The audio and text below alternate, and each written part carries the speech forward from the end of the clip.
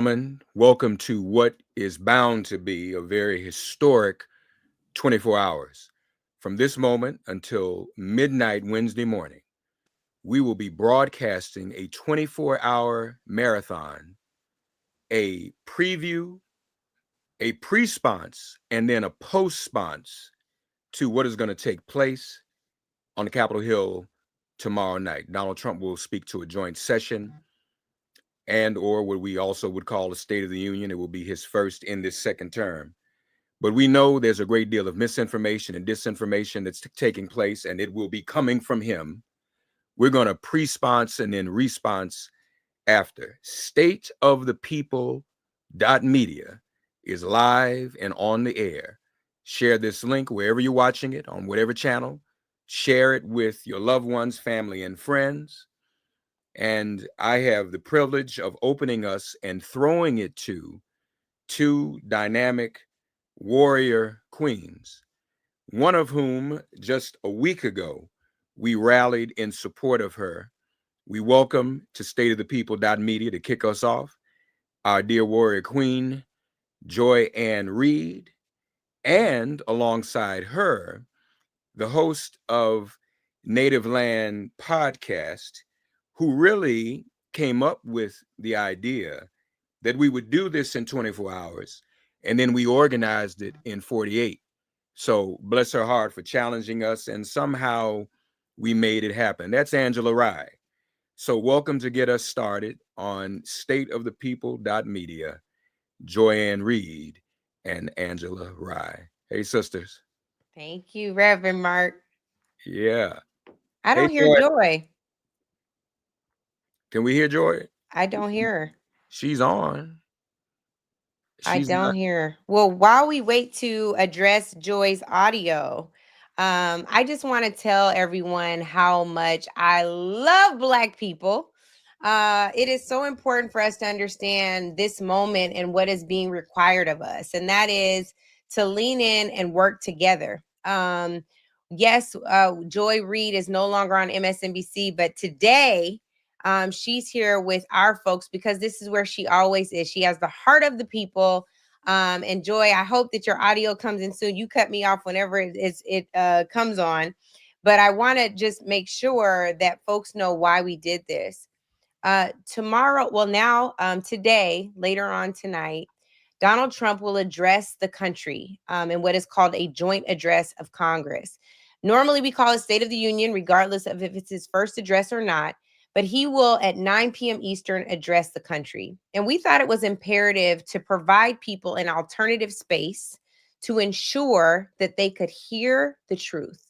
We are in the state of emergency. I've been saying all day that Congresswoman Winmore took the House floor a couple of weeks ago to say the House is on fire. And the truth of it is that the country is on fire. And so we've rallied together to come together for 24 hours, a marathon that will be streamed on multiple sites, including StateOfThePeople.media, where you will hear from some of the most critical voices of our time, from the NAACP president, Derek Johnson, to the NAACP LDF lead, Janae Nelson. You will hear from Kimberly Crenshaw. You'll hear from Mark Morial. You will hear from Hakeem Jeffries, Yvette Clark, Joyanne Reed, Brittany Packnett Cunningham, Dr. David Johns, and so many more. It is imperative that we turn our hearts toward one another and we stand up and gird ourselves for this very significant fight. It begins with the foundation of truth, and that is what we seek to bring to you for the next 24 hours. Joy, please tell me your audio is working. I It's think it is. working. It's working. It's working. Look, technology decided to be kind. Well, thank you, Chief of Staff to Black America, Angela Rye. It's always an honor to be with you because when I tell you that this sister loves our people and I love our people. Look, Black people we are the most resilient people in this country. We believe in this thing called democracy with a belief that is not really founded in our experience. But I think what's really important for y'all to think about as you are going into approaching tomorrow, number one, why does it matter, right? The idea that we're in a crisis of democracy, I think is clear. But the question for our community is, what does that actually mean in your actual life? And what that means is not just that you're seeing this really insane reality show being put on by the White House and by the owner of Tesla and Twitter. And it is a reality show. It's literally cast like a reality show. It's cast for TV. Former reality show person is running the Federal Aviation Administration. A former Fox Weekend host. I'm not against TV. I was on cable. A Fox Weekend host is running the Defense Department. Dr. Oz is in charge of health along with RFK Jr., whose only qualification is that he comes from a rich and famous family. It's all reality TV, but that is designed to make you look away and think it's just a show that doesn't matter to you. One of the things we're going to do in this next 24 hours is explain how a crisis in democracy actually affects the hood, how it affects you. Right now, we are not sure whether your grandma is going to get her Social Security check. That's real. If you have student loans, it's not clear that that check is going to clear, even if you've already done your FAFSA. If you don't have your FAFSA yet and haven't applied for student loans, they may not be available. There's already an effort to shut down the Department of Education. What does that mean for you? It means if you have a special needs child, they may not be able to get the federally funded help that they got last year. You're talking about losing potentially millions of civil servants who you may not think that matters to you. But if you start cutting people at the VA, that means your uncle who's a Vietnam veteran may not be able to get health care at all, or they may privatize the health care and make it more expensive. You're about to see tariffs that might kick in as early as tomorrow, which will make literally everything that is imported from China, meaning everything in Walmart, cost more. Everything imported from Canada and Mexico cost more. Cars are going to cost more. Food is going to cost more. Your pocketbooks are going to pay for this reality show. So it's really important that you all forget all of the rhetoric you hear on TV. Forget the rhetoric. This is about you. This is about what happens to you in your life. It's not just about politics. That is the gospel truth, Joy Reid. The only way that she knows how to bring it is real and honest. And so we thank God for you, Joy. I have to tell you, the thing that I'm most excited about is how quickly this came together. I don't know if she'll do this because I know she's in the middle of doing some work, but I want to just shout out Holly Holiday, who is God's angel. Mark, you all saw initially. Mark has been working wall to wall on this too. Holly Holiday is a godsend on Win with Black Women for those of you who join those calls every week. And also, she's been a godsend to us. She's a tech genius. Elon, you better watch out because she also got integrity. She coming for you, and she ain't gonna doge us. So I just want to shout out Holly Holiday as well. And I just have to say, I think that I am so humbled, Joy, by the fact that Black people knew what time it was. Mm-hmm. And we always do, but there was something unique about this moment where it was like, you know what? There's something being required of me that is different.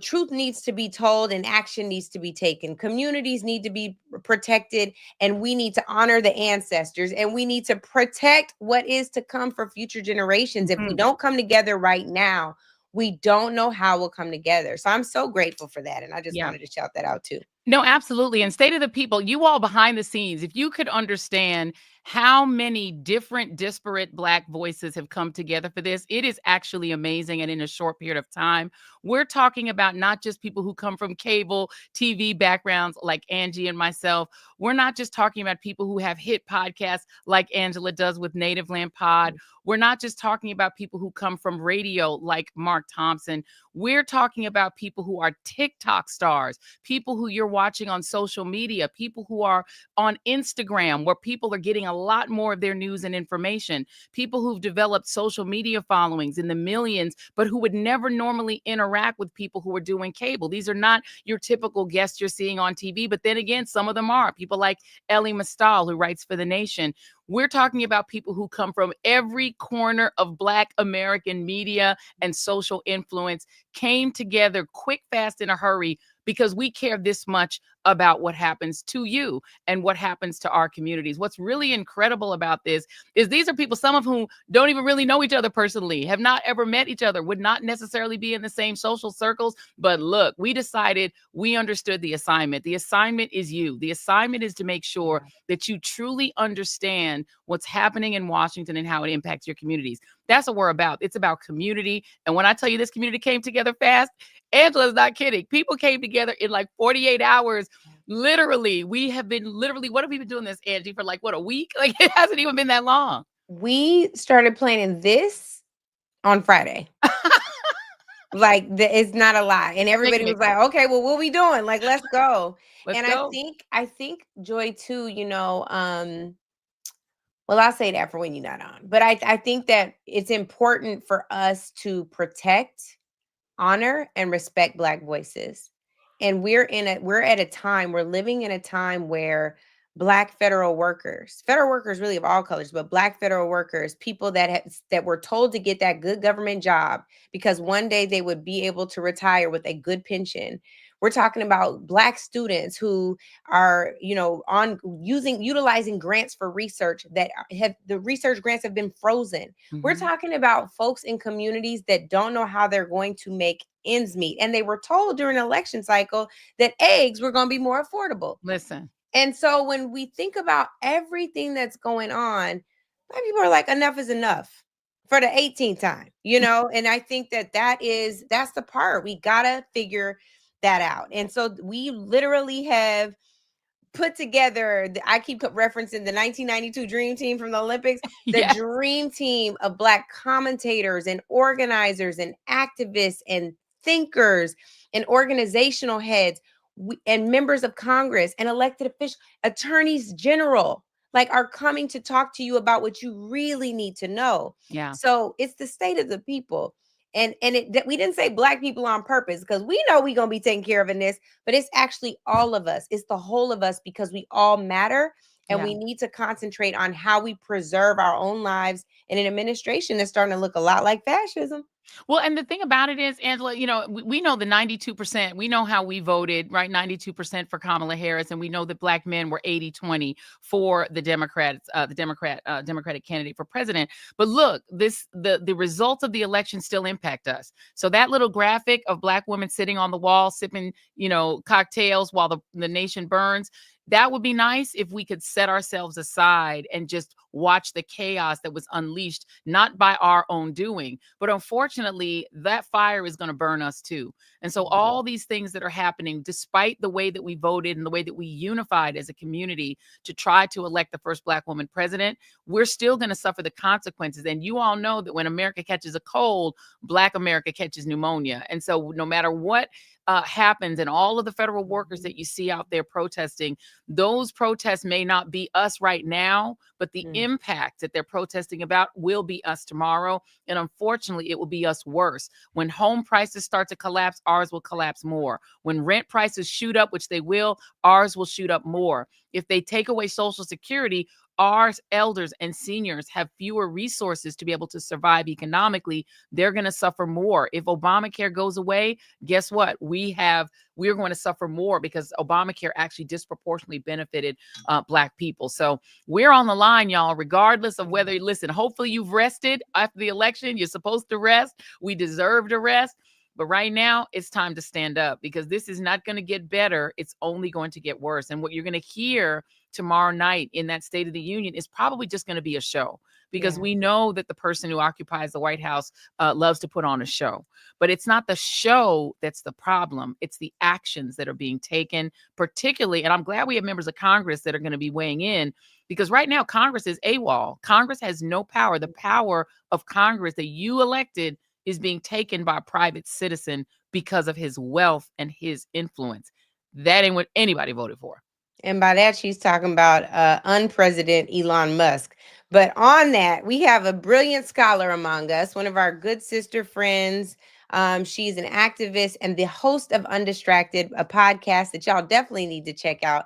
Our good sister, Brittany Packnett Cunningham, who decided to stay up late with us because she already up with them babies. With the I'm already babies. up, child. I'm up being a milkmaid. So I said, let me just move one over and bring the laptop in. I'm so thrilled to be with you, sisters. I mean, listen, you all have done a yeoman's job of putting not only this marathon together, because as you've been saying, Angela, it is a marathon and not a sprint, right? So this 24-hour conversation, this counter programming is a reminder that, but also of simply making sure that we are holding up the light of truth always. Joy, we are, I'm always grateful to be with you all. Joy, I know you went through a breakup recently, but what we know is that the people ain't never breaking up. Okay, we're always in this together, and whenever you're raising the light of truth, like I'm always glad to be a part. So we don't have to pay attention to that show tomorrow. Like you said, it is for pure entertainment value. People have to remember how much arts and culture and the attempt of winning the national sentiment is a part of the fabric of fascism. That's why you take over a Kennedy Center board. That's why you delay a check to sign your name to it. That's why you try to get your face on $100 bill. That's why you actually try to show up in such a way that makes people feel like they have allegiance to you personally, so that they will commit their loyalty and their fealty to you, right? And that's not what we're about. So we turning the TV off, we turning up the revolution, and that's why I'm glad to be a part of this conversation. Can I ask you, Brittany, because you were so involved in the Ferguson movement, and one of the things that we've seen that's really been alarming is the way that the Department of Justice has essentially withdrawn from the business of protecting civil rights. They've made it clear that the only interest that this DOJ has in civil rights is in addressing the anger of any white citizen who may not get something that they wanted, a job they wanted, a placement in school, but that they are essentially withdrawing all of those consent decrees that people like you worked so hard to put in place, that Kristen Clark was putting in place to get police departments who've been harming Black people to at least change their practices. I know the Maryland Police Department was under a consent decree because of their hiring practices that were discriminatory against Black men and women in particular. That's gone. And so essentially it's people are now free to do whatever when it comes to policing, free to hire in discriminatory ways. Talk about what the pragmatic impact of that is going to be. It's going to be massive, Joy. One of the things people often miss is that while we're looking for some kind of federalized or centralized law or statute to fix all of policing in the country, there are over 18,000 police departments in the entire country, which means that it's not possible for us to have one law that fixes everything. We actually cannot boil the ocean here. We have to take it step by step, piece by piece. And that's what the work with the DOJ was doing. That's why it was so important. Back in 2014, it was people like Vanita Gupta. Then, as you said, it was our good sister, Kristen Clark, who were making sure to continue that work. And it looked like doing a lot of the unsexy things, right? So one of the things that we pursued heavily in 2014 and 2015 that we won and that Trump 1.0 immediately overturned was stopping DOJ from and getting the DOJ to commit to no longer putting decommissioned military equipment in the hands of local police departments. So when people were turning on your show and other shows on television and watching the news and seeing armored vehicles on residential streets, seeing, mounted rifles being pointed at elders and at children and at clergy on the streets of Ferguson, and then later Baltimore and Cleveland and New York and so many other places, that was because the U.S. government was allowing that military equipment to, once it was done overseas, to come here and engage in war with the citizens at home. So working with the DOJ stopped that in 2015, and Trump 1.0 came back and reinstated that right away. Those consent decrees that you're talking about, when we find and can prove that a police department is treacherous and torturous to its very citizens, then those consent decrees are absolutely necessary, because the consent decrees say you cannot receive funding and additional support from your federal government until you correct these things. And all of those 18,000 police departments rely on some kind of funding and support from the federal government. So they're saying we're cutting off the flow until you stop disproportionately killing people, until you stop arresting people in order to make your salaries off of those fines and fees. until you actually bring some of those things to order. We're also thinking, when we talk about the DOJ, about what happens after incarceration, right? So a lot of the lawsuits that Kristen Clark's DOJ brought and her civil rights division brought were when people were dying in jail, right? So when we look at the story of our dear sister Sandra Bland, we needed people like Kristen Clark in the DOJ to come in and say, this jail, this county jail, or this state prison has a pattern and practice of actually harming people once they get inside of your doors. So they're not engaging in rehabilitation or care. People are dealing with inhumane living conditions. They're dealing with death. They're dealing with trauma and terror that should not be a part of their experience. All of those things are now completely gone. There's no funding for it. There's no staff for it. There's no interest in it, because this is a government, this is an administration that is interested in continuing those very things and making sure that we are being put in our place.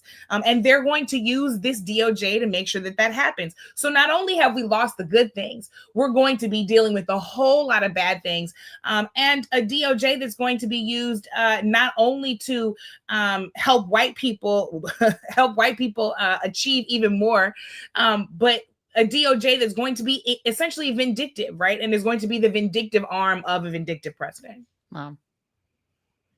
Well, I just have to say, one, Britt, I'm so glad that the babies have you up late. I mean, I'm glad you all are up late. But I want to tell y'all, as fellow church girls, this is something that's been on my spirit literally since we decided to do this from midnight to midnight. Earlier this year, actually the day before inauguration, I had a speech and I was trying to think about something different I could say to honor Dr. King. And I looked at one of his speeches that dealt with midnight.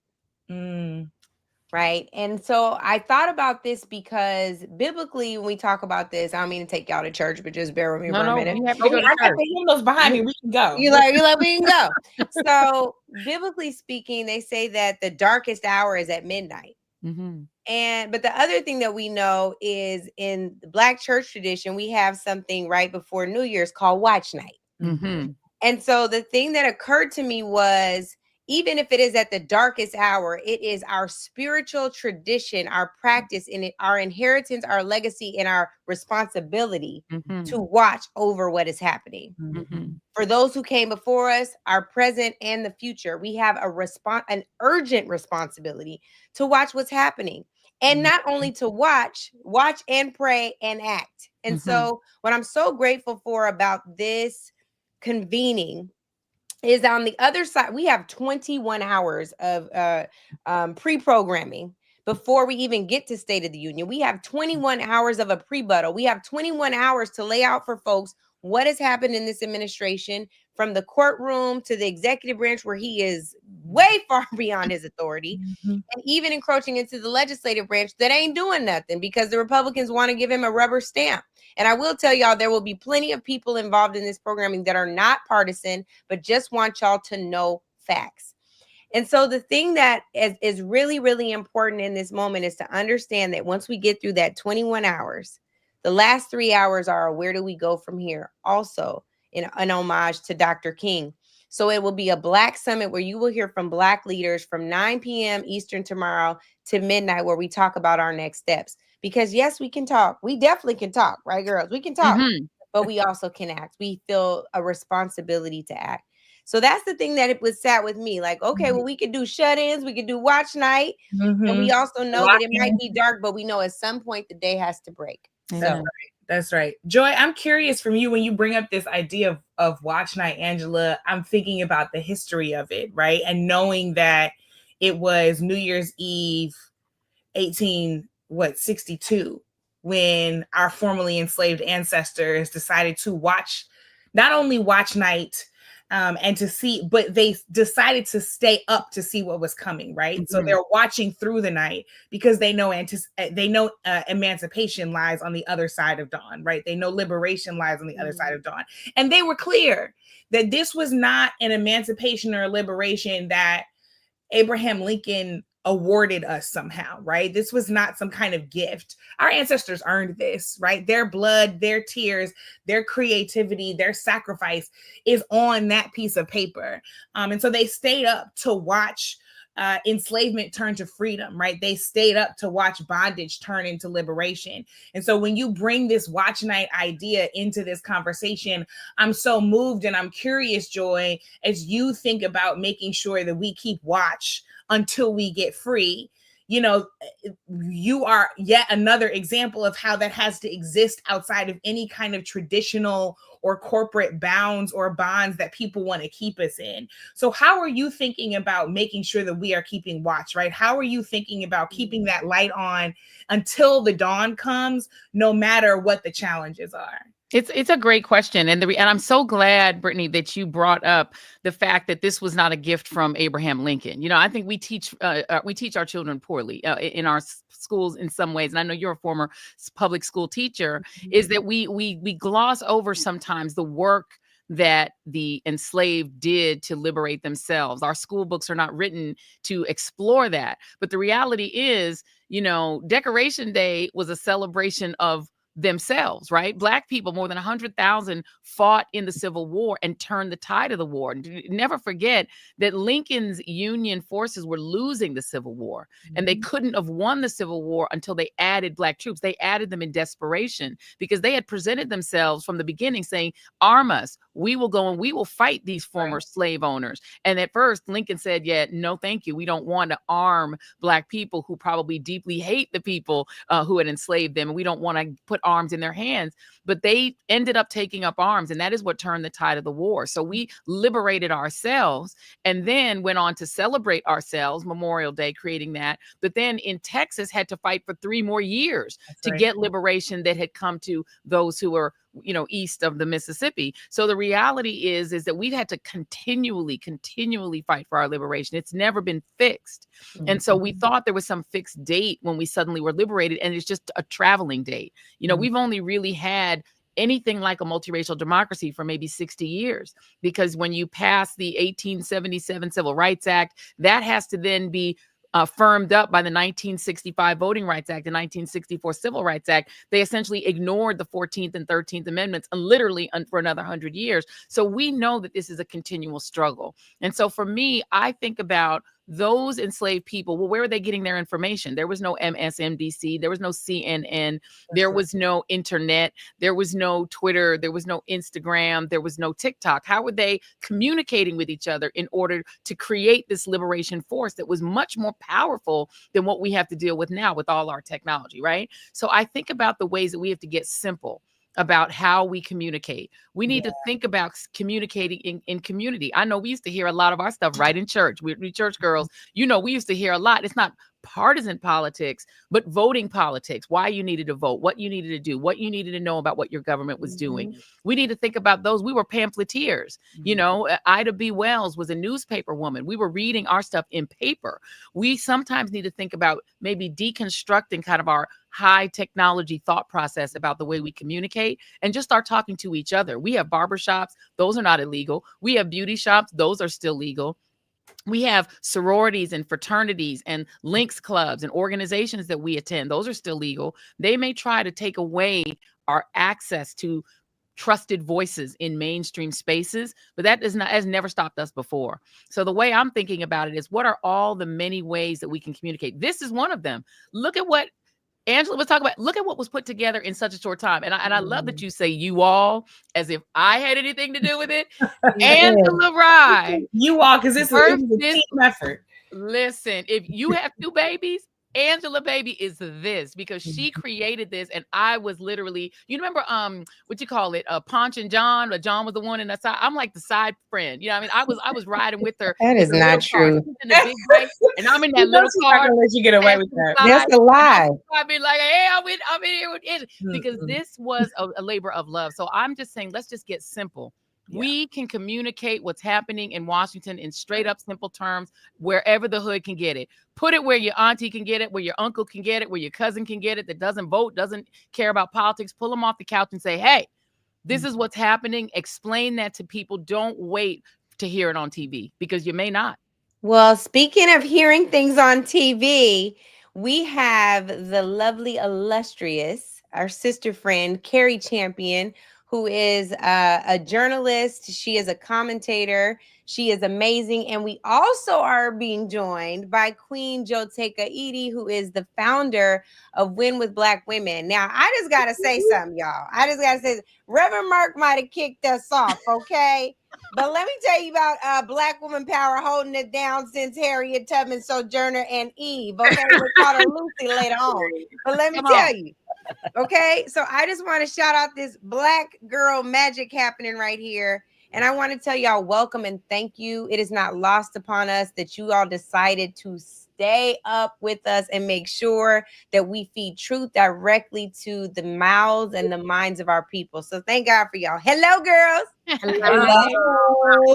Let me first say, Amazing. this is amazing. so amazing. Joketa, I saw you all week. It feels like it. Joteka, what'd you just call her? I'm sorry, Joteka. It felt like a whole family. I'm tired. Angela, It's midnight. It's I was gonna say we sleepy, but we here. The ancestor said stay up. Well, go ahead. You guys listen. I was in the bed, and she was like, "No, you're not." I was in the bed, and I was like, "Let me wake up." Okay, I'm not in the bed. I saw you all this week, except for Brittany, and I just want to say it's an honor to be here. Angela, you really are something special, and I'm only. Yeah. You don't like to receive attention and or praise, but we thank you for putting this together. Amen. And being resilient. With a group of a lot of people. We call this Angela Ryan friends because when I tell you this lady, Guys, that's making me 473 so Black people. nauseous. It's not okay. There are people. We can go down the list, but you know that Mark he stays Lolo. on our head to make sure that we do this. And I don't know how y'all feel about it, but when you get a text, you're like, all right, I want to help because I know her heart.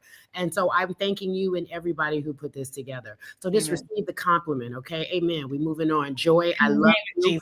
Thank you so much for being who you are and how you are. And we need joy. We got joy, all types of joy. I appreciate you being there for us and showing up for us. That breakup was sad, but necessary because look what we can do now, right? Look what we can do now. And can I just really quickly jump in and shout out Joteka? Because let me just tell y'all something. There is probably maybe two people who can get Oprah Winfrey to move. Gail and Joteka. It's about and maybe I'm sure there are many other people. Not even two. That is facts. That is a true story. It's true. That's right. We're gonna have to add some more people to. It's a few people. And Holly, we gotta shout out Holly because I gotta thank you. I don't know how to make. I don't know why Holly not on here, but she knows how to get on here twice. That's the Jedi, right? She making sure we stay live because the feds is out to get us, y'all. The feds is gonna get you. Yeah, Holly's not in the bed for sure. We're going to call Holly Holiday the tech support to Black America. Because when I tell you, she knows how to make every kind of technological thing work. And I have no idea what she's talking about. But somehow it all works. Holly, please. Joy, I told you I was calling them our elemental P's. Because they were throwing out letters to me. And I was like, I don't know what you're talking about, elemental P's. But I'm here. I'm going to do what I need to do. But Holly Holiday, if you don't get on here, I want everybody to know Elon Musk better watch out. Because Holly Holiday coming. This is Holly Holiday power right here. Look at this. This Black women power right here tonight. Ooh, I love it. Jedi Mind you're getting that. Holly, thank you so much for this. I love you for the studio chat. Really quickly, did we talk about NAACP getting honoring Joteka and how yes.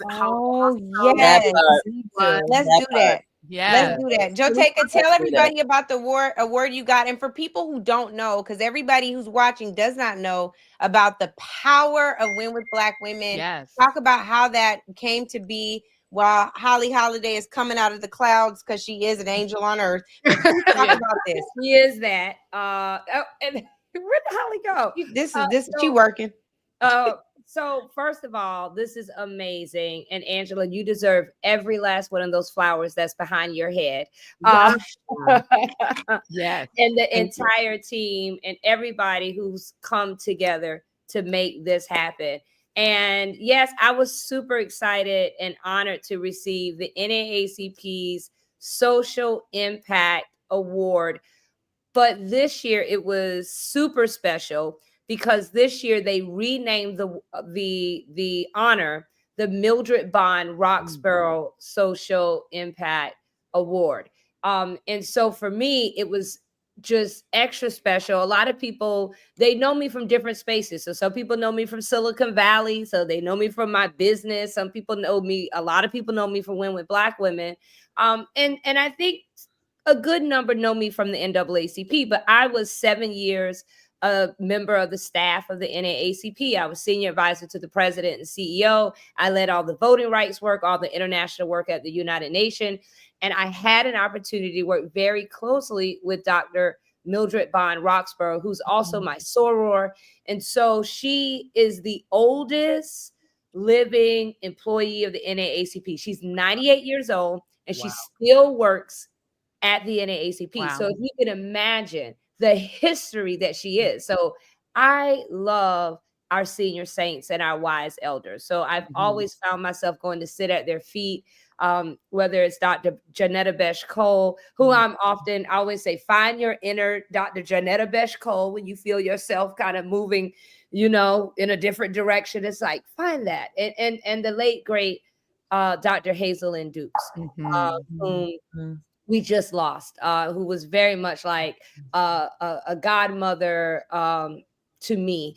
And like Dr. Dukes, Miss Roxborough, she taught us all a lot.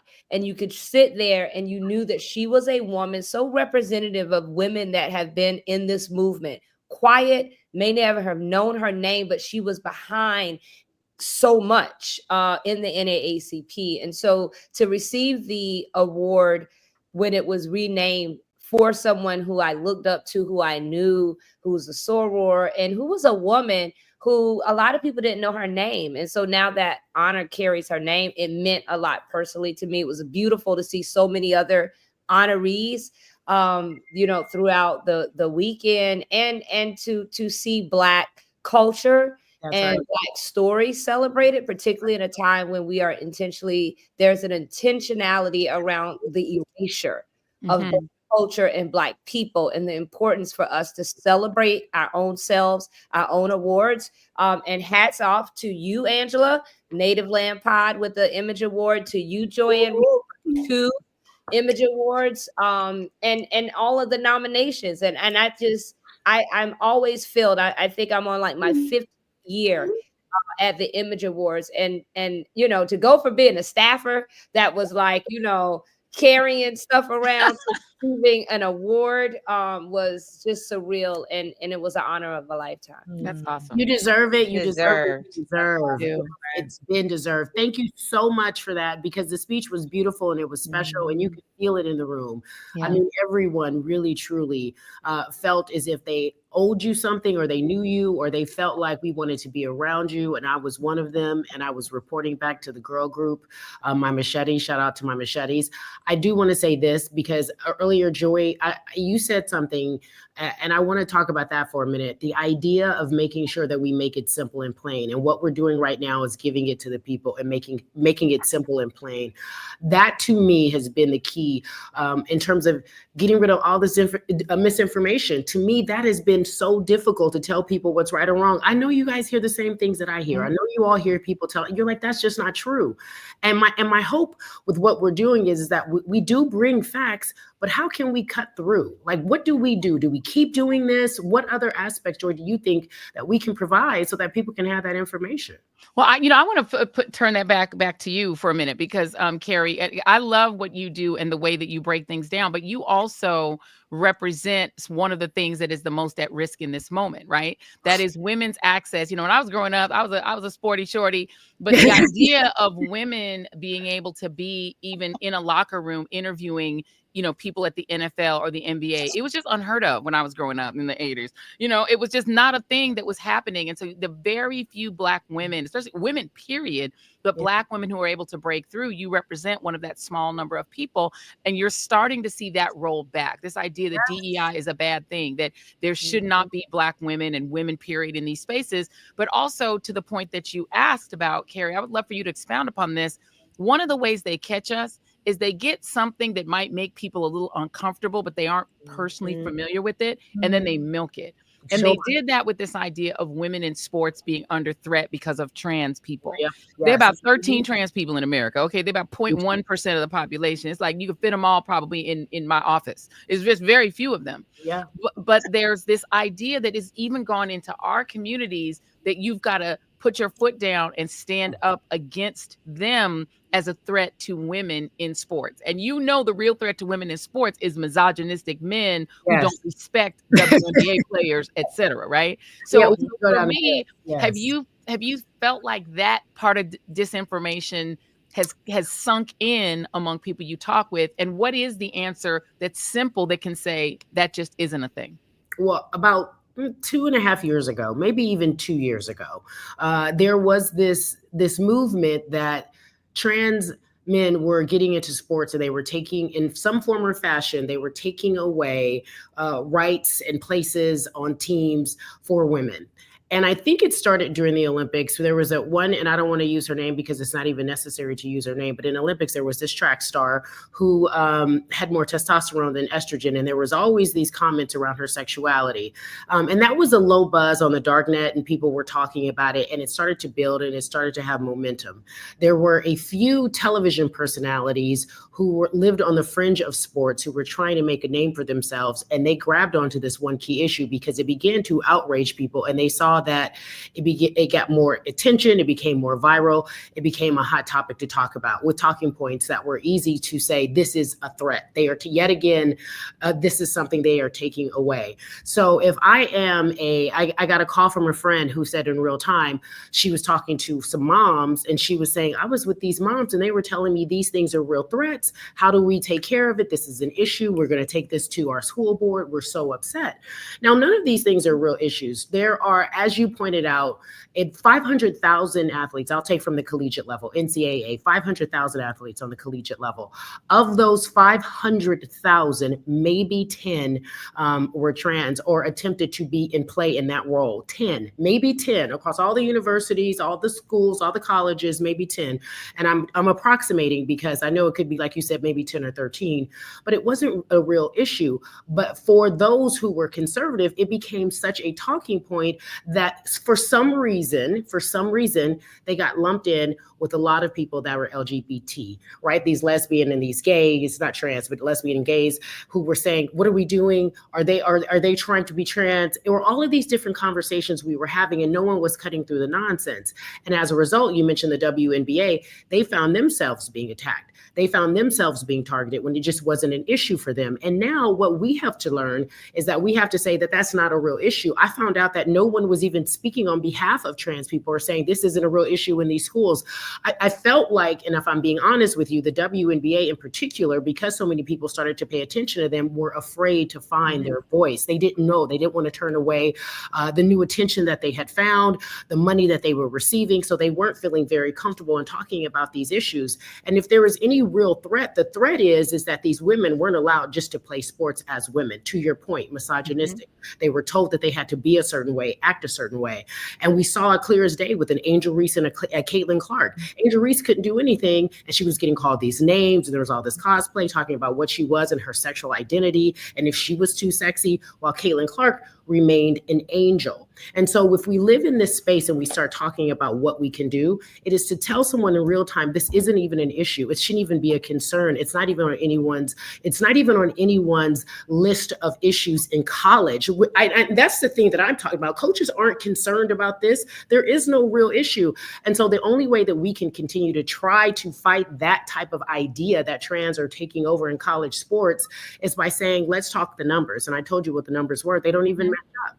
It's a difficult place to be in right now because people want to believe what they want to believe. We can say all day, here are the stats, but they are going to believe what they want to in that particular instance. And so we have to keep trying to use these platforms to change the way people feel, to give them education, to give them talking points, all the different things that we've been trying to do in our own rights. But it's hard to do now, as you all know. You know what I think is so important that you bring up, Carrie? Even beyond the numbers, is that we understand what game people are trying to play with us, right? Because in my book, I don't care where you went to school, how many degrees you do or don't have, what language you speak. I don't care what media you consume. Nobody likes getting played. And so if we can be clear with people about how they're getting played, then we can protect ourselves. Here's what I mean by that. Any type of oppression, whether it's authoritarianism, fascism, good old-fashioned racism, sexism, etc., all of it relies on creating an enemy, creating somebody who's a scapegoat for all of our problems. If it's not trans people, it's immigrants. If it's not immigrants, it's Black folks. If it's not Black folks, it's specifically Black women. If it's not Black women, it's disabled people. Mm-hmm. The people in power have to decide that there is somebody to attack. And in order for the people in power to get the rest of us on their side, they have to point to that person that they're attacking and say, they're a threat to you too. Trans women are not a threat to me, right? Our trans siblings are not a threat to any of us, whether it's on the sports field, in a restroom, or, in school. It's just not true, right? So even beyond the numbers, there's a recognition that we have to say, you trying to play me right now. Mm-hmm. You are trying to convince me that somebody is my enemy who's not my enemy. And guess what? You're doing it to trans people today, but you did it to Black women yesterday, and you're going to do it to Black women tomorrow. So I'm going to be smart enough not to fall for the bull and recognize when you're just trying to point me in a direction that doesn't benefit me, but only benefits you. I want to just jump in here because Joteka promised me she only had 15 minutes for me. And so she said, I'm already in the tub. I was like, great. It'll be Wash up. I was going to say, Carrie was in the bed. I was in the tub. Get out the tub. I love you guys. But I want to say this because, again, we talked about Black women pulling things together. And Joteka, you have such a marvelous blueprint that all of a sudden now we got to win with Black men too. And we're not mad at it. We're happy about it. But can you please talk about why win with Black women? Why in this era that is so important? And before you answer that, I just got to say there's one more Black woman that we winning with today. This production would not have happened without Ashley Allison. And I want to give her kudos. That girl is a beast. She sleep right now, but we're going to make sure she gets loved on. When I tell y'all, I would tell you like, oh, this feels good. Give me. I am not taking, when I tell you Rachel Norlinger on press, Stephanie Young on strategy, comms, Sierra Johnson on digital media kits. I mean, Avani and Chloe, like we are winning with Black women, and the men came through too. Okay. Yes, Jamie Harrison came through for interviews, a panel. We got AGs coming through. Yeah. But Joteka, can I just say real quick before Joteka picks up, I can testify that Ashley was on about business because we were on the same flight yesterday coming back from California. She was sitting in front of us. And when I tell you, she had the most largest laptop I've ever seen in my entire life. And this lady did not eat. She didn't get no food. She was working. I could see I was sitting behind her like a caddy corner in the 6th row. She was in the 5th row. And when I tell you that sister was working on this, you could see it on her enormous laptop. That lady worked from top to bottom. She was working. Thank God for a privacy screen though. Yeah, she did need a privacy screen. But Joe, tell us about it. She's lucky it was me back there because it would have been like a whole op if it hadn't been me. Fans is watching. But Joe, talking to us about winning with Black women. What you're saying is the real foundation of win with Black women. Like win with Black women, I often call it a collective love letter to Black women from ourselves. And it's so important for us in this moment, particularly to understand our collective power, that we all as individual Black women, we carry power in everything that we do in our day-to-day lives, in our professional lives, in our personal lives. But when we come together, we are a force multiplier. And that is, I believe, what is the secret sauce of win with Black women is really our ability to come together, but our love for each other and our love for our community. Amen.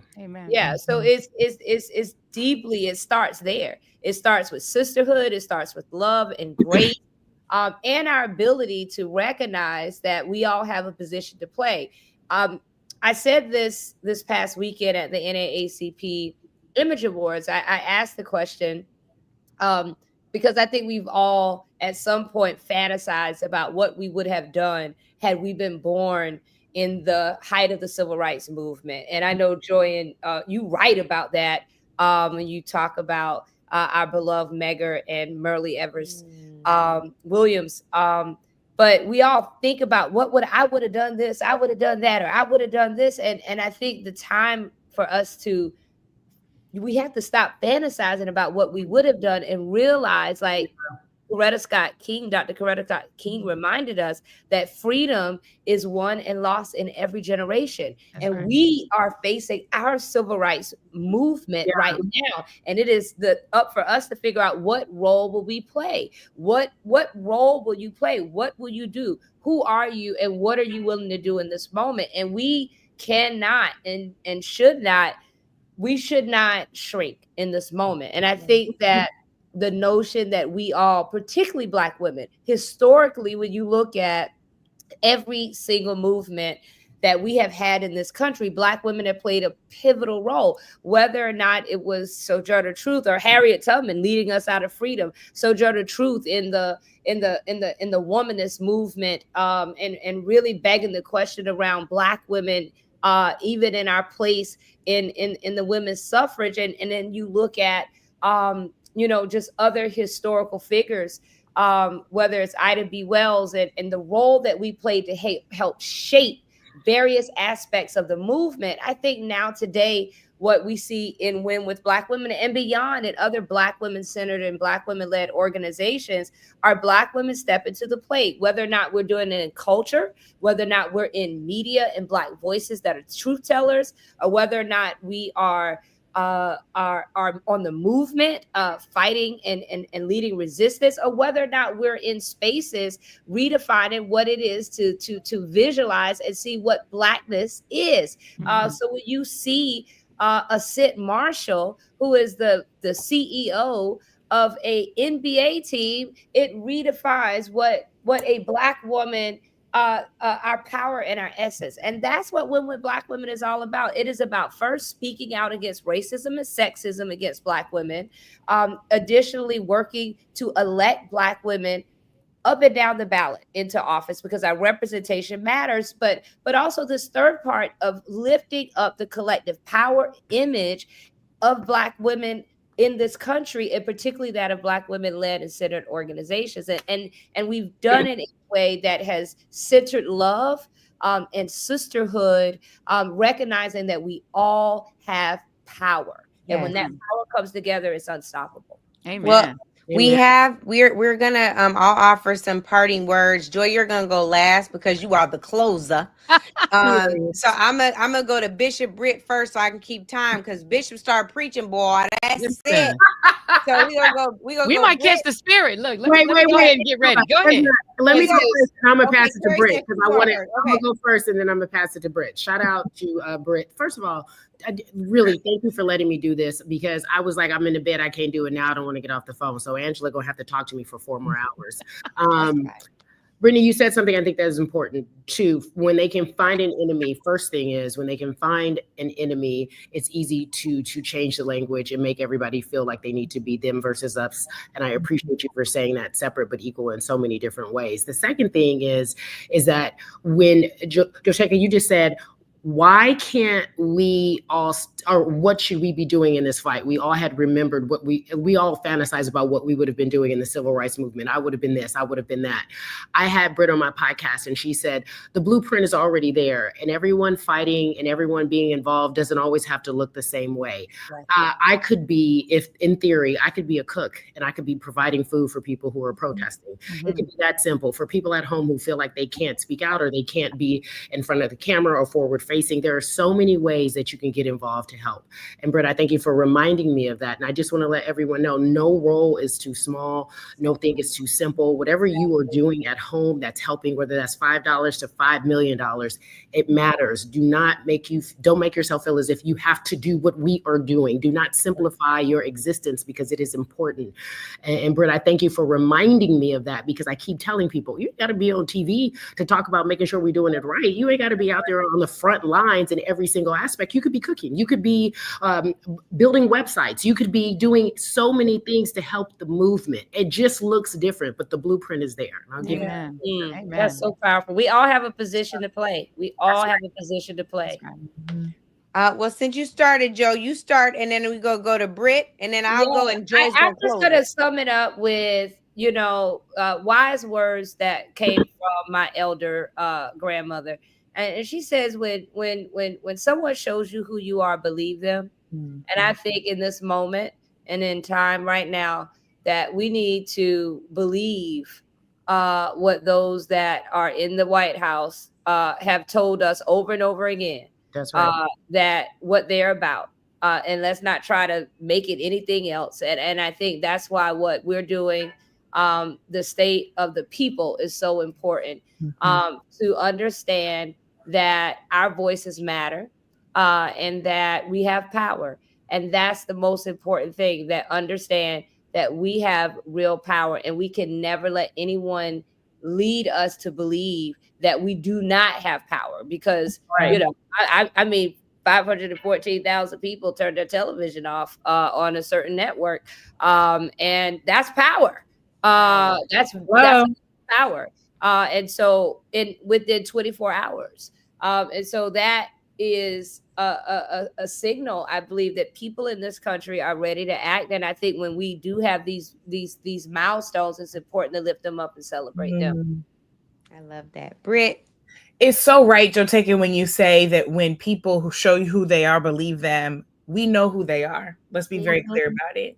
And let's make sure we always know who we are. Exactly. Right? Because at the end of the day, and my friend Brittany Cooper says this, and Coop and myself and our friend Dr. David Johns will be on this stream at 4:00 Eastern, continuing this conversation. But she said on an Undistracted podcast episode, I refuse to be impressed by them. Right. I mean, we want to say, well, they're organized and they got this going and they got that going, and their evil is so organized. It is. And we are descendant of those who survived. Amen. I know what I'm made of. I know who I come from. We were talking earlier about emancipation. I have two ancestors that fought and died in the U.S. colored troops. It was their pension that helped my family to survive, right? That's the blood running through my veins. So I don't care how clever they think they are. I don't care how smart they think they are. I don't care how evil they are. I don't care how creative they think they are. I don't care how cool they think they are, running around in them goofy clothes and in shirts. I don't care. Because I know who I am, right? I know who y'all are. Every single person watching this is a person who has decided, simply by joining up, whether you're on camera or you're streaming from off camera, or you are behind the scenes making this thing happen. All of us decided to know who we are and to act like it. And that's what we have to be about for the next however long.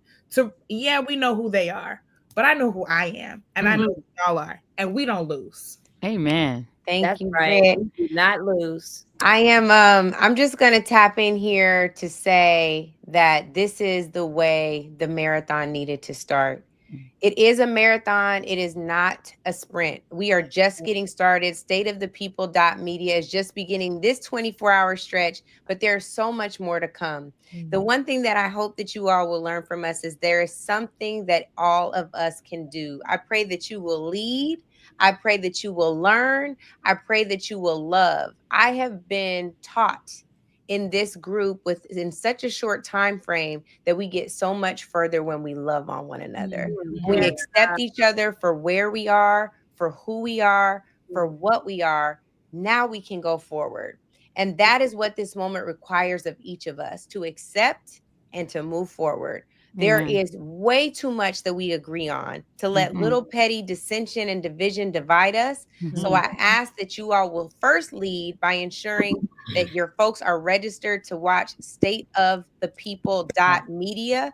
Make sure you spread the word. We want to make sure that all of our people are informed, not with misinfo that they'll hear all night tomorrow, but with real info. We're not even watching that thing. We're going to inform you right here for 24 hours, running right through the State of the Union, or what is called the Joint Address tomorrow.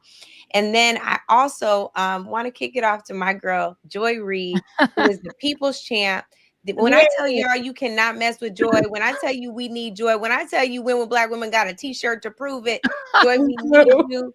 And that's why you'll close us out before we turn it over to the 1 a.m. panel. All right, I'm going to be mindful of time, but I want you all to look at this screen right now. Those of you who are live streaming, wherever you're live streaming it, I love these women so much. But the love I have for the people that you're seeing on this screen extends out to everyone who has been a part of State of the People. Because when I tell you we love people that we don't even necessarily know in person, that we've never met, and we came together because we love this community. We love our people, and we want to make sure that the people are safe. And I'm gonna end with a very simple saying. It's an old, actually Greek saying, and it is that you can say that you don't care about politics, but unfortunately, politics cares about you. I know a lot of y'all say, I don't care about that. I don't follow politics. A lot of Black folks say this to me all the time. I don't follow politics. Politics follows you. Politics is whether your kids can get Head Start. Politics is whether the police can kill you and get away with it and not be prosecuted. Politics is whether you can get a student loan. Politics is whether you can get a mortgage, whether you can be discriminated against to move into the neighborhood you want when you have the money, whether you can get a job, whether you can get a job without discrimination, whether there is a government, a federal government that will come to your rescue if you are harmed or discriminated against. Politics is literally the things in your life that you don't even realize happen through a vote. Social Security, Medicare, Medicaid, all of the benefits. You think the STEMI is not politics? That came through politics. It was Congress that gave that to you. And so politics is going to impact you whether you want it to or not. So I'm begging you, asking you to pay attention, not to politics, but to the issues that people you trust, your trusted voices and messengers are trying to feed into you, because we're not doing it to make you care about politics. We're doing it because we care about you. I'm going to throw it back to the great Mark Thompson, our good brother, and with the thanks to all of my sisters. This has been an amazing kickoff. I could not think of a better kickoff with this incredible panel. But, you know, it's a girl power panel, but we're going to let the brother come back on in and talk. We're going to let him in the room. I am unworthy coming in behind y'all. Can I say one thing really quickly? And I it's so important. Folks often talk about that historic win with Black women call, but we had 44,000 on the Zoom. And then there was another. I always have to say there were 50,000 people who couldn't get on the Zoom that found themselves someplace else. There was 30,000 people in the clubhouse. But on the very next day, like the 200 groups that came afterwards and all the momentum, the $20 million that was raised, it would not have been possible. That momentum, that shift would not have happened. Yes, we did something great. But if the brothers had not come the very next day with 55,000, yes, I do not believe, I believe, yes, we would have still been historic. It would have been felt great. I do not feel that the rest of the groups would have had the courage and the conviction to organize as quickly as they did. So shout out to the brothers for always having the sisters back, because people often talk about the 44,000. Well, really it was like 90, but 44,000 on the Zoom, but the brothers came right next to 55,000. And that's what it's about. It's about our unity. It's about the Black family. It's about they try to divide us. They will continue to try to divide us, but we are more united than they ever know. Now, Joe, now you guys, just so you know, we over time. These lawyers might sue us for being in a panel. So, Mark, can we at least wave to them while you bring them in? Well, but as I do that, let me just say to all of you warrior queens, I want to remind everyone of what the great Osajifo, Dr. Kwame Nkrumah, said, that we will judge the revolutionary awareness of any nation by the political maturity of its women, not of its men. So you all represent our political maturity, and we are thankful. Let me bring the Justice League in. Yes. Say hello real quick before we get ready to bounce and do the handoff. We've heard from our warrior queens to get us going. Yes. And I think Crump is somewhere in there. He's there we go. There we go. Oh Lord, we staring at can't Ben see him stealing, on child. Ben, you on live? What you doing, Ben? What's going on, Ben? Where's Ben? We need Ben, you in there? Okay, Ben's representing me because there's always somebody to mess up the Zoom, and that's usually me. And that was Ben. I feel good. I'm not alone.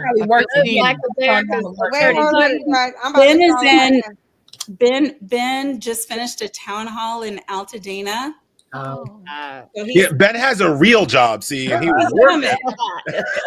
I'm calling him anyway. Ellie, Let's get into Ellie and that. I are just talking about it. He tonight is actually still doing the thing. Amen. So I'm stuck on your background though, Monique. I mean, like it's. I mean, know. I'm like, it's let me get my fabulous. television. Oh, I know. together. I want one more. That's cute. no, because Angela is scary, y'all. Yes. You're not gonna tell that lie. I'm not scary. That's the ancestors scaring you. I'm not I scary. gotta Mark be has ready. not- Whatever the Mark has grandma, not had the the great opportunity. grandma in her spirit makes me know show up right or don't come at all. I have Mark is experienced just trying to that. introduce this panel that's already started talking. That's all Mark I is trying have to do. experienced y'all that not gonna just sue this me? week. Mark, stop that. That is not true. And- I am Mark going got to loved speak up. on, and I am Mark, going to Mark speak put up me in for- my I'm place going and to told me speak what I up for didn't. Angela Cole, which is the inner Dr. Janetta Vesh Cole that lives inside of Angela. And I get that. I get Angela Cole all the time. So I'm gonna speak up for Angela Cole for her and it's- inner it's- Dr. You Janetta. guys, good for all me. Mark is trying to do is introduce this illustrious That's all he panel. wants. He That's wants all to he's trying introduce to his do. panel so badly. Let us go, Mark. So What? we going. claim your time, Love Mark. y'all. Claim your Take time. care. Bye. Love Bye-bye. you Love all. y'all. Go I'm Love gonna take shut care. y'all. us off 5 Kari, minutes. Joy, Brittany. Bye Thank bye. you all. Angela, thank you all very, very much. Folks, we got the Justice League here with us, and we are going to bring them on. Ben Crump is on deck. He'll be joining us momentarily as soon as he can. But let me just properly introduce these Avengers here in this Justice League. I think that's a mixed metaphor, Ellie, because the Avengers and Justice League are two different. One is DC and one is Marvel. But we can do what we want to do. We can do it all together. He is the justice correspondent for the Nation magazine. Draw nigh and lend an ear, because he's got some important stuff to tell us about what's happening in the courts. And of course, well-known trial attorney, crisis manager, and host of her own show as well, the Dr. Monique Presley. We are so glad to have you both here. And take, folks, again, StateOfThePeople.media. Spread the word. Share this stream with your friends and family. Wake them up. You know, we can sleep when we're dead. We'll be with you for the next 23 hours now, 1 hour under our belt. Take it away, Ellie and Monique. Well, I want to introduce Ellie again, because for all of the things that were just said, y'all don't know what we say behind Ellie's back, but I said it to like 54 people tonight, and I was like, I don't have time to learn how to be a constitutional lawyer.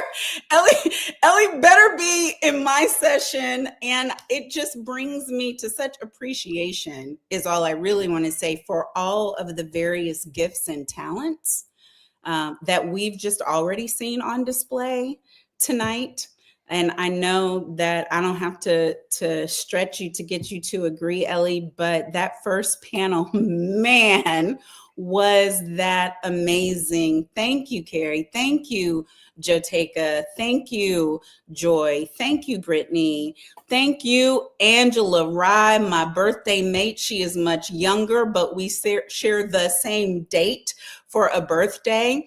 And I just want to say, as much as I tease, Joyce Meyer always says this thing. And Angela, if you're watching, you can just be mad. But Joyce Meyer says, many are the called, but the chosen are few, which is Bible. But the line she adds is, and the chosen are the few who answer the call. And my experience of you, Angela Rye, is that when the call comes, you answer it.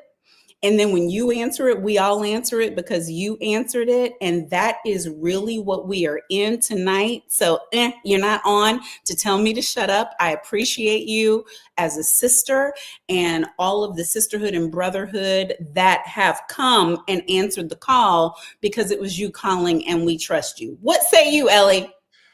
Well, first of all, I wanted to thank so much for, Angela, and for everybody else for organizing this panel. I hope everybody who watched felt very uplifted by those beautiful Black women, because now we have to talk about reality. Now we have to talk Now we're about going to come crushing down the cold, hard facts of our situation. For those who don't know me, I am Elie Mystal. I'm the justice correspondent for The Nation. I've been writing and covering the law in the Supreme Court, the Justice Department, for about 15 years now. And I can tell you, based on that experience, that we are truly living in unprecedented times.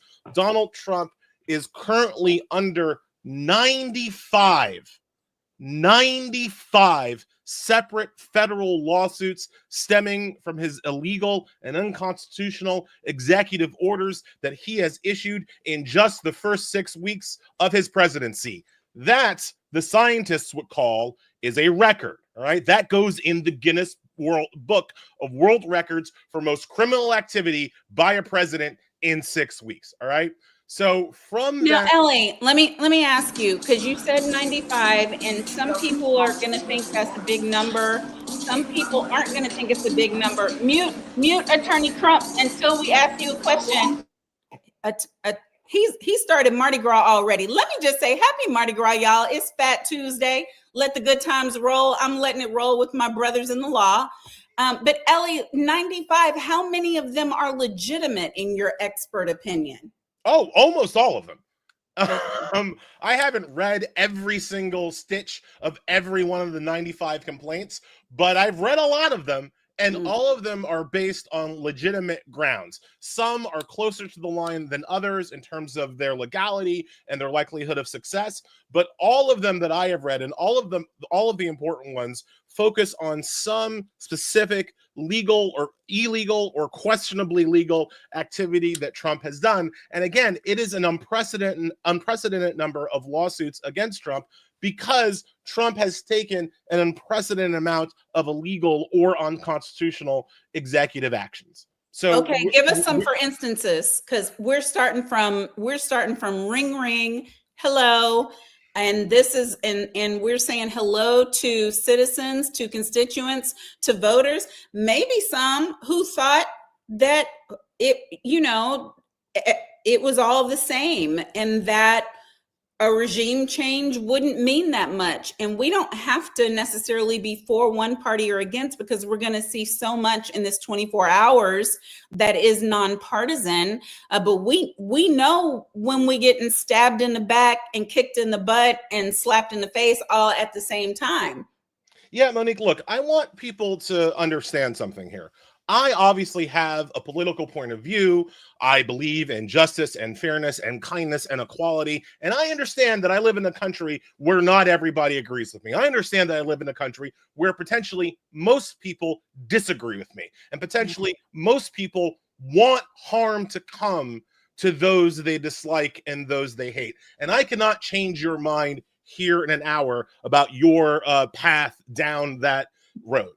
What I can tell you is that even if you hate these people, even if you hate certain issues, even if you agree with Trump on some of his cruelty, surely we can all agree that there is a way that a president of the United States is supposed to enforce and apply the law.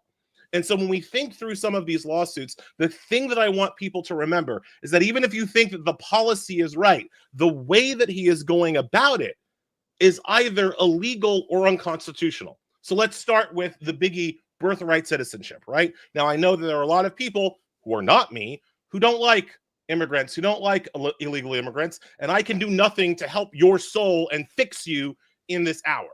But I think we can all agree that the 14th Amendment of the Constitution is a thing that actually happened in this country. There was, if you kind of remember your history books, we had like a war, and there was a winner and a loser of that war, and the victors wrote some new constitutional amendments, and one of them was the 14th Amendment. And the first thing the 14th Amendment did was establish citizenship for all of the former slaves.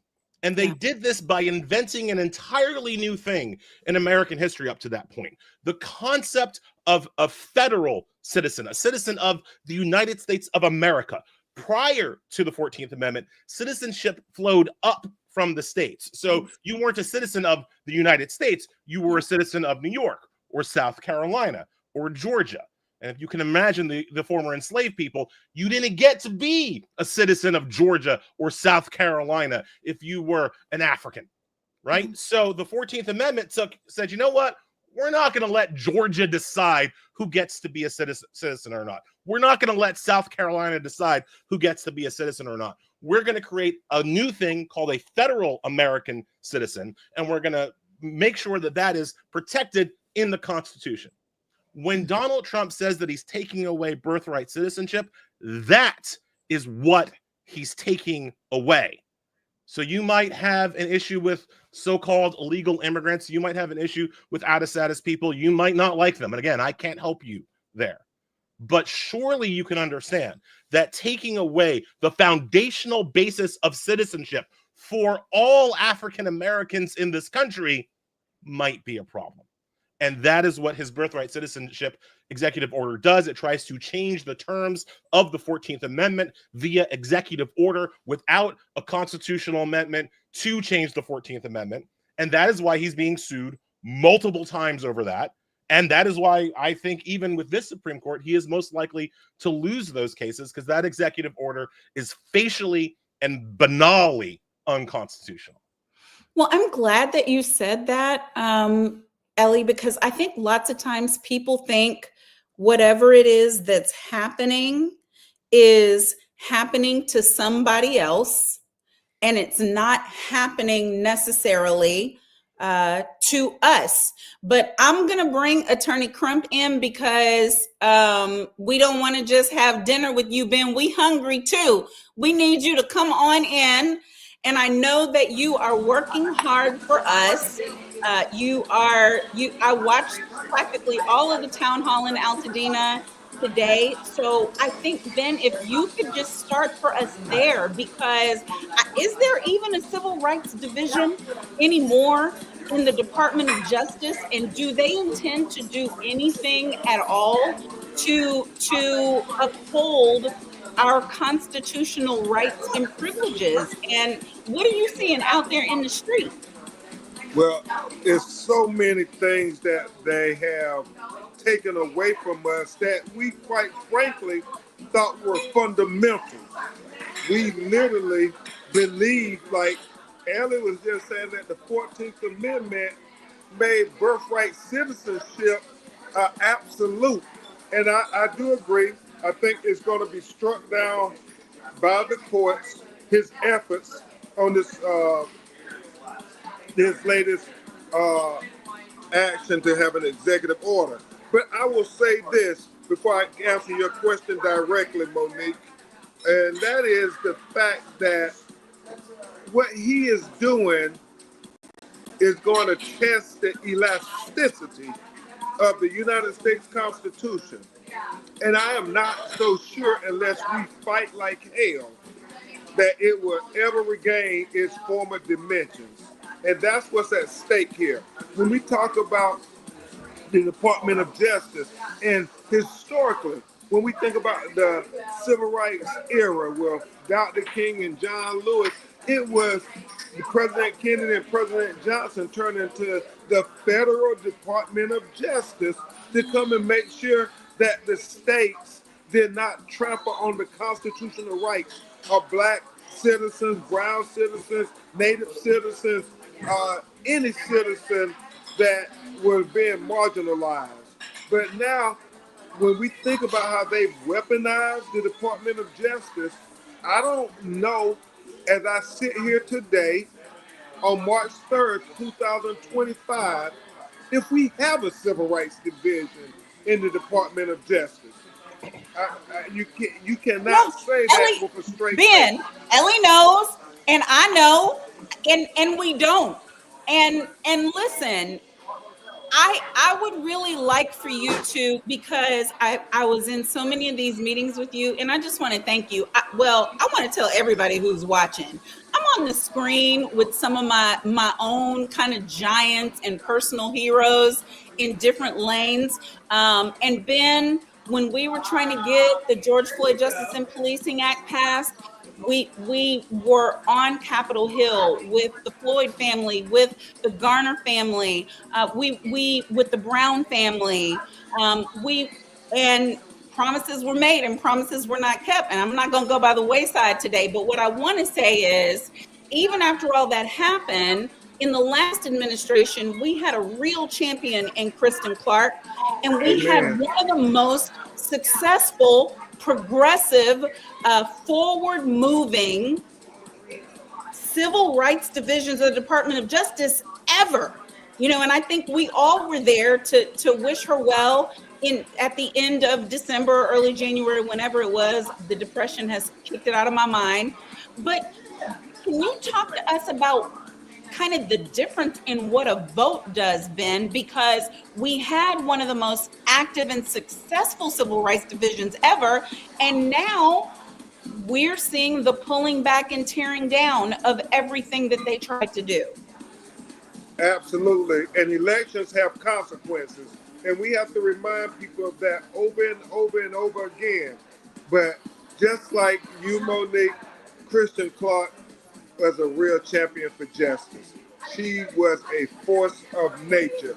Ellie, under this Biden-Harris administration and Kristen Clark fighting with the leverage she had been granted by Merrick Garland, the Attorney General, she went and did something I had never seen done in my whole career. She was prosecuting police officers for killing black people. We didn't even have that during the Obama administration. And not only was she prosecuting them, she was getting convictions.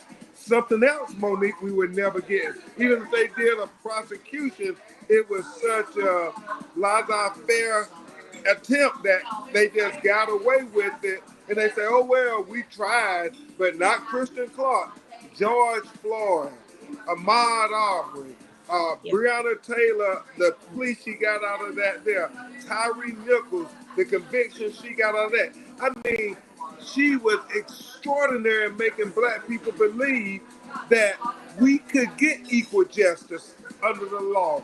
And so now I am just shocked and heartbroken. All the strides we made, they are starting to pull them back. Like, even though we didn't get the George Floyd Justice and Policing Act passed, we got intermittent progress with such things as the DOJ keeping a database that said we get to track these bad cops, these cops that had engaged in excessive force, that had brutalized our people, who had lied on police records like they did with Breonna Taylor. We had a database of that. And what's the first thing they do, Ellen? They go and they take down the database. So now we're having to start from scratch and say, well, this officer that just recently killed this next black hashtag, did they have a history? Did they have a previous complaints and so forth? And so I remind everybody, elections have real consequences. And I'm so troubled. I'm so troubled as I've talked to two people who I know are brilliant and courageous, which is an important conversation. We have a lot of brilliant people, but they lack the courage to stand up and speak truth to power.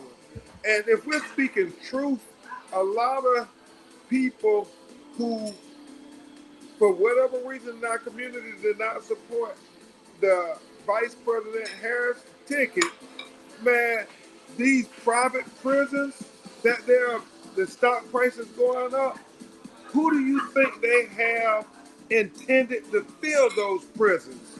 It's going to be poor people of color first. And then, as our sister Michelle Alexander said, if they can't fill them up with enough black and brown people, then they'll go after the poor white people. But do believe they're going to start criminalizing us in ways we have never seen before, because they want these private prisons to be filled. And so we have work to do, brothers and sisters. Well, Ben, don't leave us. I got two questions for Ellie, and then I want to come back to you. But I gotta shout out my sister, Reese with the receipts, Reese Colbert, because when you started talking, Ben, about this prison pipeline and what they're doing in the privatization of the correctional system, and they mean for us to be the labor. Don't get it twisted. This immigration game that they're running, this thing that they're doing, they're going to collect all the brown and then they're going to move to the black. And it's all about a workforce. That's why this Guantanamo Bay lawsuit is so important. But my two questions for you, Ellie, because I'm concerned, and you answer all my questions when I'm concerned. Ellie, I'm concerned first about the fact that we can have a Kristen Clark, a person who's appointed, qualified, capable, justice seeking, all the things, and a Black woman, not going to skip that, but a singular person who can so importantly turn the tide of justice forward that we see all kinds of things happen that have never happened before. And then out goes Merrick, out goes Kristen, in comes Bondi, same as before with Jeff Sessions. God, I never thought I'd say his name again. And with a single person, not an entire administration or apparatus, but with a single person, we end up like turning back the hands of time to the jeopardy of our people. My question for you is, one, is that what really was intended? Go to our founders if you want to, go to the Constitution if you want to, wherever you think we should go with it. But is that what was intended by the law? Or is that a flaw in the system where the law itself is not holding up because it depends on a particular person to make sure that it happens? And then second, please comment on the part that Attorney Crump was just talking about, where we're seeing the erosion of our rights under this current administration. Yeah, so the law is only as good as the people enforcing it. That's always been true. Was it a flaw in the original Constitution? Absolutely. The Constitution was written by slaveholders. The Constitution was written for the express purpose of erecting a Western slave empire. It's not a surprise they didn't have a concept of civil rights at the founding of the country. The head of the Civil Rights Division in the Department of Justice is always, and I've written this for Michael Harriot's Contraband Camp on Substack, the head of the Civil Rights Division is literally always the most important attorney for Black Americans in this country, whether or not that person is good or bad. If you get a good civil rights head, you're better off. If you get a bad one, you're worse off. But that person is always the most important. And as Attorney Crump said very eloquently, Kristen Clark was a great one. But let's look at Project 2025, because like so much of what's going on in the current administration, they wrote it down. So before the election, anybody who was paying attention had the opportunity to read exactly what they were going to do with the Civil Rights Division. And their plan, as written in Project 2025, was to gut it, was to prevent it from taking legal action. They literally said, and Pam Bondi is carrying this out, that all actions from the Civil Rights Division have to go through the Attorney General, and that the civil rights head has no independent authority. So we've gone from Kristen Clark to a woman named Harmeet Dillon, who, and I've researched her history, has absolutely no experience in civil rights, has absolutely no litigation experience. I was about to say, she hasn't tried a single case. She was a person who ran unsuccessfully to run the RNC and got beat by Ronna McDaniel. Do you know how much of a loser you need to be to get beat by Ronna McDaniel? All right, that's who the current head of the Civil Rights Division is, a person with absolutely no experience. But when you put a person with no experience and no desire and no will in that position, what you do is have critically lack of enforcement of civil rights throughout the country, right? So I know there are a lot of people who were watching the stream who were underwhelmed by the Biden's administration's response to George Floyd and his ability to do anything to stop killer and brutal cops from terrorizing and harassing us. I was underwhelmed. I wrote a lot about how underwhelmed I was with the Biden administration. But you know what's worse than that? The Trump administration and Bondi and Harmeet Dillon. Because the key difference here is that any individual attorney, Ben Crump, you name it, can go after a single cop, can try to bring a single brutal cop to justice. Sometimes they win. Sometimes Derek Chauvin spends the rest of his short ass life in jail. Sometimes they lose, but any single attorney can bring down a cop. Only the Department of Justice and the Civil Rights Division can bring down a police department. And that is what good civil rights attorneys do. That's what Kristen Clark was doing. It's called a pattern and practice investigation, where you go after not one bad cop, not one bad apple, but the whole bunch. Because let's always remember, the phrase is not one bad apple, oh, forget about it, just eat the rest of the good apples. What are you bitching about? No. The phrase is one bad apple spoils the bunch. And Kristen Clark was able to go after the bunch, as in entire police departments, for their, quote, pattern and practice of racial terrorizations. That's what she did in Kentucky after the Breonna Taylor murder, right? But now, since the Civil Rights Division cannot act, there are not going to be any pattern and practice investigations. So there's going to be nothing to bring terrible police departments to heal. That is the new policy that a majority of Americans voted for, to make sure that cops never have to answer for their crimes as a department, as an institution, right? That's a key in taking away the power of the Civil Rights Division. The other kind of huge thing, and Crump mentioned this, when they take away the data, understand how much of a long-term problem that is. That means any future investigation has to start from scratch. We don't get to know the patterns and the practices and the histories of these police departments because they've deleted the data. And even if even if somebody like copied it on a flash file, now you're going to have to go to court and prove what's called provenance, prove that that data was secured for the entire time when it was out of government hands. That's going to be very hard to do. So not only are you not going to have individual data for individual killer cops, you're not going to have data for the whole police department. But there's an even bigger problem. Who's tracking it now? Who's telling us? No, right? But they were never doing. Ben is going to start laughing because this is where we have gone round and round. I can't think of a single case in maybe the past 10 years where there's been one officer to do something and I haven't said to Ben, oh, okay, whose idea was that? So I agree with you 100%, because I have always said I come to it differently. I come to it as someone who was senior litigation for a municipality, for an attorney general's office. So when I'm saying I understand the underbelly, I'm like, no, fools, I understand the underbelly. And what I'm trying to say to you is there's always an assistant chief in the line. There's always a lieutenant in the line. People always know. Nobody oops and uh-ohs into that one bad night. You can tell when that happens. Like, the circumstances are very plain. The facts are easy to find out, but these circumstances that we've been seeing over and over, there's, as you said, there's rot at the root. And what the Justice and Policing Act would have done, shout out to the Floyd family for everything that they continue still to do, because we're talking about civil rights and police cases right now.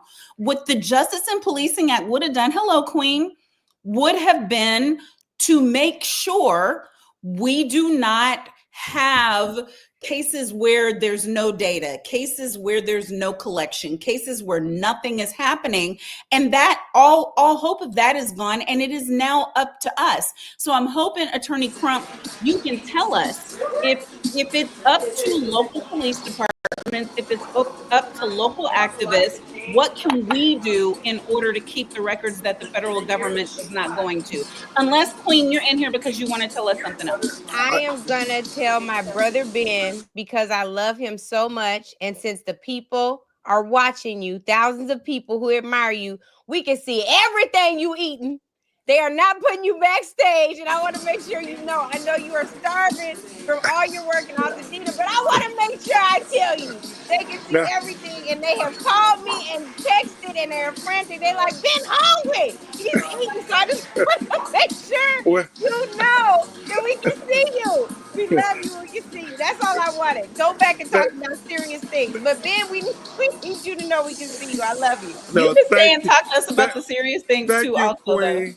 All I'll say is this: just have them pray my strength, cause know that I've been working with our You've been people in working day and night. Altadena all day because we cannot let them take that generational wealth from this black Yeah. community, and that's a whole nother subject. But to answer Monique's question, and I have to go back to what Ellie was saying, because y'all, it is so profound.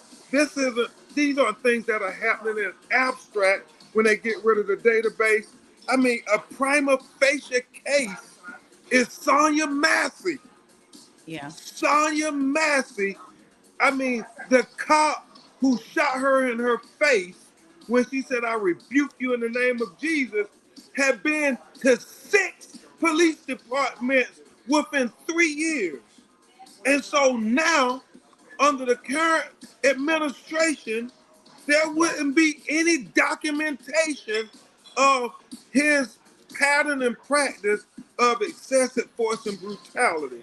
So therefore, y'all, these things are real. Elections have consequences.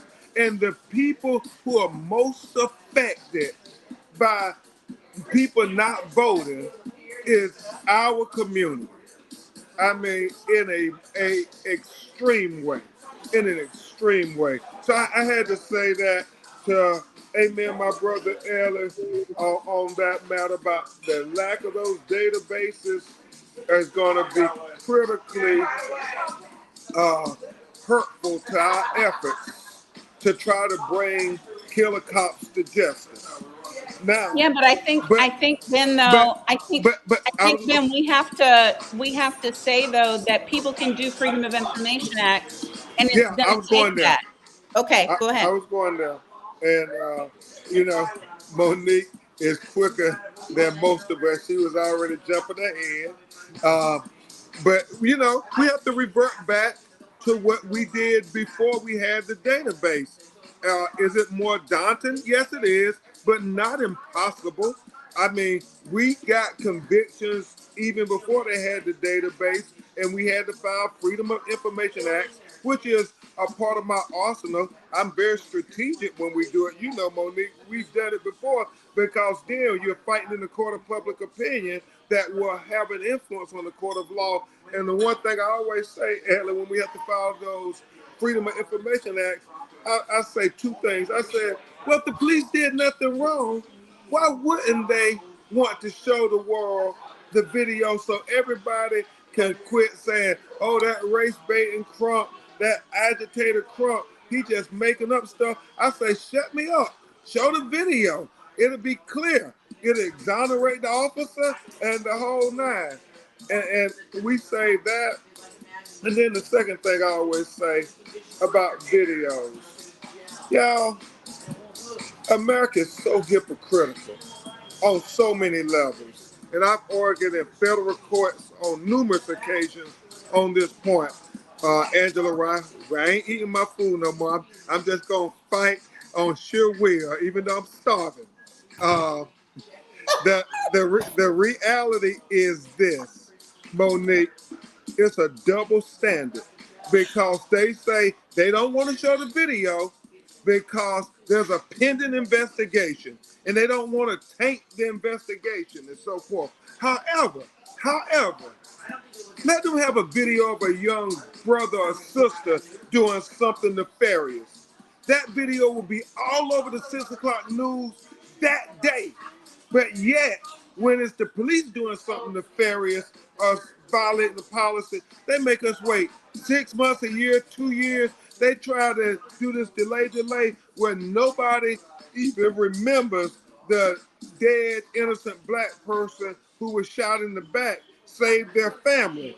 And that's why we have to be very strategic and we have to be very consistent with filing these Freedom of Information Acts and then sharing the information on the databases, making sure we communicate. Well, we used to have it with the Washington Post. I don't know if they're going to do that anymore, but they used to help us with keeping the database. We'll probably have to turn to the Guardian, turn to our black newspapers with the National Newspaper Association. But where there is a will, there is a way.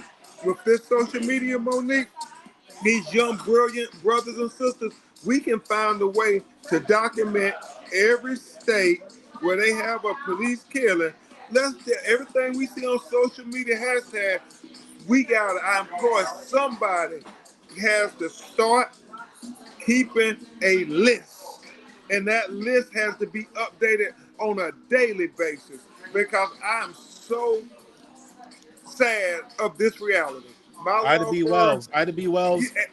Ida B. exactly. Wells documented lynchings when her life was under threat. Ain't nobody else was doing it. Ida B. Wells counted the lynchings, and that's what we have to do. And Exactly. Ellie, it's not just police misconduct, right? Because I think people of good conscience can hear everything we've said thus far and think, that's terrible. That's so sad. I wish that wasn't happening. And not realize truly the depth of the obligation of the Civil Rights Division of the Department of Justice. So much so, I'm gonna switch it up for a second.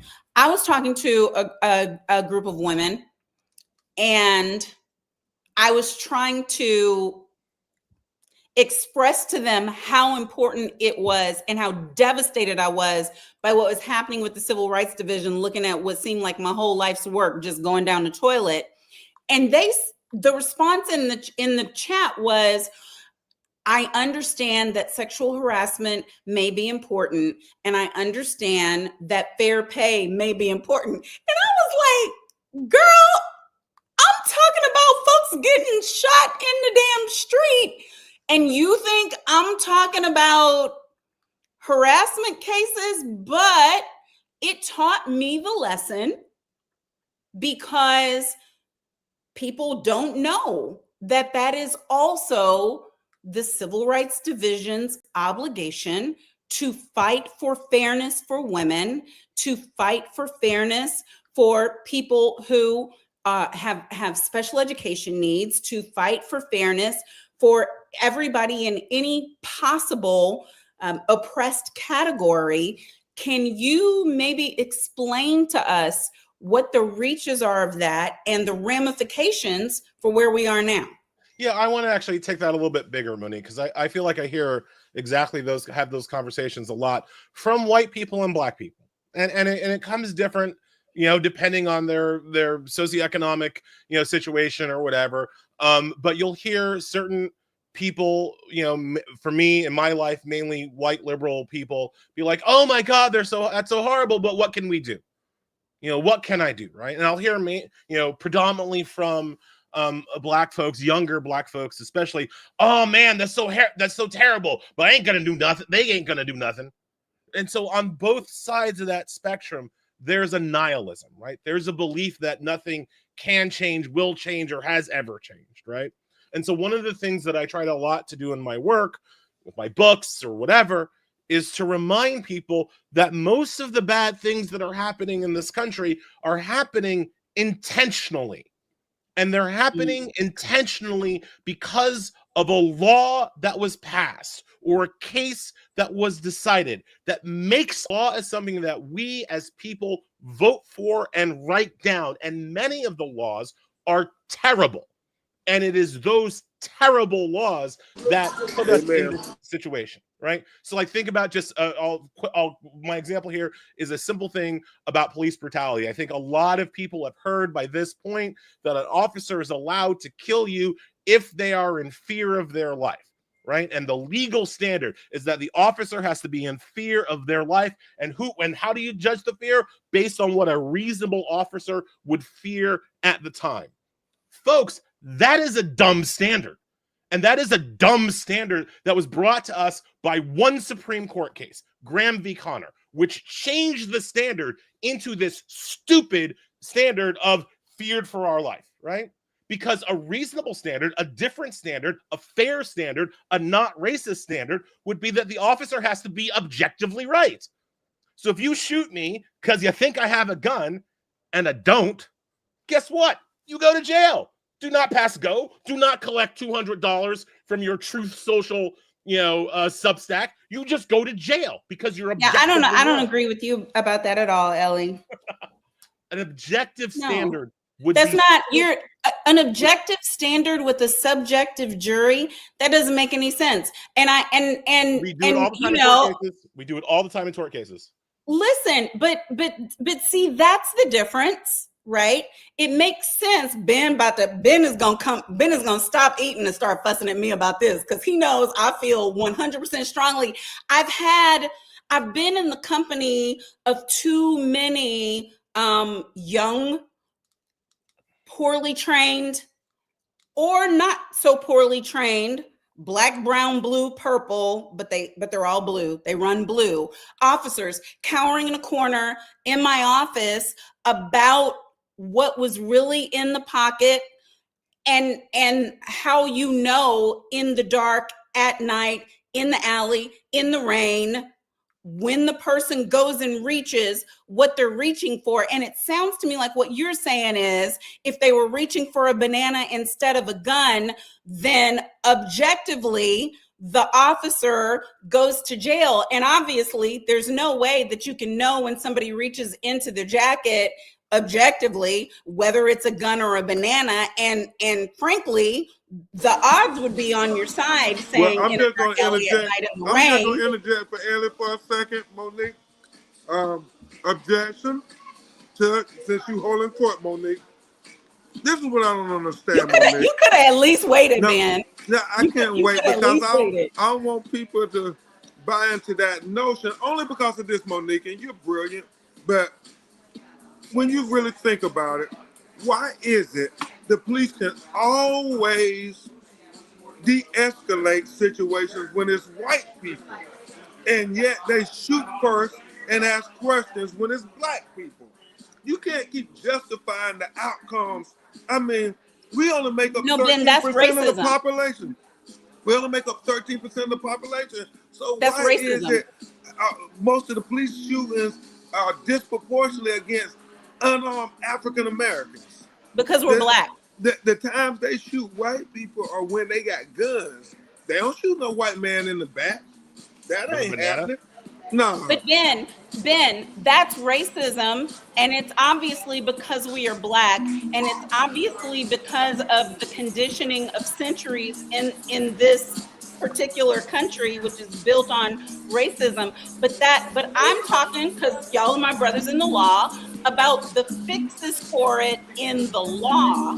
And what I am saying is that it's very difficult as lawyers and as officers of the court on the street to apply a subjective standard. I think what we have to do is dig beneath that and do what nobody wants to do, which is accept that racism is baked into the cake in our police departments across this country. And so when you're training officers, when you're filtering officers, you got to do everything you can to figure out, he don't know no black people. He's never been around black people. If you ask him 3 times, you'll figure out he doesn't like black people or brown people or blue people or gay people. And he has no business being on the force, because waiting until he's on the street when he's got to make a decision, whether it's their life or his life, that's not the time to figure that out. So Monique, what you're saying, what you're saying, I'm going to give it back to you, Ellie. Oh, we spicy now. I love it. What Monique is saying is that the young black or brown person, we got to be perfect. We got, and the trained professional who then went through police academies and training and CLEs, they can get it wrong and kill us, and the burden is still on the dead black person. That makes no sense, Monique. No, it's horribly unfair, Ben. I agree with Ben, but I want to bring us together on this. Wouldn't this be a better conversation to be having about how to reform our police forces instead of the Trumpian conversation, which is let's give all officers absolute immunity from prosecution for any crime? Because I would love to go 5, 6, 10 rounds on this issue with you, with Ben, with everybody here on this chat. But I can't get to this actual discussion about how to best reform and remand our police forces because I've got an orange madman out here who is literally trying to make it so that no cop can ever be sued again, even if that cop commits a crime. And that is what the stakes were in this past election. And that is what we are fighting right now. This idea that police officers enjoy or should enjoy some kind of absolute Trumpian immunity. And I call it Trumpian immunity because that's the immunity he got from the Supreme Court. Trump now wants to give the immunity that he got from the Supreme Court to any cop on the street for any crime, not for a non-crime. I mean, they already have qualified immunity for various reasons. No. Trump is talking about giving them criminal immunity to commit crimes while they are, as long as they have a badge on, right? So while I think this conversation is great and I'd like to go deeper, I also want people to stay focused on what the true threat here is. And the true threat here is what Trump is doing and how he would like to use his federal power, having cut out the Civil Rights Division, having neutered the Civil Rights Division, how he would like to use his federal power to further empower the cops to terrorize us without consequences. So we've got 10 minutes left, and I want to use it to do what I think is only fair given everything we've just said. There are people who are watching who have to walk home they got to get from the 7-Eleven to their apartment complex. There are people of every demographic, every socioeconomic status who are going to be Black while walking, Black while driving, Black while biking. And they, one, need to know what their rights are, but two, they need to know whether they're supposed to exercise them or not. I used to teach a training on this for a lot of years. I gave it up because everything that I was telling people to do, it didn't matter. We were still getting killed.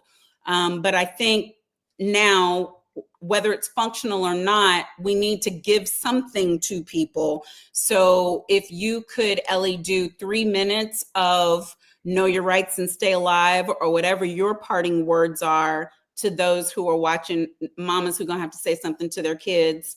And then Ben, you do the same, and then I'll do the same.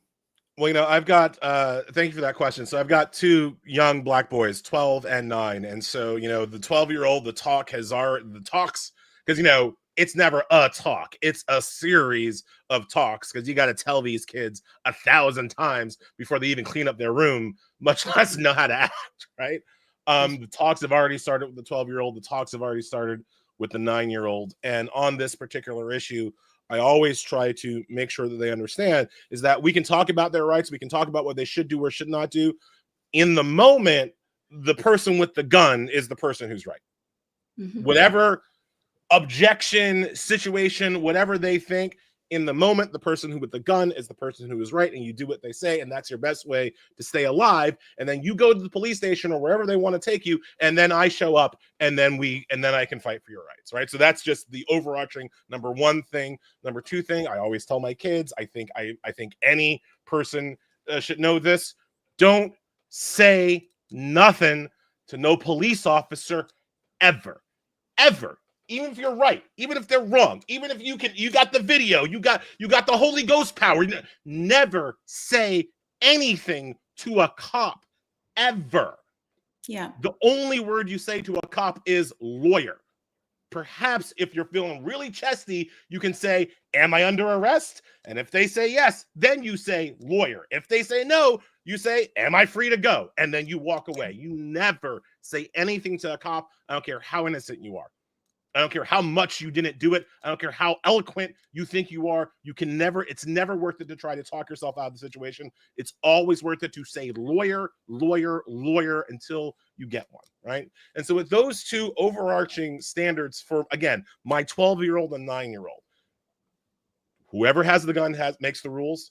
Never say anything to a cop other than lawyer, or for my kids, lawyer or parent. Mommy, daddy also works in that situation, right?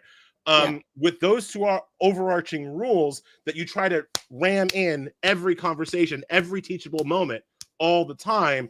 From there, you can kind of talk about the larger kind of like, this is how you behave, this is how you do this, don't that.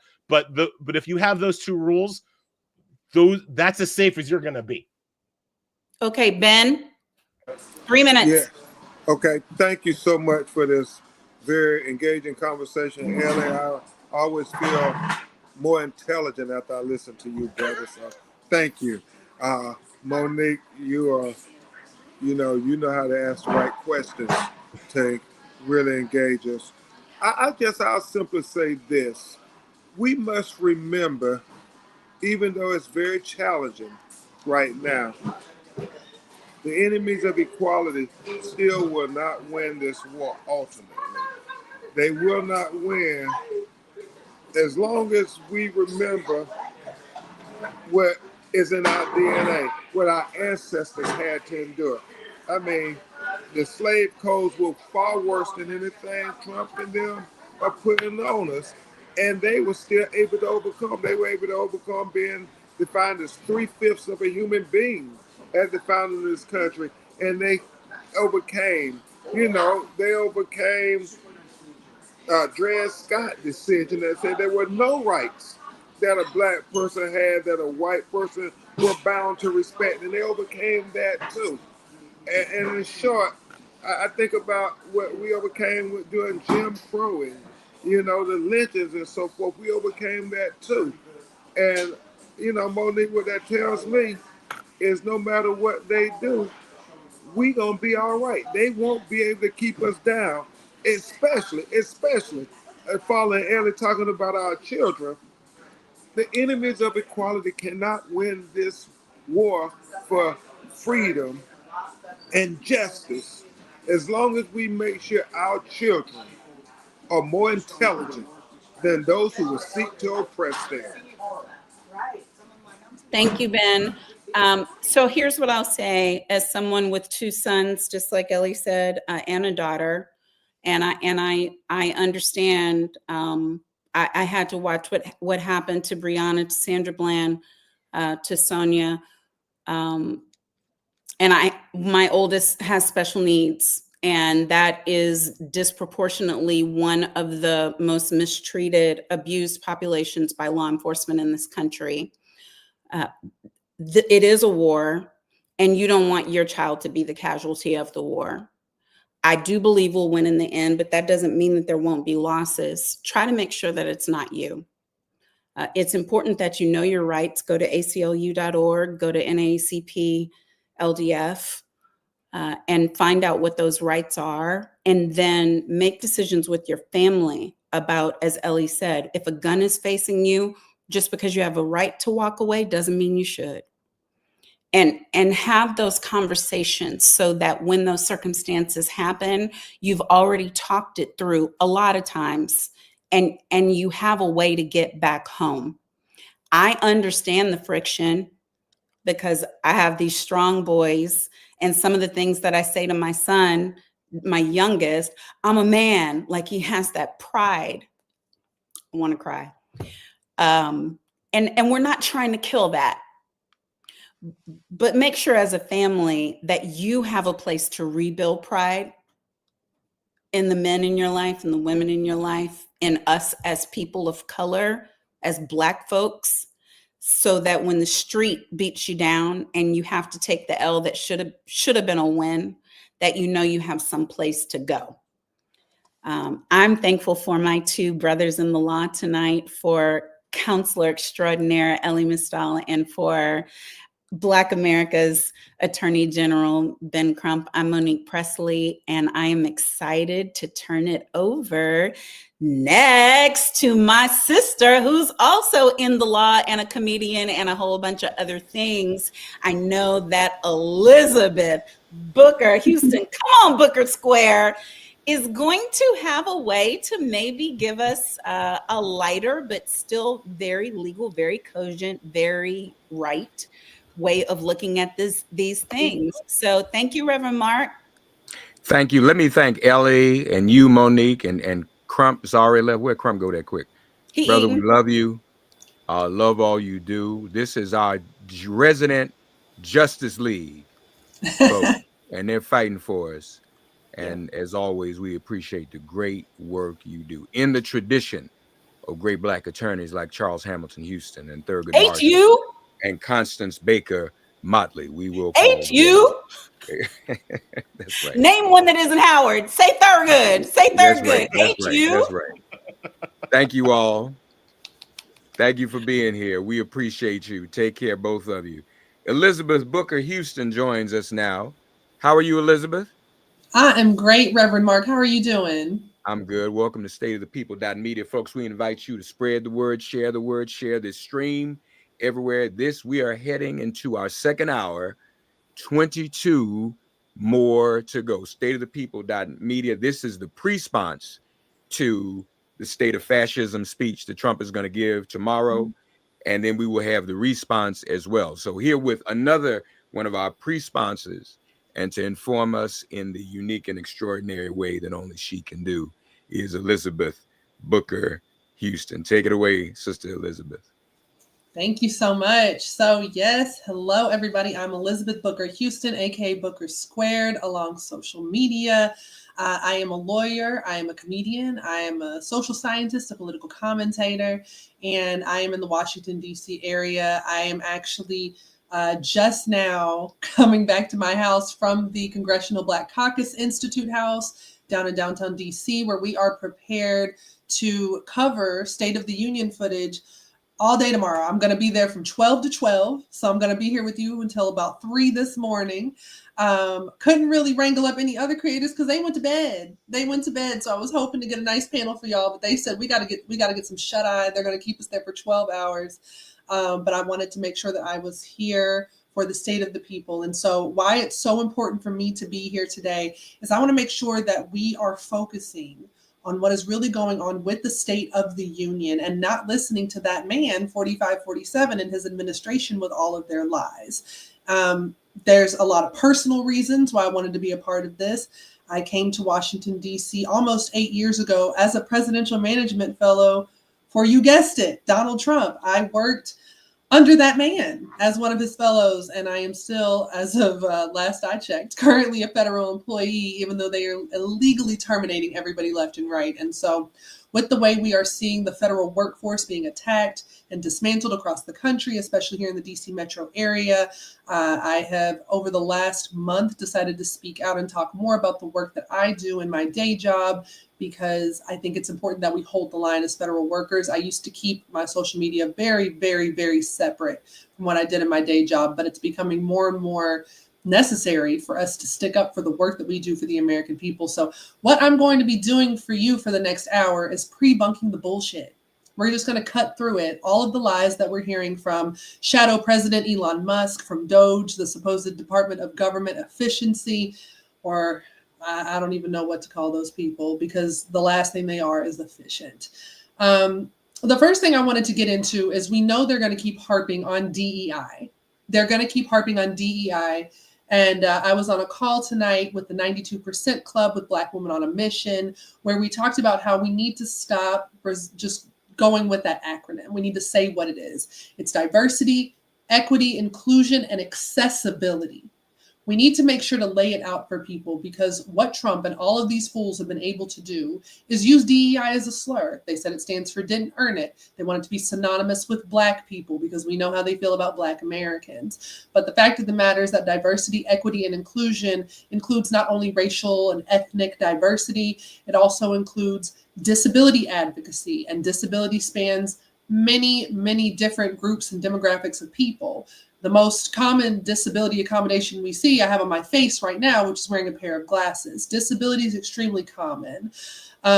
So we want to talk about these things in the specifics that they are, and make sure that we're including everybody, because we know that this doesn't just include Black Americans, but especially white women. We talk about white women being the biggest beneficiaries of DEI in a lot of different categories. So anywho, we just want to make sure that we're breaking it down and not allowing this administration to just come in and try to make this all about race, make it all about Black people, and also try to act like we didn't earn our spots. So random fun fact, when I came into the federal government, I remember going to the White House, and I remember Trump and his team Trump's team as advisors, different people coming, and they looked across the room and they said, oh, this is the best and the brightest that the country has to offer. Looking at the presidential management fellows, looking at me, shaking our hands, telling us that, you know, regardless of who came in as far as the electeds, that we were going to be here long after to make sure that the federal government is able to keep running. And I remember in particular one talking head from the right being there, if you guys are familiar with Mercedes Schlapp, and she shook my hand and she said, we're so glad for you to be here. You guys are the best and the brightest. And to now see her so that she could get a soundbite, come back on Fox News and all of those channels and suddenly say, oh, well, all of these people are unqualified. I just find that very hilarious because I'm like, which is it? Were we the ones who were saving your asses when we were doing the transition in the first place back in 2017 and y'all couldn't figure out which way was up? Or, you know, do we not know what we're doing?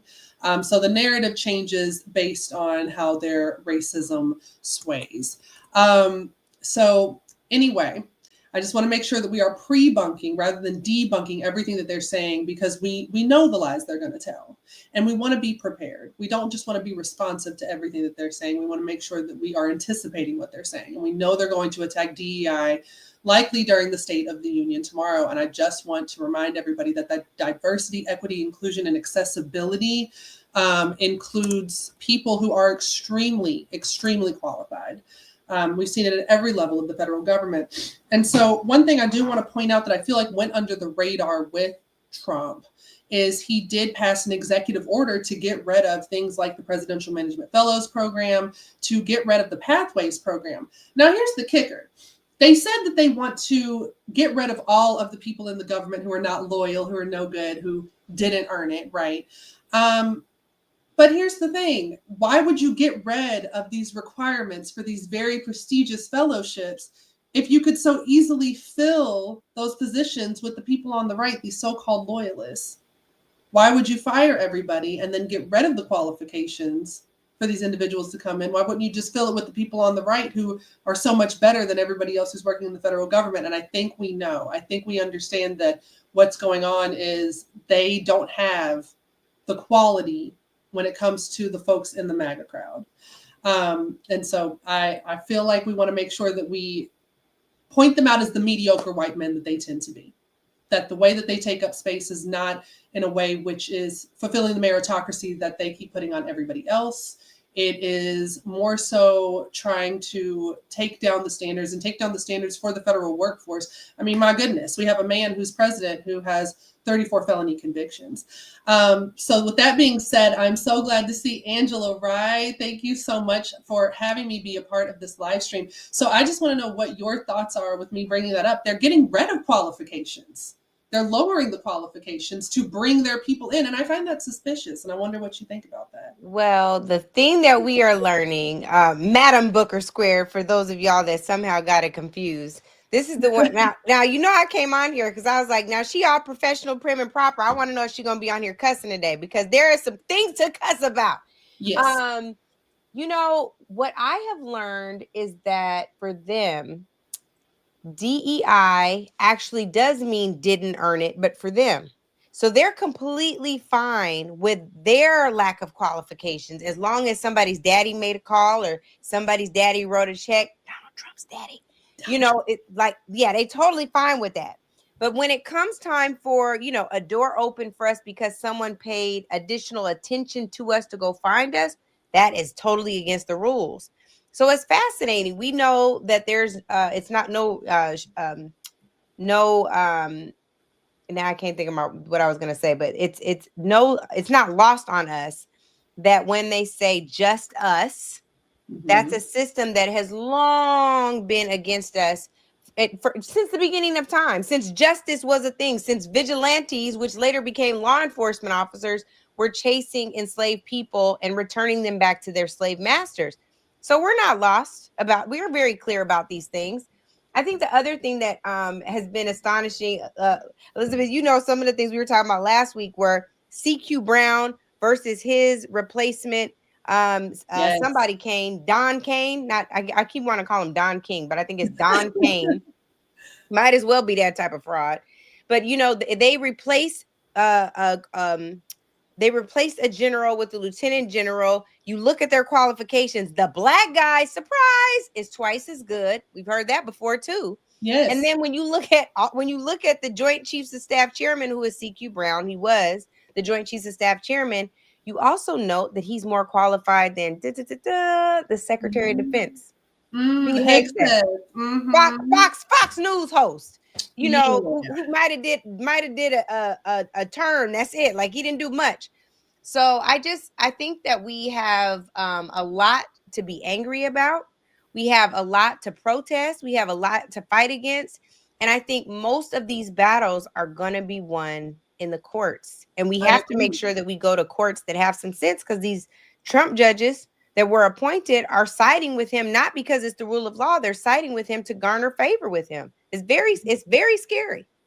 It is scary, but at the same time, I do want to caution people against having no hope when it comes to the Trump appointees, because we do see that they have gone against him. And a perfect example is the way the Supreme Court now I'm trying to figure out with the Supreme Court.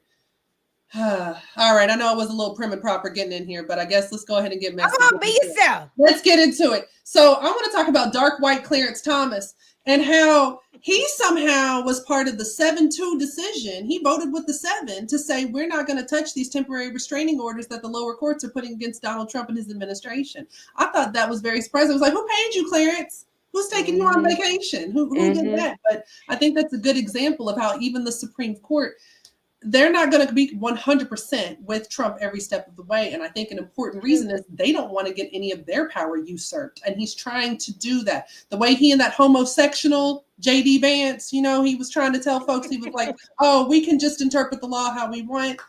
That's not what the Supreme Court wants. They don't want to hear that because that's their job. So while they are loyal to Trump, in a sense, I think they're more loyal to themselves and making sure to keep their own power. So I wouldn't be surprised if we see the Supreme Court going against them more and more. That is exactly right. Oh, let me tell y'all who this is. For those who don't know, Ashley, what? Because I'm up. Don't yell Ashley, at me. first of all, Ashley Allison is supposed to be asleep, y'all, but I have to take a moment to give this queen her flowers. We started talking about doing this marathon, 24-hour marathon on Friday, late afternoon Friday, and Ashley Allison is like, put me in the game, coach. And I'm like, she too busy for this. What's she gonna do?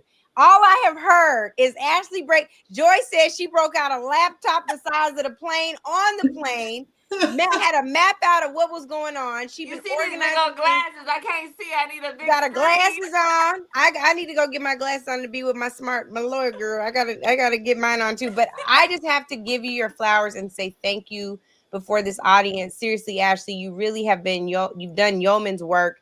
And I think that that when you look at the production quality, you look at the schedule, and you look at the caliber of talent, we absolutely got to thank you. And we up here with Booker Squared, who ain't said a cuss word yet. I came in here. I was waiting for Richard Pryor. I said, sis. Okay. Okay. You can read and culture for filth. This is honey. When I was in Chicago, like eating my popcorn, like woo wee. I mean, the moment we are in calls for the truth telling that you offer. So I just want to say real quick, these two women on the screen have come into my life in different ways. Angela helped where I'm on a network, but Angela was a leading force in and someone who mentored and gave me advice on how to live out a dream that I had. And I want to thank you for that publicly, which I've never been able to do. But time, place, and circumstances allow for the right moment for that. And then Miss Booker Squared, we get to work together this last year because where you at, sis? You loading, but I'm gonna talk that shit while you loading. And still love on you if we can get her back. But we're here. Do we have her team? Who? We might have lost her. Who? Alyssa? She's right here. I don't see her on my thing, but okay, if you're here, it looks like she's loaded in my. But she was a part of the media effort I started last year called Watering Home Media. She was one of our creators, so it just feels like a full circle moment in the 12 years I've been in Washington D.C. I still can't believe I'm still there. Of excellent Black women finding their unique role to play in a moment and showing up, showing out, and answering the call. So thank you. But I I was like, love let that. me get on. I know I'm supposed to be asleep, but I can't sleep because the program is so Ashley, I good. did not know that. I did not know Booker Square started with. So, first of all, let me tell you guys, this is what it's about. If we can remember the importance of not only opening doors, like we talk all the time, our girlfriends will talk about how much is this speaking engagement paying you. For those of you at home that don't do speaking engagements and don't do public stuff, none of that stuff matters. If you can get in the room with somebody, you're about to accept a job offer, talk to them about what the offer is. It is the trick of the enemy and the big corporation sometimes to get us not to talk about what we're paid. Now, some entities will say it's a confidentiality provision that they put in there and say you can't talk about it. Don't believe the hype. It is not enforceable. You can absolutely talk about what you get paid. So I just wanted to say for a moment that's it, that it's important to talk about paving the way for others, opening doors for others. If you go through a door and you close it behind you, you ain't ish. I ain't gonna say You it because ain't it's it. gonna be pastors on here. But if you open a door and you hold it open and say, let me tell you how I got here and let me tell you how to be better and greater than me, that I think is what it's about. That it So, could not be me shutting the door behind me. And I'm going to tell no. you that being in this space, that Ashley blessing me with a spot with Watering Home Media in that cohort, I have stayed connected to almost everyone I've connected with in those cohorts, become very close, become friends.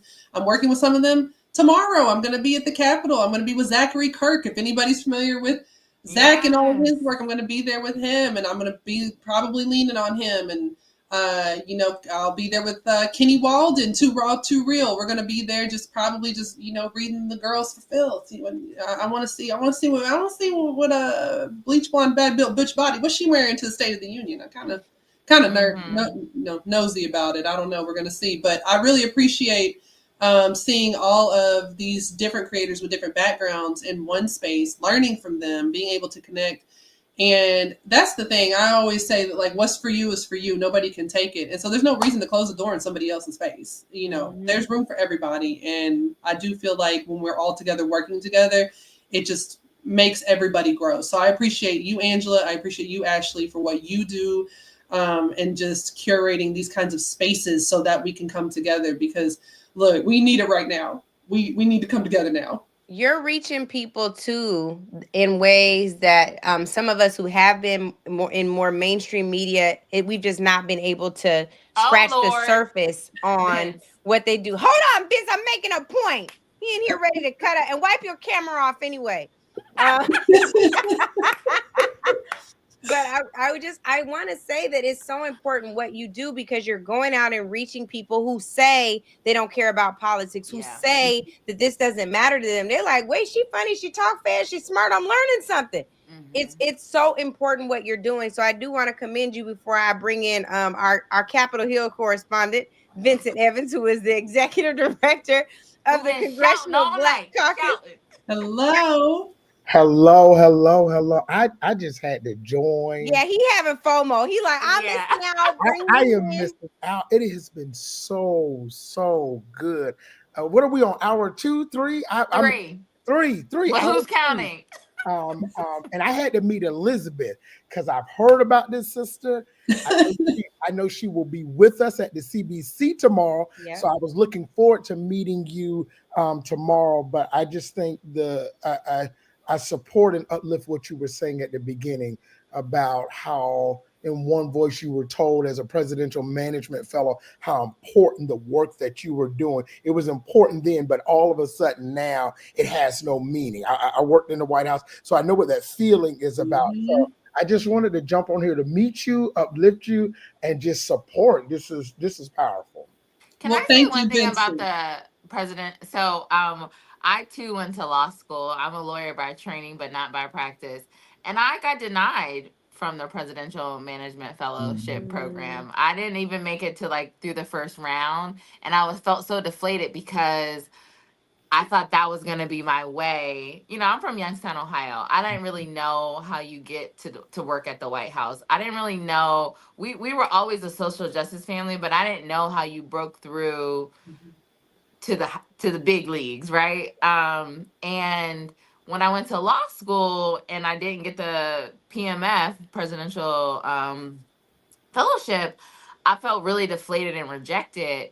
And it was actually Black people who told me how to work on how to work on the reelect of President Obama, and where to go and where to find my positioning, to learn about federal organizing on a presidential level. And then maybe you don't get to go straight into the White House. I had to work at a nonprofit for 3 years, helping enrolling people in Obamacare before I even got asked for a job at the White House. And I say that to say is that, you know, a rejection is not a deterrence from your path and your ultimate calling that God has on your life. Like, I think if you would have told me when I was rejected from that program that I would be on. I knew who Angela was at the time. I didn't know Vince and I didn't know Elizabeth, but they have made their own legacy in themselves. I didn't know these folks at the time, but if you'd have told me at 3 or 2 or whatever o'clock in the morning it is that I would be on a Zoom leading into a very consequential address that is going to determine the outcome of not just this generation but next generation, from a denial, I would have never believed you. So if you're out there and you're watching this and something has been delayed or denied for you, don't let that be a deterrent for your path that you've been put on and called to, and that you know the purpose has been put in your life. So I just hearing that PMS thing kind of triggered me a little. Ooh, So I'm sorry for that. It was. I think wait, I'm Ange, still I the. can't hear you. Is it my thing or can you? No, that was my Okay. bad. I put it on Oh, mute because I was typing. But go ahead, Elizabeth. you're good. Yeah, I think I'm still the first and only PMF from Memphis, from the University of Memphis. Funny enough, and I might be the last because of the way they, put the executive order in the program, which is so crazy. And for me to come in as a PMF, I was a non-traditional law student that I took a couple years before going on. I was not a K through JD, which we call like the kindergarten through Juris Doctors, which I'm always impressed by because I did not have the stamina for that. But I had been a scientist with NIH in Brazil, and then I'd also worked at CDC in Atlanta to get that experience on my resume. So even getting in PMF, it was like, you could be amazing on paper, but what happened is I had to make the federal connections first to even get the fellowship. And I feel like that's what a lot of people miss as well. When you talk about like, don't let a failure deter you, is that sometimes, and as we've seen, they're looking for certain things, very specific things that don't have any meaning of whether you are good enough for the program. But we know that the PMF program was always very funny. And of course, they wanted to prioritize people who got any sort of federal experience. And that's hard to get, especially like you said, being in Memphis, there's not really anything there. I had to go to a whole nother country for one and then move to Atlanta for a while for another. If you're in Youngstown, Ohio, it could be even harder to get that. And this is the thing. While the rest of us were trying to fill these resumes up and get that experience, the white boys call daddy's friend, who they've known forever, and they really want to talk about meritocracy. I want to know where the meritocracy is when it comes to legacy students at universities, when it comes to daddy donating some money and you get a position, or just knowing a friend of a friend. Because how many times have y'all been in DC and you've talked to somebody and you've learned that that's how they've gotten their job? Often. And here's the thing that I don't want to breeze past, because it's so funny. I want people to know at home that we did all come together, but in a lot of ways, we're just getting to know each other. Now I know why you can break things down scientifically. You a damn scientist. And here's the thing, the other thing you talk about, we don't know what's going to happen with the PMF program. We don't know what's going to happen with NIH. They have cut funding across the board for NIH as well. So the little Elizabeth Booker Houston's may not come to fruition at all under this administration's work. It is imperative that we make these connections for people at home. Vince, tomorrow, or today now, you're going to have the awesome responsibility of helping the Congressional Black Caucus to get their response together to Donald Trump's State of the Union. I really want you to explain to people your role as the CBC Executive Director, the Congressional Black Caucus Executive Director, and what it's like serving the conscience of the Congress. Because so often, again, right, we make politics so unreachable. We're inside this bubble. We don't often talk about it. We're finally all together making these things make sense for people at home. So Vince, I really want you to talk about what's going to happen tomorrow from your purview and the important role that Congressional Black Caucus members will play, even if they don't all agree, because that's also important. Well, I know how to do this job because of Angela Rye. Mhm. All roads lead back to Angela Rye tonight. If y'all don't notice a common theme, she had this job, and she told me when I first took it, it would be the best job you ever had, and on some days it'd be the worst. She did not lie, but I will tell you, it really is a good job. But tomorrow will be. It's been 5 years since Donald Trump stood in the United States Congress. Let's put that in context. A lot has happened since the last time he stood and addressed a joint session of Congress. The dynamics of the Congress are very different. This is the first time he will have addressed the Congress post January 6th. We should not underestimate or not lift up the still raw feelings around January 6th, the trauma that still exists for not only members of Congress, but Capitol Police. This is a man who inflicted a lot of harm. This is a man whose actions put a lot of people's lives in harm's way that day.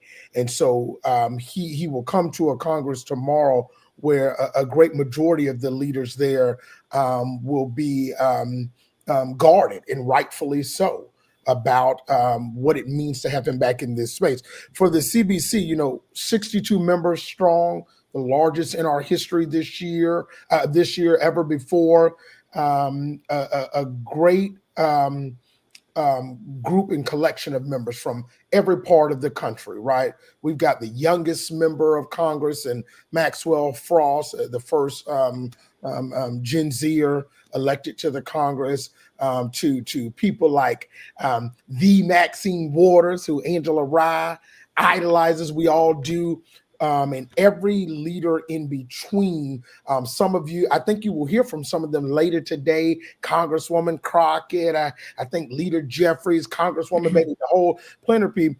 And I will tell you that these folks are showing up tomorrow thinking about what is Donald Trump speaking about as it relates to the cause and plight of Black people in America, because we know that when the country has a cold, Black America has the flu. We are under siege in this moment.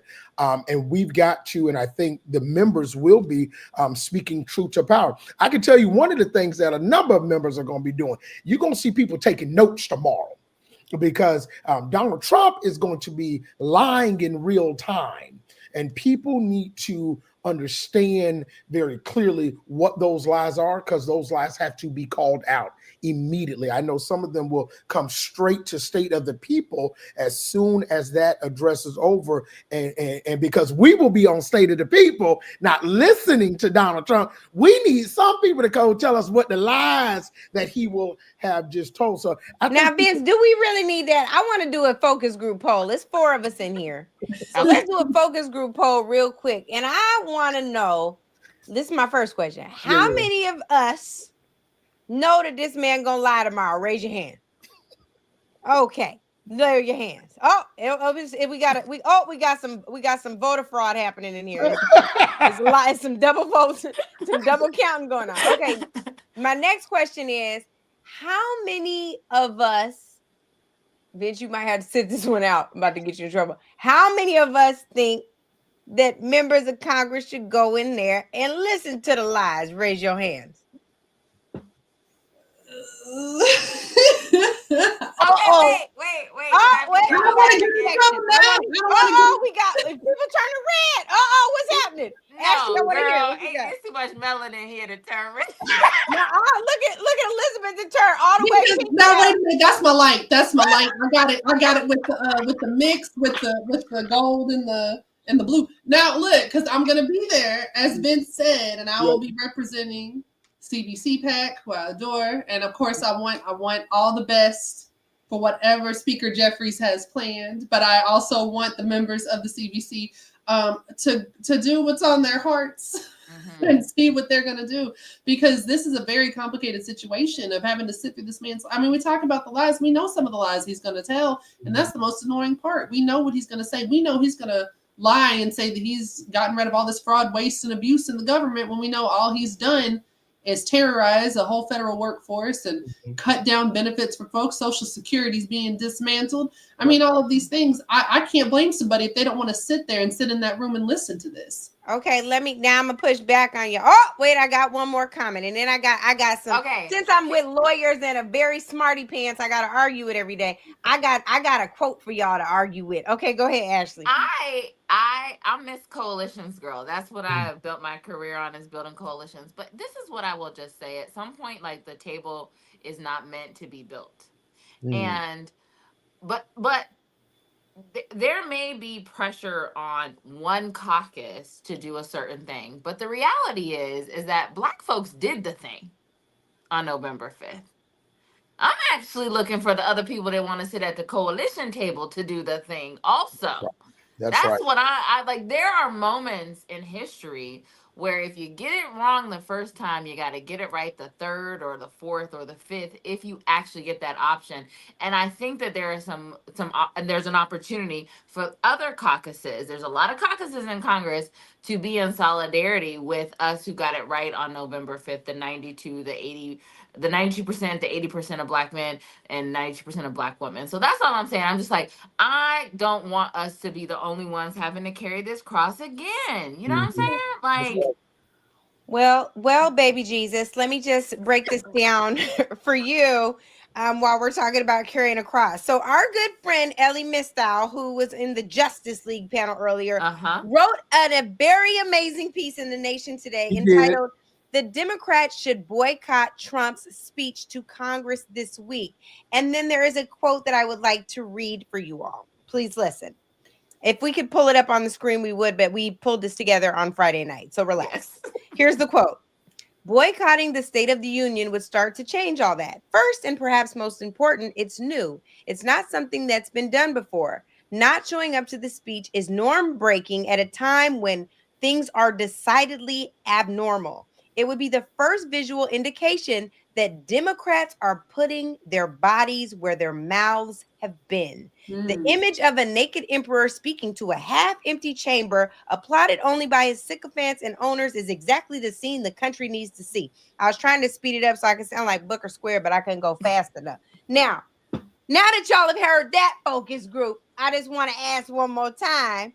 If we're not just talking about the CBC, Ashley, Vince, now you might be tired of doing all the work. That's all I'm saying. I heard you. I was clear. If we're not just talking about the CBC and we're talking about what the caucus should do writ large, do you think that the Democratic caucus should attend Trump's joint address? Raise your hands. No, you know why? Because that was me being extra gone. My mama says she not watching, so they don't need to watch either. See what I'm saying? And we got a whole program. We would welcome them. We actually have a lot of members participating, as y'all know, including the opposition leader. We're gonna start calling him now, the opposition leader himself, Hakeem Jeffries.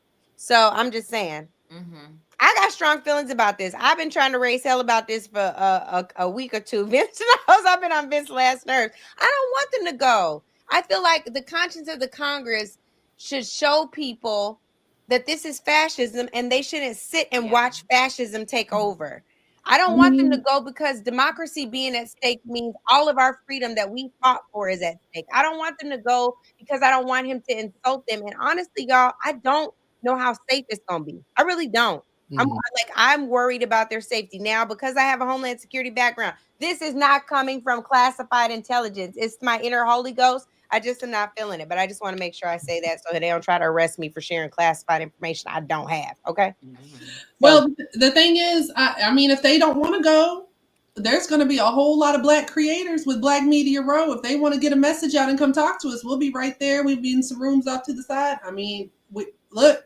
I'm just looking forward to talking to. Okay, sorry, Vince, but then I'm gonna ask my next question. Look, I think there will be members tomorrow who will go. There will be members who are going to do exactly what Elizabeth just said. That we created Black Media Row. We will have a number of members that will not attend. I think Ashley brings up a good point that we've got to talk about as a community. Right? There's a responsibility not just of Democrats or Republicans, but people of good conscience and goodwill writ large, right? This should not be a Democrat versus Republican. This should be and I'm clear about the realities, right? I'm not naive, but really this should be a conversation about people of good conscience. So look, I think where we land is tomorrow is a moment, one moment. There are many to come. I suspect, as I told Angela over the course of the last week, over time, the playbook is about to shift, and what are perceived as norms that we have to do are probably going to start changing in people's mind. So what I would encourage people is, do not lose faith, be it in the conscience of the Congress, Black members of Congress, this member of Congress, that member of Congress. I think over time, particularly because the state of the people will demand more and more, and their elected representatives will have no choice but to be responsive to that. So in a moment where you may see someone doing something today, do not take away your own power. Somebody talked about that in the last minute. Do not take away your own power to make clear what you expect, because ultimately I think there will be a shift, but it will only come from the people who are on State of the People tonight at 2:30 in the morning, pushing forward. Do you all feel like we took too long? There's been some criticism circulating. So here we are out here doing the work for 24 hours. Ashley been doing it for 72. But we were doing the work. And there are people are saying, well, why y'all doing it now? Like everything is going down. Like what took y'all so long? What do you say to that? Let me ask my fast talker first. Elizabeth, what do you say to that? Man, fuck them motherfuckers. Because I'm just sitting here like, because the way people come at me sideways. And I'm like, first of all, I got a whole other job. I got a husband. I got a baby. Like this, the demands upon us, while at the same time, the folks of us who are not within traditional media and trying to find a space, which is very expensive. It's a lot. It's very time consuming to run your own media. Basically, this is a lot of work. There's a lot of work that goes into this. All the research that I do, everything, and I just started getting paid for my work in the last couple of years, and I've been doing this for a while now. That's really hard to sustain and keep going. And I'm gonna tell you right now, the Democrats pay me nothing. That old white institution, because let's not forget that the Democratic Party at the end of the day is an old white male institution, right? They don't really invest in it all. They should. They're not investing at all. And then when you have people who are getting incredible ratings, doing incredible things within traditional media, I think y'all know who I'm talking about. Join Reed. They want to suddenly show their whole ass and pull those shows down. And so I'm sitting here wondering, when people are like, hey, why are you doing this now? How are we supposed to consistently come up with new ideas like this, a 24-hour live stream, when we're just trying to tread water for what people who are white folks in the media space, and especially on the right, because I'm going to tell you, they know how to invest in all of their media, traditional media, social media, what have you. When they are given everything, I mean, they're on third base and we can't get out the dugout. So how are you going to ask us, why haven't you done this sooner? I mean, goodness gracious. I don't know. Why don't you try it sometime? That's the thing. I understand the criticism. I understand the frustration people have, but I'm just saying, if it were so easy, everybody would be doing it, wouldn't they? Well, and to this point, Ashley, I want to ask you, and Vince, I'm gonna ask you a slightly different question, but in the same lane. Ashley, what shifted for you in this moment? Because I think if we can all acknowledge something shifted for us. Have you tapped into what shifted for you to be like, oh no, I'm gonna show up, and I'm gonna show up abundantly. Like I'm gonna overperform. By the way, she always overperforms, but she's gonna overperform for this. What do you think? What called you? What was different about this moment for you? Yeah, I mean, if I'm honest, this last week was really hurtful to me. It really hurt me to see. Somebody told me, so I was at the Image Awards on Saturday, and somebody told me what was happening to Joy, and I said, no, that can't be. That can't be, not Joy. I know Joy. I love Joy. I'm not extremely close to Joy, so I don't want to pretend to have a relationship that I don't with her. But I look up to her, and I remember the first time I met Joy, she was unexpectedly kind to me. And it meant a lot to me as a Black woman in media.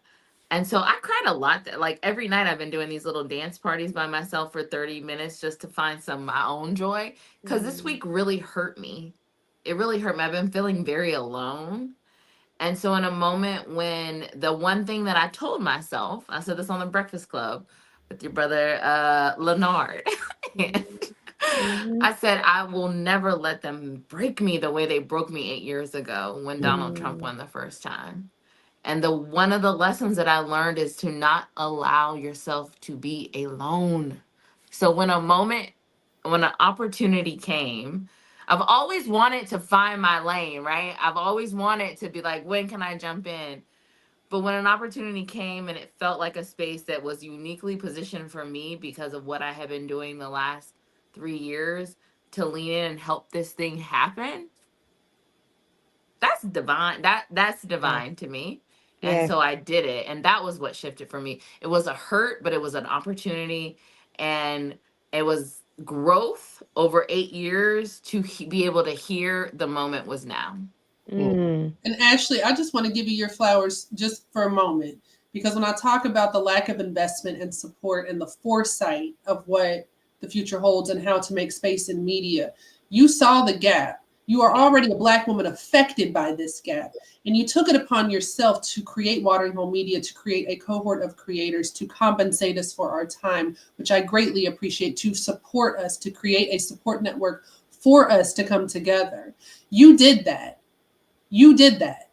And it And is, I'm still raising money to do it again. So but if I you want to support, support we're her, not because going when I tell nowhere. you, that was, I mean, one of the best experiences. And when I get in front of everybody wants to do the postmortem on the election. Everybody wants to do the postmortem on social media and creators and influencers. And every time I get in a room with these majority white organizations who want to get into social media and talk about creators, they say, what should we do? And I say, act like Black folks. Let me tell you about CBC PAC. Let me tell you about Watering Hole Media. Let me tell you about the Black organizations that I have consistently worked with, who have made sure to not only try to compensate me to the best of their abilities, but also protect me and support me.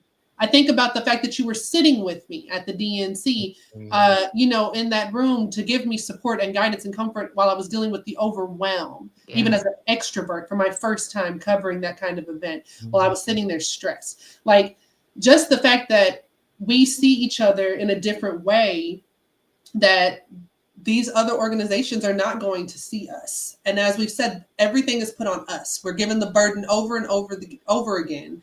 And we are valued for our labor, but we're not valued for who we are. Yeah. Every time.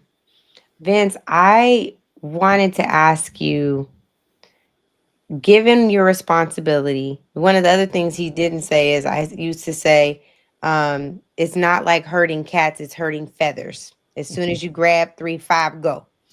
And you have this really awesome responsibility of navigating a caucus that is much larger than when I was ED, than when I was executive director. And it's disparate in its positions in the districts it serves. I think now the CBC is no longer dominated by majority minority districts, which means there's a large concentration of Black or brown or Asian constituencies. It's now a lot of them are majority white districts. And so the ways in which they move is different. Mr. Rangel once said, it was easier when it was smaller. And I don't think he was saying that he didn't want the caucus to grow. I think that he wanted the ease of a smaller caucus even when they got larger, an ease of mission, an ease of being on one accord, etc. And so I wonder now, given the moment that we're in, the severity of the times which you addressed, what do you think will be the tipping point for the caucus to move small and mighty, despite their size, given what Mr. Rangel once said? That's a good question, Angela. Um, Leader Jeffries always says about the CBC, the cast of characters may change, the character of the cast remains the same. Mm. And that's true. At the core, 53 years later, after 12 brothers and one bad sister named Shirley Chisholm came together, the character of the cast is still intact and the same. Conscience of the Congress, no permanent friends, no permanent enemies, permanent interests. That is true. The way in which it takes form and shape, to your point, is different today because there are a lot more people, a lot more thoughts, a lot more ideas, a lot more push and pull, all of which is good. Um, I show up to this work and I take and listen to everything you and others say, people like Ashley Allison who have poured in me. I don't know, especially in this moment, to the point Ashley was just saying, I don't know how to show up any other way right now than to be my Black self. I feel it in my soul that it is all on the line right now. It is. I in the particular the last week or two, to Ashley's point, I feel it so deeply. I had to go beyond just my day job. I'm up at 2:44, 3 in the morning, even though I got to be up first thing tomorrow for this long day, because I cannot sit here in this moment and contain this. And so I think the members feel like that too. I think it requires a little more push and pull, y'all. That we all have different places in the movement. We all arrive at our decisions differently. But for Black people in America right now, I was saying this to y'all earlier, we got to sleep in shifts. When Ashley is asleep, I need to be up. When I am asleep, Ashley needs to be up because they are working overtime on the other side. We simply cannot Overtime. afford. We simply cannot afford to all be asleep at the same time. Now, I'm not saying we got to kill ourselves because we got to get our rest. We got to have our energy, but we got to sleep in shifts. And we lost Hazel Dukes this week. We lost Angie Stone. We're losing our leaders. We're headed to Selma in a couple days for the 60th anniversary of the crossing of the Edmund Pettus Bridge. And our generation, the people on this call in particular at this moment, it is truly our time to pick up that baton. I feel that more strongly than I've ever felt it in my life. I've literally, the reason I'm on this call, because I feel like if I'm not here, I'm not doing my job with the baton right now. Hazel Dukes laid down a couple of days ago, and she said, "Children, y'all take it. Y'all keep running the rest of the race." And so I think that all of us have to really center ourselves in that, because when you center yourself in the fact that this is literally a matter of life and death, that baton we cannot afford to drop it. I think something deep inside you will move you to a place that may be uncomfortable, but ultimately, you have to go. I'm there. I'm ready. Whatever y'all tell me the fight is, just call me. I'll be there. It ain't no question where I stand. 10 toes down. Well, speaking of 10 tones down, walking across the Edmund Pettus Bridge, I got to tell y'all. So some of us are planning to go this weekend. We weren't planning on it, but given everything that's going on, Ashley, just like you said, it's just like the pain won't let me. Like, I feel a righteous anger and I want to do something with it. And I want to cross the bridge, but I'm not gonna lie to y'all.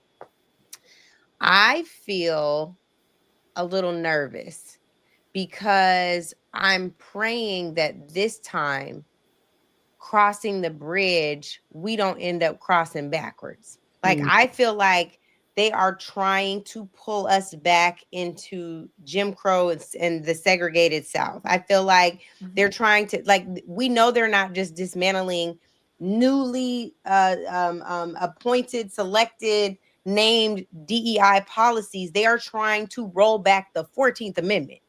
So to walk across the Edmund Pettus Bridge, standing on the shoulders of John Lewis, who I got to work for in the CBC, and to be able and have to face like his memory and say like we were not able to protect the progress that he damn near died for.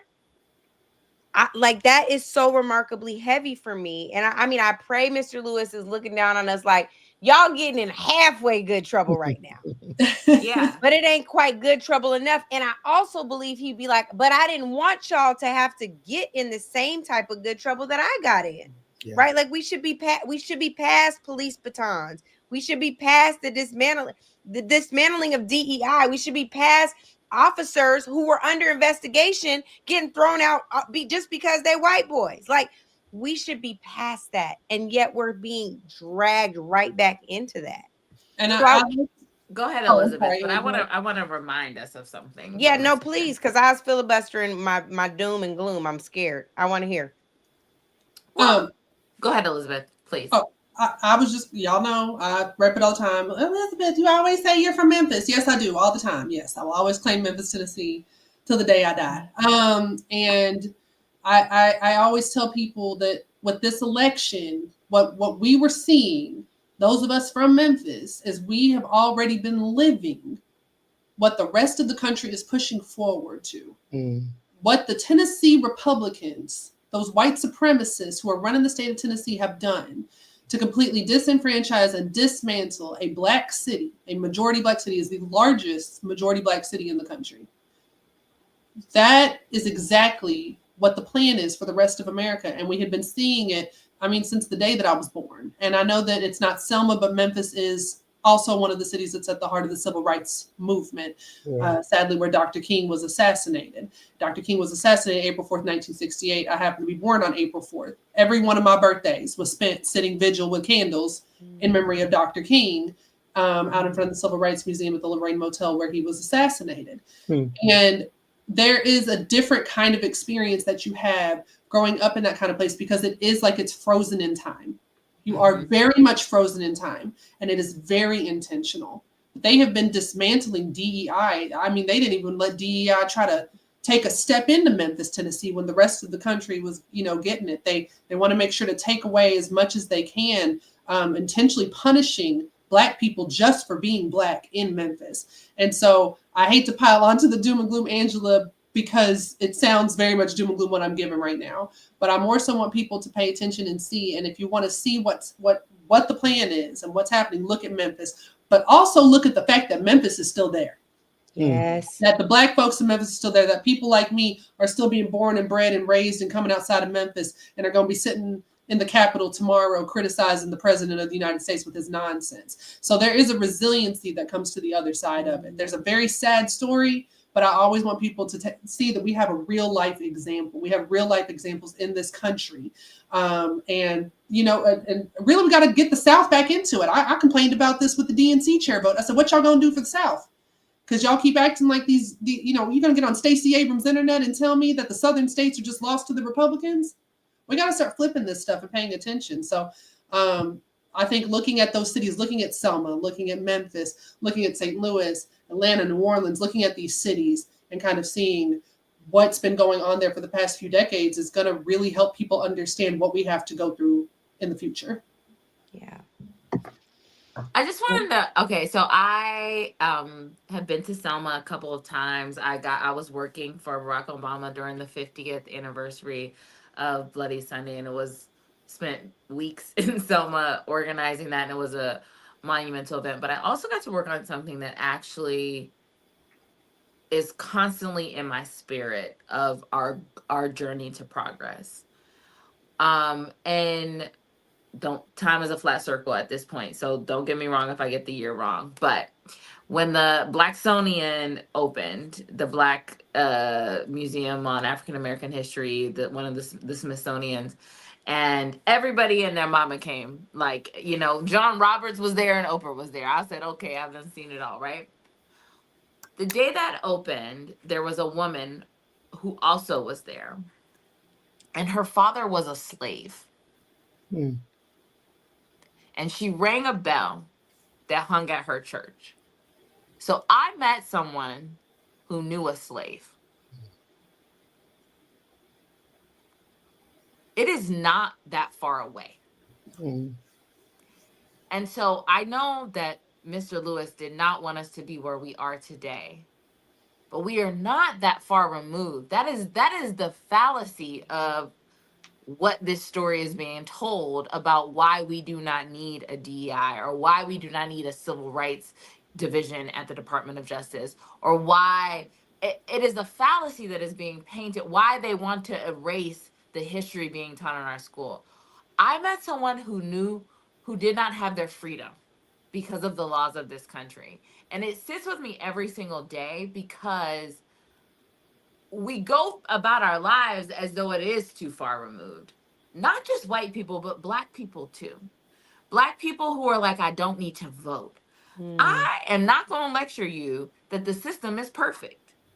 I might make breaking news. I don't even know if I'm a part of the Democratic Party anymore right now, right? Like, I am looking for a political home who sees me as my full Black female self, who met someone who didn't have their freedom. Yeah. So I just like, I don't want us, I want us to extend grace and mercy and patience to ourselves, not to the resistors of our progress, but to ourselves, because we are working hard to be our ancestors' wildest dreams.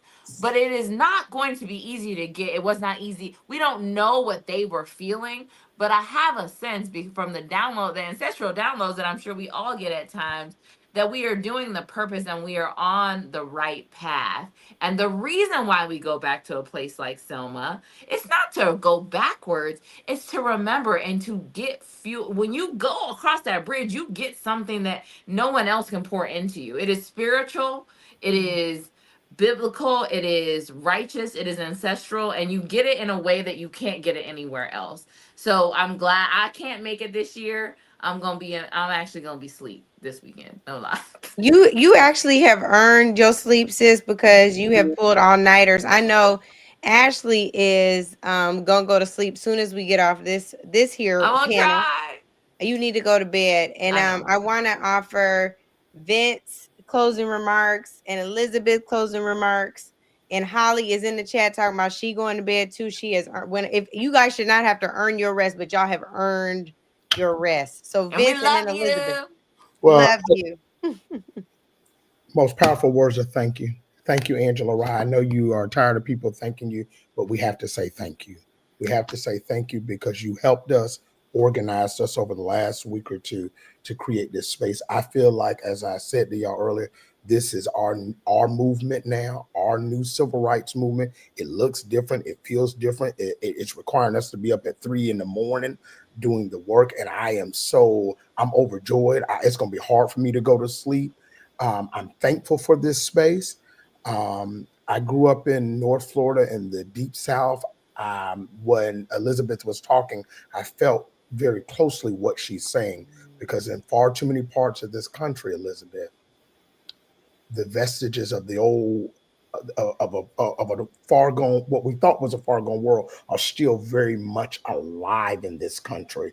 And so to return to Selma and places like Memphis, and to return to Mississippi and my home in North Florida, these places are still, so the work must get done. So I'm gonna end on a positive note, because I do know that we need to run out of excuses before we run out of time. And this gathering encourages me, like I hope it encourages all of y'all, to see Ben Crump, who was a mentor of my first time protesting in the streets at Florida A&M as a young student, was because Ben Crump made me to see Ellie, to see Monique, to see Choteka, to see Joy Reid, all of these people tonight, Black brilliance. We can do anything, and we don't need to wait on anybody. We just need to take the power and do it ourselves, and that's what we're doing. So I'm just glad to be a part of the journey with y'all. I love y'all, seriously. We love you, Vince. We love you, Vince, and know you're going to do amazing work tomorrow, regardless of what surprises the CBC might have for us. And Elizabeth, you have the floor. I just want to thank y'all so much for letting me be a part of this. Angela, and like Vincent, I'm sure you're tired of everybody thanking you, but thank you for letting me be a part of this. And I do feel what you're saying, Vince, that this is a movement. This is something that we're shifting into, and it's going to be a little uncomfortable, but it's necessary. It's important. And we have numbers, we have strength, And I think that is the most important thing to remember, is to not let them browbeat us down. And Ashley, what you're saying about things not being that far removed, you know, I'll just end on a positive note of my grandfather, Alan Booker Sr., was born in 1900, was a sharecropper. He was, 61 years old when my daddy was born. And I think about the fact that a lot of people only know about sharecroppers in textbooks, but, you know, I had the privilege of having living history with me. My Uncle Roosevelt passed away about a year ago. He was 98 years old. I remember my daddy went to the funeral. My daddy's 63. My daddy went to the funeral. They said, "Oh, you look good. You're his brother." He was like, "Well, we are some years apart now." So, and I think about all of that living history that I got, you know, from this family that I was so blessed with. And I think about my graduation day from law school and my daddy pulling me aside and saying, "Your grandfather never, ever believed he could have a granddaughter who was going to be a lawyer, not in this country." Yeah. And so while we are not that far removed, the progress is evident. And I will be taking my Black lawyer behind to the Capitol tomorrow. And I'll make sure to have plenty of thoughts about what's going on with this administration. And I will be sharing them with CBC. And I hope everybody continues to tune in here and for the state of the people. Because, you know, y'all don't need to waste your time watching that man talk. Don't waste your time. And Elizabeth, please don't get arrested. Don't be yelling so loud, cussing that we got to go. We're going to have to start a bailout fund. And speaking of bailout funds, Ashley, we need to know how to support. She's like, "I ain't going to jail." We need to know how to support Watering Hole Media. I love the testimony that you and Elizabeth shared at the beginning, to be creating and blazing such a trail for content creators. Please let people know how to support. I think part of what we're doing over the next several hours is letting people know how to get engaged, how to support Black businesses, Black funds, apparently Black bailout funds in case Elizabeth tries to get arrested, Black members, Black candidates, Black banks, Black foundations. I'm running out of Black stuff. Black clothing lines, Black makeup artists, Black photographers, Black production companies, Black marathons, Black what else? I don't know, but all Black. Blackity black, black, black. Yes, but tell us how to support Watering Hole Media. Well, immediately you can go on Instagram and follow us at Watering Hole Media, and as well as YouTube. We create our original content. We are supporting this effort via Watering Hole Media with time and resources. Really not financial resources, but you know, the sweat equity that we give, and we support creators. We believe fundamentally that we get to write our own story, and we want to empower people who want to do that. It is not about Ashley, it's not about one person, it is about the collective. The reason why it's called Watering Hole Media is because everybody can come and be nourished. It is a place where you come and you get nourished, and you can go back to your respectives, but you can always come back and be nourished. So follow us on Instagram and look out for us and support our content as we are going into our next round of production soon. So Love thanks, it. Ange. Thank you all. Vince, I wanted you to stay on but Andrew, I'm about to have to call him because I hope he didn't fall asleep. He's in the green room. Let's get him in Oh, here. okay, yeah, bring him out. Andrew, Bye, everyone. bye, Thank y'all. Vince, you. you gotta stay on. Bye, Elizabeth. Bye, I'm gonna Ashley. say Go to bed, Ashley. for just a moment. You're gonna say hi because this is how I met you. You are gonna stay right here and say Oh, hello. is that Andrew Gillum live? His mute. Andrew, his you're audio. on mute. Get off mute, Andrew. You're muted, Andrew. What happens every time we do the podcast, by the way. Get off mute, brother. Andrew is telling coming me no. live. That's You're great. still on mute, Andrew. Andrew, take I it off mute. I know. Oh, there you go. Moving slow. It's 3:00 in the morning, y'all. Okay, well, welcome. What's up, V Evans? What's up, brother? Rev. Gillum, you know, Angela Rye, all roads lead to Angela Rye. Oh, Look, please don't start She that. is the president of the people. She is the president of the people. You hear me? I was gonna say, and the vice president. Wait a minute. And the I think you just secretary. said something. Do we need to talk about that in 20? I mean, I'm down. Years Oh, from now? no. We don't need to talk about that. But you can't do nothing about it if you draft it. I mean, that's just what it's going to be. Let me tell y'all something. have That no is say in not my ministry. My ministry is running campaigns and keeping people out of crisis. I do not need to be the candidate. You can tell you I do not need to be the candidate. Look She's at so her. selfless,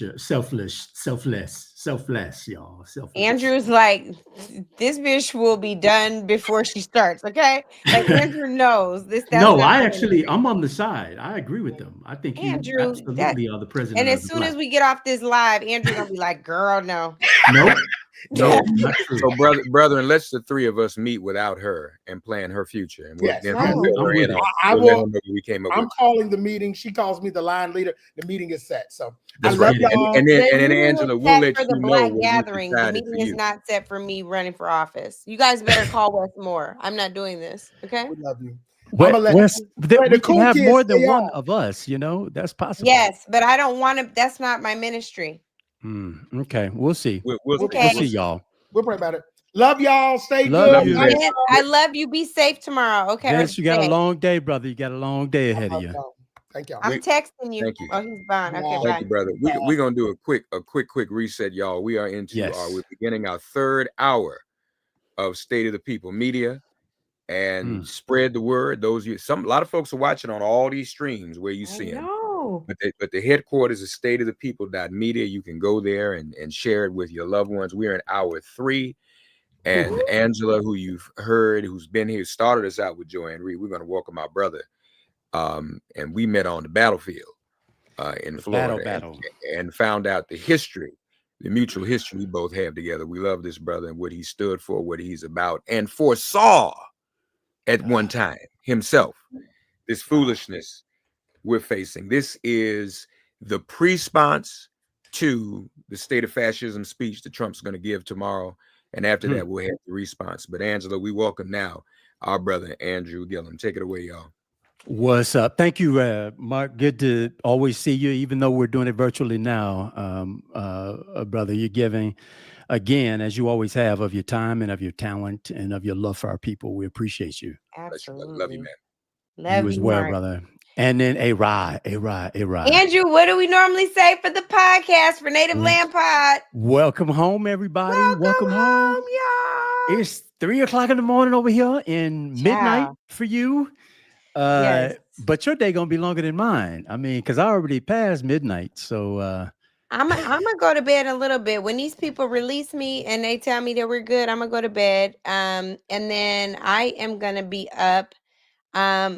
We have some breaking news. I'm so excited to say that at around 11 a.m., Breakfast Club is also going to be streaming our marathon. Awesome. Yes. And at 10:30 a.m., we're going to go live with Breakfast Club and a couple of attorneys general talking about some of the things they're doing. And AG, as you know, we've talked about these things on our podcast. Yeah. So I just want to talk about why we're doing this and why do you think it's important to be No.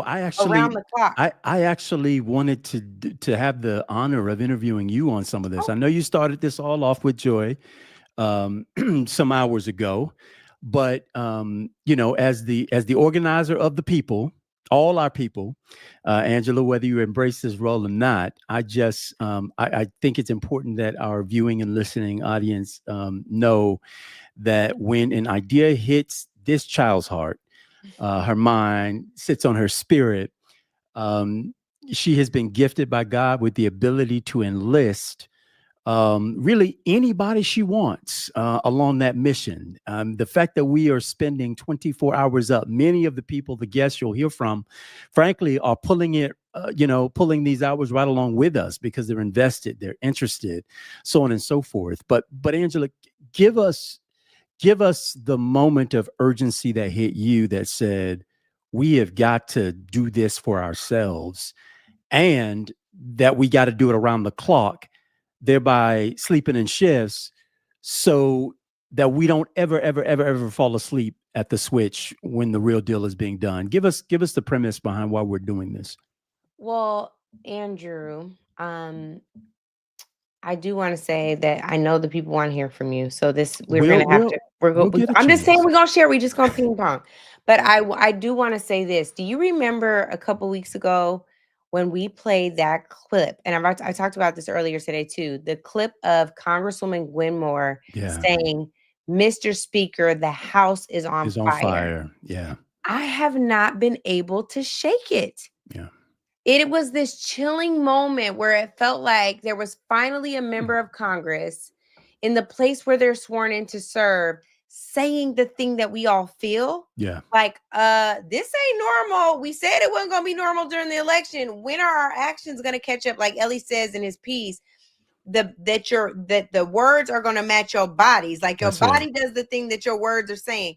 And it felt like in that moment, like, okay, I'm not crazy. Now I know how to move. Yeah. So I feel like that's been heavy on me. And I think the other thing that happened, AG, quite honestly, it's the thing that I admire most about your leadership consistently at every level of government. Even as an SGA president, what I've been told from as urban legend, because I wasn't there at FAMU for all the rattlers out there. But I gotta say that there's been something that we've been doing on the podcast, and I think it kind of finally got to me where we are like, well, what they gonna do? Well, when they gonna do something? Well, why they not doing this? Well, who gonna do it? Well, when we going? Like, and I finally was like, it's us. It's on us. It's on us. Like, Andrew, we not even at the kids' table at Christmas and Thanksgiving no more. We old as hell. We pushing AARP. That's real. That's real. So I was like, okay, we have everything we need. I get up every morning and tell God, I have everything I need. Everything. Thank you. I have everything I need. Thank you. And that is true for our community. That's real. The riches we have in talent, in innovation, in contact, in connection, in coalition building, in skills, the people who put these productions together, Holly, Mark, Ashley, the graphics team from these kids that you've talked to in our professional development program, Chloe, Avani, Lolo, like our research, she's not even a research producer. She just Charles Barkley. She can do anything. Yeah. It's just that we have, as you would say, you say an embarrassment of riches. We do have an embarrassment of riches. We do. And so I was like, we don't need to wait for our elected leaders to lead us. We have the leadership right here. Let us assemble. Let us go forth. All we need to do is take one step, and then we just put one foot in front of the other, and we'll see where it takes us. Angela, the state of the people is out here. They are here, huh? So let me add, some of the achievements that we've seen in our community, I have to confess, I think the more we've scaled this ladder, in the rarefied space that gets occupied by so few of us in our community, at respective levels. So, how do they say? What's the saying? There are levels to this. Yeah. So folks may know you. They may recognize you by face. They know your voice. They see your image. And even as you sit in this exalted place for a great deal of people, amongst your peers, you're still, probably feeling the pressure that you've got to work. You've got to show up very prepared, if not overly prepared. You got to make sure that you get it all right, because the moment that you slip up, could someone sweep in to replace or move or shift you from a space that you might consider your calling? What I want to get at is these places of privilege that a lot of folks occupy in our community. I think in some ways have also served to keep us from our most daring, our most audacious, our most courageous selves, because we become very, very, very aware of what we can lose from a misstep, from the wrong step, from speaking up for the right person, maybe at the wrong time to the wrong audience, and then folks got words to say, and then you find yourself caught up in that whole thing. I just wonder what words of peace or of surrender, of God created you for such a time as this. How do we communicate that across these waves to folks so that they don't have to constantly stand in a moment of questioning? Is it safe? Yes. Can I do that? Is it danger over there? Is it, as we did a podcast on it, is it easier in the shallow than in the deep? but I know that we're not a lot of times apt to sort of confess this as a real challenge for us, but there are consequences that come with comfort and conveniences Yes. when we put those out on the line. And I just wonder, how do we gird people up to say, yeah, we see that, we know that exists, Yep. but ... dot dot dot. Well, and this is a question that I really want to turn back to you. I'll tell you, I had a conversation with my friend Will Smith recently. And I was telling him like all the pressure I was feeling, going off about the administration, all this stuff, and feeling like the urge that I needed to do something, not really sure about what yet. And he asked me, he said, what if your mission is to just start the thing, but you don't see the promised land? Mm-hmm. And what I came to in that moment was that it was more important for me to start the thing Yeah.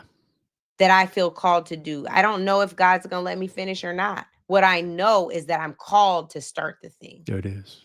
And the other thing that I think is remarkable, and I know Holly and Mark and Ashley, I'm going to keep naming them, and Lolo and everybody else can attest to this, is God gave me a part of a vision.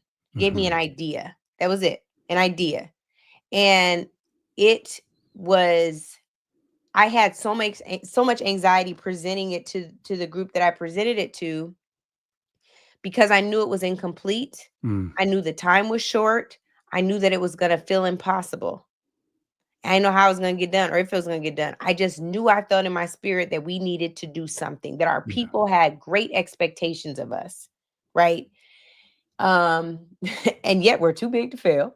But like, I know now that God gave me that idea, as incomplete as it was, to show me that we are designed to be interdependent. Yeah. And that it was not mine to govern. Yeah. It was mine to share, to play my part, and move out the way for the people who are 50 million times better than me at doing other things. All I'm supposed to do is play my part. And I better play that thing well, because otherwise these people are going to get me, and they should. But Andrew, you have done this time and time again. I know we talked about it on the pod recently, but I want to say it here too. For the people who are facing violence in their communities, they've seen it in their children's schools. You're someone who, when violence was at the front door, on the doorstep in Florida, you didn't suspend your gubernatorial campaign. You just were like, in my humanity, I'm showing up to protest this thing, and my campaign is going on. And people saw that and they were like, that's a real one right there. So how do you respond when crisis knocks at your door? You know that you have a leadership role, whether it's in elected office or not. You know that you have all the capabilities to lead and to organize, which are not always the same thing. How do you make those decisions in those moments? For people at home who are like, okay, this 24-hour stream is dope. Yeah. But what am I going to do when I'm finished? Yeah. What guidance would you offer them as a leader? So to the first part of your question, which is sort of like making the decision to lean in, so much of that had to do with very selfish reasons. As a father to kids, to 3 children, as a spouse to an incredible woman, and best friend, RJ, as a son to my mother and a sibling to my 6 siblings.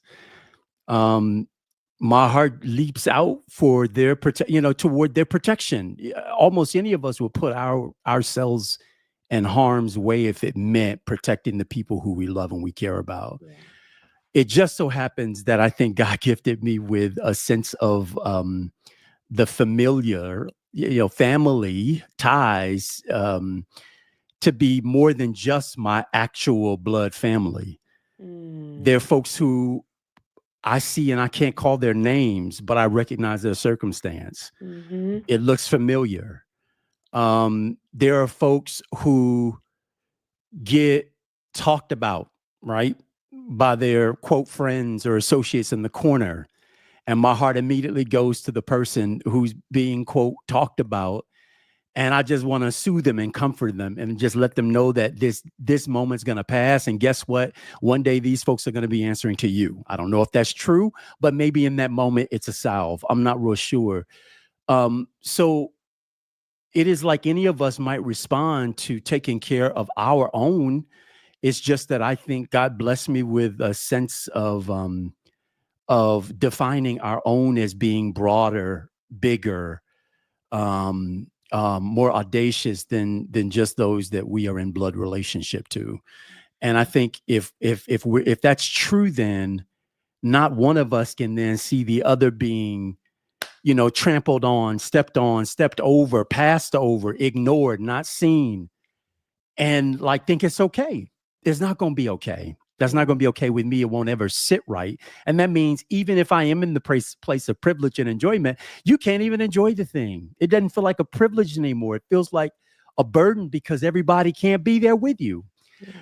So during the campaign and that sort of thing, there wasn't a second thought, and there wasn't a staff person or anyone else who could have given me guidance to the contrary, because that's not how I operate, and that isn't how I move, whether in privileged or outside of it. It just isn't the way that it works for me. To the second part of your question of like, what do we do the day after? I want to go back to your earlier response to my question, which was simply that we all have a role to play. Yeah. Like God may not lay out the whole clear plan for you. God, whenever does he, right? Whenever does Spirit, does Source lay the whole thing out for you? It doesn't happen. That's why we have faith. Yeah. That's what faith in essence really is. It's like, okay, I can't see around the bend, but you've given me a piece of this thing, and I know I got to play my part. And God, just as you trust in me, I'm trusting in you to carry us through this thing. Yeah. That if I do my thing and then somebody, whomever you've handed the baton to, does their thing, and together collectively, then our thing gets done. So the important thing I think all of us have to carry is that we have to stop waiting for everybody else to do a thing. Mm-hmm. That we have a thing to do that's been laid on our heart, on our spirit. There's a skill set that's been harnessed and cultivated and shaped and molded over our time. And like, that's the thing that we put our effort and energy into. We can't do it all. Yeah. Angela, you can't do it all. As mighty as you are, you can't do it all. You come in and out of that awareness as much as we can. But those of us who are fighters really do want to just do it all. We really do want to see it happen. Mm-hmm. And so if the ball gets dropped, it's like, well, this on me to pick it up. Yeah. And in truth, nope, somebody else has been equipped with the pickup. And somebody else has been equipped with the pass. And somebody else has been equipped with this part of it. And together, this thing gets done. But if, there's the saying, and I know it gets often overutilized, but you can't eat an elephant whole.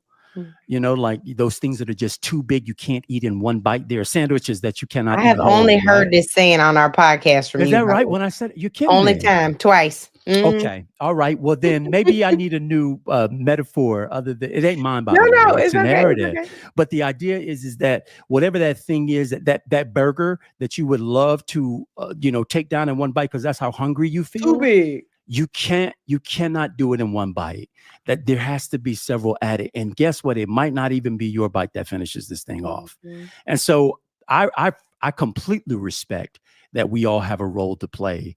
And then, Angela, if I could finally say, build yourself a squad. If you don't have it, get with one, because you must be surrounded by people of I think like-minded character who believe as well that they're not just waiting on you to go do the thing, but rather they're trying to tap in and do their part too, because there are a lot of takers out here. Yeah. And unfortunately, this ain't for the faint of heart. This ain't the taker moment. We're trying to give so that we can receive. But Andrew, we all have to contribute. We do have to contribute, and you're doing that at 3 a.m. Tell me why. What compelled you to do this at 3 a.m., to be in the shut-in like the church at 3 a.m.? Why? What compelled you? I told you about Gwen Moore. Tell me what compelled you. The time, well, I ain't choose the time, but I did accept the time once it was presented to me. But I bought the vision. You know, I'm not a good person on texting and following all the chain, but Terrible. I do know that when a word comes forth, I may not be there for the subsequent 50, but on 51st, when it says it's go time, I'm like, oh yeah, that thing said it's go time, and now we're ready. So you put me in, coach, and I'm in. And but mostly, like I see the size and the scale of this threat, and I completely get how some people can feel reduced by the moment, really like not don't have the armor for the task, and that the challenge, the opposition is so big and so mighty. Who am I? Yeah. And that's why this whole idea of community, Angela, building, with each other is critical. Y'all aren't alone, and you're not the only ones um, who feel like downtrodden and not fully at scale when we're looking at the challenges that confront us. But together, like we can throw a mighty punch. In fact, we could sustain quite a war if Yeah. we're in this thing together. I fear for the other side when we all come together. I really do. I don't Yeah. fear for them because I think they're on the wrong side. But if I were them, I would be fearing us if we Mhm. were opposite one another. Our ancestors, they made the path too plain Mm. for us to shrink. Who are we to shrink, please? I Please. love that. Okay, so you just talked about the scale of the threat. Yeah. And one of the things that you've also done that I always brag on, like I had anything to do with it, I didn't. Young Elected Officials Network at People for the American Way. Andrew Gillum, if Andrew Gillum knows how to do one thing, you know how to bench build. And the Republicans, the other side, knows how to build a bench. They also are very much more resourced. When we talk about Black Sure. people, not progressives, not Democrats, but Yeah. Black people, building a bench that effectively gets our agenda and our needs met and our demands met. What do you think our next steps are? So we have this convening. Yeah. Black folks show up in crisis. We know how to Yeah. do that. Yeah. But how do we endure Yeah. and build Yeah. the bench, AG? What do we do? Well, first of all, I think on our side, we have to stop eating our young. Ooh. It's like the moment that you catch a whiff of a threat, a quote threat, the moment you see that person says it better, wears it better, looks at, whatever that thing is that causes insecurity in the people who hold the place right now, makes them reluctant to then invite you in and to say, you may not do it exactly like me, but you're going to do it your way. And your way actually may get us further. Who knows? But instead, I think very, very often we assess that threat and then we sideline them. We eat them. We eat the young. We make sure that their head doesn't rear itself again. And there's something so small, in my opinion, about that approach that I think we've got to really suspend with what is a very Eurocentric orientation, which is the belief that power is limited and must be hoarded by the few who have it.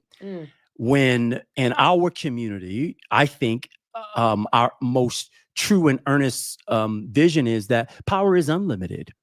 That actually, the more you have, the more I inure to you, the more you inure back to me, and all of ours grows. And then we bring others in, and it grows, and that we don't have to eat each other to consume your power, your influence. So, number one, I think we have to, as a community, really divorce ourselves from a Eurocentric model of leadership and of leadership building that says there is only enough room for a very small few of us. I think that is aged. It does not serve us. And it's never been, I think, the crescent belief of our community. Two, I think we have to demonstrate some patience. Our those who are tapped, who want to be it on day one, you want all those powers and whatever to inure to you immediately. That in our community, and quite frankly, what the universe is calling for right now, is folks who are tried and true through the experience of living, the experience of going through some things, the experience of hell, sitting down and having to lick some envelopes and send some mass emails or be on the receiving end of the info, ever wants to be on the receiving end of @info, right? Everybody's questions and comment and whatnot. But it takes some of that to build some character and some strength so that you can recognize that you should never be dismissive or menial acting toward anybody's role in this movement.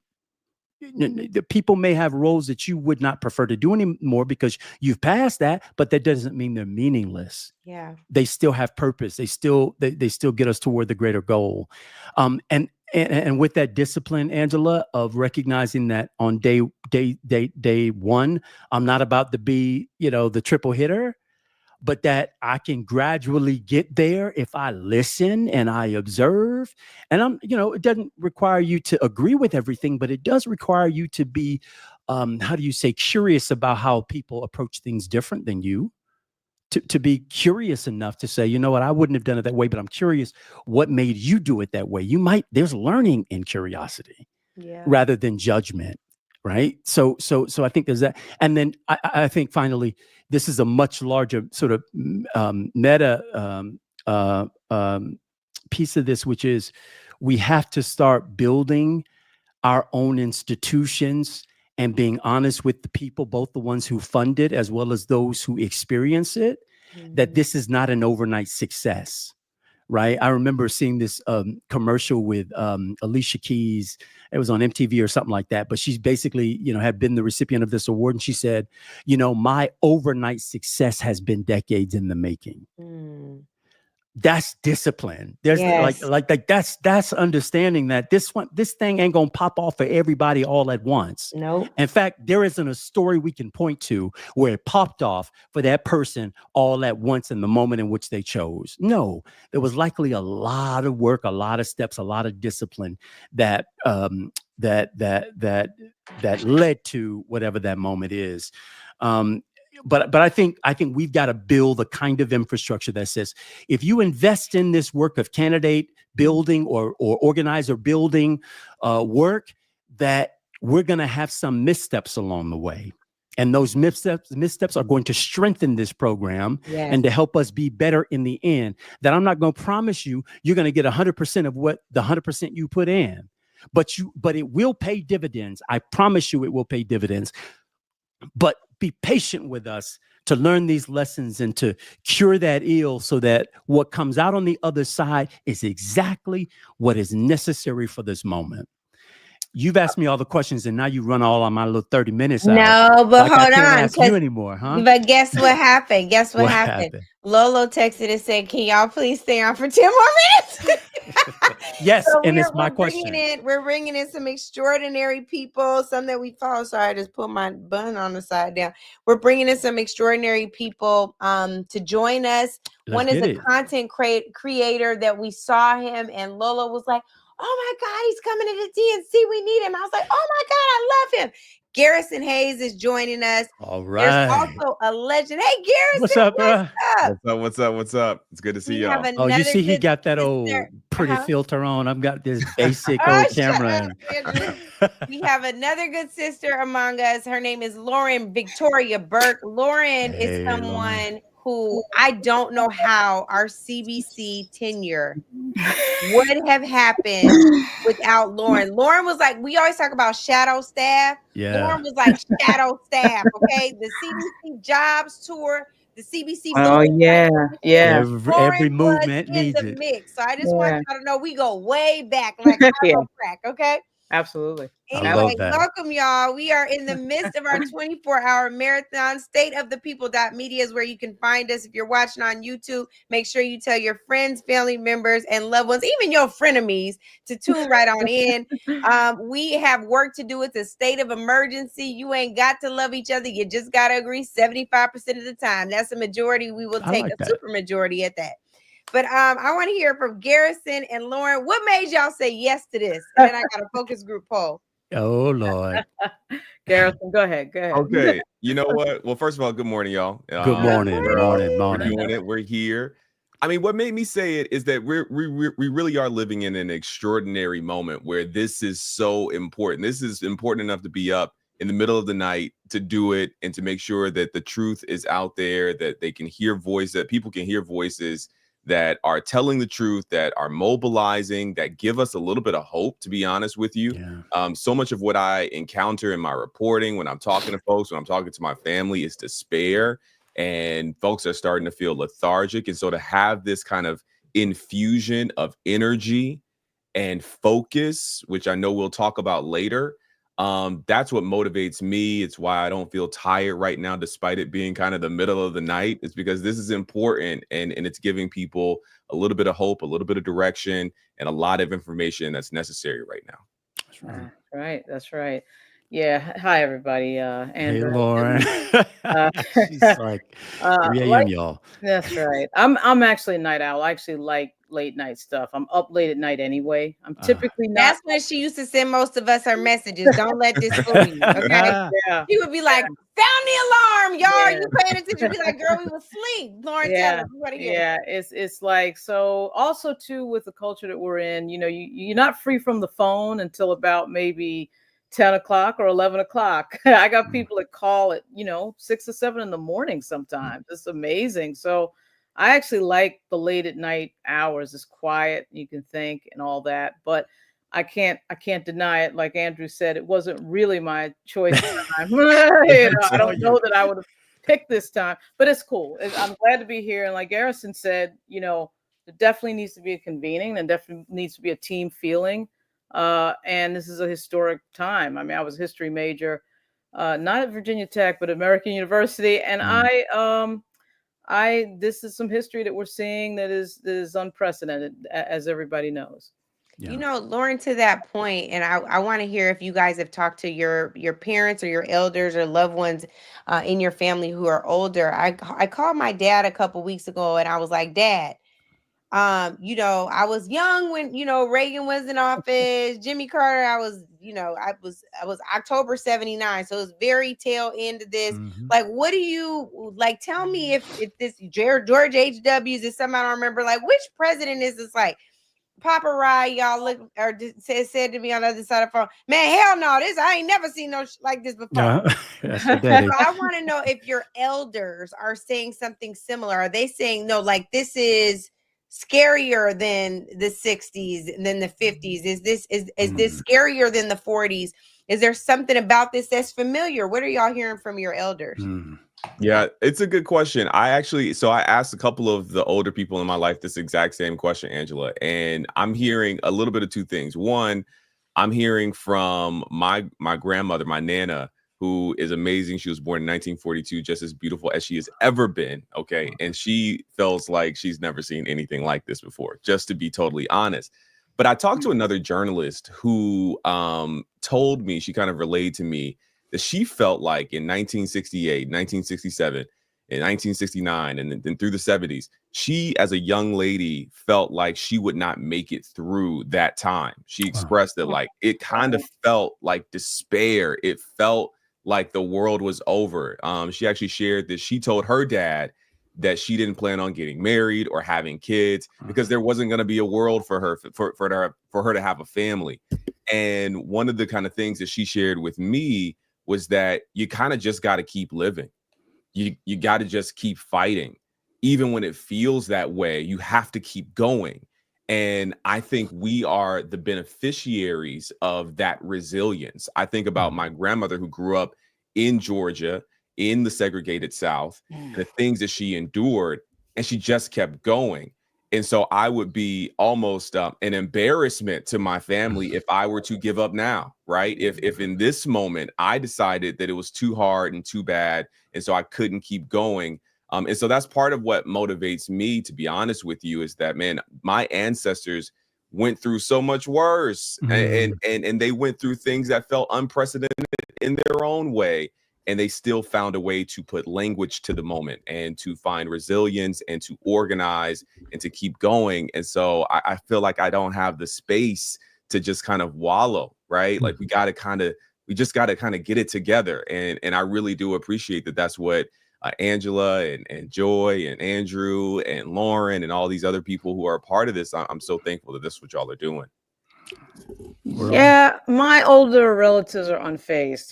They're unfazed by anything. I mean, one side from New York came over from Barbados, the other side from Virginia. They're just unfazed. They're not feeling threatened. They're not feeling anything. I mean, they're not worried. They're worried, but they're not. Again, Black people have been through so much that it's very hard to scare us with things like, oh my goodness, if you don't vote for so and so, then this is going to happen. Like, that doesn't really work well for, I think, a lot of older voters in particular, because they've seen so much and been through so much. So when they compare and contrast the history, they're just not as, it's not that they're not worried. Everybody understands that this is a very difficult and very scary situation, particularly since it feels like, 2 months feels like 8 months or a year. And I keep saying to myself, how are we doing this for 4 years? Yeah. And when I talk to all my friends who are members of Congress, they don't have any answers. When I listen to their town halls, they don't have any answers. It's a very scary thing to listen to, particularly if you're listening to senior members of the Congress. Don Beyer from Virginia had a town hall today, and a teletown hall. And he's a smart guy. It was a great, he's quick on his feet. He knows a lot. And but when people call, he had 2 federal employees who called who had been fired, one from USAID, both were disabled.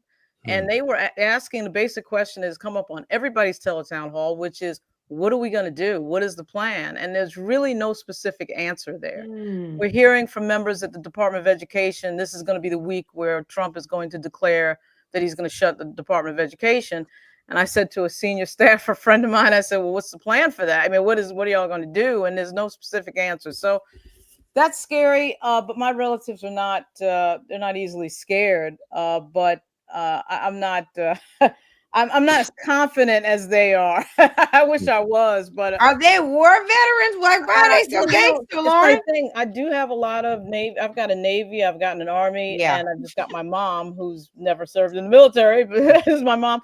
But they're just, I think there are a lot of ways, sort of like a lot of older Black folks, they've seen a lot, and they just sort of a this too shall pass feeling to their views. But, again, they understand the threat, though. Yeah. Andrew, what about you? What I value about the responses we just heard from both Garrison and Lauren is it really does underscore the value of intergenerational organizing, communicating, because a lot of us are running around with our heads on fire, and for good reason, given that, again, the size of this threat. But context matters. Setting these things in some sort of right and more proper orders that we can, digest and say, today's not going to be our ruin, that we've seen really perilous times before. And not just because, God said it was going to be okay, but because he's equipped us with the knowledge and the skills and the tools and all of the things to make us ready for the moment, we're going to be all right. Yeah. I think what we have to, now drill much deeper on is, okay, what is the knowledge? What are those skills and the various tools that we have at our disposal to not just survive this moment, but to really resist it and create the kind of outcome that we want, not just let the things happen. And what comes out the other side is, in a few years, we'll renew the central government and hire back employees who are needed in this. Like, that's not good enough. To go from pre-Trump to Donald Trump to then go back to pre-Trump isn't the ideal here, I have to believe. And this is why, Lauren, your point around members of Congress, very smart and otherwise really quick individuals being at a loss for not just words, but ideas and ways in which we're going to survive and thrive out of this thing. The scary part of that is because all of us are we're like, if we don't know nothing, at least there's some people who know something. Yeah. And right now we feel really out of our depth because there doesn't feel like there are the people who know what to do, right? And I guess to the point of this whole 24 hours, we are what we've got. We are what we've got. Right. And so we're kind of having to pull all of what comes to the table from each and every one of us, our collective, to figure our way through this. My only thing that I hope that we take away from it is that this crisis moment that we're in, let's not let it escape us and produce something on the other side, but rather let's figure out how we gain control of it, not let a good crisis go to waste. And on the outer end, that we've got, I don't know, a community that we've built that is much closer to liberation and freedom and the beloved community, rather than just going back to some status quo. Yes. And I don't know that we started to touch that, start to touch that hem yet. We just hit the threshold. And I want to hear from you, Garrison. And I got a question about Andrew's tools he brought up.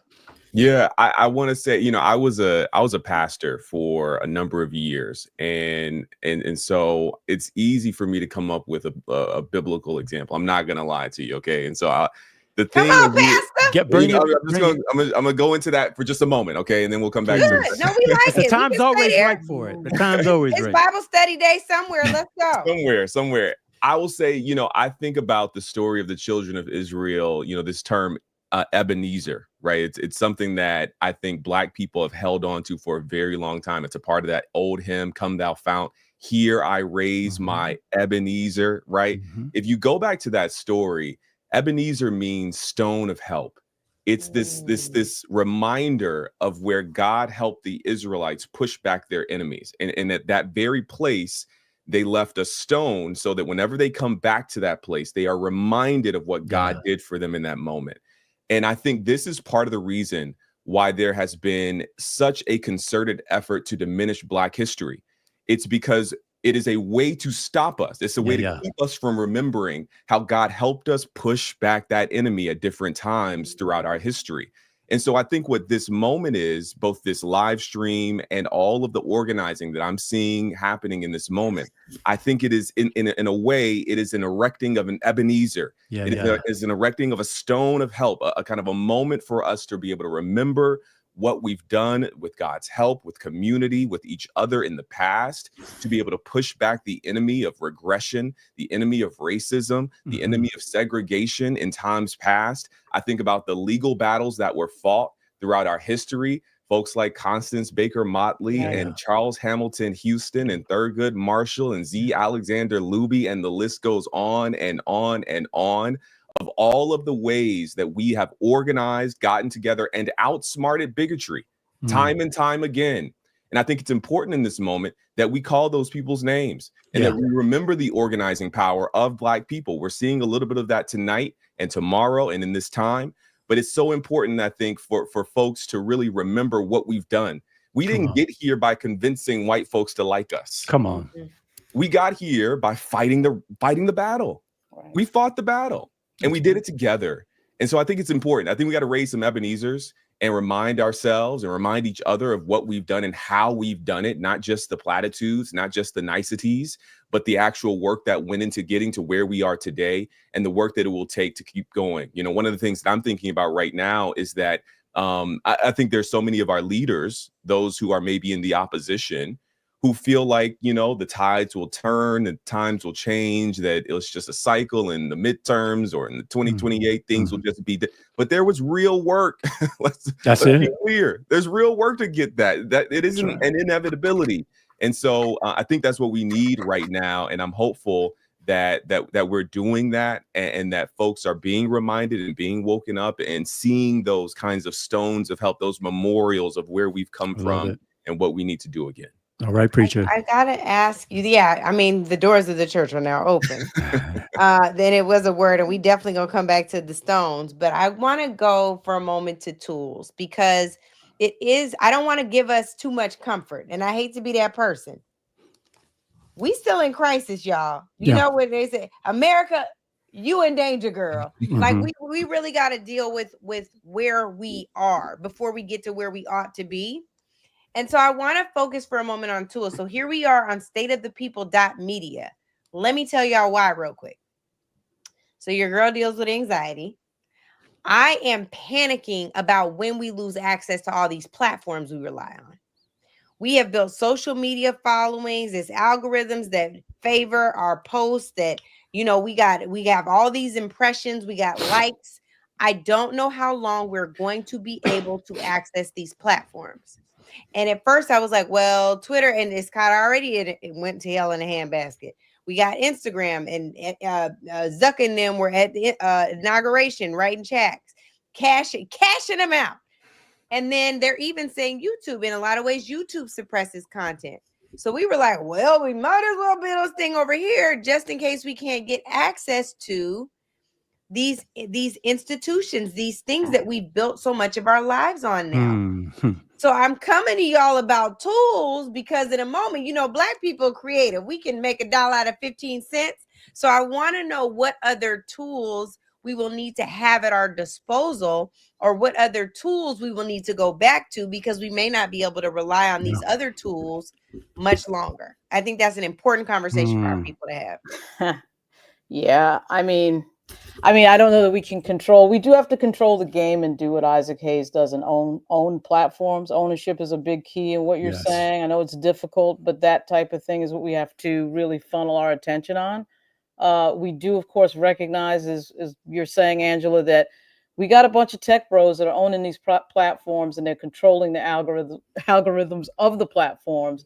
And it gets us Jan 6. It gets us people believing lies. It gets us a reality of violence, and I think a level of tension that we haven't seen in a long time. And I remember when I started working, when I was a federal employee some years ago, we didn't have to worry about a lot of these platforms. I still say to members of Congress all the time, the most important staffer in your office is not your chief of staff, it's your comms director. Your comms director is up 24/7 worrying about something, and something is happening on some platform. And the typical something that's happening is probably defamatory. So as somebody who's become an accidental crisis manager, we live in the golden age of defamation. And so these tools are used by people who want to destroy other people with them. And we have seen it happen again and again, particularly with regard to X. There's no regulation on these platforms. I do think we do have to, you know, fight on the battlefield that we're on, though. And we fight on it pretty good. Black people over-index on a lot of these platforms. And we took over Twitter, which is why the dude from Pretoria bought it, because he hated the fact that we were controlling things like Oscar's So White and everything else. There it is. And but then you go to something like a TikTok, and then there's something else that comes on. Now they're trying to shut down TikTok for reasons I think are completely political and have nothing to do with national security, but that's just me. And I think we dominate our content and our culture, and the strength that we have in the culture dominates. I mean, as Garrison has shown us 1 trillion times, his type of communications is the future. Legacy media is in fact dying, and this short form communication that people control, where they pack a bunch of information into something like Garrison does, is where we are going. So I do think that we shouldn't worry so much, but sure, we have to be mindful of the fact that on that inaugural stage on January 20 were several people who are not our friends, one of whom owns, you know, a major paper, another of whom is Elon Musk, as we know. And these people are not our friends. We have to be aware of that. Yeah. I'll just jump in here and say that I think that, you know, Lauren, I think you're spot on. One of the things that I like to do is try to learn from what the folks over there are doing. And one thing that they do is they collaborate, for one. I mean, if you show up, if you are in this kind of Joe Rogan universe, for example, they are going to platform you, which helps you get your own kind of thing, and you kind of share a little bit of an audience, and that kind of grows in its own way. And so there's all of this kind of cross-pollination that's happening. The other very practical thing that a lot of folks are doing is recognizing that these platforms are incentivized to kind of gatekeep the attention of the folks who are on the page. So if you're sending people other places, they're not going to show your stuff. So I noticed that a lot of the posts that promoted this, you know, many of them were kind of suppressed, to be totally honest with you, right? And so I noticed that. And so one of the really important things that we can do is to begin to try to own our audience. I love, Lauren, that you're talking about ownership. A part of that process is getting emails, is getting people to sign up for a newsletter. So you own the email address, the email list, and you can email. That way there's no algorithm curating where in the feed your post is showing up. It's going to the top of their inbox when you say, hey, come out for this thing, or show up for this thing, or pay attention to that thing. And so I think it's important that we're kind of creating some of these kind of funnels and pipelines to make sure that we have access to the folks who are interested in what we're doing. And so again, part of that is cross-pollination. And part of that, I think, is getting folks to kind of funnel into an email list in some way. That's just very practical. It's not, it's not sexy, but it's very practical and it's real. necessary. Andrew, I want to hear. Tell me about a tool that we should be using. Either it could be a throwback or a new one. What you think? Well, first of all, I can't add to I think the brilliance we've already heard, other than to just remind us not to forget, a lot of these really basic forms of which, to give you an example, I got called by by a woman at church who oversees, I'm not sure how many families like my own, who calls every now and again to check in to make sure we're doing okay. And is there anything we want to put on the pastor's prayer list, or that we need her to intercess on our behalf to do? And it really struck me. It reminded me of my grandmother, who used to be on the horn, making similar calls, and wasn't asking if you want her to intercess. She was intercessing on your behalf. You spoke it, and she created, she came up with the prayer that had you feeling lighter after that call was over. I only use as an example to say, there are tried and true methods of how it is we can get a word through. And I don't just mean in the religious sense, get a word through on the main line, but I also mean just with and amongst each other that, I know now my kids, they shudder if the phone actually rings.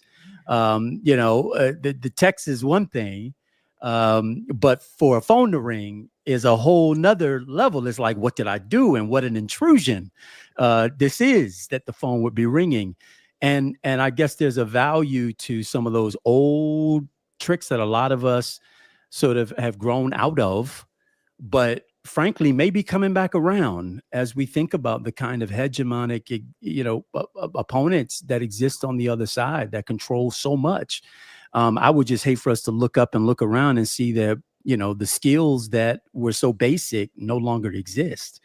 So just reconnecting with the basics, y'all. Knock on somebody's door. Yes. Say hello. Use your voice to speak, and encourage something in return.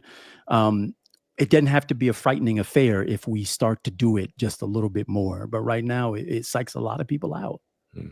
One of the things, to go back to the pasta, about this concept of Ebenezer, a stone of help. I'm curious to know, since we can end on a higher note as we bring the people to the altar, and to and bring them to the water, because we do need to be baptized too. Yes, Because I don't know what people want right now. My. We need relief. So when you consider a stone of help, I want to throw out to you all, and this is also my tool, so it's doubling, but just given the time, it's doubling quickly. My dad, my best friend, and a chef and her son, started this Sunday dinners concept. We're doing old school Sunday dinners. Black people love Sunday dinners. We're doing them one Sunday a month in my hometown of Seattle. They're by invitation only, but it's a way to build community. And y'all, we did the first Sunday dinner last Sunday, and it was beautiful. I bet. It felt spiritual. It was so good.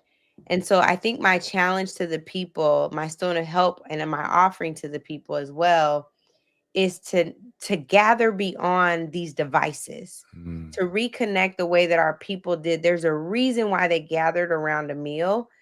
It's where guards fall and where help shows up, and where you remember that connectivity that we're going to need to not only get through the next 4 years, but if we're smart, through generations.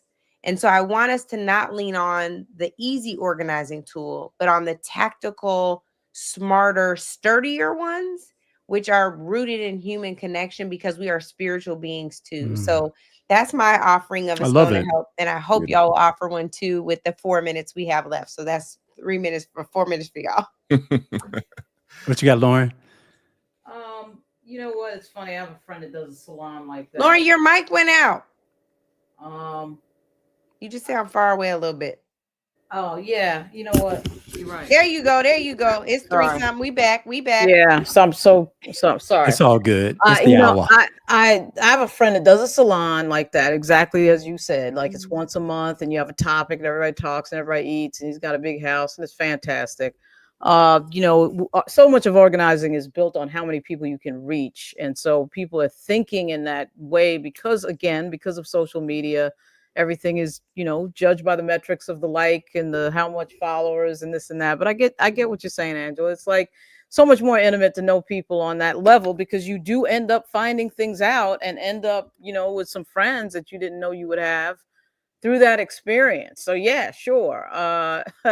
My my grandmother, who has a huge dining room table in her place in Brooklyn, that was always the gathering point at Thanksgiving, and that feeling is fantastic.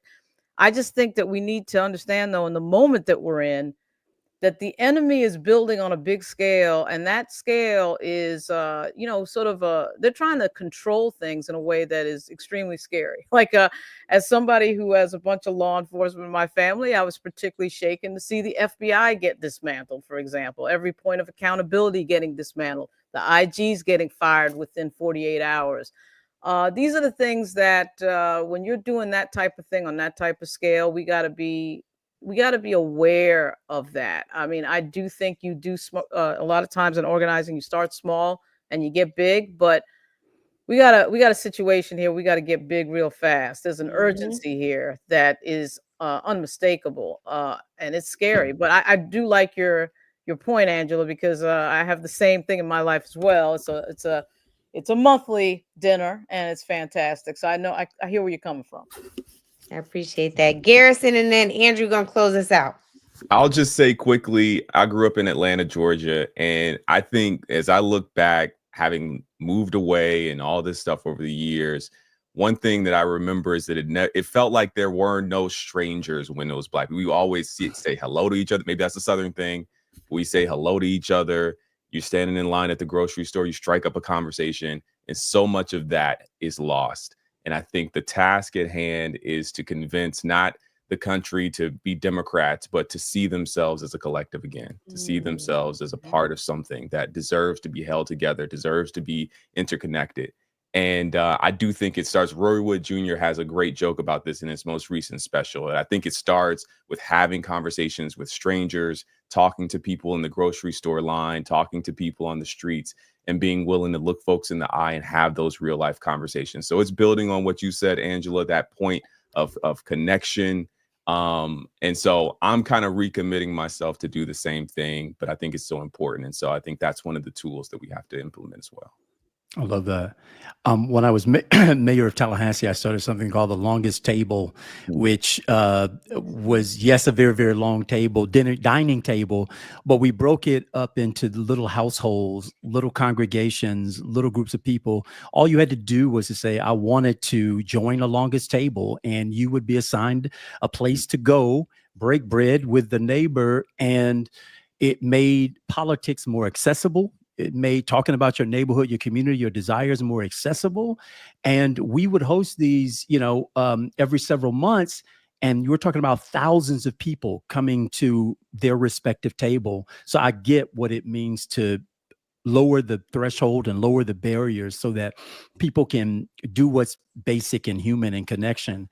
I would say whatever the form we take, we're not going to be able to get ourselves out of these kinds of environments, these kinds of political situations that we now find ourselves, unless we invite more people into this process. Mm-hmm. If we had the same turnout and from 2024 duplicated 4 years later, or 4 years beyond that, or 2 years in a midterm, there is no future to that.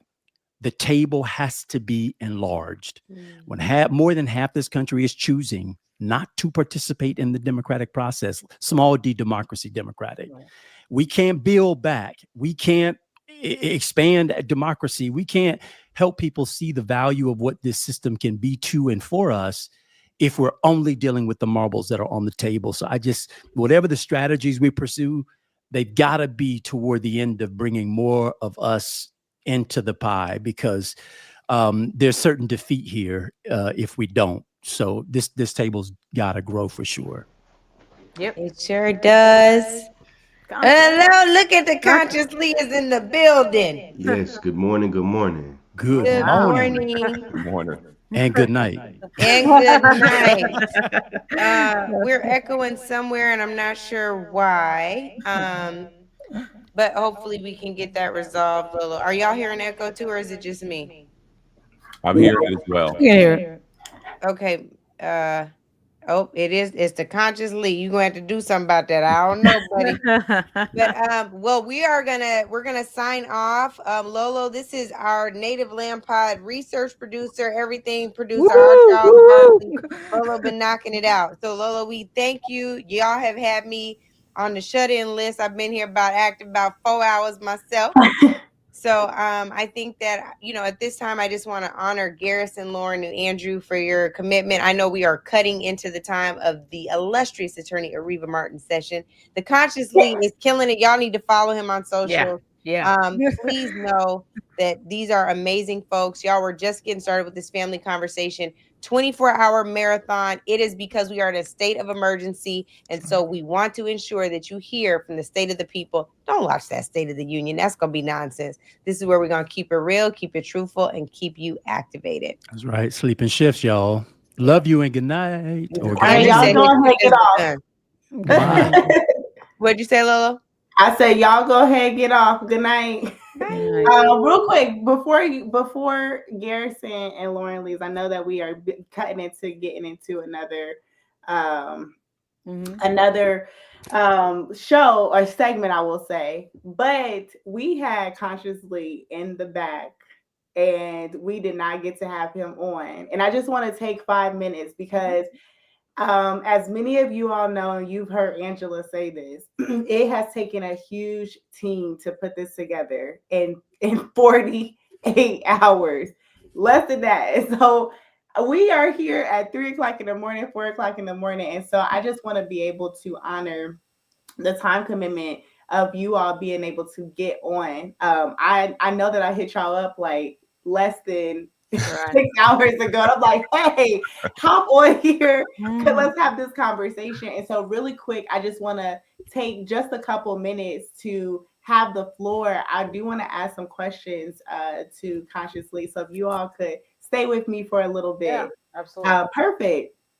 So thank you so much for joining us. And I just want to ask, I just want to hear what's your thoughts on I think we have been real nervous, or people have been saying like the media is being is taking over and being the end. It's like it's just the end of times. And I just want to ask you Consciously, like, how do you feel the media's role has played a part in what we see unfolding in the administration, what we see unfolding in people's fears and people's anxiety, what we see unfolding, and how we see that the media has been weaponized against us. And so I just want to get your thoughts on that really quick.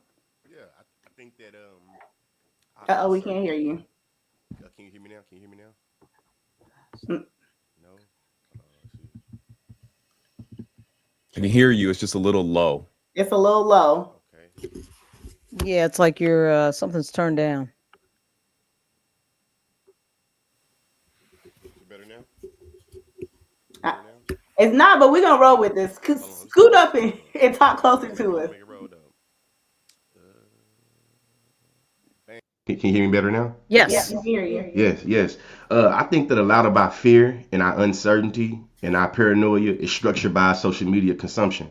I would make a distinction between traditional media and kind of new media, because I think that a lot of people that's on social media right now, we know that we don't have to have our message dictated, you feel me, the way that a lot of traditional media has. When Garrison and I want to make a video, we don't have to go through any kind of channels to post that video. It's like, if we can defend it, do we feel comfortable posting? Post. I think right now, us trying to maintain a balance between media consumption and kind of doom and gloom, and being able to poke our heads from behind our phones and see what's going on in the world. What I know is that a lot of my uncertainty, doom and gloom, a lot of my, fear comes from how I consume media. But I also know that if I just try to let media go, that I might become I feel like ignorant or unaware of what's going on around me. So to me, the last thing I say in answering this question is the responsibility that we have as media moving forward is being able to inform our audience and being able to make sure that the information that we give is legitimate. You know what I'm saying? It's been fact checked and it's being expressed in a way that I think is more accessible to everyday people. I definitely appreciate you saying that. If there was some final words that you had for this going into this, I wouldn't say it's a State of the Union, but this congressional address that we're going to see, what would you say? Like, what is your thoughts about it? What would you say to your audience? Man, I think of this documentary I seen a little bit ago about the human manipulation of how social media is dictated and how it plays with our emotions and our feelings and making it where we stay on the app. I think that it's something that we should be very conscious of, no pun intended, and thinking about how our emotional responses is being used against us, or our emotional responses is being used to perpetuate keeping our attention. And I think that being able to define the phenomenon and make it act in a desired manner is the most important thing that we can do right now. Rest in peace to the great Huey P. Newton. But definitely media is a lot of the ways how we understand politics. Media is a manifestation of politics, and some of us view media as being neutral or being objective. And I know that the way the algorithm is dictated or the way that my content is disseminated, it's all based in politics.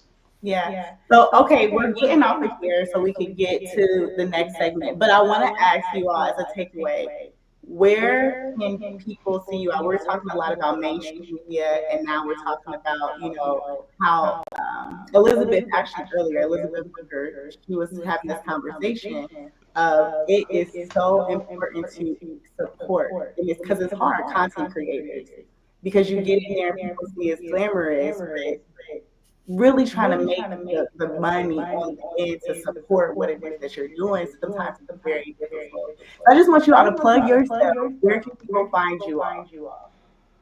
And I'm gonna start with Gary, saying that we just work our way down and around. Okay. I'll say, okay, so you can find me on Instagram. I'm on YouTube. If you're already on YouTube, that's easy. At Garrison Hayes on YouTube. So you can find me here or there. You can find me on Instagram at Garrison H. Either way, all of those places, you can click the link in the bio and find me on all the platforms, including Substack as well. And of course, keep up with my work with Mother Jones at motherjones.com. Oh, wow. Yeah, Garrison. I just want to say, Garrison and Consciously, you guys are amazing. What you guys do is absolutely freaking amazing. It is the future of media. I'm Lauren Burke. I do own a Substack called Black Virginia News. And you can find me there. Find me on YouTube at Lauren Burke. I shy away from anything that has anything to do with Mark Zuckerberg. So IG, I'm on there, but I don't really use it. I'm on Facebook, but I just do that for my family.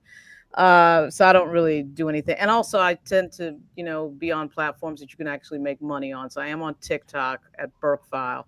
But you guys keep doing what you're doing. I mean, extraordinary, absolutely extraordinary. It's an honor to be with you two. And Lola, thanks for everything. I know you're working your ass off. Thank you so much. Yeah, and Lolo, first now that I'm reading my email again, I want to apologize. I'm Central Time. I thought I was getting up 30 minutes before. I'm like, I missed it. What y'all talking about? It was Eastern Time, and I'm in Central Time Zone. And man, listen, I appreciate y'all. I'm the Conscious Lead. You can find me really on any social media platform that allows for me to make a profile, which is almost on all of them. My motto is education is elevation. I'm now currently in the midst of writing a book. It should be getting published very soon. I do workshops, facilitations, as well as different consulting. Get at me at theconsciously.com. And I appreciate y'all for allowing me to be on the State of the Media, State of the People media. All right. Well, thank you all for tuning in. I'm going to go ahead and send y'all on about y'all way. Y'all can get y'all time back and go get some rest. Thanks a lot. All right. So next up, we have some heavy hitters. I know I've been getting on their nerves today. Like I said, it's taken a village to pull this together. And you all have been so just generous and patient with us and really giving your time. So first I want to bring on and introduce Miss Ariva Martin. Thank you so much for joining us. And then I'm going to bring on your guest here. Hello. Thank you. I know I've been talking to you all day. Good to see you. This is phenomenal. Shout out to Andrew. She had to jump off and take a nap, but I've been texting her, telling her what a great job she and the entire team have done. And my amazing guest who agreed to be up at 4 a.m. on East Coast time. All right, for the bros. Dr. Eichhardt, maybe if you rotate your camera, you'll be horizontal like okay. Yeah. Is that did I get horizontal? There I go. There you go. All right. There you go. All right. Well, later this evening at 5 p.m. Eastern time, Donald Trump will deliver a speech to a joint session of Congress. Now, it's technically not a State of the Union address, but it is an address similar to ones that George H.W. Bush, Bill Clinton, George W. Bush, and Barack Obama gave shortly after their inaugurations. Now, this will be Trump's first opportunity to discuss his first 6 weeks in office of his second term, a term that we all know has upended not only Washington, D.C., but the entire nation. Now, Trump posted on social media yesterday, his true social media site, that tomorrow will be big. He said that. And then he went on to say, I will tell it like it is. Well, we do know if Donald Trump's lips are moving, he will be telling lies. That's why we are here tonight at this 24-hour marathon, this morning, I should say, the State of the People. We are here to tell it like it really is, to separate fact from fiction, to give the American people an alternative to what they are going to hear and see in that performance that Donald Trump is calling a speech to the joint sessions of Congress. And what's on my mind tonight, and I know what's going to be on the minds of hundreds of thousands of workers across this country, government workers, that is what is going on? How is it that a billionaire by the name of Elon Musk can come into government with no experience, with no opportunity to do any kind of evaluation, and just whole-scale fire tens of thousands, hundreds of thousands of people, lay them off, cast them aside as if they have no value, as if they have no worth? How can they do that? Many of them fire simply because they are quote unquote DEI hires. So one of the things we're going to talk about a lot during this next hour, Dr. Debing and Dr. Eichhardt, are how did DEI become such a bad word? How did DEI become that which makes you subject to termination if you work for the government? I'm thinking of my cousin niece, who has spent 10 years working for the federal government and has gotten one of those notices that she's being laid off. She got a notice to that effect on one day, and then the next day her boss told her, well, ignore that. She is an emotional wreck. She had planned to retire with the government, and now her job, her career is all up in the air. So much uncertainty, so much emotional trauma that my cousin niece and so many others are experiencing. And who better to have this conversation about how we got to this moment other than my good friends, Dr. Omikanga Debinga, who is a professor of intercultural communication at American University, as well as joining me is Dr. David Eichhardt, professor of African American diaspora studies at Vanderbilt University. Thanks so much for hanging with a sister at 4 o'clock in the morning Eastern time, and for lending your voices to this very, very important topic. I've talked to both of you at different times about this topic, but we are at a critical moment because, like I said, later today at 5 p.m. EST, Donald Trump is going to tell his version of why these hundreds of thousands of workers have been laid off. We know it's going to be a lie. So it's just so important for us, Dr. Debinga, to set the record straight. So help us understand how we got here. How is it that particularly those employees who happen to be Black, happen to be brown, happen to be queer, are being fired because they are so-called DEI hires? Well, one of the things that Trump did was he primed the country for this. He primed the country, whether we're talking about Trump and the Republican Party in general, they primed the country for these types of layoffs and ignorance that we're seeing right now and hate, because they program people with the language. They, as Lyndon B. Johnson said while he was president, I learned at a young age, if you can convince the poorest white man that he's better than the best colored person, he won't realize you're picking his pocket. Hell, give him someone to look down on and he'll empty his pockets for you. The Republican Party has spent the last, particularly under Trump, first term, running in 2015 and the like, spent their time demonizing other people. They spent time tearing down other people. They spent time othering other people. They gave someone other people to look at. So whether it was Black people, whether it's LGBTQ people, whether it was people who are disabled, whether it's people who practice anything relating to DEI. Now we got to remember, before that, it was Black Lives Matter. Then it turned into woke. Then it turned into CRT. Now it turned into DEI. And all those four things, add them all together, they all equal Black. So he kept targeting and getting people upset. Well, maybe I am suffering because gay people have more rights. Maybe I am suffering because women have more rights. Maybe I need to target abortion and their right to choose and the like. So they were priming this. And the challenge that people did not understand was that he was priming everybody together.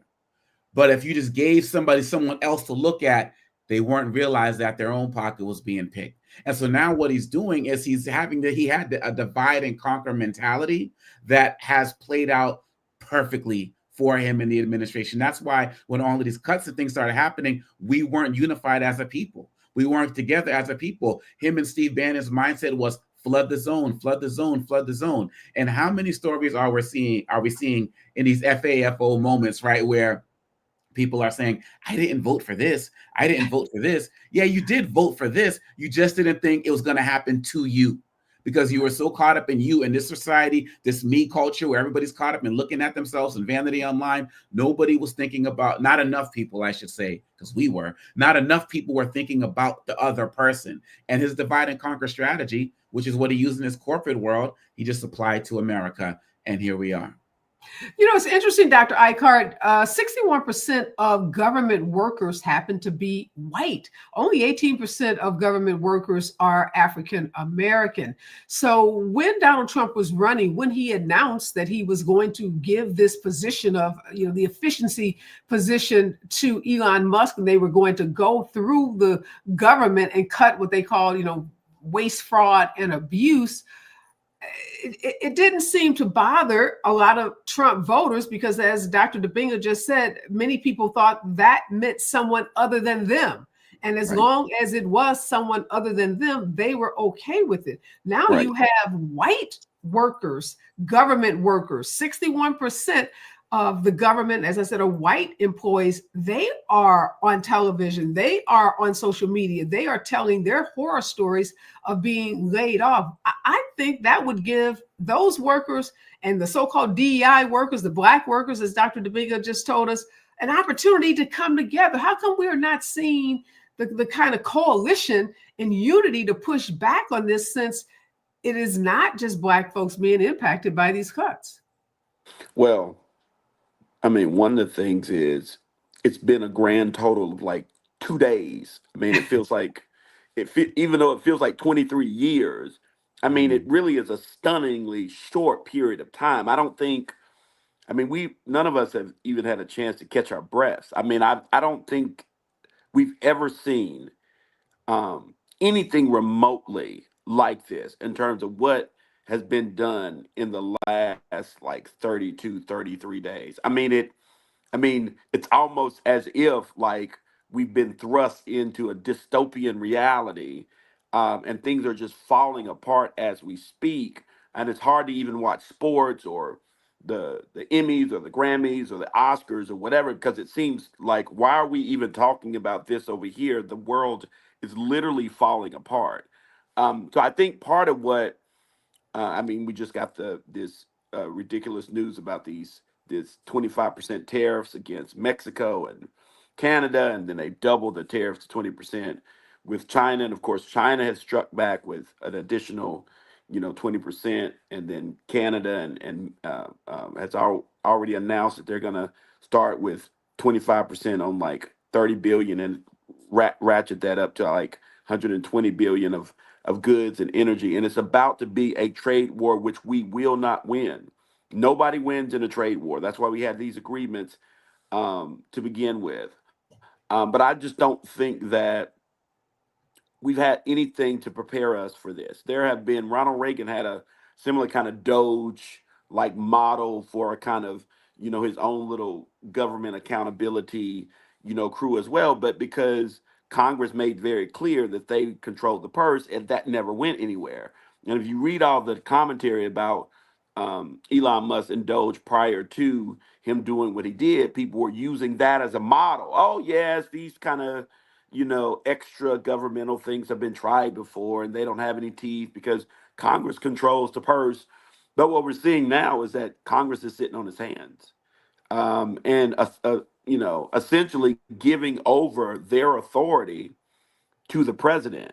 And then that is what's terrifying because I think, again, we're just now beginning to digest this. I believe, though, this next 30 days will be very different. I believe that, the cost of eggs, the cost of gasoline, the tariffs are going to have a major rippling effect. We always see what's happening to the Dow, right? These various indexes are taking a major hit. You're going to have other private industries are laying off workers also in line with the governmental layoffs. So I think you're going to start, and because white people are hurting, you're going to start seeing more stress and tension and more pushback. We're already seeing it at these town hall meetings.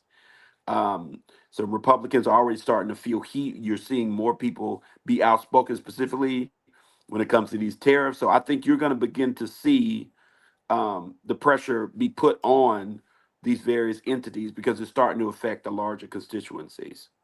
It's interesting you say that because Dr. Domingo, one of the legacy newspapers, had an article saying that quietly a lot of corporate leaders, including a lot of Democratic corporate leaders, are saying they are quite pleased with what Donald Trump is doing. They see opportunities. They see opportunities to make more money, to get more contracts. They're chomping at the bit for the ways that they anticipate governmental functions being privatized. So are we going to see this pushback if privately these corporations see opportunities to get richer? They're already rich, they're already filthy rich, but if they see this as an opportunity, as a money grab, I don't necessarily know that they care too much about what happens to the rank and file worker, even if that rank and file worker happens to be white. So this whole situation has me thinking a lot about the Holocaust, right? And when I think about the Holocaust, we only have the story of people who were put in the concentration camps and that particular horror. But one of the things we forget with the Holocaust was that people who were working in camps, they were working to produce something for somebody. And they were producing these things for corporate entities, right? My point is that corporations are cowards. Corporations are always going to go with the direction of the strong leader, of the leader that they fear. And when Dr. Eichardt's talking about we haven't seen anything like this, we haven't seen anything like this in America, but we did see it in Nazi Germany. The Nazis took over in less than 2 months because it's the speed at which they were moving. Right. And so when I see what these corporations are doing right now, they are going to go along with anything to build their profit. And historically, that has always been the case. And so one of the mistakes that we're having in this country is that we as a people have not learned from history because history was not taught. The three of us are those of us who are doing the 24 hours that they're doing. We know the story, but America overall does not know this history. And as I said, when you don't know your history, you're doomed to repeat it. And so it does not surprise me at all that these corporations are doing what they're doing. When it comes to politics, you have companies like Toyota and the like that, always donate to both parties and, they always try to both sides things. And so if people are expecting corporate leadership to be able to see us through, no, the changes always come from the people. It's come from the activists, it's come from the young people, it's come from the communities, and the corporations will follow what they are demanded to do. So it doesn't surprise me, but what we have to do with these media outlets that we have is we have to continue to expose them, because corporations don't have spines. And once they get exposed, they will make the change. Just like the MLB moved the All-Star game from Georgia because it was happening with voting rights a few years ago, but they haven't done anything else since because there hasn't been a major demand on them. We have to keep the pressure up. So you mentioned young people and students. So Dr. Icard, there's another article. I'm all over my paper, my legacy papers, that came out a couple hours ago that said Columbia University, the epicenter of a lot of the protests involving the Gaza, the war against Gaza, that Trump and his Department of Justice is now investigating Columbia because they said they haven't done enough work on anti-Semitism, and 50 billion or some huge number is at stake in terms of contracts that Columbia University has with the federal government. So that is not going to bode well for students that want to lead a movement, lead a protest, because Trump and team are going to make it very difficult for these universities to operate. So I would expect we're going to see more crackdown, making it more difficult for these students to lift their voices on these issues.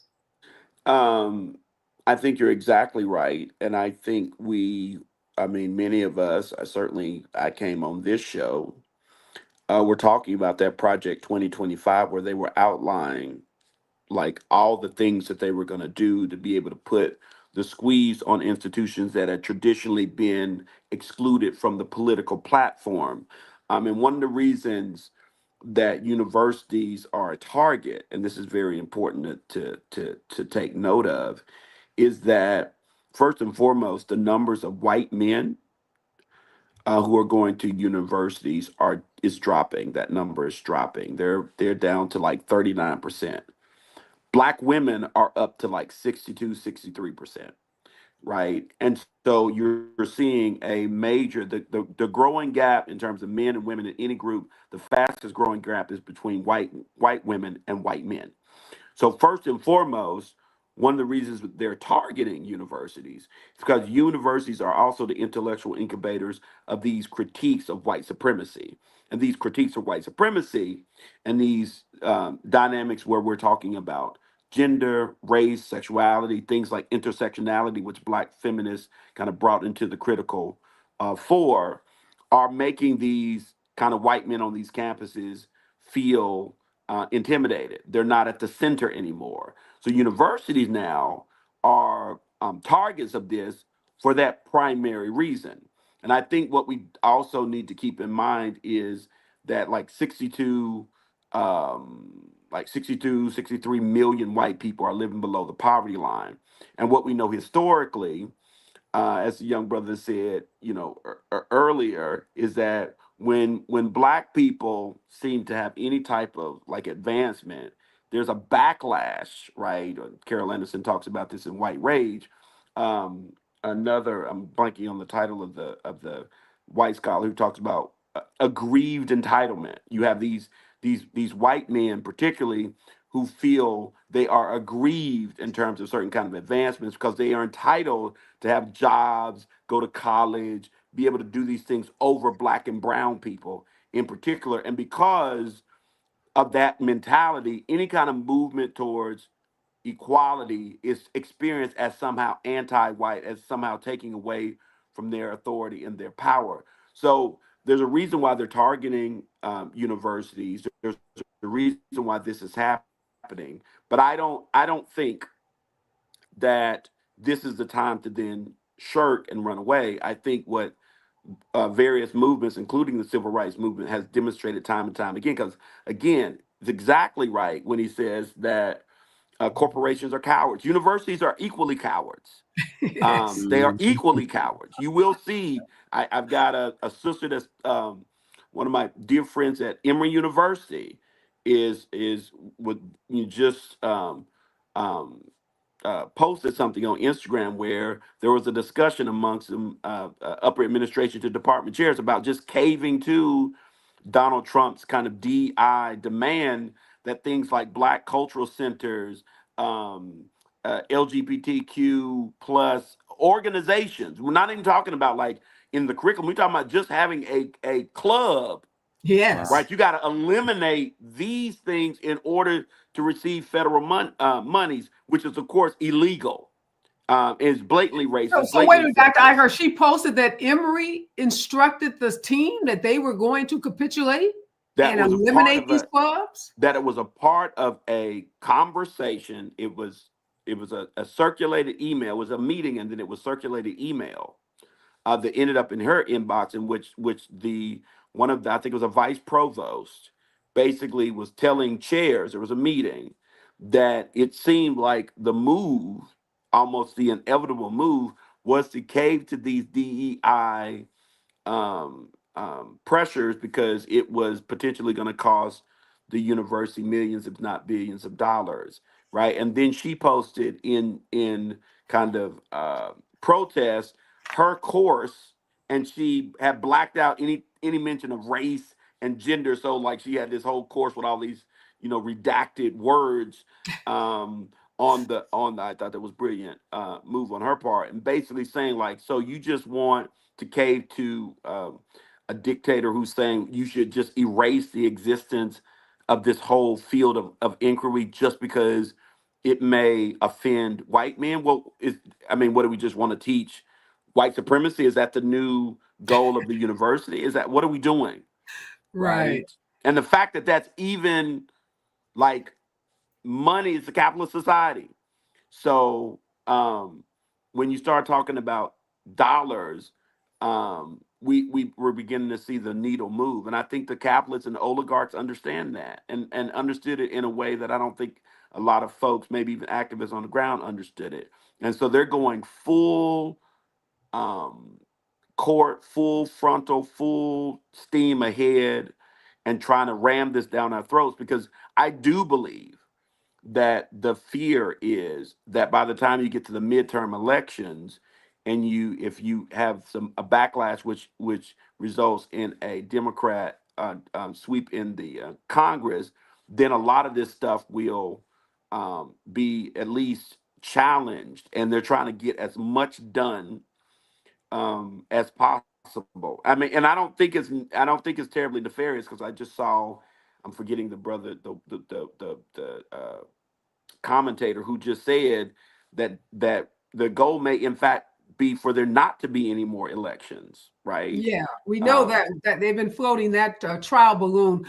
But Dr. Dominga, these universities, Columbia University, Ivy League University, Emory, we could just do a roll call on these universities. They have some of the highest paid and arguably some of the best lawyers in the country. So they know that legally there is no legal basis for the elimination of Black clubs or a queer club or a Latina club or a Black graduation. So why are these universities not standing up and challenging the Trump administration? Now, obviously, Dr. Iker just said capitalism and money, but the law is on their side. When they capitulate, they are sending the message that without the law, without any legal basis or legal justification, Trump, Elon Musk, or whomever can make a threat, and literally centuries or at least decades of work that we've done since the passage of the Civil Rights Act of 1964 just gets erased. That is really, really, really, really bothersome, horrible, horrific. I mean, I can't even think of enough words for it. No, absolutely. Well, I think that one of the things they said during the election cycle was that Kamala Harris had to be flawless and Trump was just lawless. The reason why many of these professors and lawyers and stuff are scared is because Trump doesn't care about the law. And so if Trump literally has the power to stop some checks from flowing because of he has his minions in there who are running this department and the like, he will absolutely do that. I mean, look what's happening with USAID, where you have the judge saying that you have to restore, the funding and so on and so forth. He just didn't do it. Right. And, and then the judge, 5 days later, because we move so slow, said you haven't followed my order. Then another 2 days later, you still haven't followed my order. And Trump and Elon Musk just did not do it at all. And then John Roberts, came in and said, OK, let's hold on, because he only believes in the courts when they're on his side. Right. And so that's one of the reasons why these universities are scared, is because they're seeing in real time. And I'm not saying they should be scared, they should be fighting, like Mount Holyoke and the like, but we're seeing in real time them snatching people's lives away, snatching people's jobs away, snatching people's opportunities away. And the reason the universities are being targeted is because there are no liberal arts schools in dictatorships. They just don't exist. And Vladimir Putin said the most important soldiers in a war are the teachers, because they are the number one indoctrinators. And so, just like I mentioned what happened with the Holocaust earlier, now I'm taking it to Russia, and we know what Putin's trying to do in restoring the Soviet Union. We have seen these types of things before. And so, unfortunately, they say the difference. Dr. Madison talked about this all the time. The late Joe Madison talked about the difference between a moment and a movement is sacrifice. And too many people on these university campuses have been too comfortable for too long that they forgot to learn how to make sacrifices if they ever knew how to do it in the first place. And so they don't want to. They want to stay in their comfort zone, but now they're seeing that their comfort zone is becoming their danger zone, and they don't know how to react. Yeah, I'm glad you brought that up. Comfort zone. I'm having this debate now with a group of my classmates, Harvard Law School. We have this 5-year reunion, and we haven't had it in a while because of COVID, and it's coming up in September. And it's called a celebration. So traditionally, it's funded by the big corporate firms, because a lot of the Harvard graduates are partners at these big firms, or they are general counsel, or executives in these big corporations. But now there's a whole another situation going on in terms of their ability to raise money for this very expensive conference, because the big law firms, many of them are fearful, like these universities, fearful like these corporations, and some of them just out and out work for folks on the right. So they're making a lot of money in this moment. Some of these big firm partners make $2,500, $3,500 an hour. And so they're not willing to fund a Black reunion in the way that they have done traditionally. And there are those of us who are saying, why are we having a celebration anyhow? As you said, Dr. Eichart, the world is falling apart. So why are we, talking about Black joy when we should be bringing these quote unquote best legal minds in the country together to talk about a strategy to save our democracy and to preserve the civil rights that our ancestors fought so hard for? And there's this internal battle over that. And you said the word sacrifice. And I had to say to a friend, well, let's face it, the people in charge of the reunion are the partners at these big firms, and they aren't trying to lose their jobs or do anything that's going to, put them at odds or create tension in their workplaces. So if we can't depend, Dr. Eichart, on the brain trust to lead us, you already told us, forget the universities, forget the corporations. So the lawyers, we know, play a big role in this. Lawyers have always played a big role in the advancement of our civil rights. I mean, we can, go back to Thurgood Marshall and, Constance Baker Motley. We can just, do a roll call on the lawyers. But if so much of the legal minds have been siphoned off into these big firms, they're not available. Or the sacrifice that you just said, Dr. Dominga, I'm not saying no one is willing to do it, but that's a problem. Yeah, I mean, I think part of what has to happen is there has to be a conscious awakening moment, right? I'm thinking about that moment where those uh, uh, young brothers invoked the notion of Black Power, and how that caught the attention of Stokely Carmichael and them, how that caught the attention of the press, and people got a little scared when Black people were talking about Black Power and rising up and resistance.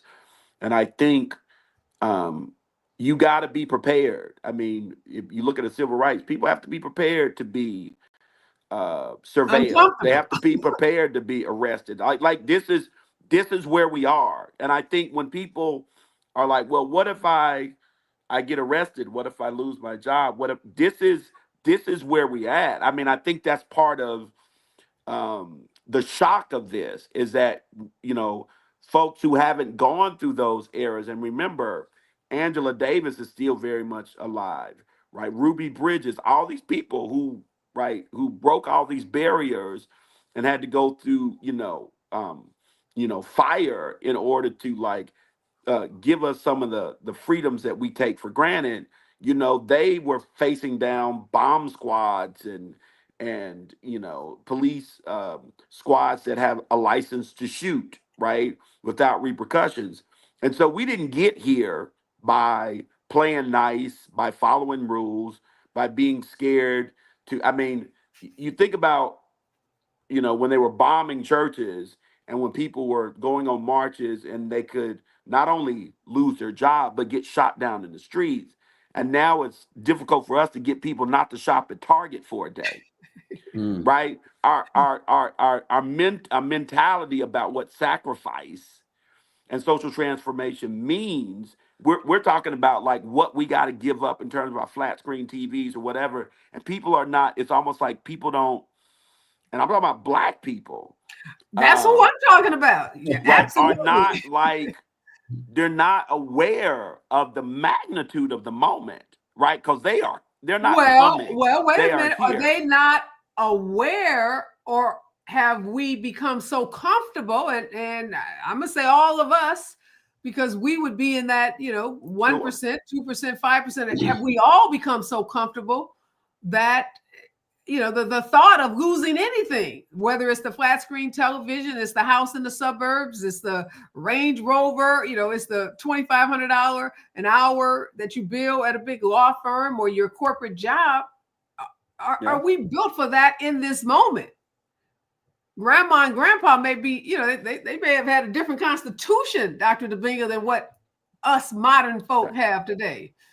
Well, I would say the short answer is a lot of people are not built for this. And some people are getting built for this. Some people are going to be forced to be built for this. But we've been, all too comfortable. And the reason why we really need to get on this right now is because one of the other differences between what's happening with now and the civil rights movement is Trump is doing all of this yet, and he hasn't used any violence yet. Good point. With the exception of some of the way these arrests are happening with undocumented people. But for the most part, even those people, are being just walked away in handcuffs and the like. And that's tragic.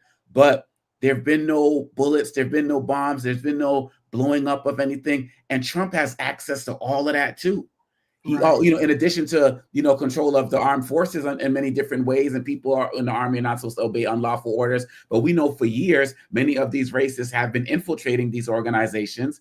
He also let loose the insurrectionists. So he has his own version of brown shirts as well. And so much has happened to break this country down, and not a single shot has been fired. What was the idea that, what was it, Mussolini? Someone correct me. I'll take over the United States without firing a single shot. Like that idea, because I believe that Trump is a Russian asset. But so that part could be coming sooner than we know.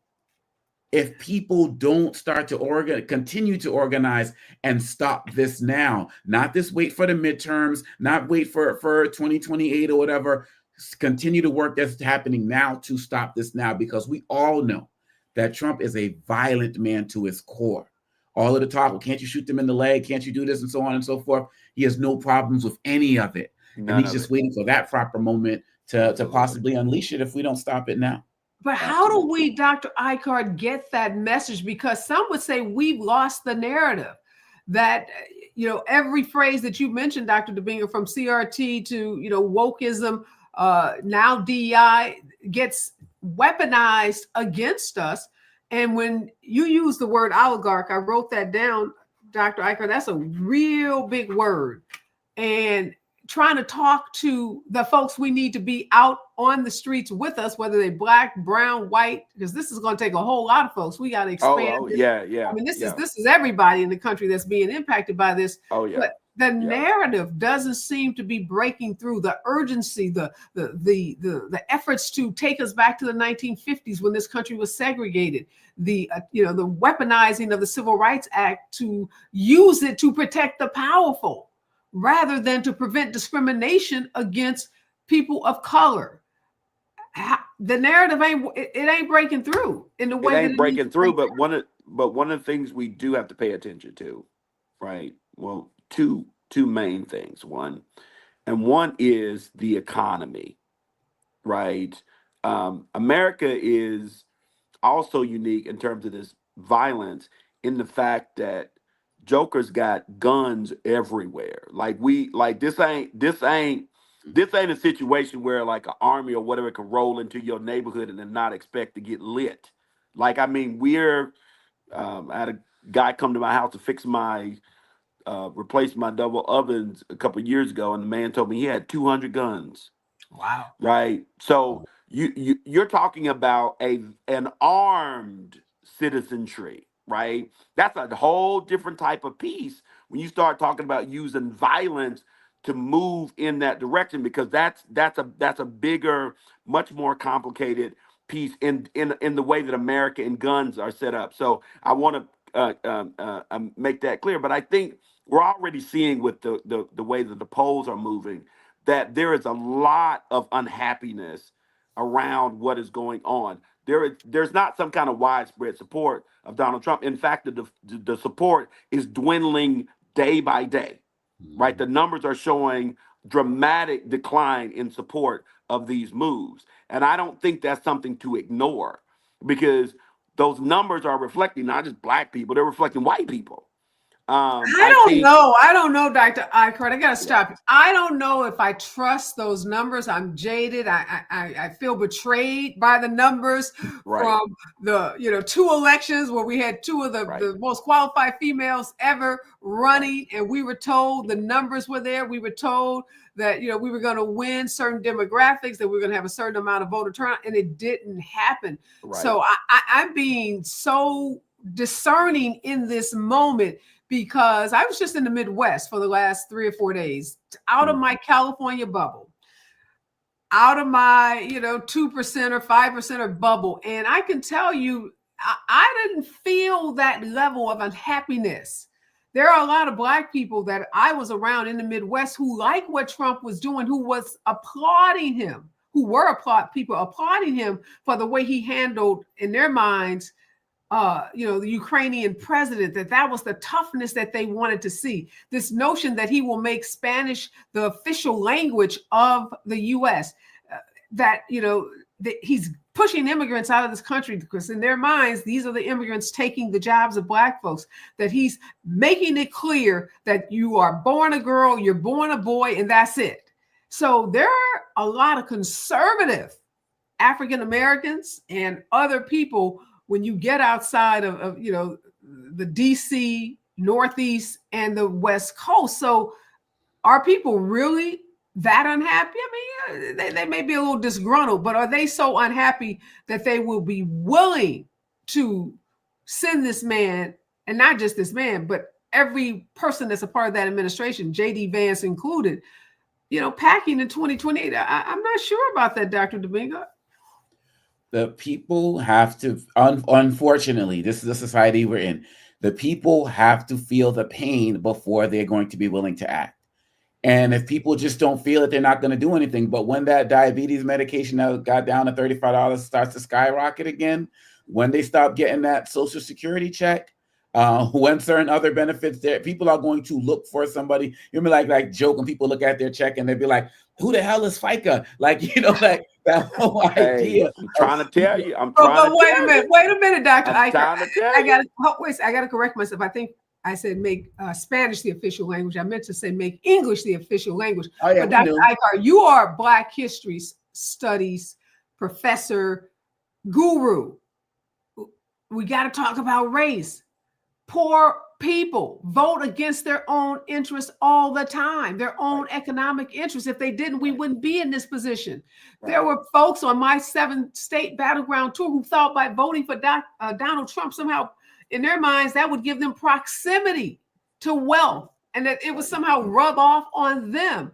So yes, it may get rough if your Social Security check gets cut or your food stamps get Medicare, let's not forget about Medicare. That's huge. But there are poor states that have always and consistently voted for white supremacist type leaders, Republican conservative leaders, who have not delivered for them.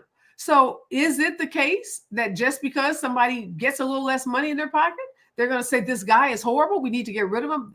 I don't think history bears that out, Dr. Well, Eichler. I say yes and no. What we know is that um, white identity, white supremacy, and any kind of affiliate to that power structure, which is what the majority of white people are. They don't actually enjoy the spoils of the white oligarchy, right? They enjoy the symbolic, right, currency of being in proximity, right?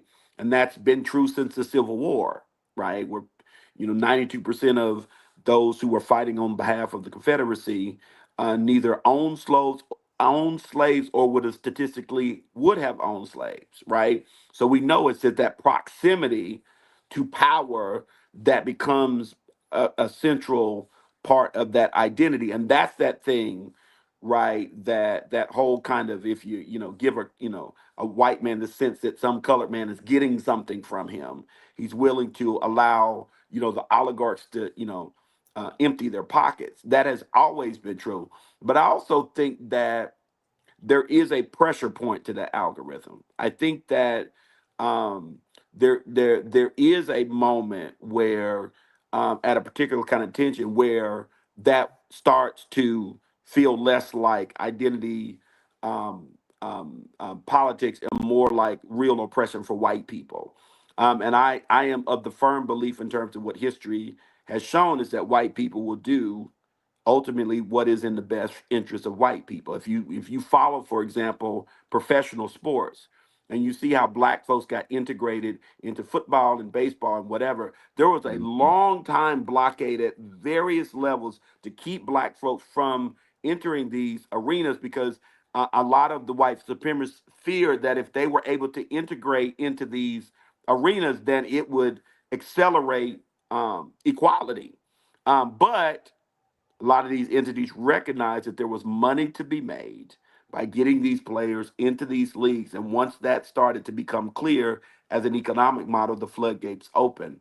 So I don't think we should just summarily discount the economy. I think the economy plays a central role in all of this. And I do believe that if these tariffs and things begin to have the impact that I'm guessing that they will, that you will see a shift. Now, the MAGA folks, the diehard MAGA folks, would starve to death, right? Let's be real clear. They'll die, right? They won't, but they're only like 20-some% of the population.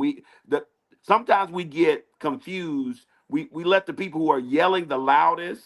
We think that because they're yelling the loudest, they're making the most noise, then they are representative of the whole. They're not.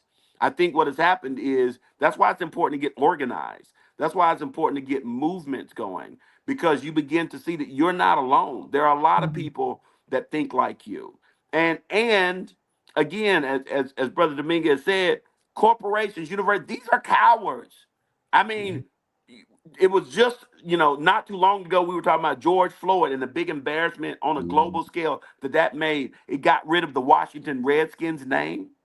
The Cleveland Indians got rid of their mascot. They changed their name. I mean, a whole lot of stuff happened overnight. I mean, I think we even got rid of Uncle Ben or Answer My, like all that stuff, overnight, right? We Overnight, couldn't stuff even that eat had our been, pancakes anymore. I Yeah. mean, to tell you. And so I think, don't underestimate the power of the people. Do not if we walked through and we look back at the civil rights movement, and we use this logic of, well, look at the numbers, look at the dynamics. There's no way black people only represent a small percentage of the population. We'll get crushed. There's no need to resist or fight. The numbers are not with us. If that had been our mentality, then there's no way we would have gotten where we got today.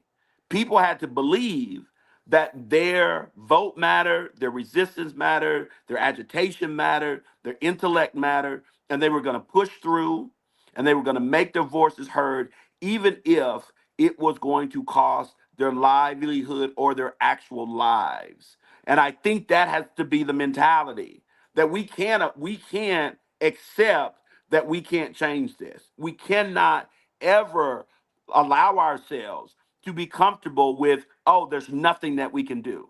We are here because we believe and we leaned into resistance. We believe in the power of the people. We believed in organizations. We were the ones that made a way out of no way. We cannot afford at any point to accept that we don't have the power of the ability to transform this republic. This republic is what it is because of us, right? Social media is successful because of Black people. Black people Yes. run social media. Black people, you take Black people out of Instagram and TikTok, what they dancing to? What they talking about? Right? They not like us. We're like, right? Korea, China, like everybody trying to do what the Black folks are trying to do. So I think we're underestimating our influence. We're underestimating our ability to.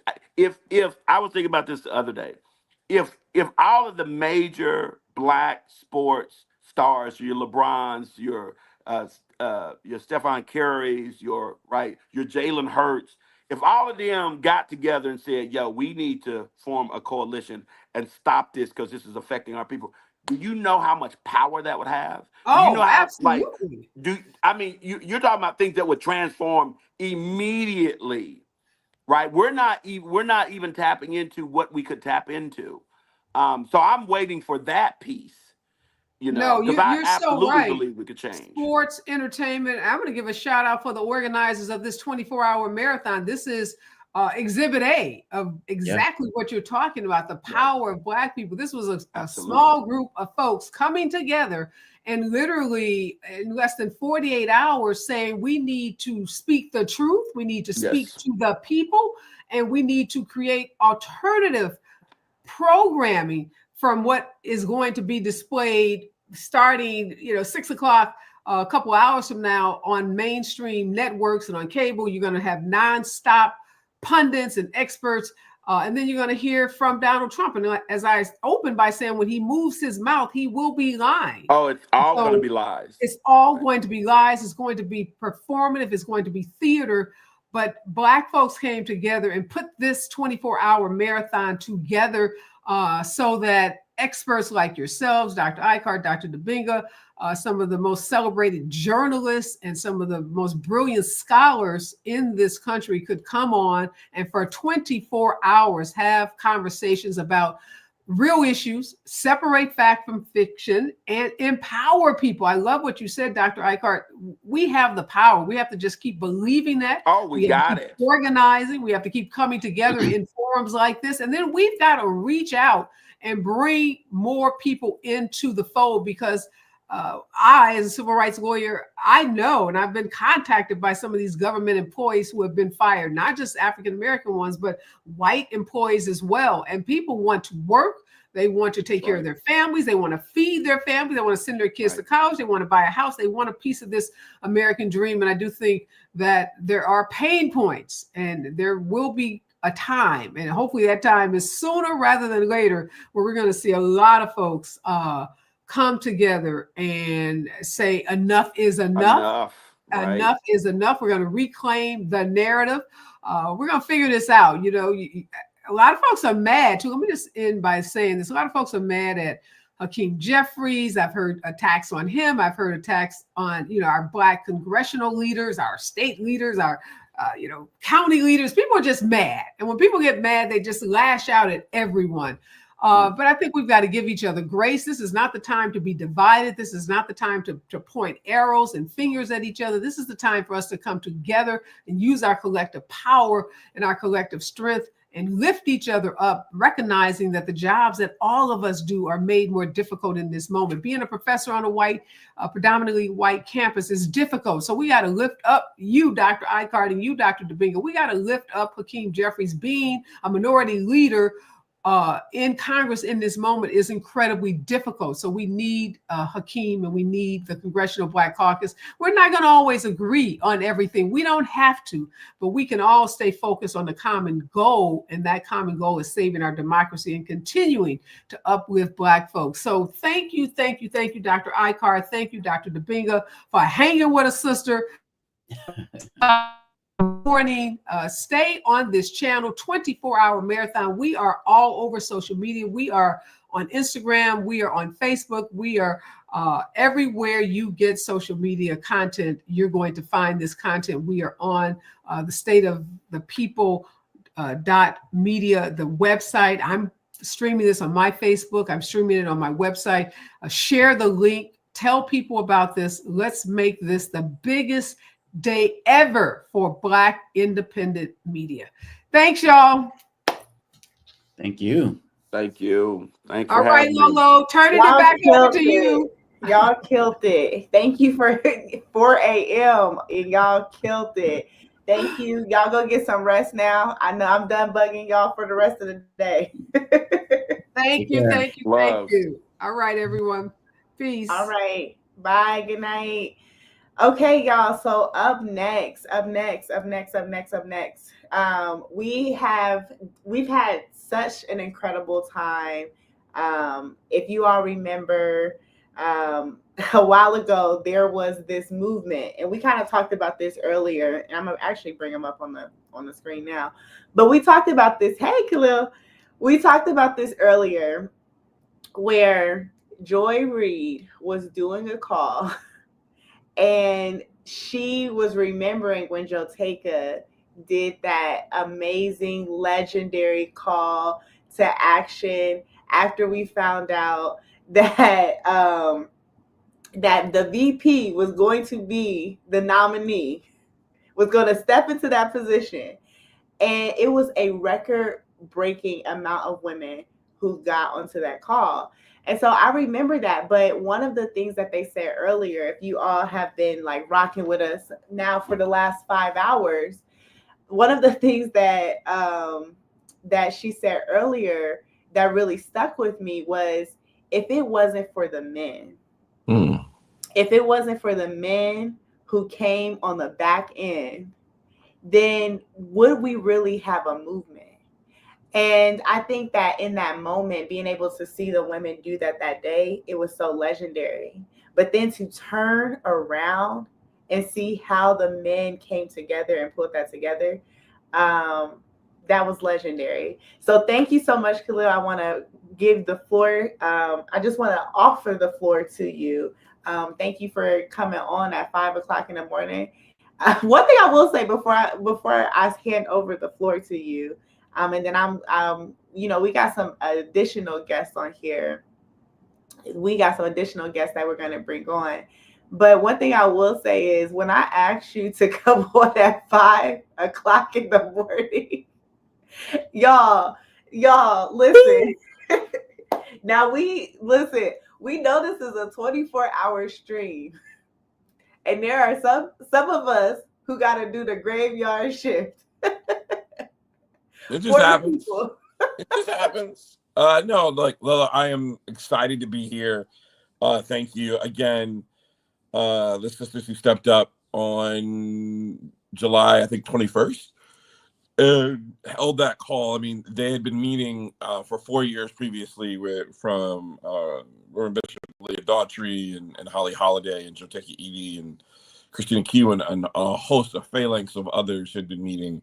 And then in 2022, one of those calls, Joteka invited some men to join and be a part of the conversation. And so I happened to be lucky to be one of them, and then asked her for help to set up a call for Black men. And she just challenged me to do it on my own. And so slowly built. And then the 22nd happened the day after, and we just sort of took off from there. And so, but we had been working behind the scenes for months, doing our own calls and building that sort of infrastructure. So really excited that we're here, that we're providing a space for Black men and others to come and hear and have conversations. We just had a call on Sunday. We were talking about Doge and talking about the lawsuits that are either being filed by AFGE or the National Urban League, a host of others who are getting behind this effort to make sure they're protecting workers and in our communities, to make sure we have all the resources that we need. So no, really excited to be here. Yes, at 5 o'clock in the morning. At 5 o'clock in the morning. I see you over there yawning. So. Yeah, no, I have an amazing soon to be 8-year-old CEO. So I know I'm gonna get her up and get her to school in a couple of hours, and then take it from there. Perfect. And so we had, I don't know if you got to join earlier, but we had Conscious Lee. So I asked him super last minute. I just want to tell everybody. And hold on, I'm gonna do some.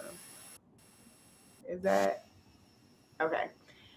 I asked him super last minute if he could hop on, and then and then I just asked him again super last minute, and I'm like, hey, you know what? I know that Khalil is going to be a part of this conversation, and I really thought this would be a good platform, just real quick to dialogue about men and their role. And I know back during the first time that Trump became president, it was this whole thing of like, black men that failed us. It was black men's fault. It was this whole narrative about black men. And so now I just really want to have that conversation because I feel like me personally, more than ever, I am seeing how black men are really showing up and coming through for saving democracy right now. But anyway, welcome back, Consciously. Thank y'all for having me. Can you hear me right now? Can you hear me? Yep. And are you do you have a microphone plugged in? Yeah, I do. Is it messed up? Yep. Try wiggling the input. Yeah, I mean, I don't know. They hating on me today. It's cool. Yeah. As Angela always be like, it's the feds. Like she thinks it's the feds. It's always the feds. So it's probably the feds. Yeah. But in doubt, blaming the feds always. For sure. So welcome back, y'all. So how Good y'all to see you, brother. feeling? I see you as Good. well, man. Yeah, a little tired, but good. No, I'm messing. Yeah, it's 4 o'clock in the morning for me. I think once you get to a certain point of being up, I feel like I get the second win. Like, Oh, for sure. yeah. All right, and they're saying it sounds so much better. All right, so I want to ask y'all, how y'all feel like men showed up this time around? I mean, look, and I'm going to turn it over to Constance. I think what I love about this conversation is people remind us about the 20-year. I've heard numbers as high as 30% who voted for Donald Trump. Okay, that means 80 to 70% voted on the other side. I'll take those numbers any day. I don't want to leave out and throw out the amazing group of black men who showed up in a large number for our sister and voted for her in an overwhelmingly amazing election that was run in 107 days to get close to half the Americans to vote for a black woman. I think should not be dismissed. But again, 70 to 80% of black men showing up to vote for her, I still think is an amazing feat. And I love the work that we're continuing to do to support our community, to support our sisters, to make sure we're sharing resources and making sure we get out. Whether you're in, I'm blanking right now because of the early hour, in the town that is setting up armed guards, protecting our communities so that neo-Nazis don't come in, or you're on the front lines of filing lawsuits. I think all are acceptable and amazing ways to show that we can stand up and protect our communities. Yeah. Man.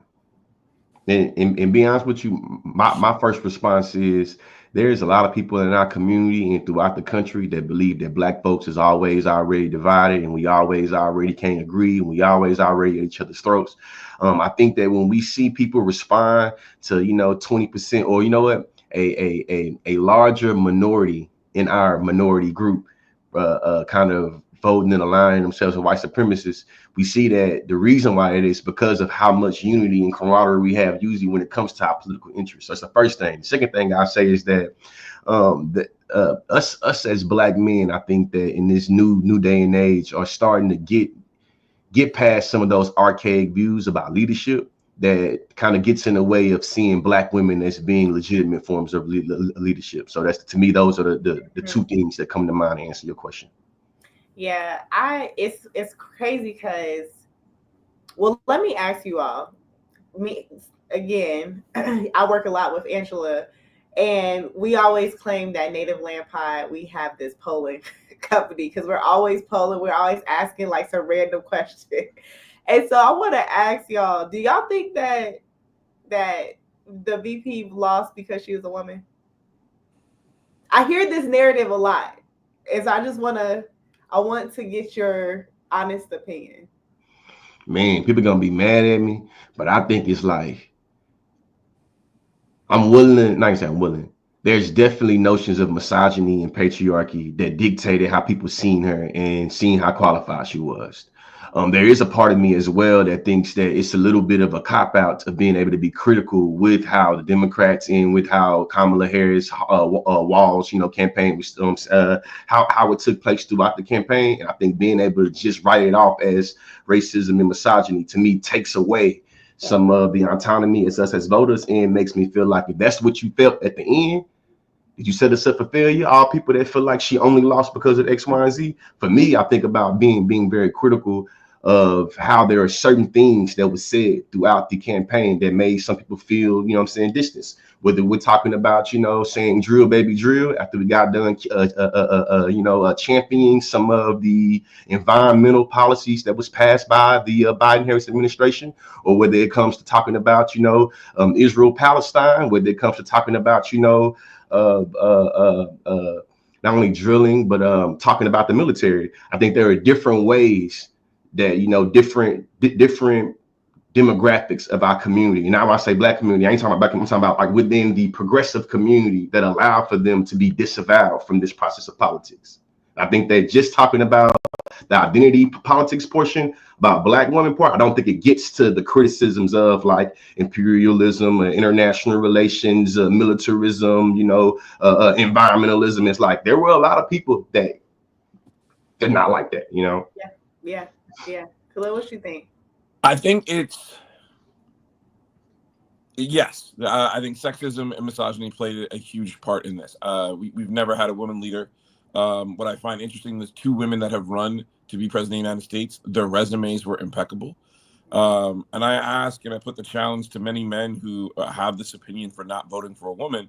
If your daughter, your mother, your aunt, your sister, your grandmother walked into a job interview and had their resume placed on the table that you strive to go to, an amazing HBCU, you then become a lawyer. You fight in the community as a civil servant for years. You become the district attorney, state's attorney, the attorney general for one of the largest states in the union. You then go on to be a U.S. senator and vice president of the United States, and you compare that resume to a 34 convicted felon, to someone who lies. 34.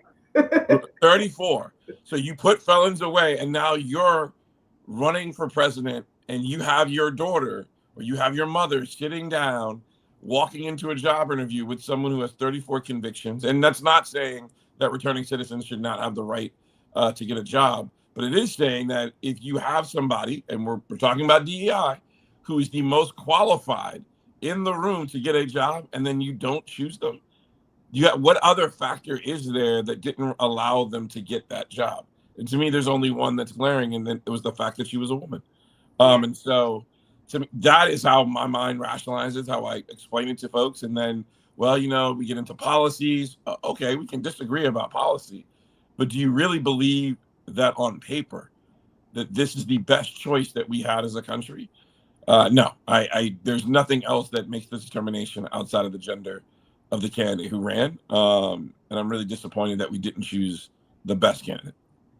I think that for me is the most defeating aspect of it all, is to see, because I have this theory. I always say, like, okay, they wanted to, and I might get in trouble for this, but it's 5:00 in the morning, so who cares?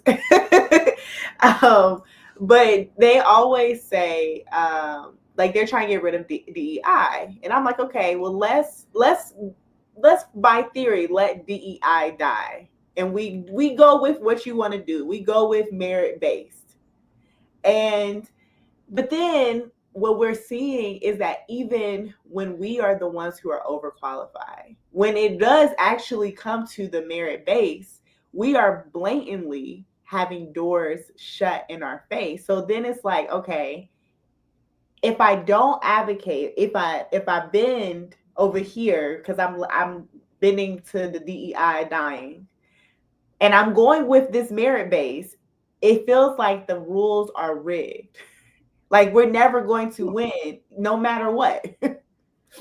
For sure, for sure. I think to me, that is the complexity of me analyzing what happened during the campaign and what's happening right now. To me, the trivialization of qualifications is just cap. It's like y'all lost in the sauce. Some of y'all telling on yourselves in the car coming from inside the house. So for me, thinking about everybody that chastised Kamala Harris about qualifications uniquely, and they had a whole bunch of energy and was real loud about qualifications then, but this man is appointing random white men off the street.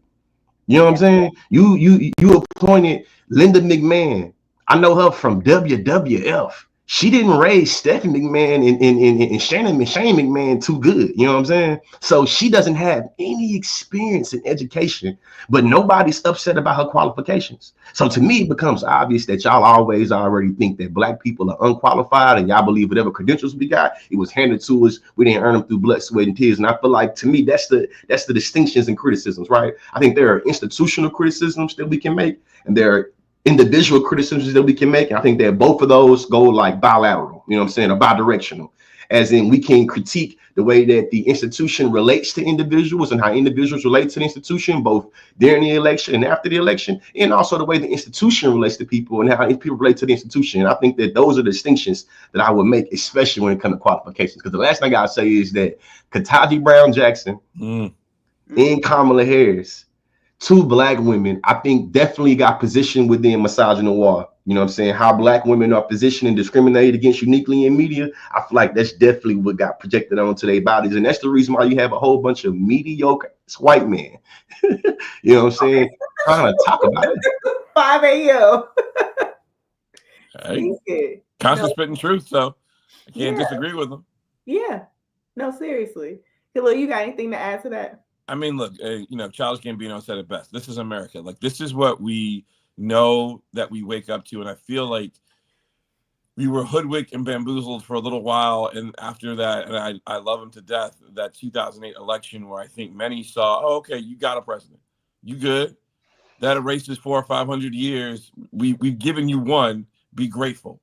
Sit down, shut up, and do what you're supposed to do and be quiet in the background. We're going to go back to our regularly scheduled programming. And I think that has caught up to us.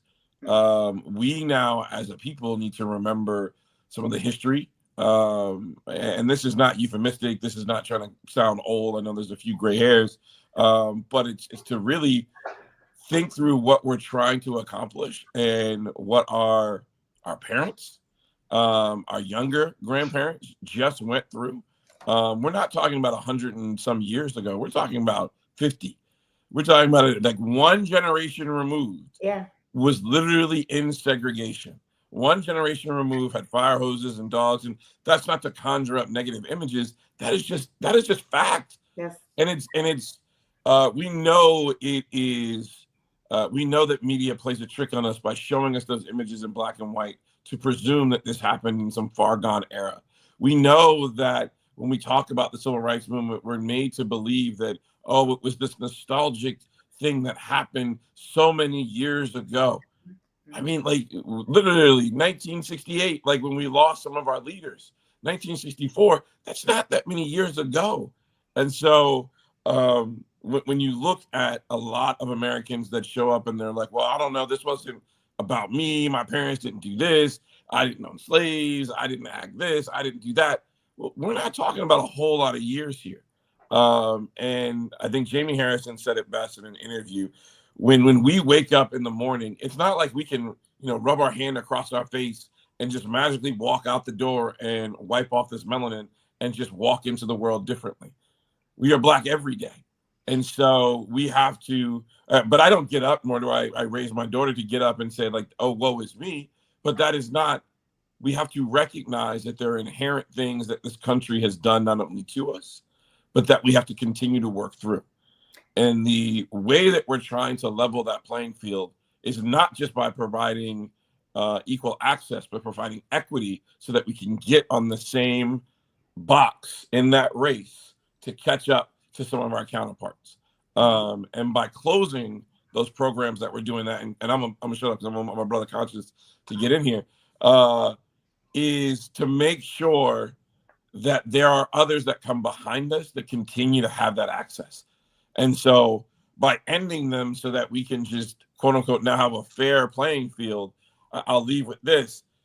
I find it interesting that there are so many that have been waking up over this last month being like, oh, I didn't realize he was going to come after me.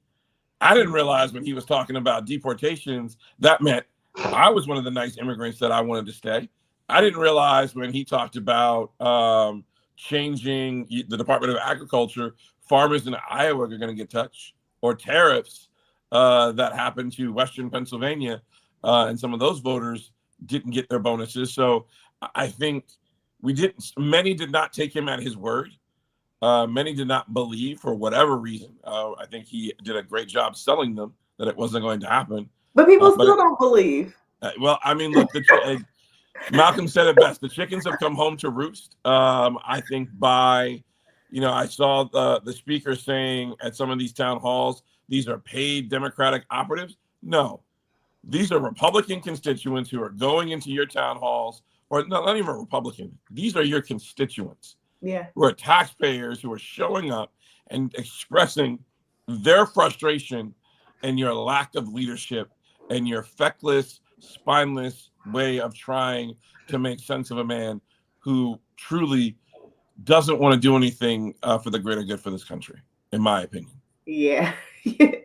The way that you just said that, I'm about to start using that. Oh God. It felt so powerful. Feckless. Feckless. There you go. I repeated it too. He dug into his vocabulary bag on that one. There you go. There you go. But you know what's so crazy? Even like in not just the pay actors like whole scenario, but even the fact when they do stuff, I still hear people like be like, oh, well, he didn't mean it that way. Like this whole man was rallying behind Project 2025, and then when it got too hot, was like, oh, I'm not associated with it. Like, and they were like, well, he didn't mean it. Like, that's, he's not associated with that. And then we see on barely day one, day 30 minutes into presidency, what do we see happen? So, yeah, you all bring up some really good points. And I heard you all talk about, like, there's this sentiment of, like, this is how America is. This is, what you about to say? Yeah, I'm about to say that literally was the point I was about to go into. It's like, because so many of us has been indoctrinated about business as usual, and so many of us has been indoctrinated by like social norms. Historically, I know anytime Black people start to see progress, it's always met with a little bit of systemic backlash or a little bit of white backlash. And I think right now, a lot of us has been conditioned to just go along with that white backlash. You feel me? That tight pull back once we've been able to move forward a little bit. And to me, when it comes to thinking about how Black men is situated in this, or even seeing this, what I'm saying with Khalil, winning with Black men, when Bell Hooks talks about this country being white supremacist capitalist patriarchy, I think that us as Black men have a position in order to kind of speak truth to power in ways that Black women don't have access to. Don't mean not able to, but don't have access to, especially when it comes to the policy making system and how the good old boys club, or how, locker room talk, or being amongst the boys, even amongst, you feel me, white men and men of color, how it allows for us to make messages. I feel like that sometimes those privileged ears, those patriarchal white supremacist capitalist ears, don't really hear. And I feel like that is the point. I think moving forward and being able to sit with the 17, 18, 16, 21-year-olds that's being woven in by the Andrew Tate, Kevin Samuels, green pill, red pill. These women got to go back to the kitchen so men can be the best thing we can be. We got to figure out a way to talk to those brothers. We got to figure out a way to get those brothers, because I think that moving into 2028, I feel like those individuals coming to age to be able to vote, and those individuals coming to age to be able to influence people is just coming in to vote. That's the big thing I think about as a Black man. How do I reach out to them and make sure they don't repeat the same shit, excuse my language, that white folks was repeating about Kamala Harris? Because to me, that was the thing that pissed me off the most. I have my institutional critiques of Kamala Harris, but I never play her as being unqualified, or I never play her as not having the capacity, the capability of being able to take care of me politically, especially better than a white supremacist Confederate flag told people over there. And it's just like, hey man, what we gonna do? Yeah, yeah. Khalil, before you say anything though, I want to say this. I still feel like there's this sense of like why even try? Like why even try? And like when you all were talking about like okay, but this is America or like we've gotten used to this. It's like a part of me it's like, why don't I just move somewhere else? And after the election, I literally took a month-long vacation. And it was one of the first times that when I was traveling in different countries that I felt like my blackness wasn't a part of my day to day. It wasn't a part of my identity. And I know that's not like that in every country. But it makes you realize that being over here in America, it was constructed this way. Oh God. And it's like, so I want to hear like from you all, like, okay, we have this sentiment, and I think people kind of feel a little exhausted. It's like, is it worth saving? Is it worth putting the energy to be up at 5 o'clock in the morning, 4 o'clock in the morning to do this, I mean, Lola, we are. I hear you, and I know many are watching right now, and hopefully there are many at 5 o'clock in the morning are watching right now. Maybe frustrated, that feel dejected and trying to understand how they move forward. I just say, and this is what I'll get to the tail end of what scares me. Imagine there was a movie, I can't remember the name. I think it was Matthew McConaughey, and there was a Appreciated Jones, it maybe was. And there was a black man who went from plantation to plantation to register people to vote because they finally got the moment when they could. And so when I hear anybody telling me, oh, I don't know where my vote goes or where, if it's going to count, let's start there. I just remember so many who fought for so long and so hard. And so I see this, we get this right of equality to finally have it in the late 60s. And then for some reason, and we know all of the history of what happened and the flooding of drugs in our community in the late 70s to the 80s, we find this period of now, and not that long, that we lose this social consciousness because it's forced upon us. And so what I believe is that we can't just give up because there were so many in worse situations and not just worse environments, living conditions ever. Like we now have the graciousness to get up every morning. We get on a platform, freely speak our minds. There's nobody with a whip coming through the door, getting us to say we got to get out to a field. I mean, the feds be listening, but hey, I mean, look, we are exercising our First Amendment right as free Americans, and we have to acknowledge that and continue to do that. And so they're going to do what they're going to do. Cash Patel is going to do what he's going to do. Look, I want nothing to happen to any of my brothers and sisters who are on the Zoom or on the StreamYard right now and doing this hard work. Not at all. But I am not going to, and I get a call from my parents every other day being like, be safe, watch what you say, be out here. But if Malcolm did that, if Angela did that, if Maya did that, or Dr. Maya Angelou did that, I'm sorry, I had to get that one right, wasn't trying to have her come back for me. If others who had the opportunity, and there are nameless so many phalanx of others who've done so much work for our communities that we don't even know, that pushed papers, that drove, that stood guard, stood watch, who made sure that a meal got to the room of one of our advocates and historical figures. If they did not do that work and stood up, then what are we asking for? And I believe this is our moment to do that for our communities. And if we don't take advantage of it, we will be lost, or the next generation is going to come in and they're hungry to step up. So I do hear you, Lolo. I have that conversation in my mind and my heart pretty often about Jamaica or someplace else looks real nice. Ghana looks real nice. But this is my home. I was born here. And I'll be damned if the promise is not going to be realized for me that was promised to me, that is inscribed in this Constitution. So I'm going to fight for it every single day to make sure not only my life is better, but yours and conscious, and especially especially my daughter, the ones that come after us, is better. Yeah. Definitely. And what I just say, we can't become prisoners of the recent past, man. If we understand American history, Donald Trump is not as evil as Andrew Jackson was. Donald Trump is not as smart as Andrew Wilson was. You know what I'm saying? I mean, Woodrow Wilson was. And I think a lot of times we think about Donald Trump being sensationalized, and what he's doing is being sensationalized as if black people ain't fought against it before. To me, it's a question of means. Since the beginning of America, it's always been advantageous for us to get the hell up out of here. But all of us don't have the means to do it.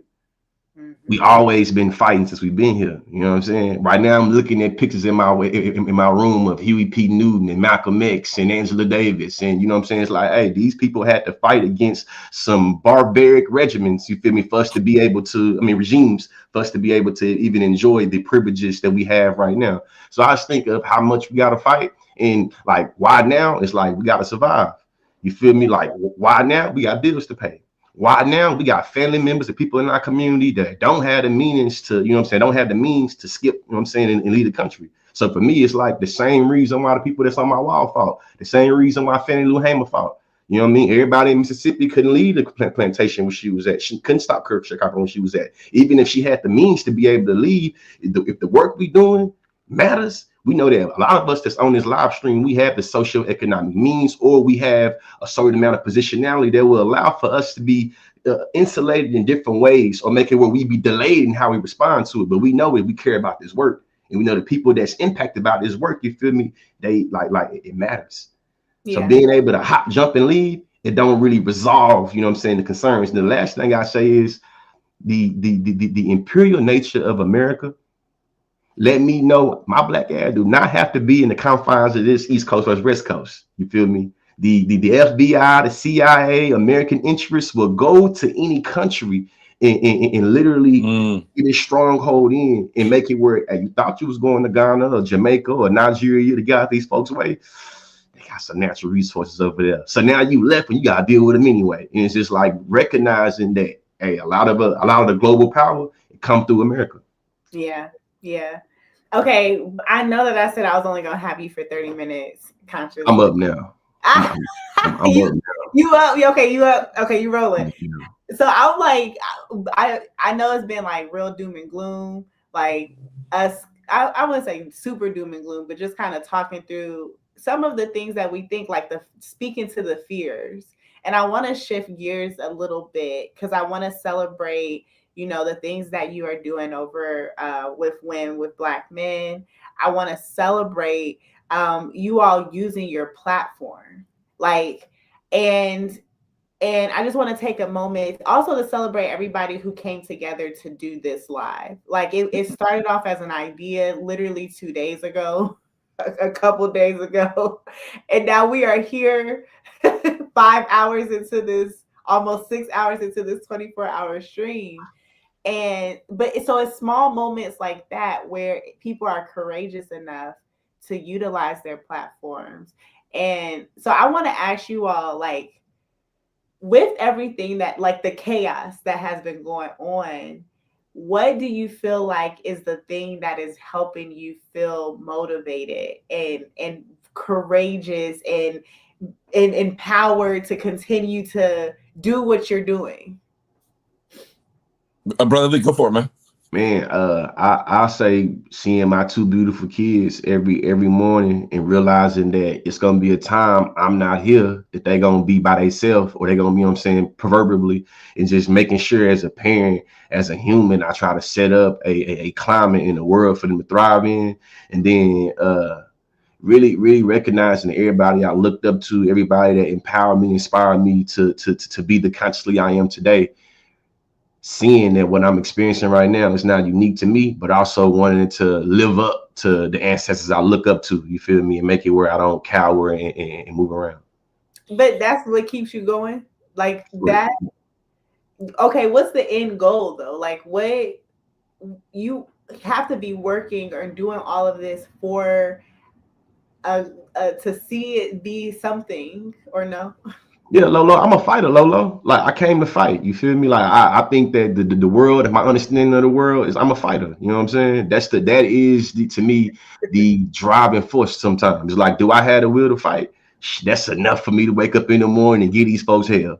You feel me? When I look at my kids, do I think my kids should be able to live in a great state of Texas when they teenagers? That's where I live at now. Yes, I'm finna fight. You know what I'm saying? Do I think my people gotta sleep for dinner tonight, or eat, you know what I'm saying, have to worry about paying this bill or feeding themselves? That I'm finna fight. And to me, all these reasons are how all these ways I view reality being for my immediate family and distant family give me the motivation to fight and make it where, hey man, I'm a make the world better or die trying. And I feel like that's the energy I have. You feel me? A lot of folks think about that in capitalism. I'm gonna get rich or die trying. I'm gonna hustle. To me, I feel like the hustle is my work. The work made me feel alive. If I ain't doing the work, I feel worthless in many instances. Yeah. Hello. I mean, well, I'm taking my brother's words and they're hitting me because I think many of us men, we want to make sure our families, number one, are taken care of at home. We want to make sure whether that our partners, our children, the legacies that we're leaving behind, that foundation is built strong because we want to protect them so much. So if that is strong, then we can go back out and start working on our communities and start working on the broader tapestry of how we're going to bring that together and continue to grow. But I do understand what you're saying, Lilo. Like, how do we stay sane in this moment with so many getting inundated? And I think it's chess. We don't get distracted by this shiny ball that they're doing over here. Yeah, for sure. This sleight of hand that they want us to pay attention to the magician who's sitting in the Oval Office while they're gutting an agency over here. Now, they weren't too crafty with Doge. I think some things just didn't work. But imagine if one of us showed up to the White House with a black hat, trench coat, a child on our shoulders, and walked into a cabinet meeting. In a t-shirt. In a t-shirt. Hey, zooted off that ketamine too. Don't forget that part. Right. Zooted off that ketamine where you just Yeah. Imagine one of us standing next to the president of the United States and telling him, no, I got this. Be quiet. I'm running this meeting. To the degree of which, and then we have a problem with an international ally coming in the middle of war, like taking time of leaving his troops to come to the United States and basically beg for money to protect his citizens. And you're going to get mad because he didn't throw on a suit. Like, and the crazy in the fact that the clips didn't even have to be edited. Like, you know how you will see something in the media and they'll mash this part and that part together. And I'm like, I'm really watching this live. This really happening? Did this really happen? Yeah. Hey, as a black person, I thought like, man, if them was black men, they would be calling us irrational, brute animals that's not worthy of being on a center stage. And this is the reason why they. It was so crazy to me that he asked that man. Well, he said, where is the diplomacy? Where, like, he was talking about, he hasn't followed through on his deal, and his response was, "You came in here and you didn't say thank you." Oh God, what? And to me, I have to remind people, hey, y'all do remember that when Donald Trump got impeached the first time, it's because he withheld funds from Ukraine. So when we come into this now, don't act brand new, Donald Trump, and act like Zelensky supposed to just say all is forgotten, bro. You were impeached because you withheld. You not only is you cheeking up with his the person that's waging war on Ukraine and really trying to show that you're a loyalist of, you know what I'm saying, of Putin. you really berate this man for not wearing a suit, and you forgot what you did to him. Crazy. And that's the part that so when you ask how do we deal with this constant barrage of craziness, one, we need to make sure we support good journalists who are not bought and paid for, who every day provide us with a key narrative and perspective for understanding. So we got to bring Joy and hopefully figure out a way to get Joy back on. And I know we're working through platforms to get her voice and others. We still have to support Simone and Craig, who are on the Today Show. We got to support others who are out there doing this work. Sorry, I don't know what just happened. I put my thumb up and saw like a thumb up. You gotta love technology, right? Yeah. I was like, wait, what just happened? Like, why Um, don't I have a thumb? Like the little. I'll see. I don't know what just happened. So making sure we have good journalism, making sure we have, I said, a not bought for journalism. Roland Martin. I know I'm gonna forget others, but my big brother Roro, Cece, or I'm sorry, Reese, and others who are out there doing this amazing work and bringing truth to power through their voices. We have to support our activists that are on the ground, working day and night tirelessly. Whether you're working on a mayoral race in Pittsburgh, whether you're working on a judicial race in Wisconsin, like my big brother Mandela Barnes, whether you're doing getting ready for your municipal races in New York, big brother Michael Blake, whether you're running in Atlanta, Mayor Andre Dickens, or in Birmingham, or in others, and I know that our sisters are forgiving me that they're not coming as quickly to mind, or where we continue to uplift our two amazing Black female U.S. senators who are leading the work. I wait to the remarks of U.S. Senator Angela Alsobrooks when she was in the hearing for HHS Secretary and asked, "Am I now a superhuman because my DNA says something and I can't?" So we have to figure out where are our voices of power, where are our voices of truth, continue to uplift them, listen to them, and share that information. And so what we're doing at Women Black Men is every Tuesday, I think I still got to review some of the edits. We have a resource email that goes out to our network of 75,000 Black men, and we want that list to grow, to make sure that they can understand, here is information if you're getting it from no other source. It's not curated. We're not taking things out that are good or bad. We just want you to have all the facts so that you can then make a decision on your own. And now understand the question, Lolo. I think too, not us not being at each other's throats and figuring out a way to just charge our batteries up. A lot of the Black culture that we enjoy, a lot of the Black culture that we love, that culture was created in times like this. Yeah. That is very important to acknowledge, but also for us to, I feel like, recharge that cultural pride, but also for us to feel like the love amongst ourselves and for us to build like those silos amongst ourselves. The last thing I say in this is that I love taking my mood stabilizers, seeing my therapist, you know what I'm saying? Eating some oysters whenever I get a chance. Taking time for self-care, regardless of how that might look for different people. Just being able to carve out time for that and making sure that we always remind ourselves that we ain't taking care of ourselves, we can't take care of nobody else. And eating oysters and playing a little Madden 2K is the thing that I love to do. Yeah. There you go. I love that. I like to say this theory every time somebody asks me, like, you can't do it. I mean, what you gonna do about what's going on, or you can't do everything. And I always say you gotta play your role. Like, you gotta play your role. We all have a role to play. And the highest service that we could do to this overall mission is respect somebody else's role. And sometimes I think that we get so caught up in the how. I think we get so caught up in the who sometimes that we miss out that when we disrespect somebody else's role, we are actually hurting ourselves. And like, in my theory is like, even, and I don't know how y'all feel about this, so I will put this out there. But even with the boycott, we just recently had the day boycott. And when I say I've seen the most ridiculous, just craziness of people going back and forth about the boycott, like one day of not spending money caused such an uproar, and people felt like, well, this isn't going to do anything. Well, some people did it. Some people felt like it's not going to do anything. And I'm like, even if I don't think that this is the most effective way, I'm still supporting, because why not? Like, why not lean into your way of organizing? Why not? And so that's kind of my thought process is we all have to get to a place where it's not about who does it better, because we can't do it alone. Like, I can't organize better if I'm by myself. My way of doing it, we got to have people in every position. We got to have people out there who are going to be on the front lines. We got to have people who are going to protest. We got to have people who are going to be in government.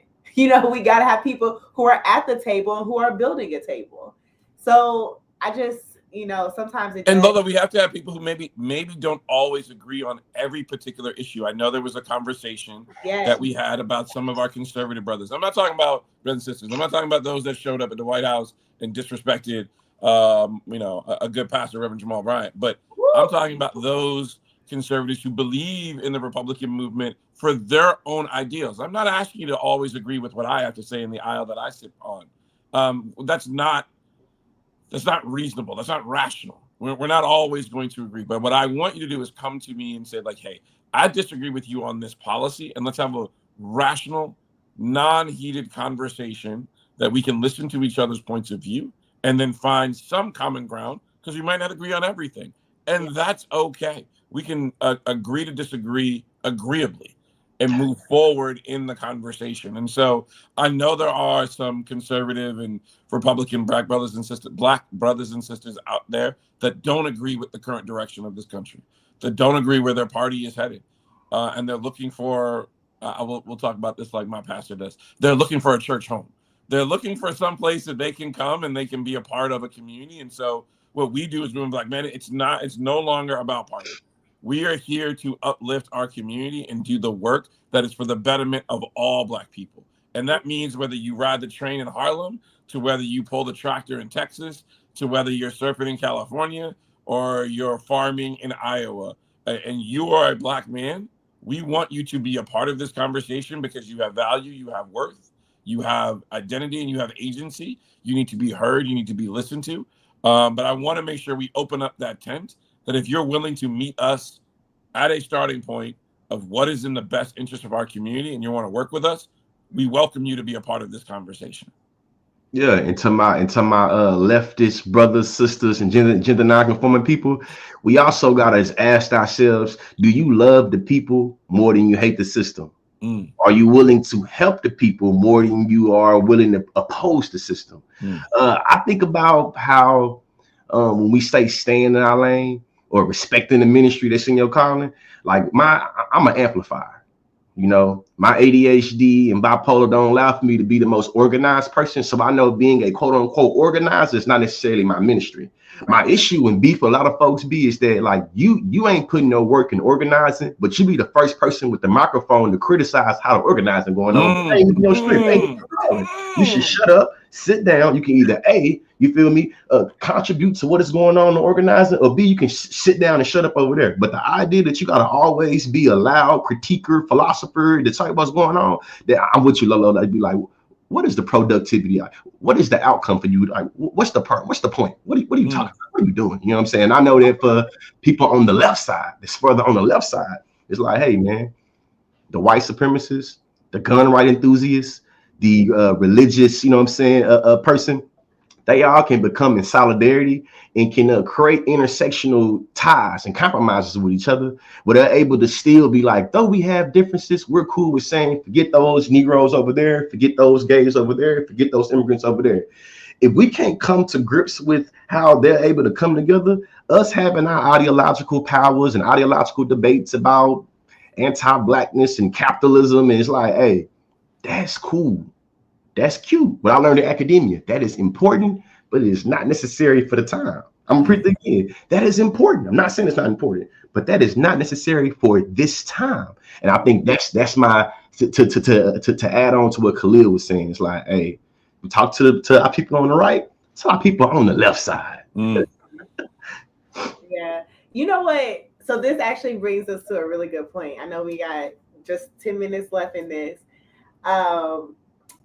We are all here because of, you know, we had a play on words, the State of the Union. It's not really a State of the Union, we know. It is a congressional address, but this will be the first time that Trump addresses the Congress in about 5 years?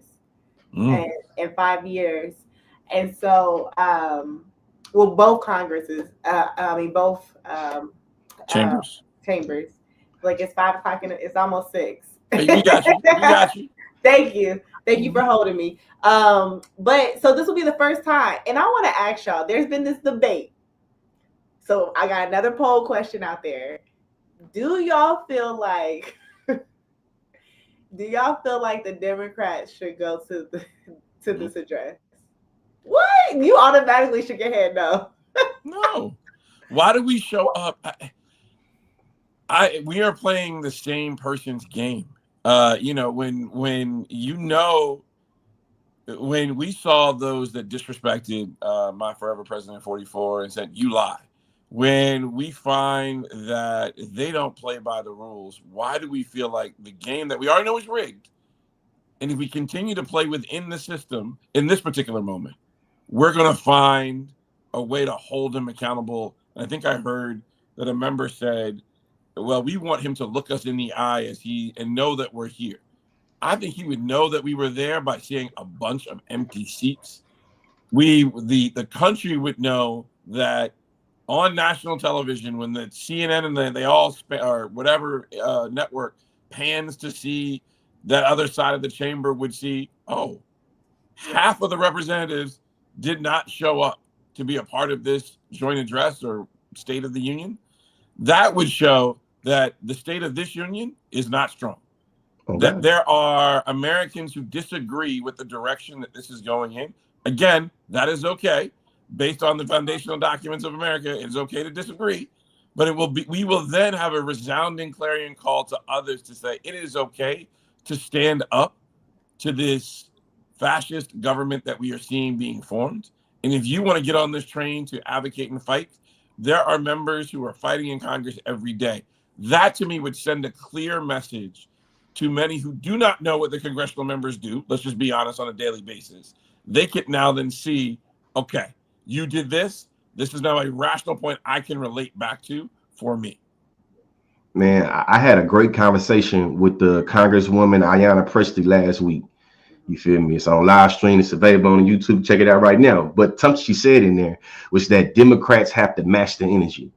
With that being said, we got to really throw out a lot of those old archaic ideas about respectability politics and saving face and business as usual.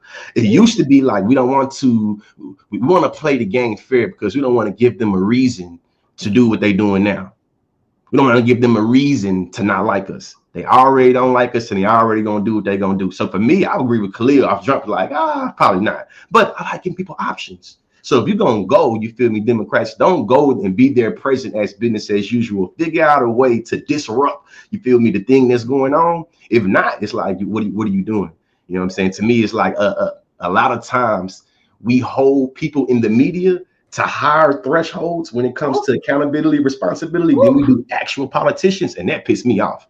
You feel me? Like, to me, it's like, listen, I'm gonna use an example. It's gonna cause some backlash, but I think that critical thinking and being a provocative, you feel me, a purpose provocative is very good. Why do we hold Snoop Dogg and Nelly Coon themselves to a higher extent than we hold politicians keying with Donald Trump, all out of the sake of respectability, politics is business as usual? I don't think that it's good when we hold people in the media or entertainers to a higher standard of decorum, you feel me, a higher standard of self-decency and respect than you say politicians do. That's what pissed me off. Ooh, you really spoke a word there. I'm gonna tell y'all. I will tell y'all. So I work with. I'm a producer with Native Land Pod, which make sure y'all tune in every Thursday. Soft plug. Soft plug. Every Thursday, but. So last week, me and Angela, afterwards, we were having this conversation about it, and I was like, I feel very strongly about how I don't think that Congress should go. Well, the Democrats should go, and I'm so tired. So it's interesting because that very day, I actually had to go on the Hill, and the irony. Right, the irony. And I actually was talking to some of the members there about how I didn't think that they should go. And one of the biggest things that they said, hopefully they don't get mad at me when I say this, because it's all love. But one of the biggest things that they said was like, no, there has to be some respect. There has to be some decorum. We have to preserve. We can't just let the institution just completely fall to the wayside. But Lola, what was the institution protecting us? Come on. I was like, It was some debate now unique, like now unique that is already happening in the status quo, and the status quo it is already crumbling, and the status quo is already doing that. I will argue your presence, your mere presence, says that the kind of the way that it's functioning should keep on functioning that way. I would argue that the absence of your presence is literally doing everything they say that they want to do. You see me? You say that we got to stop it from crumbling. No way, stop it from crumbling. It's literally unplugging and disrupting the system that is functioning right now. You feel me? Like that is the issue. So to me, it's like anything that has to do with respect that's playing into tradition, I feel like it's gonna cause collateral damage. You feel me? Something that I want to say earlier that I just came to mind right now. I'm gonna say it right now.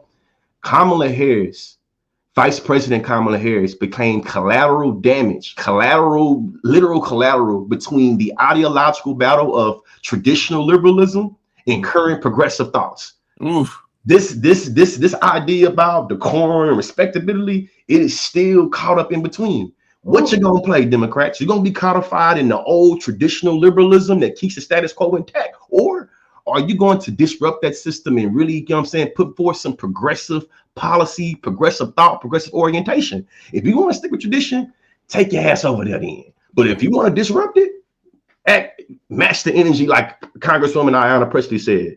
And being cutesy, the more, that ain't gonna help us. I want them to say it like that too when they do it. I think they're trying to take that Michelle Obama quote and take the high road. Once they go low, we go high.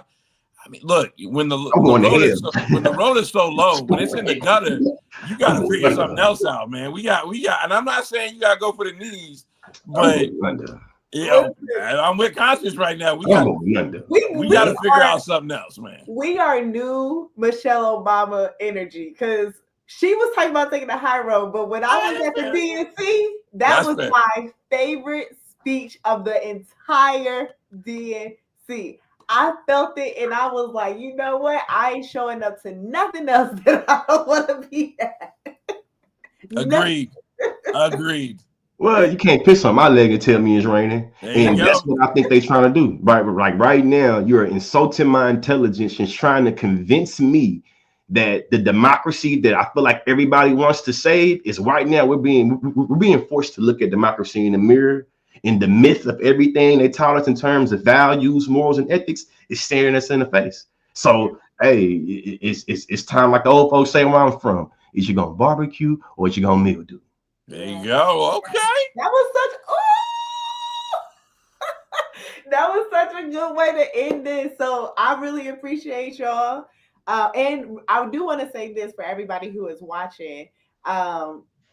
We do have some some Congress members who are going to get on later on. Yes. So we're going to hear directly for them. I can't spill the tea. I can't say nothing.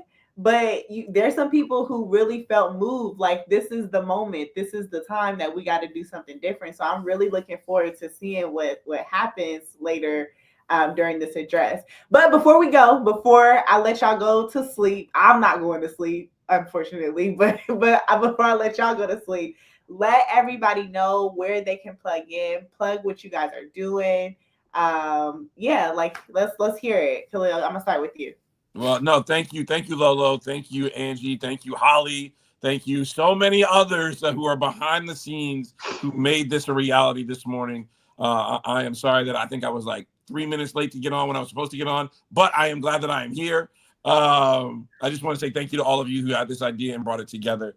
But you can go to winwithblackmen.org. Again, winwithblackmen.org. Sign up, join our call. It's the first and the third Sunday of every month.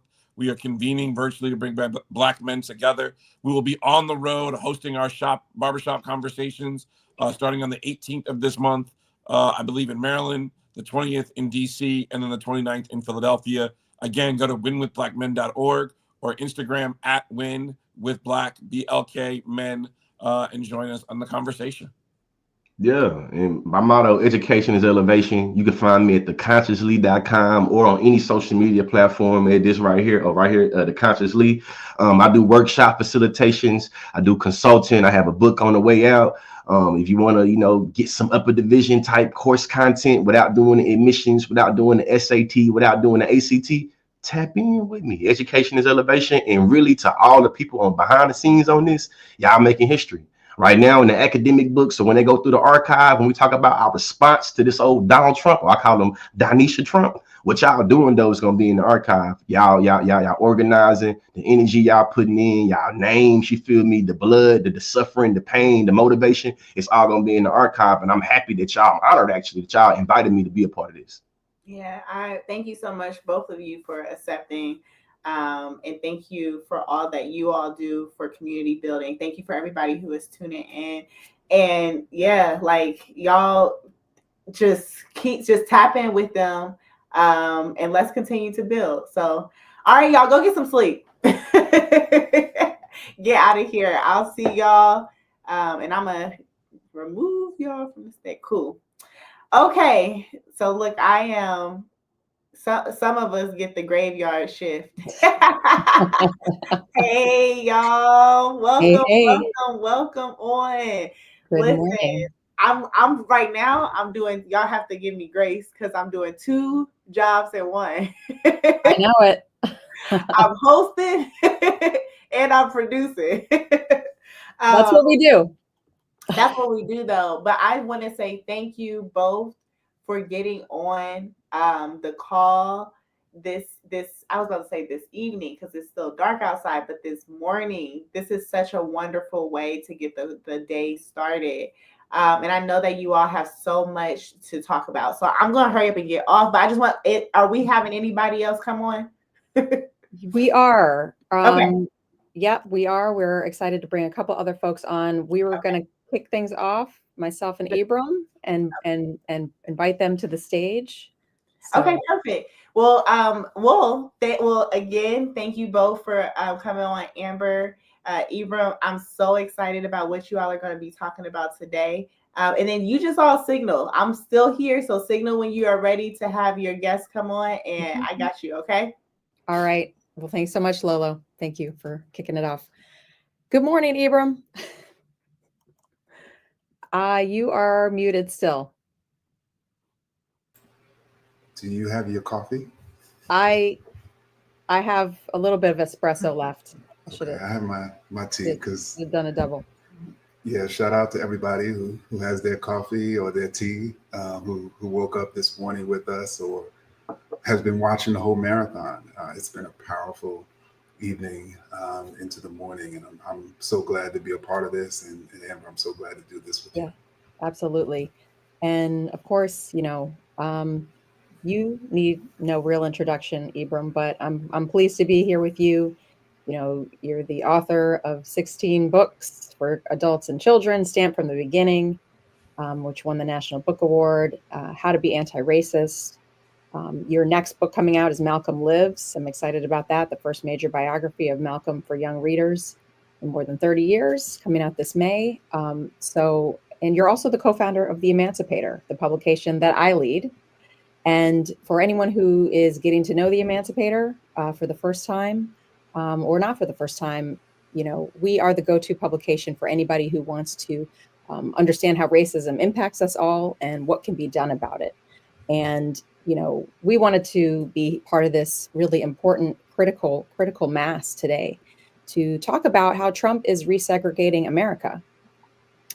So one of the central projects of the Trump administration is revitalizing American racism and sexism. And Ibram, you've talked about this a lot. Just the fact that all of this is centered around these attacks on diversity, equity, and inclusion. And with this, the Trump administration is reversing these gains from all the movements, right?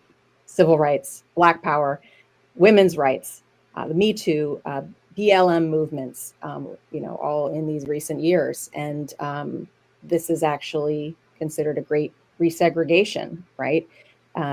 Attempting to restore a nation where only racist white men have power and influence. So we're going to really get into that conversation. But first, I also wanted to talk about The Emancipator, Ibram. You Yes. co-founded The Emancipator in 2020 is when you conceived it. And this was during the so-called racial reckoning. Millions of people marching in the streets, millions of dollars flowing into, all kinds of nonprofits and equity organizations. So what were you hoping to achieve, in launching this anti-racist newsroom at that time? And how has your vision evolved to this moment we're in? Well, Amber, it's striking because it was 2 centuries ago that the first emancipator was founded in Tennessee, which was the first abolitionist newspaper. And during that time, in the 1820s, it was the tail end of a multi-decade um, reaction to abolitionist activity during the Revolutionary era. And the 1820s saw all sorts of racist violence against, particularly within Black and abolitionist communities. It saw all sorts of policies and practices to entrench the power of enslavers. It saw the United States marching and dispossessing native land and marching enslaved Africans deeper and deeper into the South. But when I founded the Emancipator, along with others in 2020, it wasn't necessarily during a time of retrenchment or what I call in my work the progression of racism, or what we're talking about today, this sort of resegregation. It was during a time in which we imagined that potentially we could abolish racism one day, and that was sort of the spirit. And so I'm mentioning that history, Amber, because I feel like this moment is more indicative of the moment when the first emancipator was founded in the 1820s. But I'm curious, Amber, leading the emancipator during this time, I mean, how has it felt for you? I mean, what is your state, as a person, in this moment? Yeah, I mean, I joined the team in 2021, the summer of 21, and I was actually spending, all the months leading up to it, thinking about how to get outside the echo chamber, outside the bubble, and how to draw people in, and, really trying to lean into the power of storytelling. I think there was a lot of excitement in that time. There was a lot of people who were, it was nice to see people who, even if they weren't offering monetary help, they were offering space or offering time, offering some sort of sweat equity, seeing that kind of around, and also experiencing it when we were launching, when we were trying to get this newsroom off the ground. And of course, I don't have to tell anybody listening here that energy has waned a bit. And I think we've also just been thinking about what's needed in the moment right now. And I feel like initially there were a lot of people who'd read White Fragility and How to Be Anti-Racist, and they were looking for tools. Those people are still with us, but I think it's more that they're looking for not how to make themselves better, but how to understand the world around them and look for tools of, how do I talk to my friend? How do I talk to my neighbor? How do I talk to my child? What do I say at the school board meeting? And so I feel like we're still trying to provide this resistance toolkit, if you will, as a newsroom, and just in a slightly different way.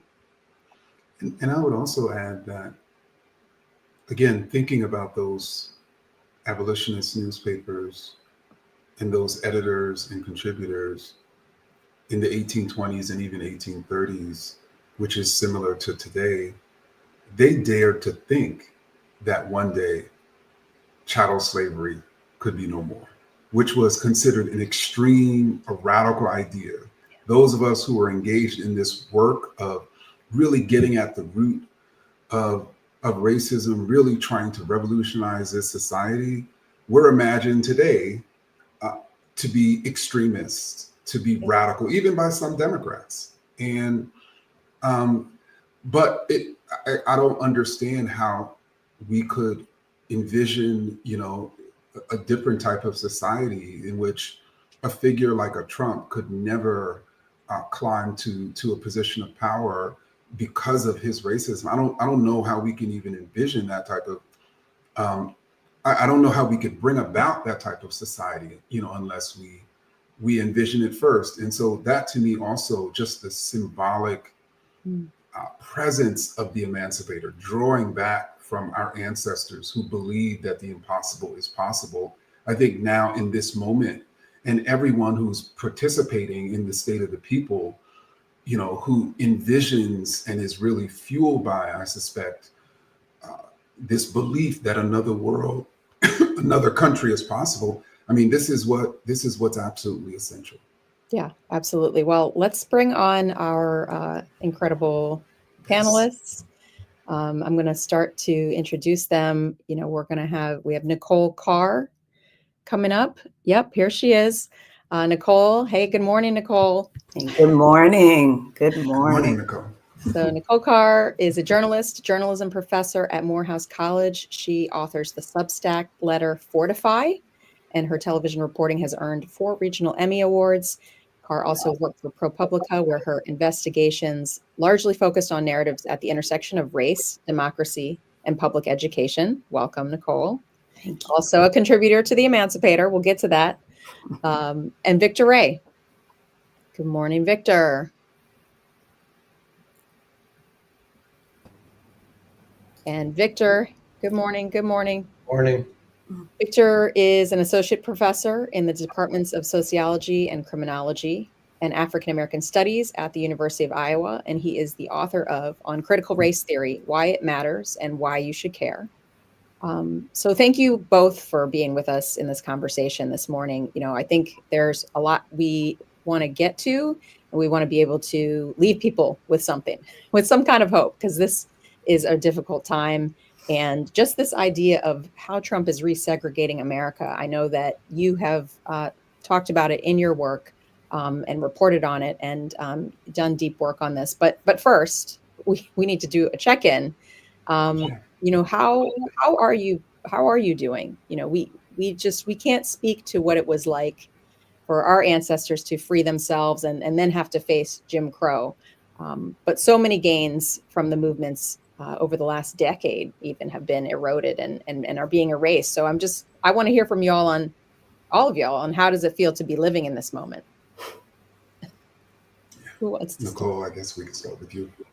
Okay. I normally during this time, I'm in a writing group with Afro-Caribbean women, 6 to 7:30 a.m. Island Scribe. We were talking about this moment yesterday, what sparks your creativity and your ability to work. And something just came to me.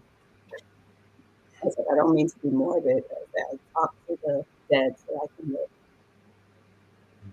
And in this moment, I have to have a deep appreciation for the ancestral journey and sensibility in order to be fortified to move forward.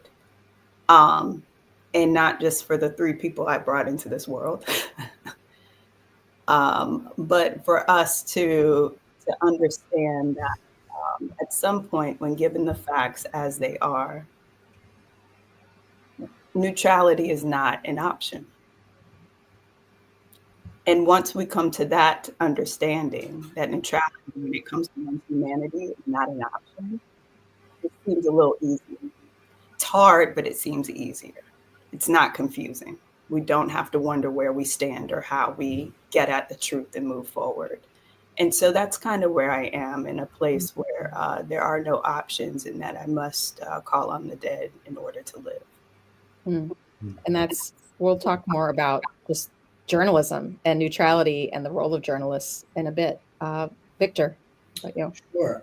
Actually, I'm in a pretty similar place to Nicole. I think, the worst people in the country are trying to destroy higher ed and the teaching about race and racism that I have devoted my adult life to. So that is not great. Yesterday, also, I was giving a teaching seminar, and I was asked, I wanted to also sort of draw on the ancestors, and I talked about Du Bois, who Ibram has wrote a lot about. And one of the things I said was that, Du Bois, as a sociologist and scholar, accomplished a lot more under much worse circumstances. And so that we have examples of scholars who in the past have met the moment, transformed sociology, transformed our understanding of the social world, while they were persecuted, while they were segregated, while they had trouble getting funding, while they had trouble getting published, and that, you know, they met the moment, and so can we. Absolutely.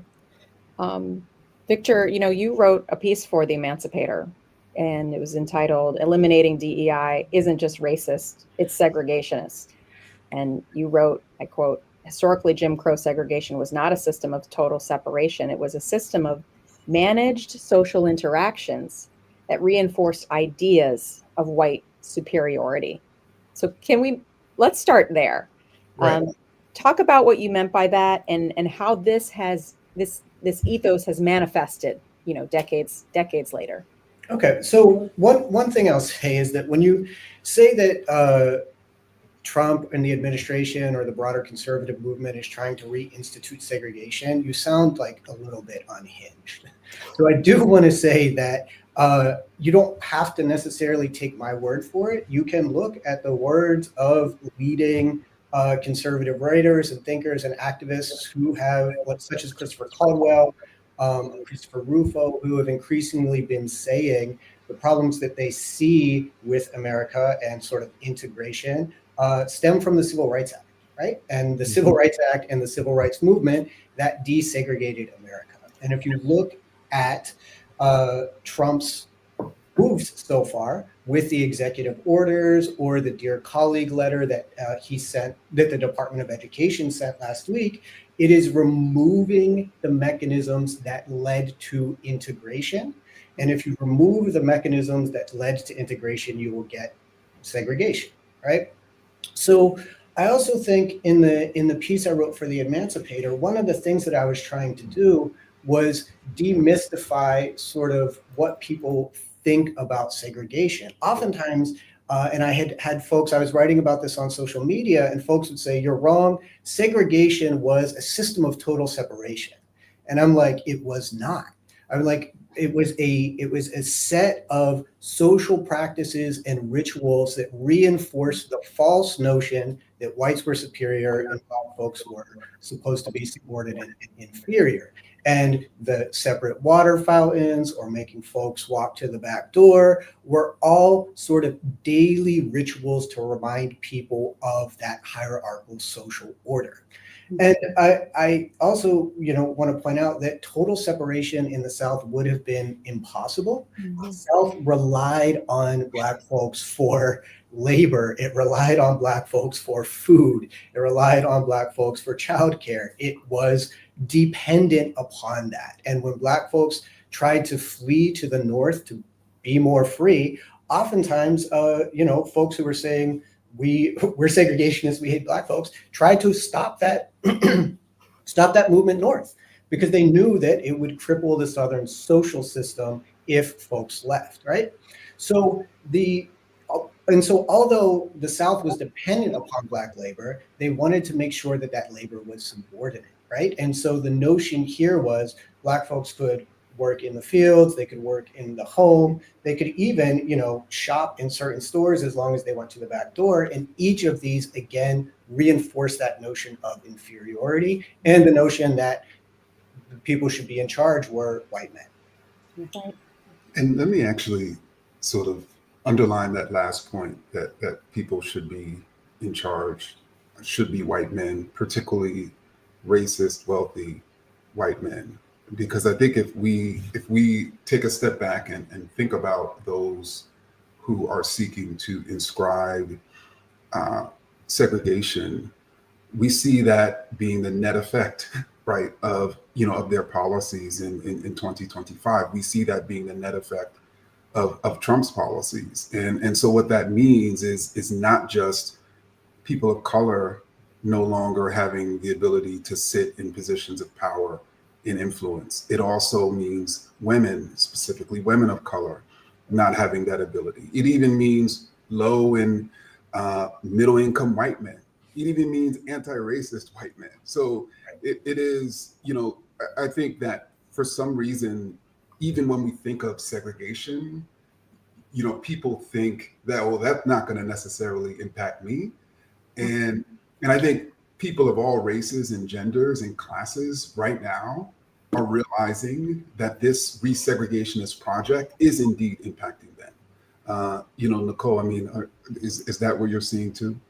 It is. And I also want to play off of something that Victor mentioned about the labor and having to keep people in check and keep people in this caste system. Those who wanted to do that, white supremacists also understood the power of the Black press in this. And I may be getting ahead of myself in our conversation, but specifically when it comes to the Great Migration, first there's this notion that's steeped in race science, right? That, oh, they're not going to leave and go north and stay there.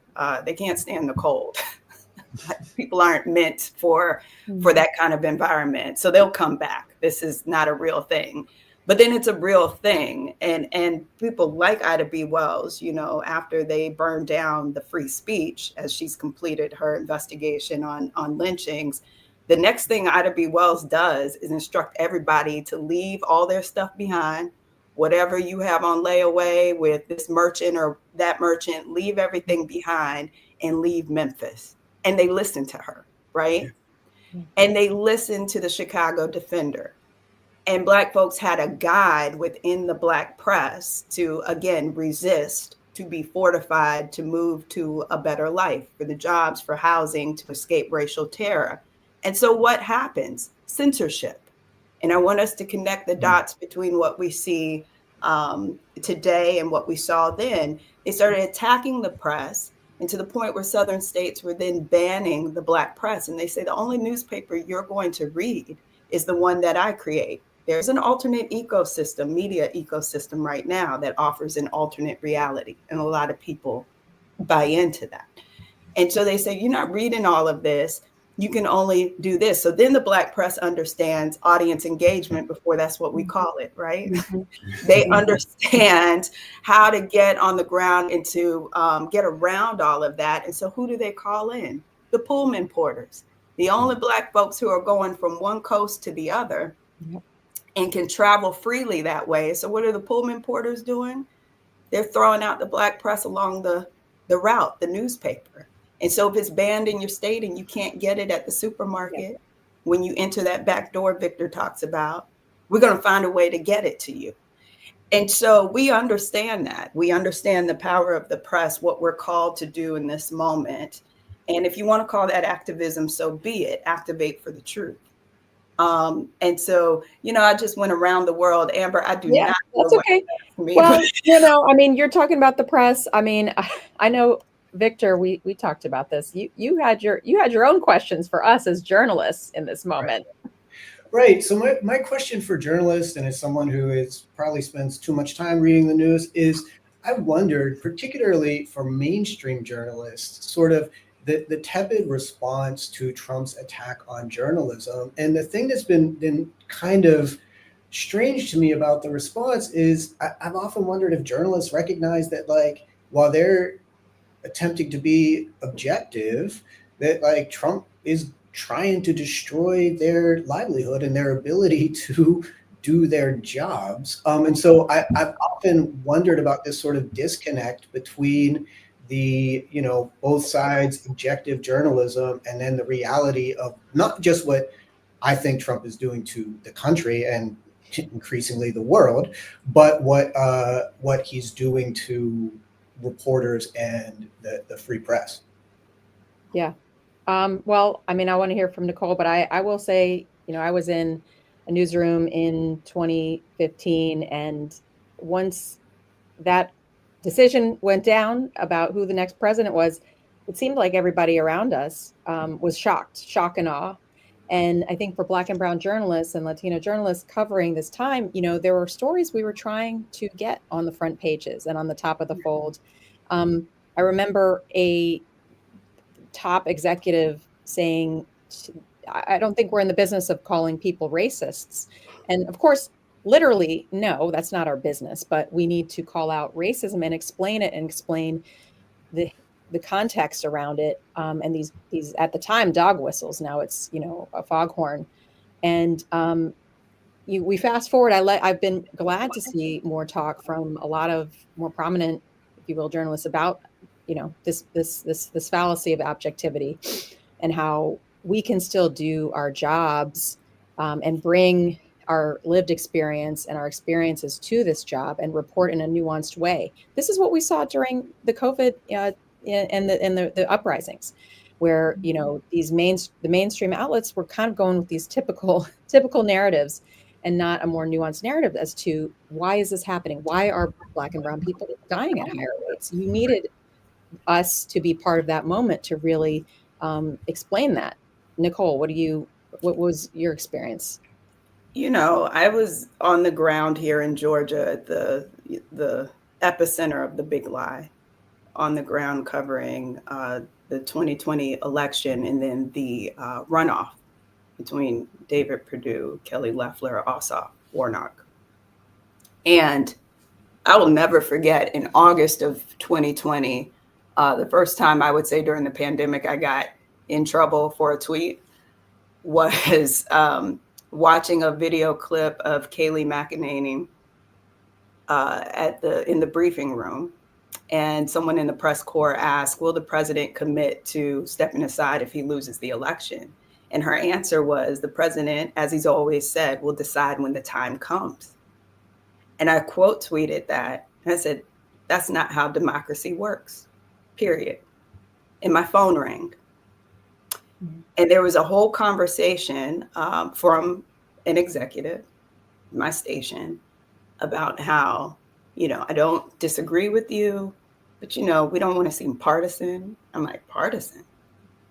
What would you like me to do with this? I said, perhaps the most asinine thing in modern history has just been spoken from the White House press briefing room. And that is that a president may not step aside if he loses the election. We should be sounding the alarm. I was told we're local media, we're not national media. We don't want to seem partisan. This is getting in a way. And that was my moment of like, am I in the twilight? So what is happening? Yeah. I said, what do you want me to do? Take it down? No, we don't want to seem like we were wrong. Well, I was like, I don't take it back. It's a fact. And this is a dangerous time. And I don't know what you're asking me to do as a journalist. I don't know what you're asking me to do. When it comes to the protections, and then we roll into this, we have, of course, the insurrection. And you have people like me, reporters locally, these stories have largely been untold, who were under private security in that time. And had the industry stood for Black and brown journalists the way that they should have, your Jim Acosta's, your Wei Zhang's from CBS, your Yamiche Alcindor's, your April Ryan's, all the people who were attacked a decade ago.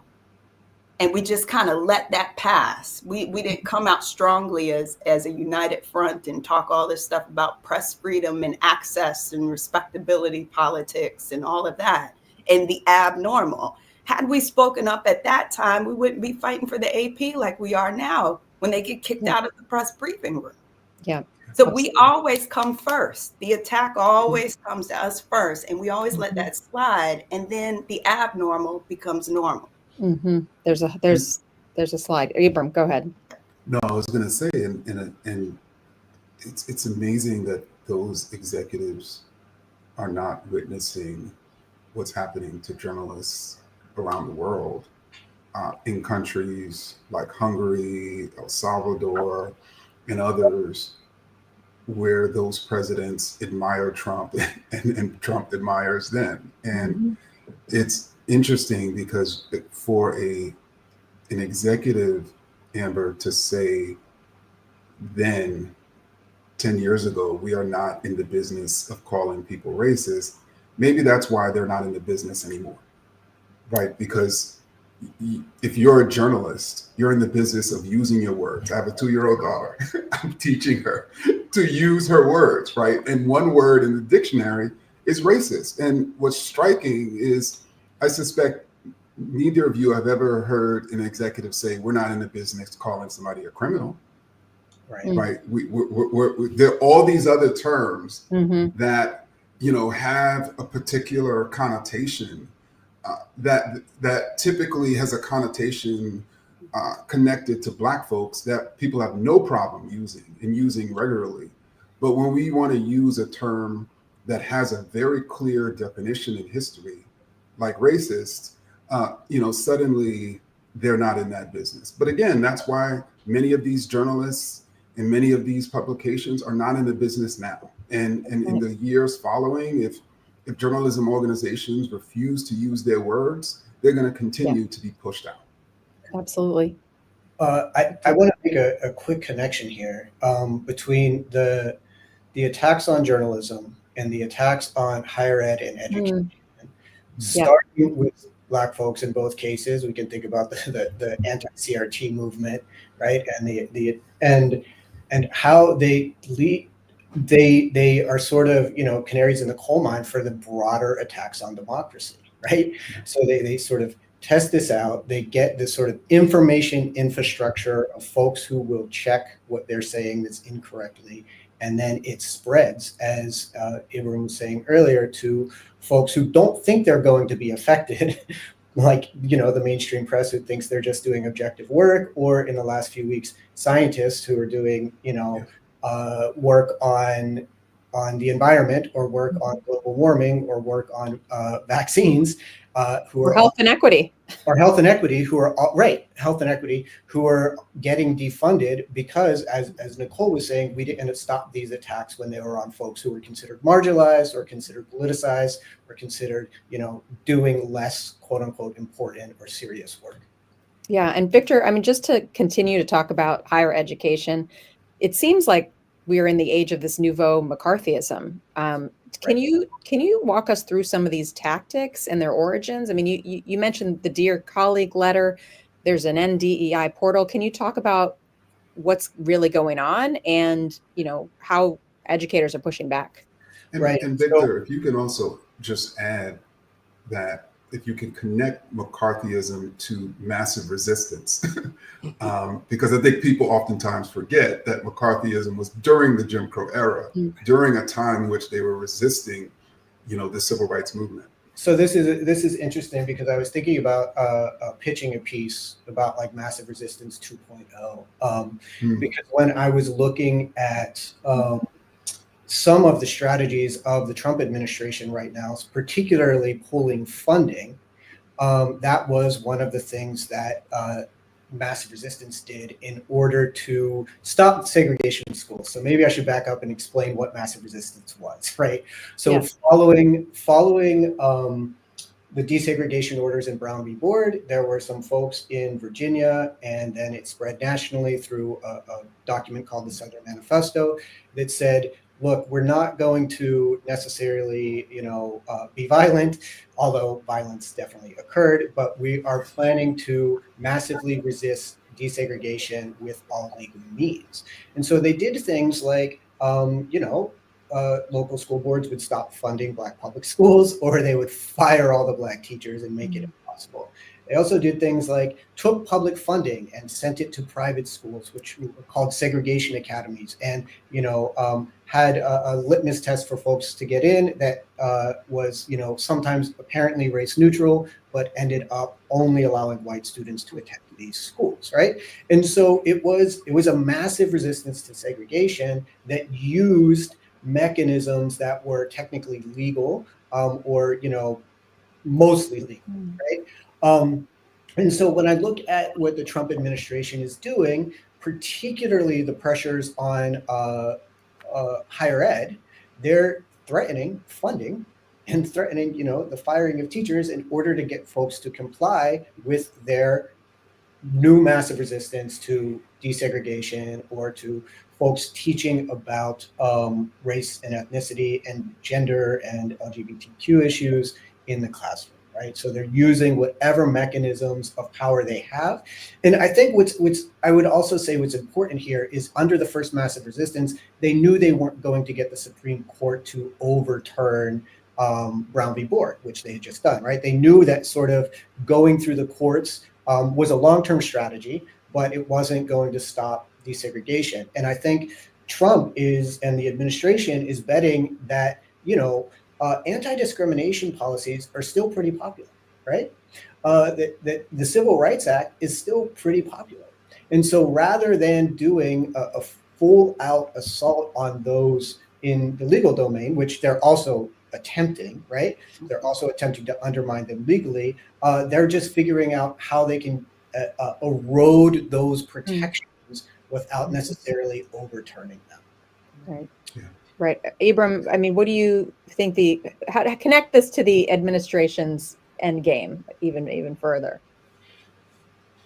Well, I think first and foremost, when you convince everyday working class white people that they are struggling not because of the policies of Trump or the Trump supporters in their states and locales, when you convince them that they're struggling not because of the policymakers they've elected, but they're struggling because of Black folks, because of immigrants, from Latin America, because of Muslims, the more that they struggle due to your policies, the more they're going to come after people of color, right? The more they're going to, and the more they come after people of color and Black folks in particular, and immigrants in particular, and Muslims in particular, and women in particular, the more you can squeeze and exploit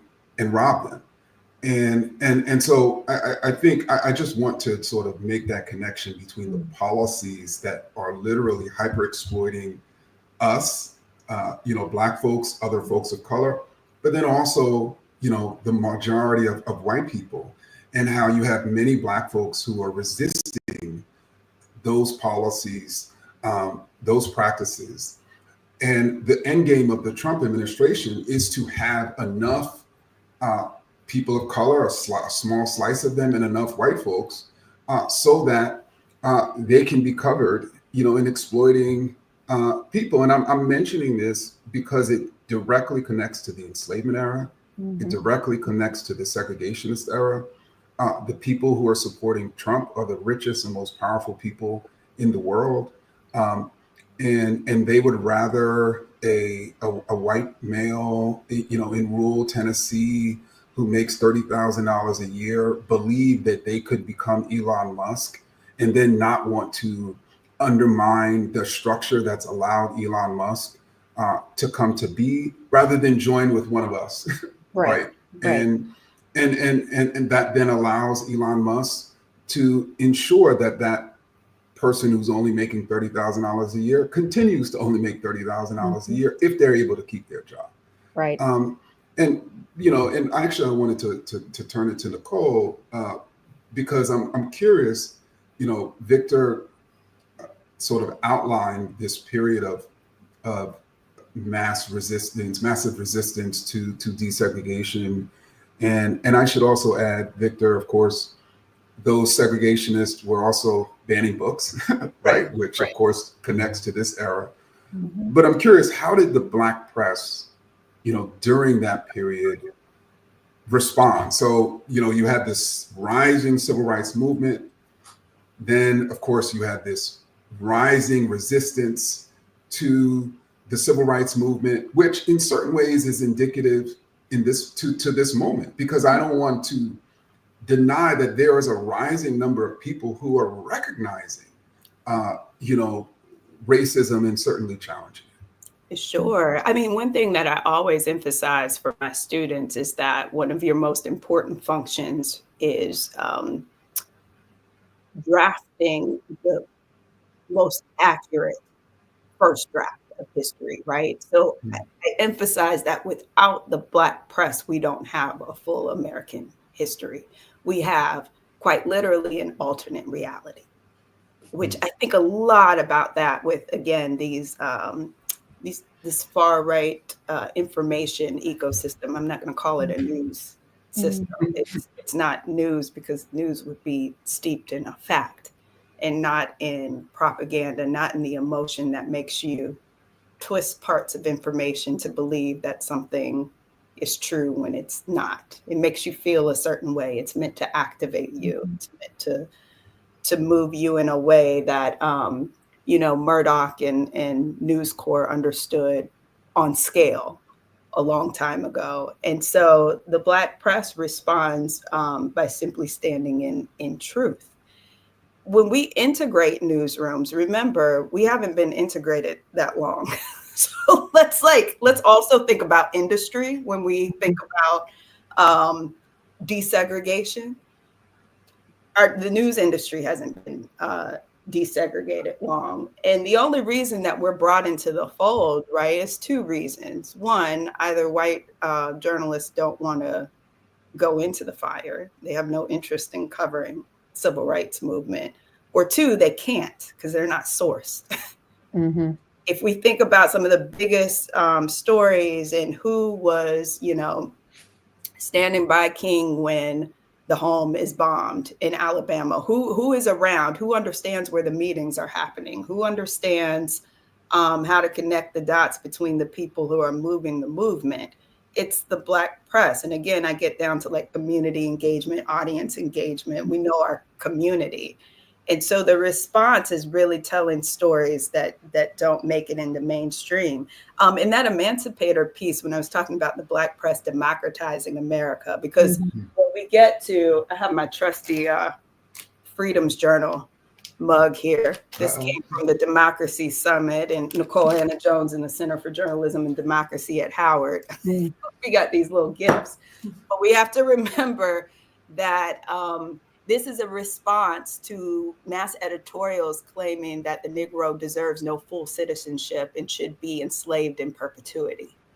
And so the argument with the Freedom's Journal is not just no longer do others speak for us. It's literally a response. It's like call and response to this idea of democratizing America, that we should have full citizenship, that the way to that is to the ballot box. And so the way that we're framing stories from that moment through the civil rights movement, through all of this is really this framing of full humanity. Yeah. What one deserves. And to go back to something Ibram was just saying about like the formula to get to this end game, the other thing that you need in that formula is the boogeyman. And so at one point, that's the Black brute, right? That's the dangerous, over-sexualized Black man who is after your women. And so this is how we're going to justify vigilante justice.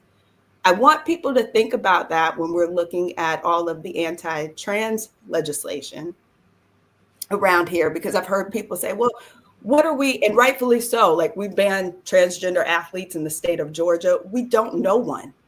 We don't know one, right? So what are we, what is Governor Kemp signing into legislation? Like, this is what I need journalists to drill in, first of all. And then once you understand that it's as nonsensical as the language that's being used, if you don't understand what woke means, why aren't you asking your governor why they continually use it, right? If you don't get what this means, why are you allowing our elected officials to continue to say that and you can't explain it to your audience?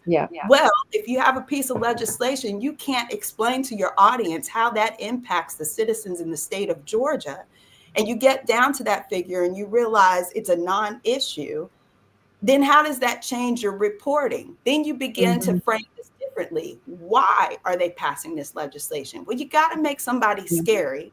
You've got to make someone less than. You've got to make people believe that someone is coming after you, your rights, your children, in the bathroom, that somebody is so dangerous that you can see them less as human. You need to strip humanity. You need to strip medical care of those who do exist. You need to look at them as a scary person. And once you do that, once you disenfranchise one group of people, you can then get people to do that to another group. Right. And language, as you're saying, is a big part of that. I want to talk about language because, you know, we're not hearing dog whistles. We're not hearing the quiet part. The quiet part is louder than ever. It's full-throated. It's full-throated racism. So, you know, let's talk a little bit more about how does the movement, the MAGA movement, use language to advance white supremacist ideologies? And we've been here before. So let's talk about the through line. Ibram, you want to start? And it's interesting because, you know, Nicole is pulling up the sort of woke cup and going back to, again, this executive saying they're not in the business of calling people racist, but clearly the media is in the business of calling people woke.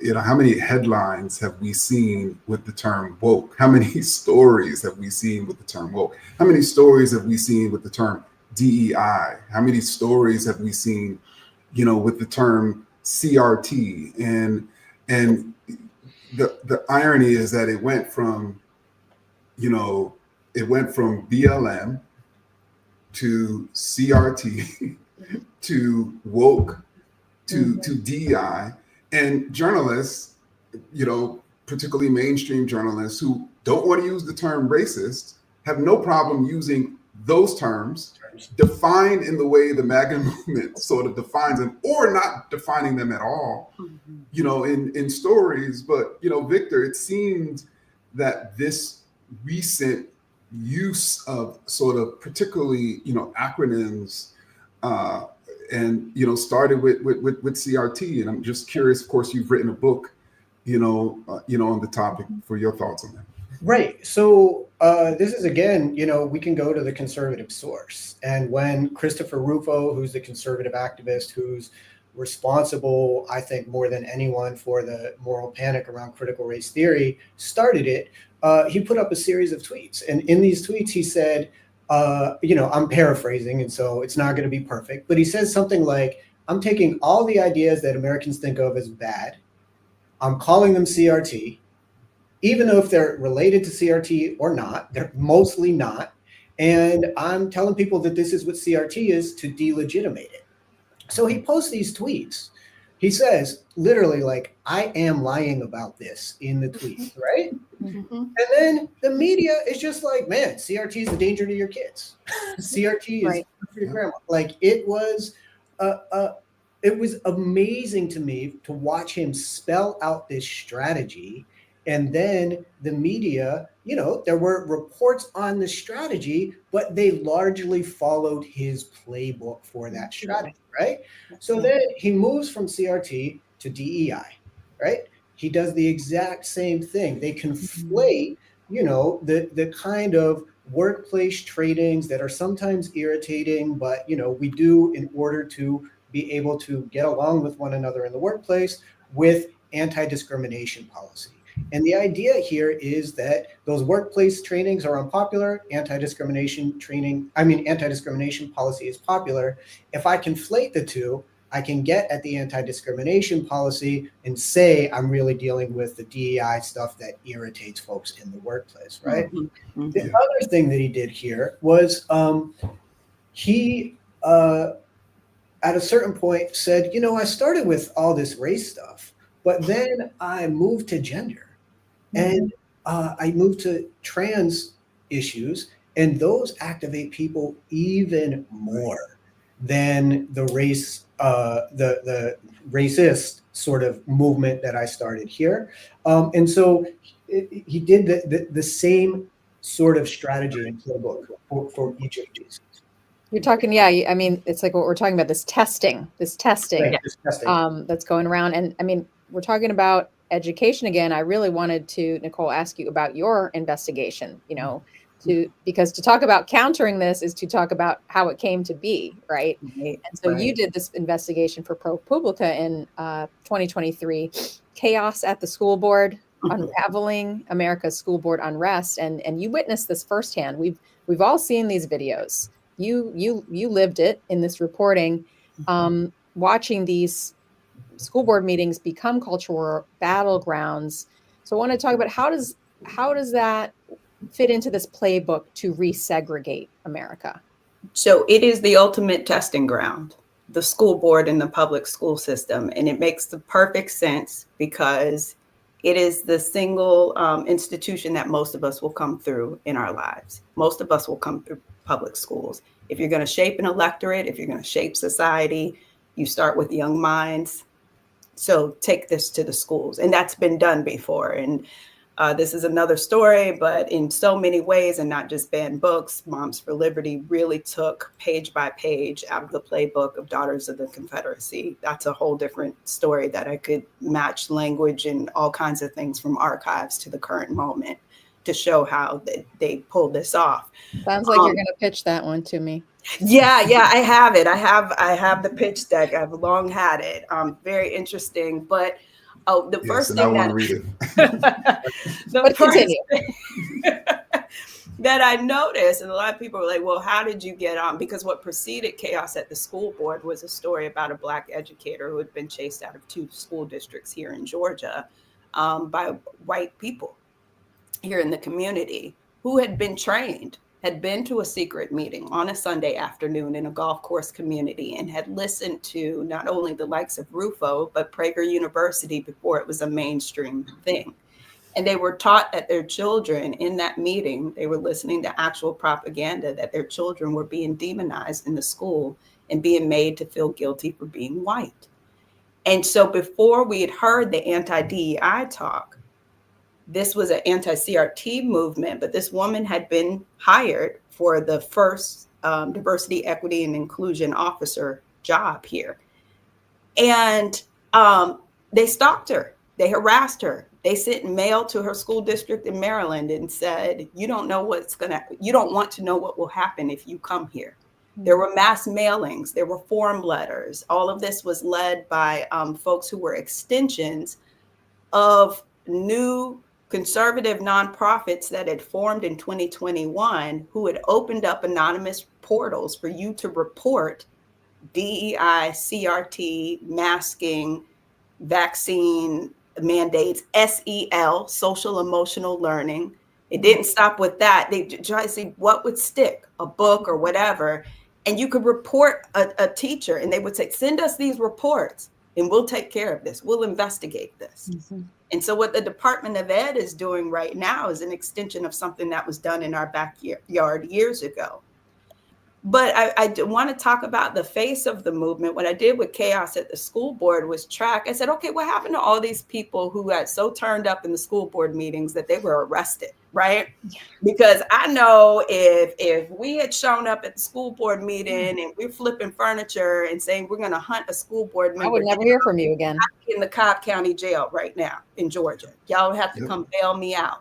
It wouldn't have happened, right? So I'm like, what happened to all these people and who are they?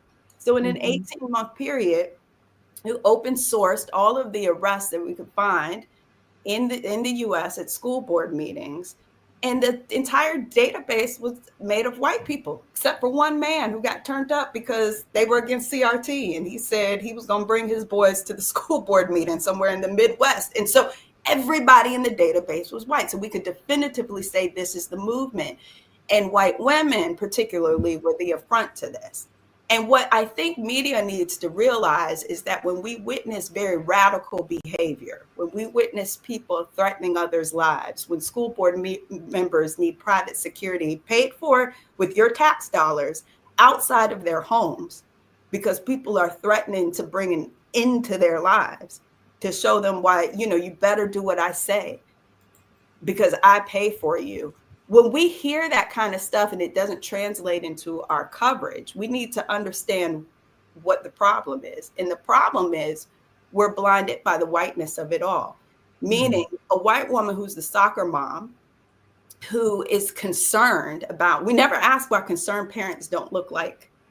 Right. You see the same faces popping up. Right. Concerned parents. Exactly. And so statistics, now I can show you in a journalistic way, I can definitively call this a white-led movement. We see that as soft. We see it as acceptable. We see it as needing protection.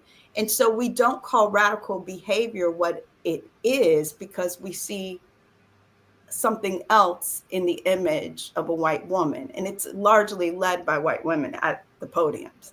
Right. And so this is how I see the through line. Like, so you test this in your backyard, and then this morphs into duplicate legislation. Like legislation, anti-whatever reads the same in every state that's passed it, in every state school board that's passed it. And then we get to a point where who is being quoted in a Department of Ed report DEI portal or whatever it's called. Who's being quoted in that? Not a federal employee. Mm-hmm.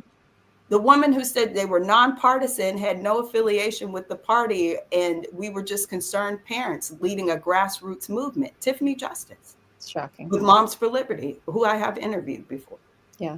Who tried to say this was about the fact that Black kids can't read. We're leading a literacy campaign. This is about, you know, that's what we're all about. And that's not it. Well, you know, we have a few minutes left before the next group gets up here. I do want to ask two more questions. I mean, one of them is just that, you know, all of this, everything we're talking about, it adds up to this real threat of regression and resegregation. That's what we've been talking about this whole time. But what do you say to people who still really kind of live in this disbelief to say this couldn't happen right now? Resegregation, it's too far afield for me. How dangerous is this moment we're in? What would you say to those people? We all have those people who live next door or down the street or are at our Thanksgiving table.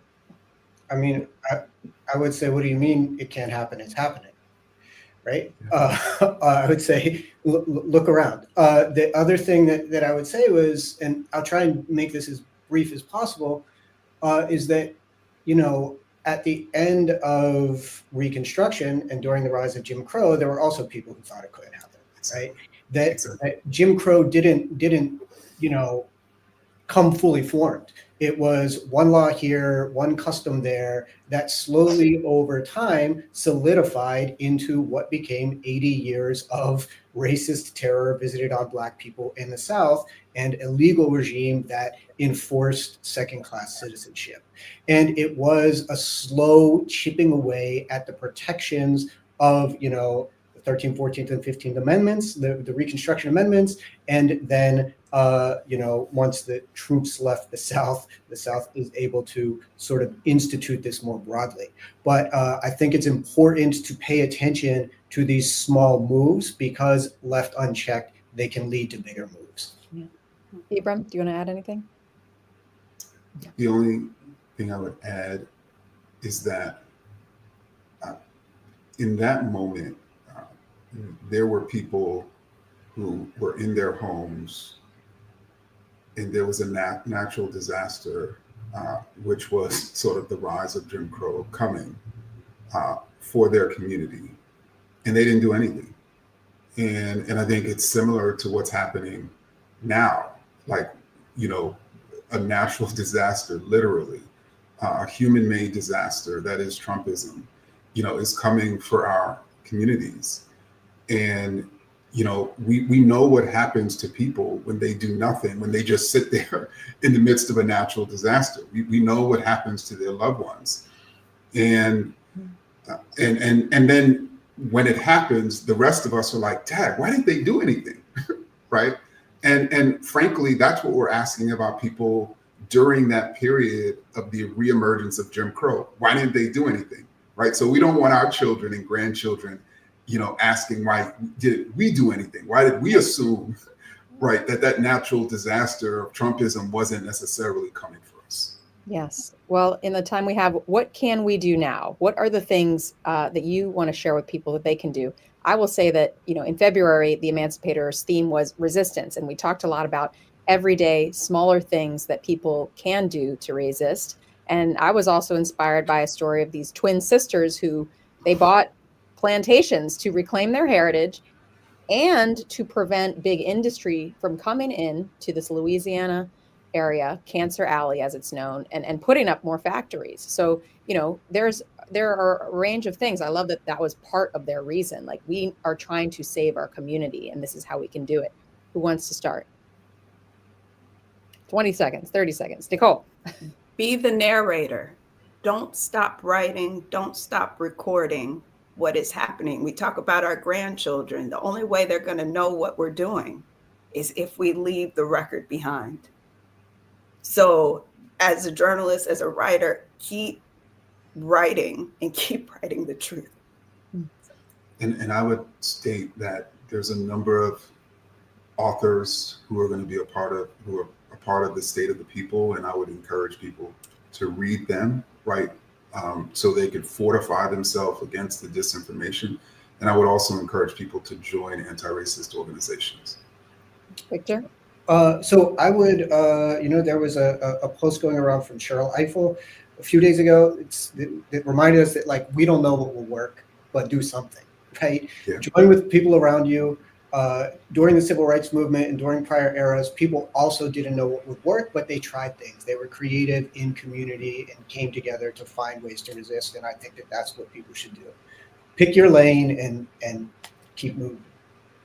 Thank you all so much. I want to also encourage everybody to please follow The Emancipator, www.theemancipator.org, the Emancipator underscore, the underscore Emancipator. And thank you to the team. Thank you to Ibram, Nicole, Victor, Lolo. Hello, we did it. There, y'all did it. It was so amazing. I learned so much. I was over here taking notes, like, okay. All right, Thank you all. Thank you for having us. Yes. Of course, thank you. Well, get some sleep, everyone. Bye-bye. Bye, guys. Okay, so now we are at the, it's not nighttime anymore. We are at the top of the hour. So 7:00. I'm super excited about who we have up next. We are really getting this thing rolling. It's 7 hours into this 24-hour stream. 7 hours into this 24-hour stream. That blows my mind that we thought that this was literally a thought. Again, this was just a thought 3 days ago. And such an incredible team was able to put this together. I don't think I've slept in about 2 days, and so many other people haven't. So I'm super grateful for everyone. And in the spirit of gratitude, I am going to bring up next Pastor Mike. Pastor Mike, thank you so much for joining us. Pastor Mike is the co-founder of Black Church PAC. And I know that you have something special for us. Yes. You are going to start us off this morning on the right note, right? Yes, come on, wake up, saints. It's time to go to the altar to pray. We got to pray these walls down. Good morning, everybody. And Lolo, thank you for all the work you've been doing to help us move this important 24-hour hope-a-thon, right, along to get us our minds right, our spirits right, as we denounce the truth, the lies of the wicked and the enemies among us, and promote the truth. Good morning, everybody. This is the Black Church Power Hour, and you are going to get a spiritual boost of energy. Your mind is going to be challenged. Your spirit will be stirred. And we're going to start with some prayers this morning. And so I love to have Pastor Freddie Haynes and Reverend C.C. Jones Davis to join us in. And let's just say good morning and hello to everyone. What's up, family? Good morning. Good morning. Well, Pastor Freddie, we got the Saints up early, Doc. I'm in California. It's 4 a.m. God bless you, man. Since the old school all-night prayer meetings. Lord have mercy. Man, I know that's right. And here in Dallas, man, it is storming like crazy. And yet we bring in the sunshine, we bring in the heat. And at the same time, as you said, we're bringing the Black Church Power Hour. The Black Church, can I remix hip hop from back in the day? The Black Church got something to say. Yes, and sir. what we have to say is that this is an abnormal administration. And so we cannot go about business as usual. We cannot normalize what is notoriously, even abysmally evil, egregious, racist, white supremacy that is now taking both the sheets off and the hood off. And so we need both the power of prayer, but also what the Black church has always brought. W.B. Du Bois said the Black preacher was always the supernatural avenger of the wronged. And so we've come to bring that supernatural power to avenge. We are the avengers who are going to avenge what is wrong. Come on here. What you say, Reverend CC? Look, this is the day. Hey. Yo, I just feel like I've been watching off and on all night. Y'all know I'm not a night bird. Like I go to bed, but I have been watching off and on all night. I'm just so hyped. I'm so inspired. by this work that Touré and Angela Rye and Holly and Mark Thompson and so many people have organized and thought about and pulled us together. I tell you, Black people are amazing to me. Oh my God. And so I'm just so encouraged this morning. You know, we know that we there's going to be an event tonight over there at Capitol Hill that none of us care a whole lot about, but we want to make sure that we make the truth known and that our people have the information that we need to have to be empowered and to take next steps and to, you know, run with the horses, right? And so I'm blessed this morning. I hope everybody out there is blessed and encouraged. I feel like it's very important that, you know, we know that God is not just on our side, but we're on God's side. Yeah. And he's not one that's ever been defeated. So I'm encouraged this morning. Well, we got a power-packed lineup of prayer warriors and intercessors that are going to get us started. We've invited a little bit of everybody from all across the country to help ground us in prayer. The movement for justice and righteousness, particularly that comes out of our Black religious traditions, teach us and remind us that, as the scriptures say, we should always pray and never faint. And also that a lot of the answers to our prayers come when we pray, not just with our mouths, but with our feet. But we're going to start with our mouths this morning. So we're going to bring up a couple of our prayer warriors, our intercessors. Let's start with Dr. Barbara Williams Skinner. She's going to come and open us up with the first prayer. And then following her, we will have Bishop Vashti McKenzie. And then we will be followed by Pastor Dr. Brandon Crowley, and then Bishop Talbert Swan. In that order, they're going to come and offer us some 60 to 90-second power prayers. So you're going to get a little bit of everybody. Somebody said you're going to get an AME anointing. You're going to get a Kojic anointing. You're going to get a Baptist anointing. And you're going to get, I think Reverend Crowley, he's Methodist, Baptist, Pentecostal. He's going to get a little bit of everybody. So come on, let's pray. Reverend Dr. Barbara Skinner Williams, come on up and lead us in our first prayer. Yes.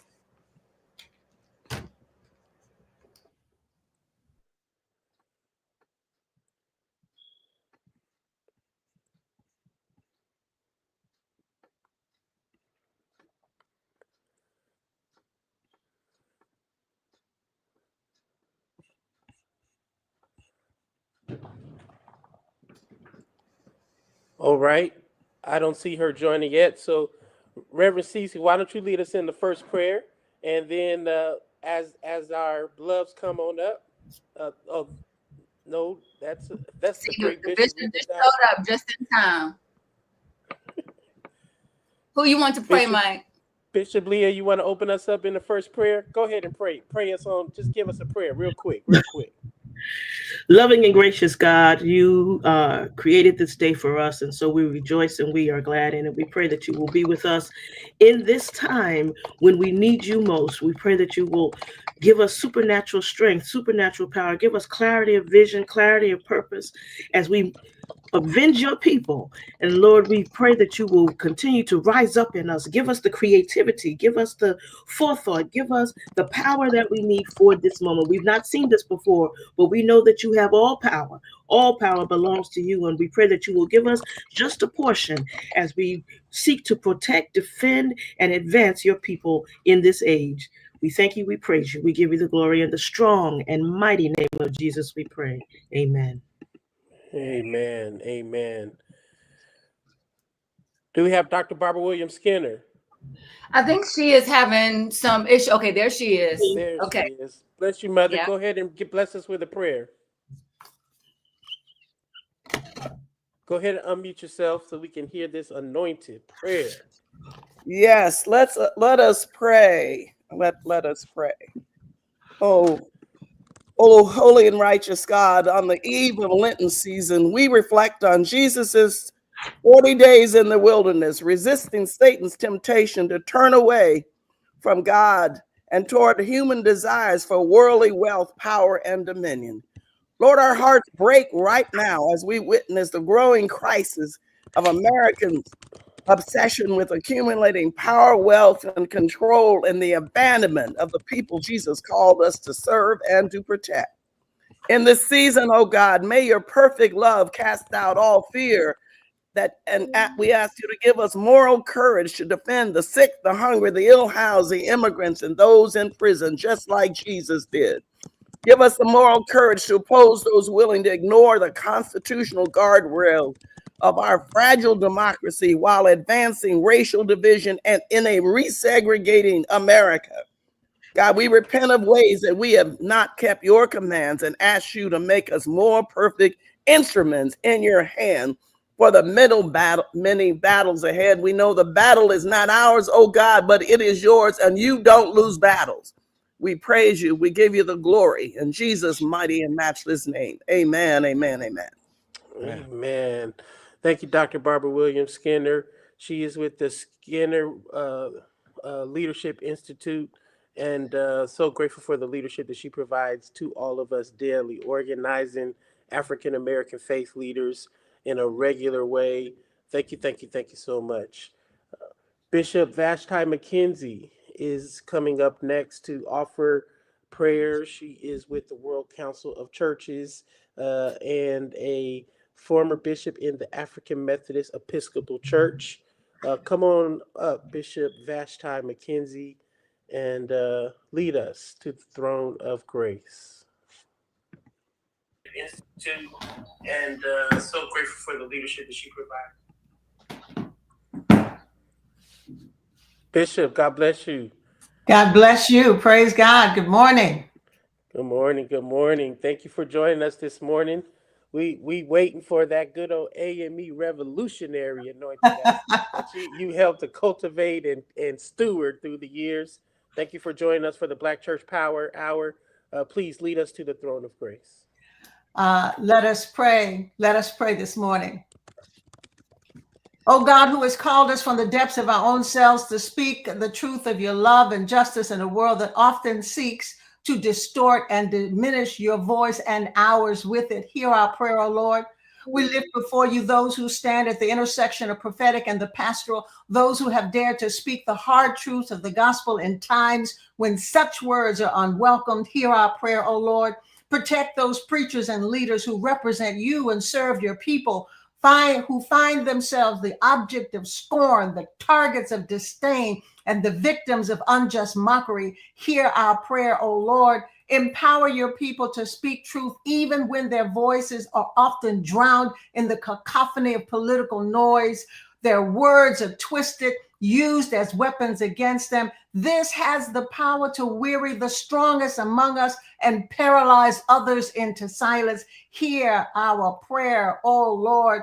We know that this is not just a new story. This is an old story, as one that has played out in the ancient corridors, in the streets of our city, in the courtrooms of our nation, and in the heady halls of Congress. Your prophets have always faced ridicule. So now we ask you to give your servants a spirit that rises above the taunts and the lies. Hear our prayer, O Lord. May the courage of those who have gone before us be the fire that light our path, and may we rise not in fear, but in the power of your Holy Spirit. So in the name of the one who is the light in our darkness, who is the word that lights our path, whose strength is our weakness, whose hope is for us in our despair, we pray this prayer early in the morning, and let the saints of God say amen and amen and say amen again.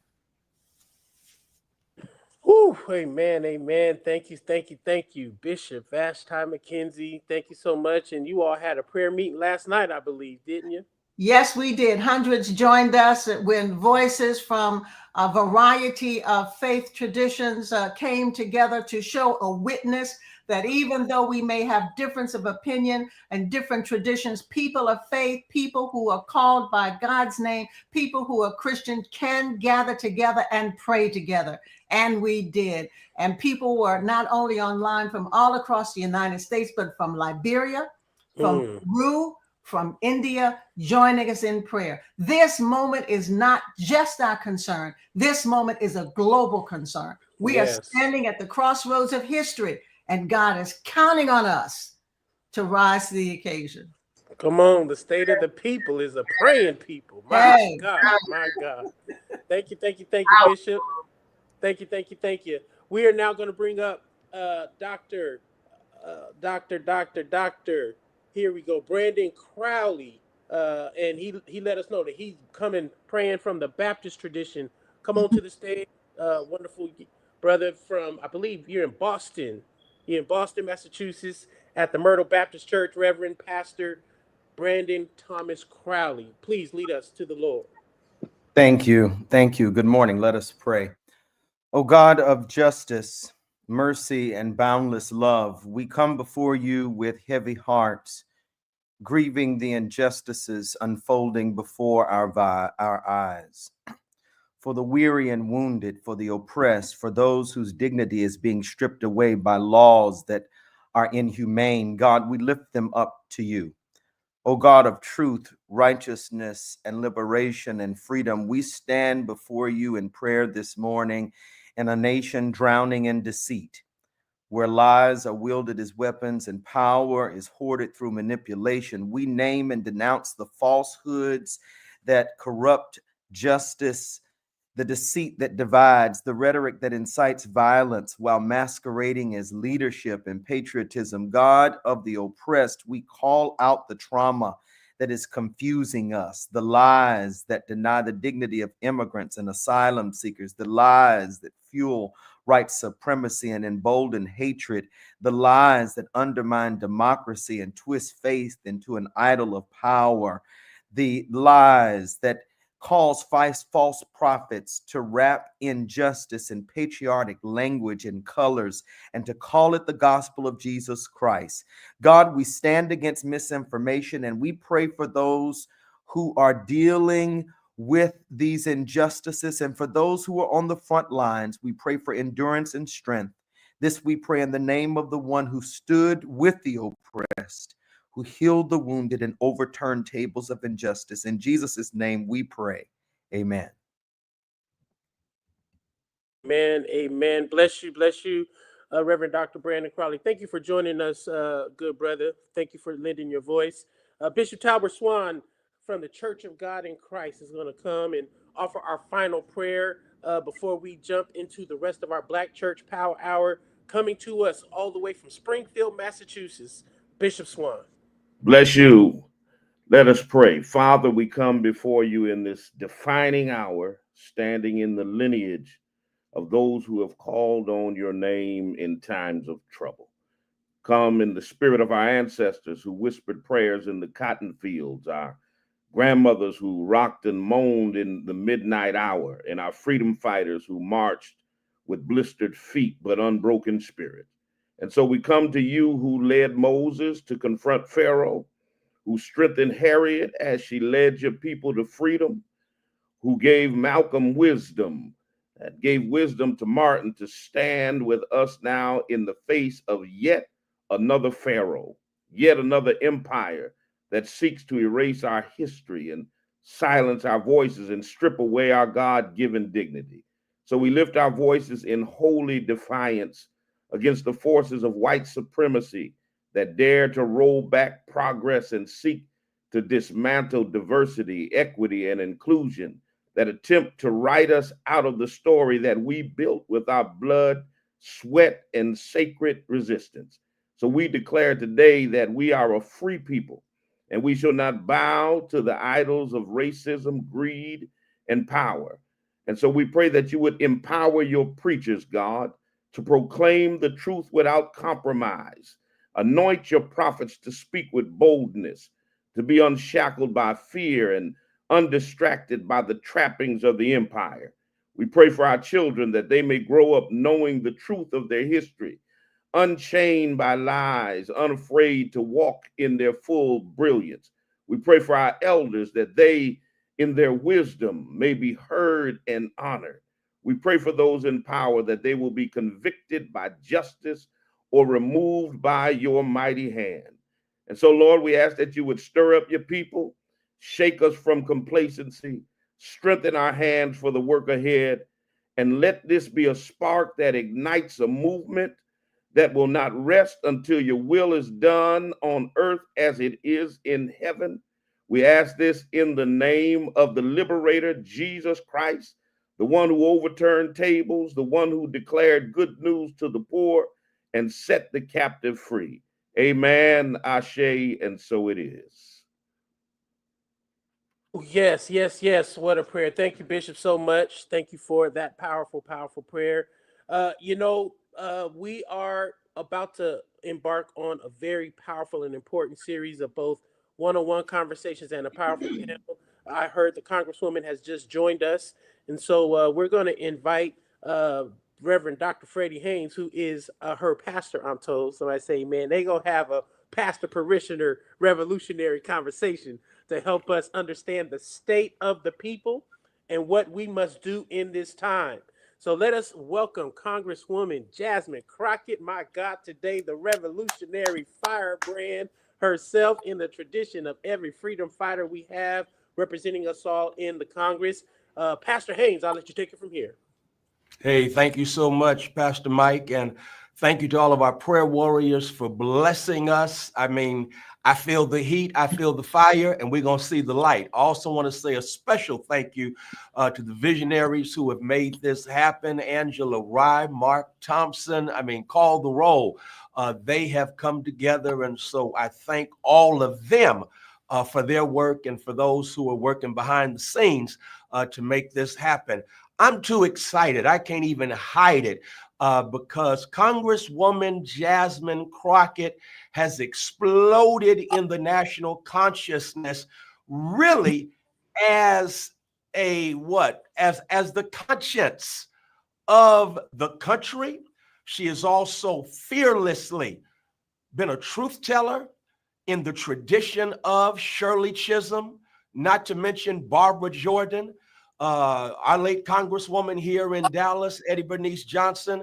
And in so doing, Jasmine Crockett has not only fearlessly told the truth, but Congresswoman, you've always made it where we can all get it. You've always made it make sense. And for that, I want to thank you because you are just remarkable. And we're so proud of you here at Friendship West. I want to begin this conversation as we look at the state of the people with a conversation around the budget. One of the things that every conversation we have, you've shared with me that you refuse to normalize this abnormal time we find ourselves in. And I respect and appreciate you for that because you are basically going against the grain where there are those who are normalizing lies. They are normalizing the politics of gaslighting, and yet you refuse to go along with what's abnormal. And one of the things that you've done is help us look at the budget. Now, as far as I'm concerned, the budget is a moral document. Jesus says, where your treasure is, there will your heart be also. So if you want to know where your priorities are, check out the money. When you look at the budget that has been presented by this administration, when you look at the budget and its impact on the state of the people, please share with us the morality or immorality or even amorality of this budget. Yeah, so first of all, good morning to everyone. If you know me, you know I'm not a morning person. But when my pastor says jump, I say how high. So I am here very early in the morning. I apologize for my parents. We're going to get it together in a minute. But I do want to make sure that we understand just some basics. I'm going to go very high level instead of kind of getting into the minutia on the budget. In short, a lot of times people like to throw around numbers like, oh, we're sending 100 million here, or oh, we're spending 5 million there. We have a multi-trillion-dollar budget, all right? So when you're talking about 100 million or when you're talking about 5 million, it's honestly pennies when we talk about our entire budget. So some of the things that we've talked about lately is the fact that this administration wants to get rid of USAID. And we hear all these big numbers for aid that is sent around the world. And this is about diplomacy. This is about keeping us safe here at home. This is about making sure that those enemies of ours, which right now, I don't know if we know who our enemies are or not, but making sure that China and making sure that Russia aren't the ones that are going in and doing things such as Trump is trying to do with Ukraine, making deals for the minerals that exist in Africa and robbing those in the motherland of their minerals just so that they can survive. Instead, it's about making sure that they've got education around things such as HIV and AIDS, which, if y'all remember, if you're old enough, there was a time back in the 90s when it was so big in the United States and it was a death sentence. One of the things that the United States did really well was make sure that they invested in this global pandemic and made sure that they could keep us all safe, not just here, but around the world. So when we look at USAID and how they're trying to shut it all down, I just want y'all to know that it's less than 1% of the budget. For less than 1%, we are able to make sure that Ebola is kept in check. We are able to make sure that HIV/AIDS is kept in check. We are able to also build really good relationships and try to get people to say, you know what? Democracy is where we want to be instead of autocracy. All right. So let me just put that out there. When we start to talk about right here at home, because most people are like, that's great, Congresswoman, but tell me about what's happening here at home. So, in order to fund a little bit over $4 trillion worth of tax cuts, and this isn't for people making 100,000, 200,000, 500,000, 750,000. We're talking about people that are true blue millionaires and billionaires making hundreds of millions and making billions of dollars. They're saying, you know what? It's too burdensome on them. They pay too much in taxes. When their effective tax rate is still lower than a teacher's tax rate. So let's say, because I don't know, it depends on where they fall. But if you're a teacher and depending on how much you're making, let's say you're paying 25% of your money to taxes, which you're probably not. You're probably paying more, about maybe 18, 20%. But let's say 25%. They're saying, well, that billionaire, they should only pay 15%. Okay. So, long story short, you have less money and they want to take more of it. They have more money and they want to take less of it, percentage wise. Yes, it's more overall, but essentially they're saying, you know what? We believe that everything that happens within the federal government, those people that are already getting less money on their paychecks, we should take more of it. And that's how we should run the government. Because these rich people, well, you know, they'll create jobs for all the poor people and the middle class people. And so we should help them out. So just look at it like this, Pastor. You got your own budget in your house. All right. Right. So you got income and then you got those expenses that are going out.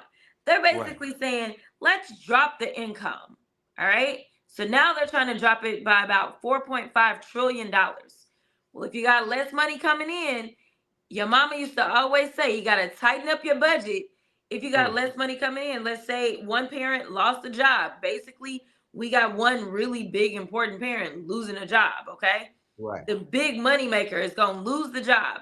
So now what do? We got to decide whether or not we're going to choose between food, which right now they're saying cut the food stamps. So, or healthcare, which right now they're saying, you know what? Go ahead and get rid of that healthcare. So when it comes down to it, so that billionaires can have more money and pay a smaller percentage of their income when they won't miss it anyway, they're also saying, you know what, we're going to get rid of things such as Medicaid. So Republicans have been going around saying it's not in the bill. And they're right. The budget resolution that was passed last week, it didn't mention those things. You know why? Because they running scared from it. Okay. But they playing with people.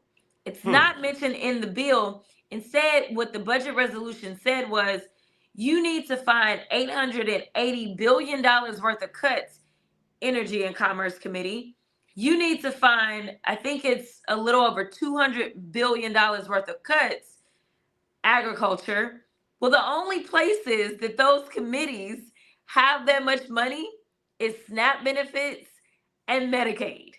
So, Wow. yes, it didn't say it, but that's how they're trying to play it. But at the end of the day, it's some people that's about to lose their health care. There are people that are about to lose their SNAP benefits. And they have made it clear on the budget committee that the next thing that they need to go after is Social Security. There is video footage of the chairman of the budget committee saying Social Security is next. In the name of protecting billionaires. Yes, so that they can have more money in their pockets. Like I said the other day, Jeff Bezos is on his second wedding, and his second one is $60 million. I Yeah. think he would still have 60 million for the third wedding, Pastor. It's Yeah. okay. He'll still have a lot of money. And here's the reality. If Yeah. people don't understand economics, if you're somebody that's like, forget sending money overseas and all, okay, fine. Let's talk econ, right? Right. Costs right now are through the roof, but joblessness claims are also through the roof. Right. So if the cost of food is up, the cost of housing is only going to go even higher, because as of today, the president has enacted these tariffs against our allies. That is Canada and that is Mexico. And one of the things that we get a lot of from Canada is lumber to build homes and anything else that we're building. Okay. Yeah. So now with the 25% tariffs that are going into effect, that means that our supplies, as it relates to housing, are going to go up. As it relates to food, all our costs have gone up. And as they have decided to go after immigrants and and things like that, and they've said, oh, they taking your black jobs. They taking your black jobs. Not really. They are obviously jobs that they want us to go back to, such as work in the fields. All right. Those immigrants that come into our country, they work the fields, something that we ain't done in a long time. And clearly, he is trying to make us go back to the fields. But they work for really little to no pay. They don't have the same protections as the vast majority of us when it Right. comes to making sure that we're going to get a minimum amount of pay and have certain protections as it relates to worker protections. But that money, when they send it home, it goes a long way, because Yeah. the dollar, at least until now, has been pretty darn strong. So they send it home, and it is so helpful to their families. That is what immigration does for us. Same thing when it comes to housing. So many immigrants, I mean, I've talked to contractors that are saying we are struggling because our workforce is not showing up. Well, that is one of the things that keeps the cost of housing down. So we are headed for a full-blown recession. In Georgia, there was an article that just came out that said the recession is already here, and it didn't have to be that way. Joe Right. Biden gave him a strong economy. I know we were still complaining about costs, but now we understand what a weak economy looks like. It looks like eggs that cost $13. It looks like housing that's gonna go through the roof. And we haven't gotten to Black Friday yet, but I'm telling you, ain't gonna be no Black Friday, Yeah. because these electronics, because of the tariffs on China, are about to go through the roof as well. Yeah. Yeah. Congresswoman, in light of what you've shared, what can we do on the ground? Yeah, so listen, first of all, this is a great start. And so I am so grateful that you started this off by thanking the incomparable Angela Rye for her Yeah. vision, as well as everybody else that came together. Because I sent her a message, and I was like, we got this state of the disunion coming up, girl. What are we Yeah. going to do? And so this is what she decided to do. And I thank everyone who has answered the call. This is what it looks like to organize and fight back. So when we're talking about physically out on the ground, listen, first of all, we got to stick to education, because they put out so many lies and so much disinformation. And that's why this platform is going to be so powerful, because all he's planning on doing is getting up there and lying, right? Like, Lying. just like he Yeah. just lied about the war. I mean, he just lies through his teeth, and he decides that he's going to reconstruct history. So it is important that we make sure we keep the truth front and center. So that's why this platform today is so powerful. Right. But we got to Right. do this and talk to like our friends and family. The average person doesn't want to listen to a politician, but they will listen to their mother, their sister, their brother, their uncle, their friend, their coworker, their sorority sister, their fraternity brother. So it's important that even if you've got people that you feel like they're not politically engaged, you need to engage them because they are politically impacted, okay? So Come on. we got to make sure that we're doing the education. We also have to make sure, I know it sucks, but we got to make investments. We got to make investments in people that we believe in. So if there is somebody that is running for school board or city council, we know that those local elections tend to be the ones that are ignored when it comes to votes, as well as when it comes to investments. And right now in this administration, it's the locals on the ground that have to fight them. When we talk about sanctuary cities, which I'm going to have a hearing on that this week, where they're going to go after progressive mayors or mayors in progressive cities, because we know the mayor of New York is coming. We know that the mayor in Chicago are coming. So we are going to have conversations around what does the sanctuary city look like. Well, those Yeah. mayors are doing their part, okay? So yes, we need local elected officials. Dallas, we have a city election that's coming up here in May. Right. Make sure Right. you're informed and make sure that you go out and vote for somebody or volunteer or donate to someone who is going to look out for your interests. We know that right now the warriors on the front lines as it relates to this administration, they're the attorney generals. Not ours, of course. Ours is still trying to avoid prison. But we've got amazing attorney generals in states like New York with Tish James, who is Come leading the on. charge. In North Right. Carolina, we've got them all over the country that are doing their part to fight back. So when they tried to cut off the money, the people that have gone into the courts and have said, you can't do this money was promised to us, it's those state attorney generals. So it is important to pay attention in the midterms, to pay attention in the city elections, whether or not your children are going to have Black history in their classrooms or be allowed to read certain books. That's the school boards. So please, please, please, please, please make sure you educate yourself and you educate all those around you and you get engaged. Listen, so many people get intimidated. If you believe that you have an amazing idea or that you have been called to public service, just look to the White House and recognize that, listen, it's the white audacity for me, okay? Listen, they are so unqualified. When you Right. look at everybody in this administration and they complain about diversity, equity, and inclusion, which is really nothing more than their racial slur against us. Their Right. resumes do not compare to us. At Listen, the all. fact that you can be a heroin addict and then run the biggest health agency in this country, it couldn't Yeah. happen if you was Black. It couldn't happen Right. if you was brown, but let you be white. Oh, Come on. absolutely. You are most Yeah. qualified. That is Preach. why they are afraid of diversity, equity, inclusion.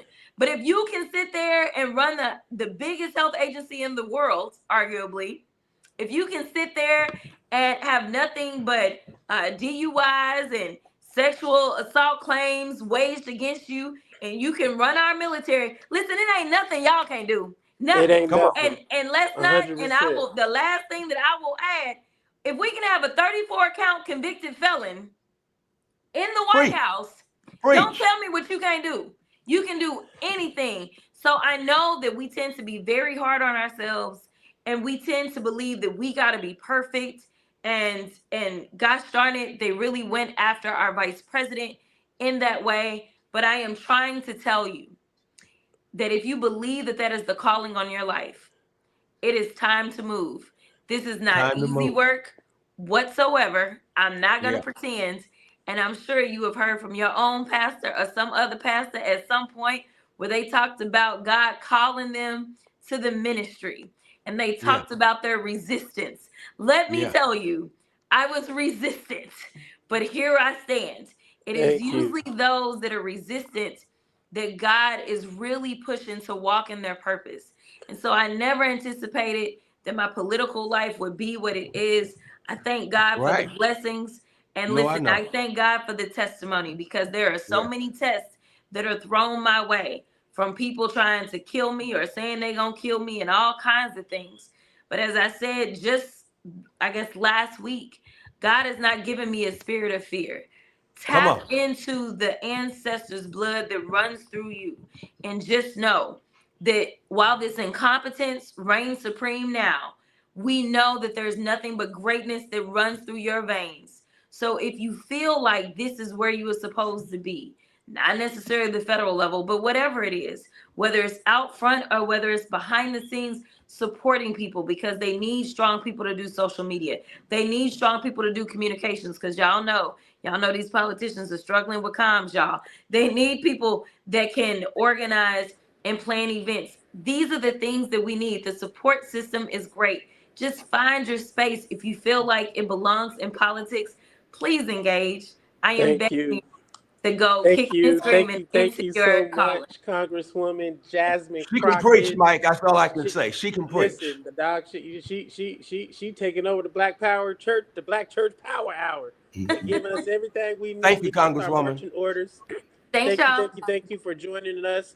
And we got Reverend Doctor. You a Reverend, right? You a Reverend today in the Black Power Social Without a Hour. I guess doubt. we probably not going.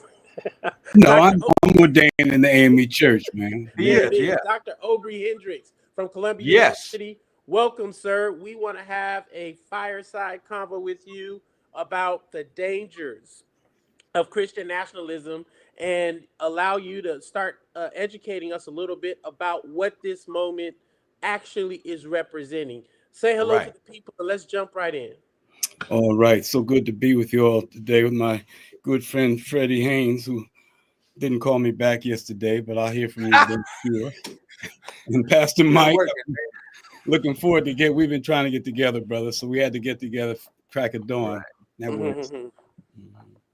Well, we know that we're living in some very perilous times, and that this rise of Christian nationalism is a threat to all of us. As a scholar of religion, and certainly even the Black Church and our resistance, can you just say a few quick words about this particular moment and the way in which our faith is being bastardized and misused in the name of state power? Right. Yeah, well, thank you. Well, first off, what we're faced with is not Christian nationalism. It's really Christo nationalism. It's not Christian at all, in that, it's really antithesis of Christianity. Christianity is based Right. on love your neighbor.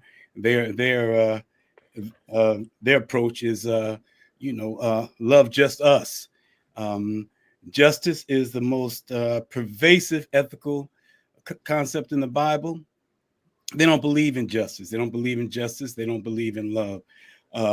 They are an antichrist, a movement with the spirit of antichrist. And what they want to do is dominate all of American society and make us all worship at the altar of their skewed belief. Do you feel like there is a particular role and voice for we who are faithful to God, to our people, even to the principles, the timeless, eternal principles of justice, of love, of peace, that we ought to speak Absolutely. out? What should we be saying in this moment? Absolutely. First, we have to remember that Jesus gave two commandments as the greatest commandments, and the horizontal, vertical, social level is love your neighbor as yourself. With all the profound implications of that, wanting for your neighbor the same liberation, the same material goods, the same right to be all right for your neighbors you want for yourself. But there's an implication also, because we all will struggle for ourselves and our own loved ones to have the best of everything, to have full freedoms. Love your neighbor as yourself. The greatest social commandment of the gospel also is a commandment to struggle for our neighbors to have the same. And secondly, we have to remember when Jesus was talking to Peter, he said, "Feed my lambs," but he also said, "Tend my sheep." Which includes protecting sheep. We have to remember that in the church, we have a responsibility to protect our people. That is a gospel responsibility that most pastors are not fulfilling, don't seem to realize. So in this moment, the gospel tells us that we must struggle for justice. We must struggle for the common good, and Yeah. that we must fight to protect our people, to protect the sheep, not just to feed them, but to protect them as well from the slings and arrows of white supremacist, MAGA, Christo fascist nationalism. There is an intellectual underpinning of this moment, particularly, as you rightly say, is Christo nationalism. We do have a alternative intellectual and theological tradition. You mentioned you come from the AME church tradition. Can you just say a word about the wells we ought to be drinking from to help us counteract this? We are not a people without our own tradition, our own intellectual framework, and you are part of a host of black religious black church intellectuals. Say a little bit about the mind, our intellectual approach to resisting this wickedness and evil. Yeah, well, it's important to remember that Afro Christianity is different from mainstream white Christianity. We're not oppositional. Um, our our faith is grounded in resistance and an affirmation of our humanity, but it is resistance. So we have to look back, to like Henry McNeil Turner and on forward. I mean, we go as far back as David Walker, 1834 with his tract, and which is suffused with Christian imagery. We have to look back and realize that we have all of these freedom fighters who struggle and risk themselves in times more dangerous than this, like Ida B. Wells. And when we look at these folks, some of us, I think, might even be ashamed, certainly indicted and convicted to see that folk spoke out in times much more dangerous than ours and in ways much more intellectually energizing than ours. So we must embrace the fact that our faith is about liberation, it's about resistance, is an exodus faith, Mm. a deliverance faith from oppression. Remember in Exodus, God said, I'm cleaving to you because I've heard your cries of oppression, not how religious you are, not how much you holler and scream and praise, but I heard your cries of oppression. And so deliverance really is about being delivered from oppression, from Pharaoh's oppression, from white supremacist oppression. And we must embrace that and stop super spiritualizing everything. And remember that Jesus said in his first sermon, that Luke tells us first sermon, the Spirit of the Lord's upon me because they anointed me to bring good news to the poor, which is systemic change. And that's Yes. what we must, that's our a gospel imperative. Last question, real quick. Talk real quick about the influence of white Christo nationalism on this administration. Well, this administration is totally enthralled to white Christo nationalism. Trump is as irreligious and demonic as they come, but he portrays himself as some kind of a friend to Christianity in order to get, and he did that in order to get their support and to get in office. So he's beholden to them. And so what we hear throughout this administration is Christo nationalism, but it's really Christo fascism, Mm. right?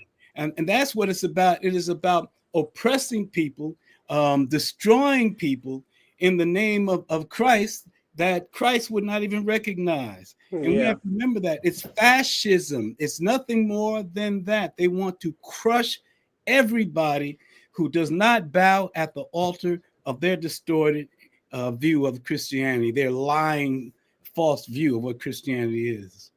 But we reject those lies, and the state of the people we want to say today is one that will not embrace Christo nationalism, will not embrace white Christian nationalism. We are a liberation people. Thank you, Dr. Aubrey Hendricks, for dropping on by and giving us early this morning some good wisdom and knowledge on what we must do and how we must do it in this moment.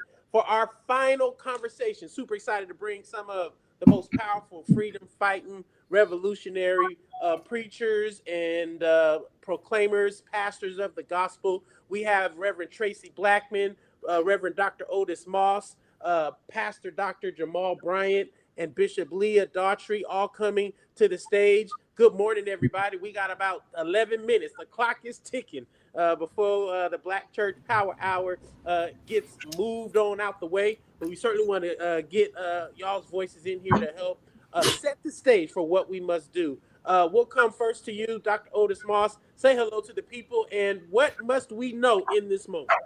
Well, first, I want to say thank you to the entire organizers for this opportunity to be able to share and recognize the power that flows from the Black church tradition. I said the Black church tradition, not churches that just have Black people.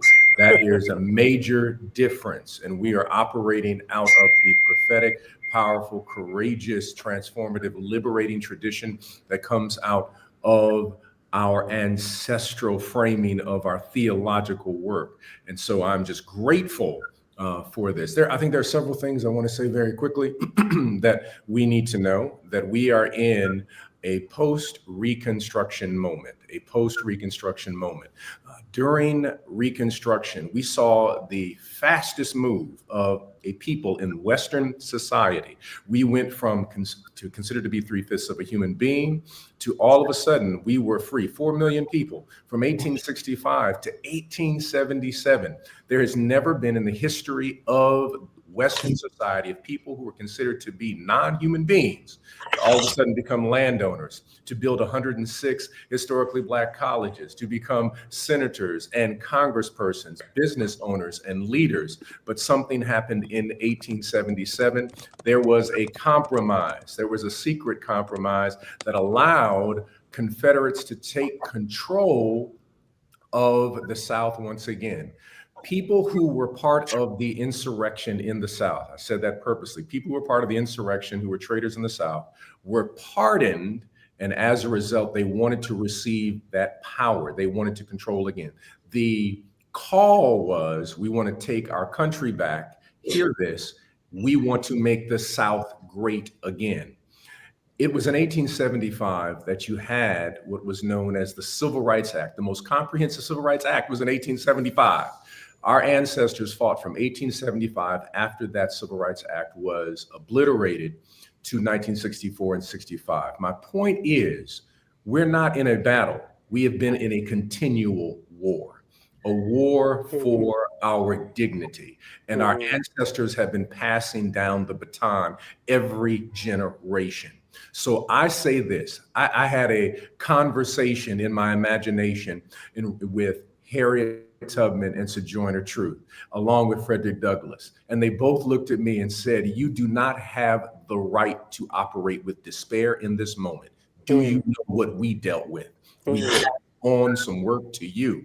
Continue to do the work. There is always going to be a Trump. There will always be a Musk. There will always be puppet masters trying to control the puppet and remove democracy. But it's Black people that have always been expanding democracy in this country.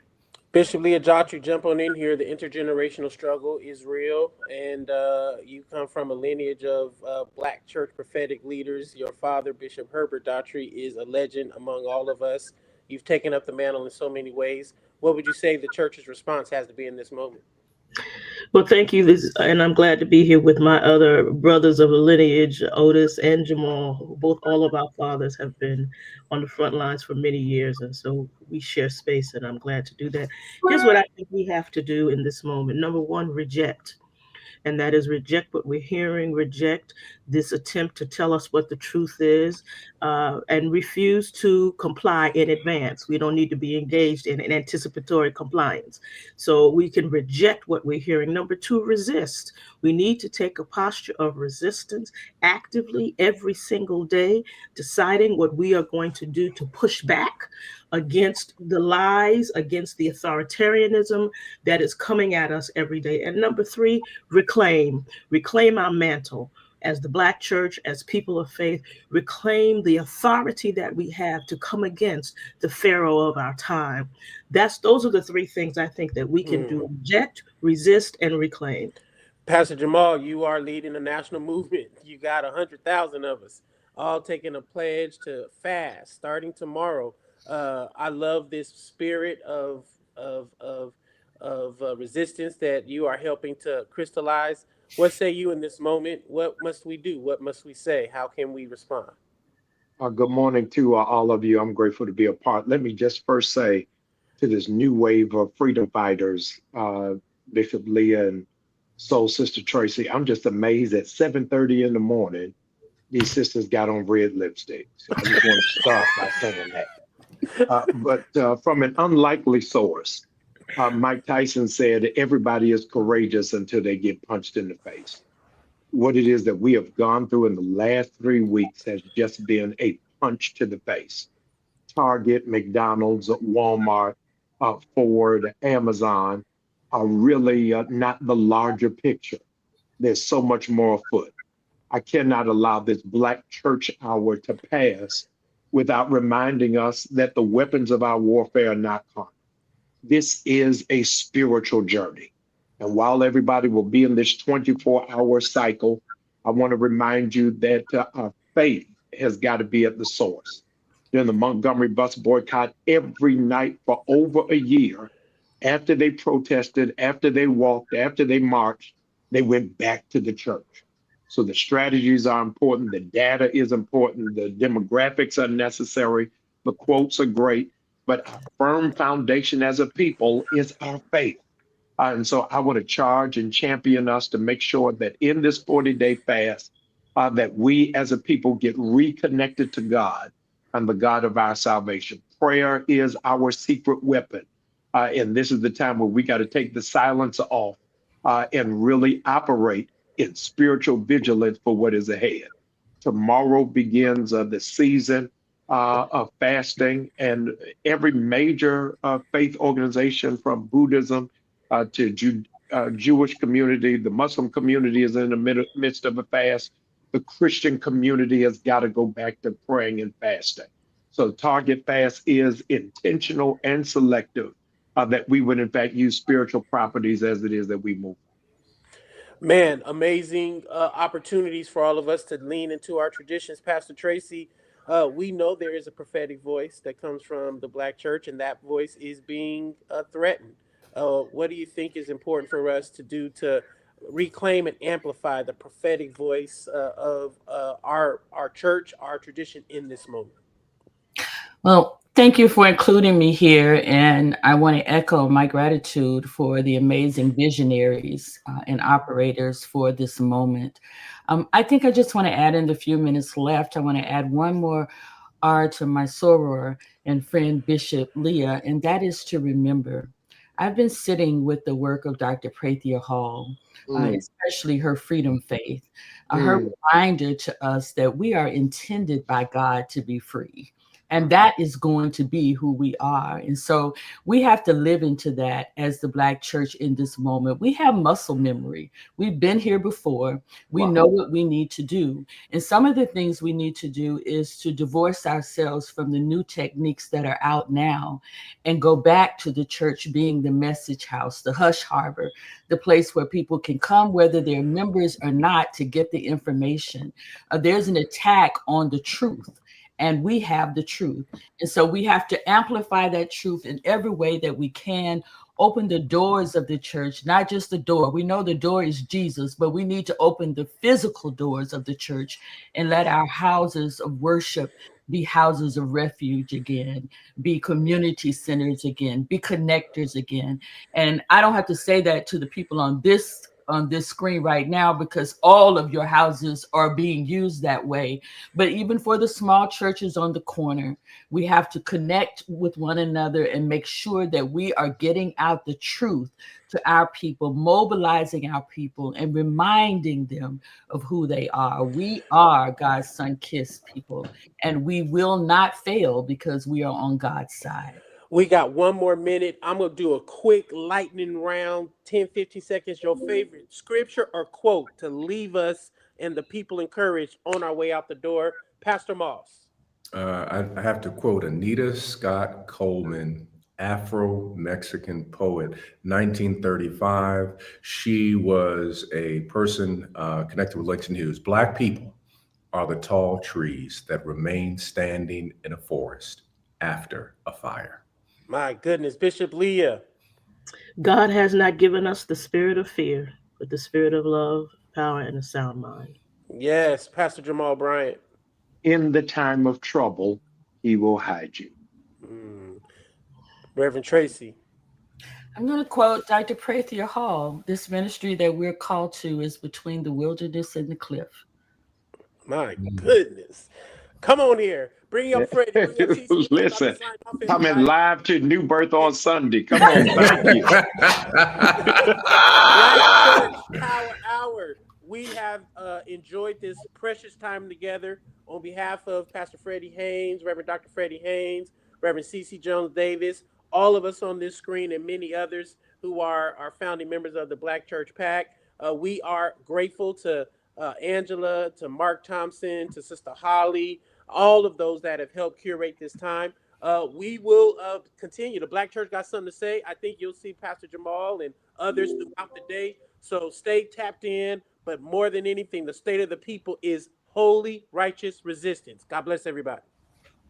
God bless. Thank you, Pastor Mike. Boy, did we have the hour of power. Thank you so much for bringing that to us.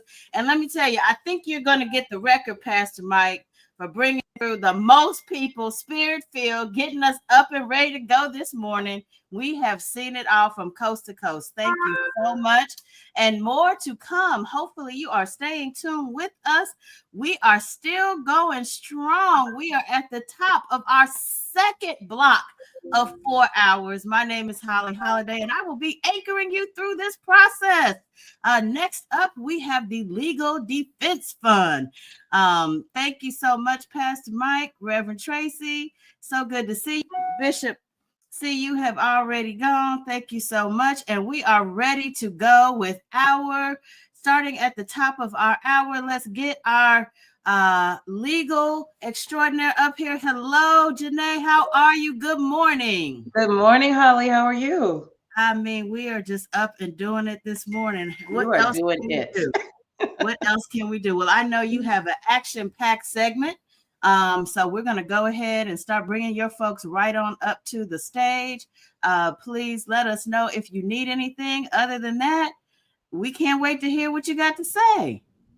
And we cannot wait to talk to everybody this morning. I cannot tell you how extremely grateful we are for this platform. This was such a brilliant idea. I want to make sure that I shout out and thank Angela Rye and Ashley Allison and Mark Thompson, who's always been such a stalwart in bringing us information. Everyone who put this together in record time, because it shows the power of the people, and that's what we're here to talk about. So we're thrilled to be here. And excellent. I see my colleagues on the screen. Hello, everybody. And Hannah Naomi Jones, how are you? Good. Good morning, everybody. How are you? We're all doing good. I can tell by their smiles. And we're waiting for another colleague of ours to join us. But why don't we go ahead and get started? Because I don't know about you, I feel so lifted from that previous panel. And that was just the right way to anchor the morning with just some grounding in where we've been and the inspiration and spiritual constitution it takes to meet this moment. And now we're here to talk about the law and some of the challenges that we're seeing in this Trump administration. So I want to start by saying a little bit about LDF and who we are and why we believe we were built for this, because in quite literal terms, we were. So this is our LDF segment of the State of the People Town Hall Marathon.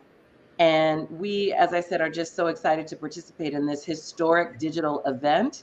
The State of the People is a nonpartisan convening. I want to underscore that. This isn't about politics in the typical sense. It's not about parties.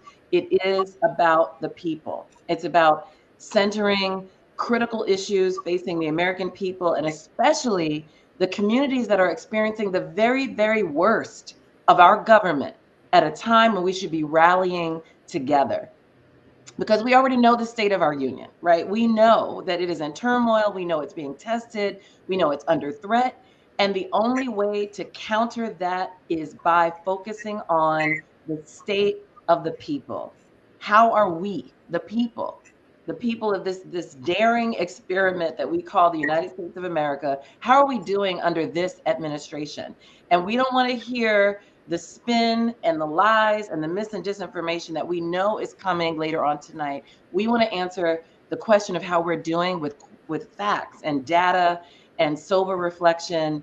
And I'm very glad that everyone who's tuning in has decided to tune into the truth. My name is Janae Nelson. I'm the president and director counsel of the Legal Defense Fund. LDF is the nation's first and foremost law organization fighting for racial justice. Many of you know we were founded by Thurgood Marshall in 1940. Thurgood Marshall, if you don't already know, was a brilliant and extraordinary legal strategist who led LDF for over 2 decades and then went on to become the first Black Supreme Court justice. And here we are now, 85 years later, and LDF is continuing to use the power of law and research and narrative and, importantly, people to protect and advance the full dignity and freedoms of Black people in America. So in this moment, when we are seeing our federal government being intentionally weaponized against our Constitution, against our civil rights, against decades of progress, and especially against Black communities, I can honestly say that at LDF, we were built for this, as are you. Because when we were formed as an organization, Black people were segregated. We were subjected to substandard living conditions in every segment of life by force of law, by the government itself saying that the law required our subjugation. And yet, in the face of all of that, a band of intrepid lawyers saw that colossal power structure, those impossible odds, the centuries of inhumanity, and they decided that they could create an organization in the tradition of Black legacy institutions and use the very laws that were made to subjugate Black people and instead use them to help liberate us, to help liberate our country by consequence. So when I say we were built for this moment, I mean that quite literally. We were built to face these moments, and we were built by people like all of us here today who have the same constitution and will and vision and hope and possibility to change this moment from a threat to an opportunity to finally rebuild this country to what it should be, a country where everybody can win. So I am just so proud to be here with my colleagues who are some of the leading experts at LDF who can talk about some of the threats that we are facing. There are so many, so we're not going to be able to cover them all in this hour, but we've chosen some that we're working on and that we think are going to be most important for us to think about as a collective community. I'm going to ask each of them to introduce themselves at the top of their segments because they're each going to take on different topics. And the first one is about Project 2025, which, as we know, is the foundation of this extremist playbook that we're seeing unfold before our eyes. We'll talk specifically about what Project 2025 means for Black communities. We're then going to talk about some of the ways this administration has intentionally targeted Black people, transgender people, and other communities, by suggesting that any focus on diversity, equity, inclusion, and accessibility is illegal. They've even gone so far as to issue a letter to schools across the country threatening their federal funding. So we'll touch on both the campaign to end DEIA and also publicly funded schools. And of course, we've seen the egregious attack on federal workers, a significant number of whom are Black. They're being targeted through mass layoffs and specific targeted firings, as we've seen with some of the top leaders in the administration. So we'll let you know what rights federal workers still have, even in this hostile climate. And there's also a housing crisis that's facing so many of us. And that's in cities and towns and rural areas across the country. It is not limited to any one area. And Representative Crockett just told us how that crisis could be exacerbated by some of the silliness that we're seeing in tariffs and some of the funding crises. So that's just being made worse by the Trump administration's cancellation of a fair housing mandate. So we're going to talk about that as well. And then finally, we can't really close our segment without talking about the state of the people and the power of the people as the most important ingredient to turning these massive, massive threats into an opportunity for systemic and transformative change. So with that, I want to begin and open the floor. I think that Carla McCanders, you are up next. And I don't know if there's other topics that Hannah and other Lolo want to talk about, but let's just jump into it. Why don't you start, Carla, with telling us what is Project 2025 and why does it mean so much disaster for Black people in particular?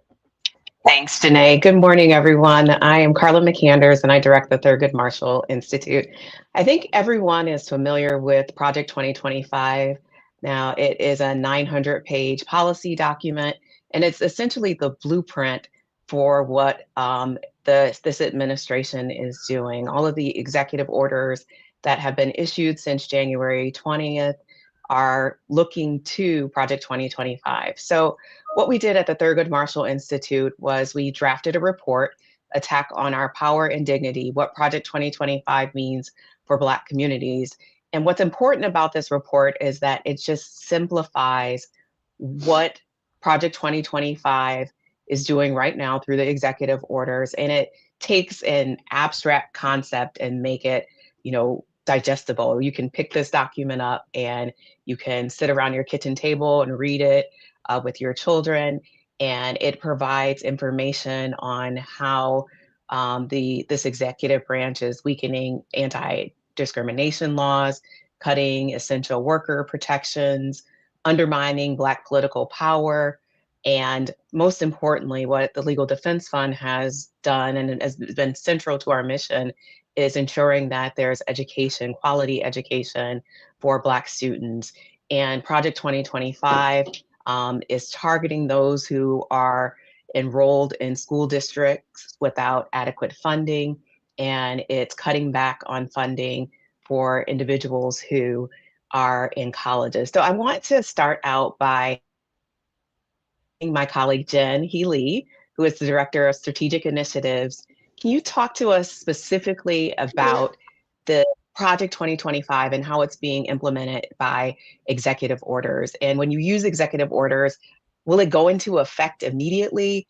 Can you kind of break it down for us in simple terms, please? Sure. Thank you so much, Carla. And my name is Jen Healy. I am the Director of Strategic Initiatives at the Legal Defense Fund. And when Project 2025 was released to the public, it really was a blueprint as to what we should expect from this new administration. And they delivered on that promise. On day one, President Trump issued a whole series of executive orders, and they continued throughout the week. When Carla asked the question, do executive orders become law immediately? I think that the first question is whether or not the executive orders are lawful.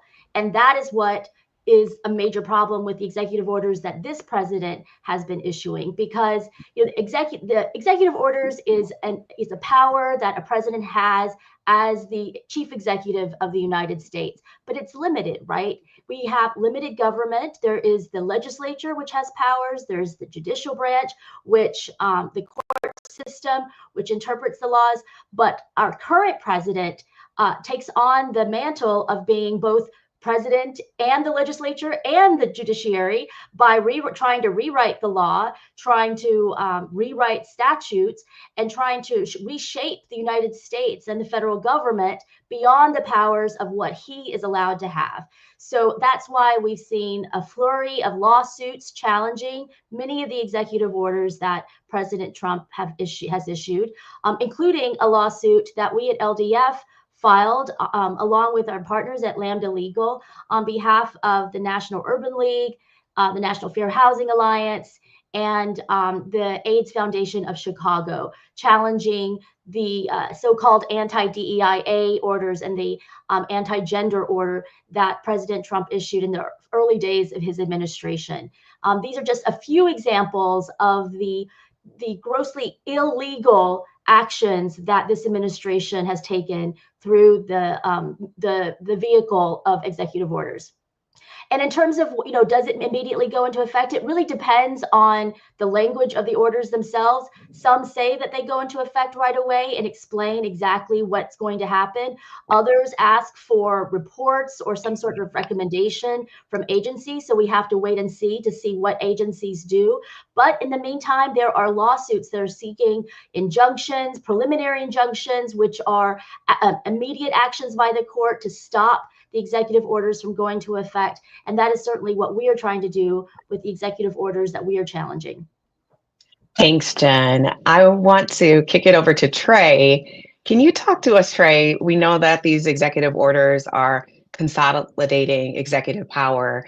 And given the historical role of the executive branch in both advancing and undermining civil rights at different times in our country, how might this consolidation of power impact Black communities, particularly in terms of civil rights protections? And what are the risks of having the president have so much independent authority in shaping policies that affect and impact racial justice? Thank you. Yes. And good morning, everyone. First and foremost, of course, naturally. Carla, I think your point is exactly well taken, which is that we are living in scary times right now. This country has a long legacy of racism that is like steeped all the way back to the foundation of this country, but it also has a legacy that shows that when people come together, we're able to make meaningful and substantive change. And that is the hope in this moment, that people will also see the opportunities that we have to reshape and refound this country. I think more specifically to your question around like what the dangers that exist inside of the president having such unilateral authority to be able to at will just try to remake the Constitution in his image, or to be able to essentially govern the country through like direct powers from the executive branch as opposed to a representative democracy. We have seen time and time throughout the history of this country that without the effective checks and balances, the pressure is going to be felt most on those that are most marginalized. And so inside of this moment, I think we actually have a unique opportunity to be able to set the tone. I always like to say that the tone is set from oftentimes the top levels. And so the president at this current moment is setting the tone for what he believes this country should look like and should be, right? It may not be representative of what the vast majority of citizens and community members and residents inside of this country believe that the country should be. And so that's dangerous. I think that we expect our elected officials and our public officials to follow the will of the people. And we have seen countless examples going all the way back even to the founding of this country, when slavery was the law of the land. And now, in opposition to that, you saw the abolishment of slavery, right, as a core tenet of this country's principles, and then led to the 14th Amendment to establish equal protection under the law. I think all of these are examples of the direction that this country wants to head in, right, where residents want to head in. And so I'll just end by saying that from my vantage point, people are not naive, right? I think that there are many individuals inside of this country who is keenly aware of the dangers of how so much power consolidated in one branch of our government can actually be destructive to long-standing core democratic values that we hold. And one of which is that there's nobody who's above the rule of law, right? That the president is no more or no less critical inside of our society than that of the average voter. And so that to me speaks to who we are as a country, as a democracy. We are still, as many would say, fairly young as a democracy, right? And so there's a lot of learning, there's a lot of growing. And also it's a beautiful experimentation to say that the ultimate power rests in the hands of the people, and that the people get a chance to, by democratically elected principles, be able to decide the direction of this country. Thanks, Trey. You think you hit the nail right on the head with the democracy is based upon the people. I'm going to pass the baton to Jen Healy to talk about challenging anti-DEI executive orders. Thank you, Carla. And I already just mentioned briefly about the lawsuit that we are participating in, challenging the recently issued anti-DEI. We call them anti-equity orders because that's what they are. We don't really even know what the president means when he says DEIA. And he's even said in the orders that they can, anything equity related could be DEIA. So I'm going to put a question to this esteemed group because when we talk about diversity, equity, inclusion, and accessibility, obviously that includes, recognizing the disadvantages and unfair barriers for a host of different communities, different communities of color, women, LGBTQ people, people with disabilities. But there is something just there's a specific harm to Black people through these executive orders that President Trump has issued. There's a certain anti-Black racism going on here. And I was wondering if one of you, maybe, one of you could want, or any of you would want to kind of comment on that. Like, why are these executive orders specifically so perniciously harmful to Black people at this time? And maybe I will give it to Todd. Sure.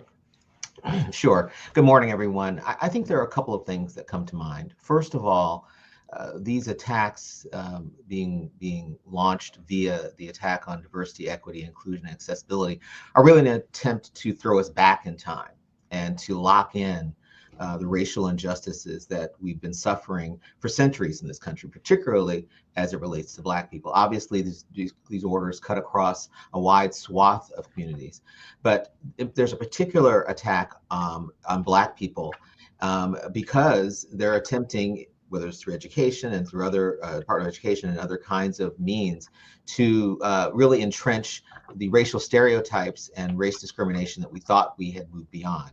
And in particular on the stereotypes, in some ways by saying we should return to a meritocracy, what they're really saying is that if you as a company or as a government decide that you want to be inclusive, that you want to throw your doors open to everyone, that somehow if you happen to hire a Black person, you've hired someone unqualified.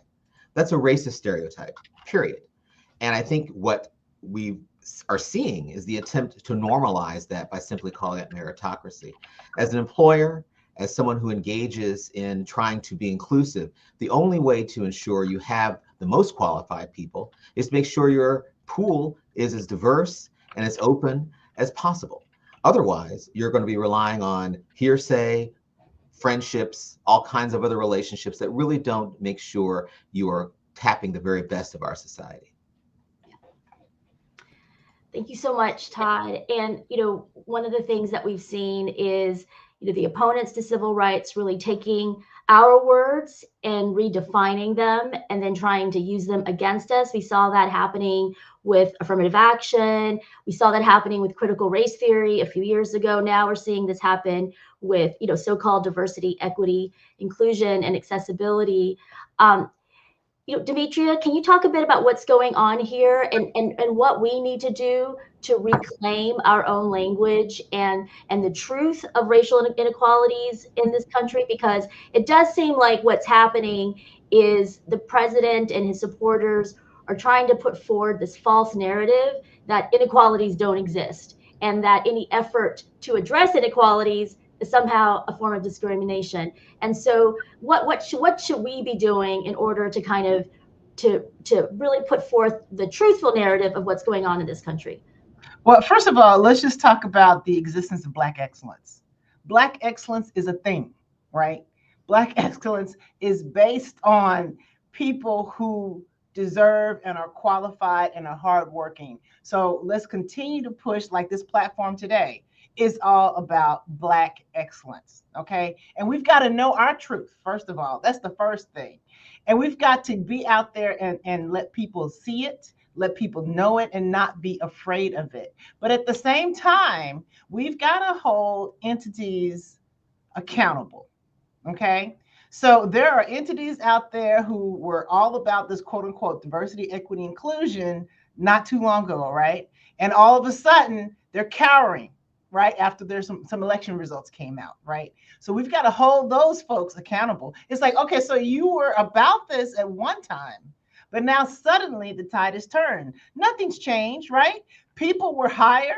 There was a diverse pool of people hired. There was a diverse pool of people who were recruited, right? And things have been performing quite well. Nothing has changed in our performance. So we've got to hold people accountable. We have to continue showing up with our Black excellence selves and do what we do. So those are two things I would say, Jen, that we've got to do. Yeah. And I think, Trey, did you want to kind of join in on this conversation about the attack on DEIA? Definitely. So I think to your question, Jen, around why are we seeing such staunch attacks, there is the recognition that our democracy has changed in terms of demographics, right? That the rising amount of Black people with actual full citizenship and dignity in our country is a concept that scares people across the board, right? And so people do not want to talk about things such as equity. They don't want to talk about things such as diversity. They don't want to talk about things such as equal opportunity, because all of these concepts would level the playing field in a way that it's long overdue. One, like, I should start that, right, in a way that it's long overdue, but also in a way that truly recognizes how much our democracy is changing. I oftentimes subscribe to the philosophy that politics is the expression of economic interest, right? And so we're at a time right now where the question is being called, whose interest is being served? Whose interest is being served by the policies that we're seeing instituted, by rolling back of long-standing policies that did create a more equitable, a more fair, more just society. All of these, I think, are central tenets to who America is and what our democracy wants to be rooted in. But we also are faced with the harsh reality that there are some in our country, in our democracy, who do not want to see that to be the case, who do not want to see fairness, equity, equal opportunity be the law of the land, and that be actually widely spread and enforced. And so there's this attempt to essentially rewrite history, to simply erase some of the most darkest moments of this country in service of saying that, well, we don't need to talk about that anymore because that time period has passed and that there's no residual effects.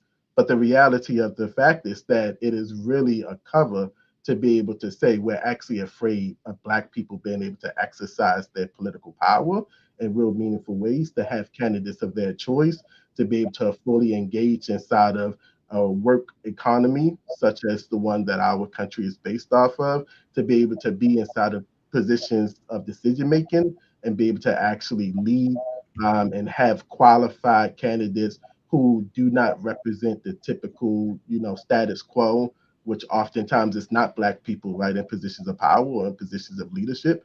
We still live inside of a day right now where we're saying the first, right? So you look at Tulsa, the first Black mayor, right? We're still saying the first Black something inside of this day and age where this democracy is well over 2 centuries old. And so I think that, to me, that is like the crux of it, is that we are faced with the staunch reality that there are individuals who would rather keep the democracy back inside of the early 19th century, 20th century, as opposed to understanding that the world has evolved and changed. We as a democracy inside of this country has evolved and changed. And that means that we have a responsibility to ensure that we actually address long-standing systematic issues so that the playing field is essentially level. So to me, I think that is the crux of why individuals are flipping, right? They are genuinely afraid of what it means to have, as Demetria said, Black excellence inside of this country. Well, I'm going to hand it over to Janae, because these attacks have affected LDF's work in so many ways. And I know, Janae, you have a lot to say about this moment in terms of these attacks, on whether you call it diversity, equity, inclusion, accessibility, whether you call it racial equity, racial justice. What does this moment mean to you? Yeah, I do have a lot to say, but I'm going to try to be as brief as possible, because I think the question you asked about why is there such a targeted attack on Black people in particular is such a key one. And it is because there is no greater threat to the myth of white supremacy than Black success and Black excellence.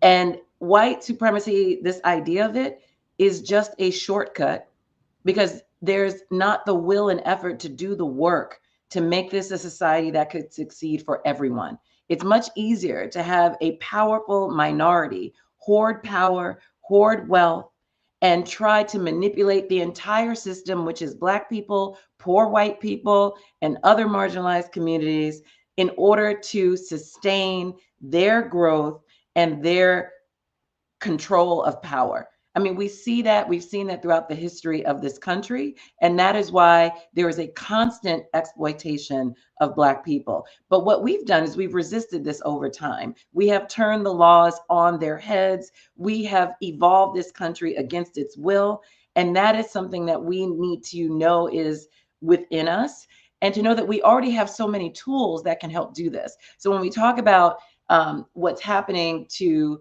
try to, bleed the workforce out of the diversity, equity, and inclusion, and accessibility that has grown over the past several decades, we know that there are protections under Title VII. We know that there are protections under the Civil Rights Act of 1964 writ large that can help us defend against that. And so we need to lean into those protections. Of course, we have headwinds because we don't have a DOJ, a civil rights division that can work with us. And that's why we have to do that work along with our civil rights colleagues, along with state attorneys general that are interested in enforcing these laws on behalf of all the people who are being marginalized. But we cannot lose sight of the fact that this is a much broader project, that this is intentional. This is by design. And we have to similarly have a counteroffensive that is also well designed. And this platform is just the beginning of something like that for this moment. So Demetria, I know you were going to talk.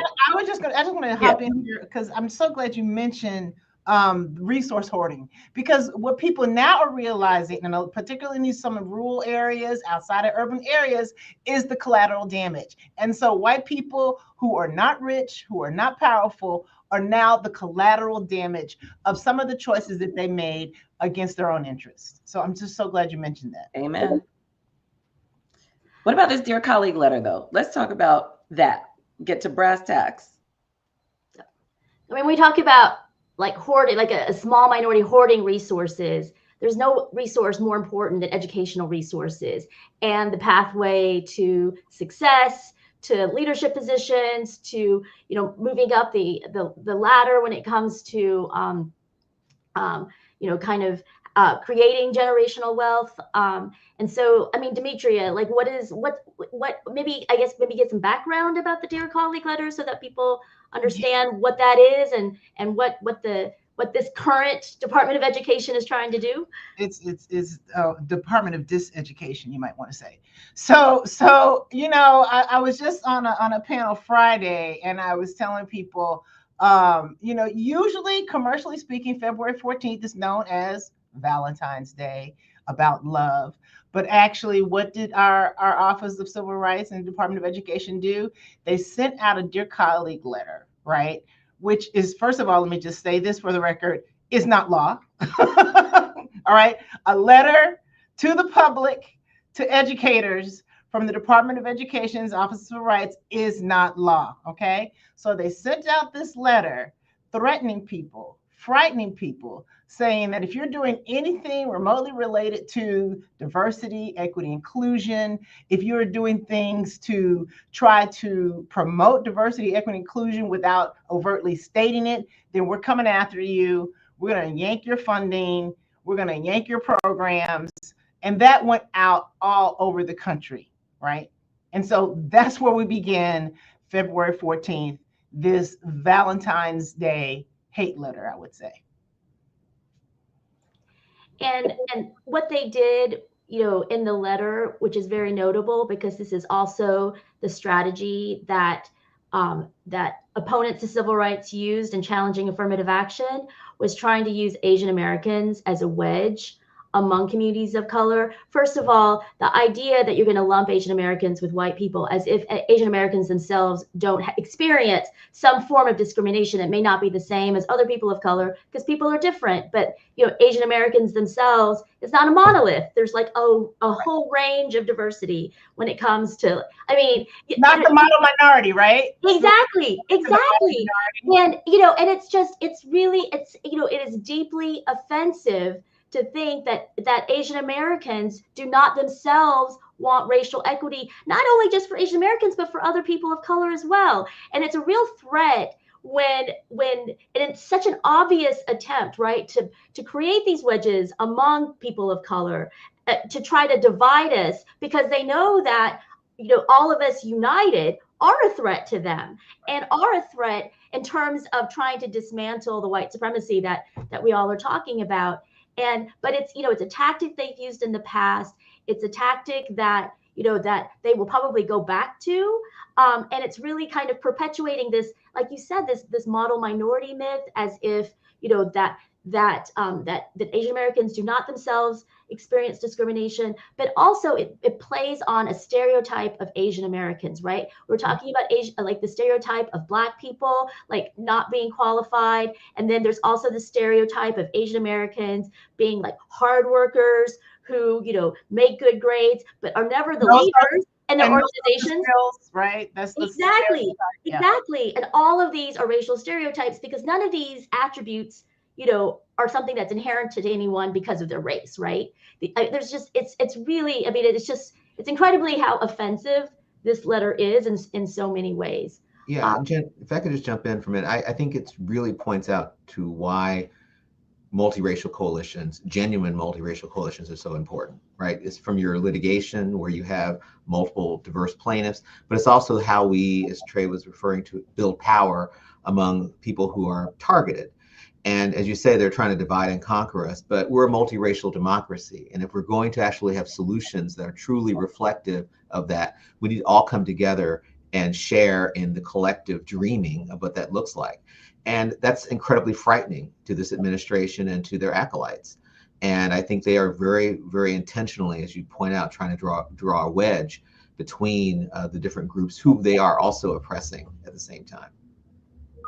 Well, that's exactly why we had to put out the fact sheet that we put out to the public, both to educators as well as to parents, because parents need to know this stuff is going on too, right? They don't need the school to opt out of really programs and initiatives that actually level the playing field. They need to know what their schools are doing and why. And so the fact sheet that we put out to tell the truth, because the letter was just full of lies, disinformation. The interpretations of law were absolutely wrong, right?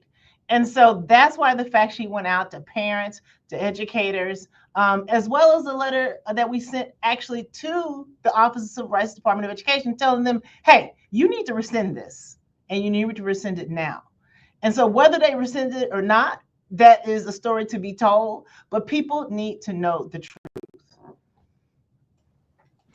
Well, speaking of truth telling, Todd, I'm hoping that you can come in and talk about what federal workers need to know in this moment, what rights they still possess when they're hearing all of the myths and disinformation that people can just be let go with no consequences, that federal workers are of no value, when we know that we need a strong federal government to help support the programs that help empower people and allow us to live sustainable, you know, healthy lives. And also that Black people have benefited significantly from employment in the government. Yes, no, that's absolutely right. And this administration is making drastic, uninformed cuts to the federal workforce, and it's creating a lot of uncertainty, a lot of distress. So yes, we do want to spend some time talking a little bit about what you mentioned, Janae, in terms of who's being impacted, but also what folks can do to protect themselves. So I want to start by turning to my good friend Demetria and asking you, why are these attacks so particularly important to Black people? Todd, there is a huge number of people, Black people, who have benefited from being in the federal workforce. Okay, it's helped people raise themselves and their families from being lower income to middle income, right? It's been transformative, honestly. I mean, you've got about 20% of the federal workforce who are Black members, part of the Black community, right? They live all over the country, not just here in Washington, D.C., not here in the bubble, right? They live all over the country. And so when you attack federal workers, of course, there's collateral damage, like I mentioned earlier, but when you attack federal workers, you are attacking the economic standing of Black communities all over the country. That's exactly right. I want to pick up on something you said about where these workers are. Can Carla, you talk briefly about who are the federal workers? I mean, there's a stereotype. This administration is full of stereotypes. The one stereotype is that, you know, there's a bunch of bureaucrats sitting in DC, and, you know, we need to have them out there amongst the people. But can you tell us a little bit about who the federal workers are? Yeah, I think that's, the media has focused attention on Washington. However, federal workers are all across the country. They are providing Americans with critical benefits, services, equal access to opportunities, no matter who is in power, no matter who is in the Oval Office. And they are healthcare providers that service our veterans. They're park rangers, they're computer programmers, they're people that work in our courthouses across the country. And so it's more broad than people sitting in Washington, D.C. behind their desks. And what's really important is they're our neighbors and they're our friends. And so we really need to pay attention to what's happening with these dismissals, because it's, going to impact people who are right next door to us. And one thing I think we're seeing is, I think, Demetria, you sort of alluded to this, that Black people are canaries in the mines. And while, they're targeting Black people this way, it's really flowing out to impacting a whole swath of the communities that we are working in. We have people who once thought that this administration was going to come in and, quote unquote, fix the federal government, now out of their job.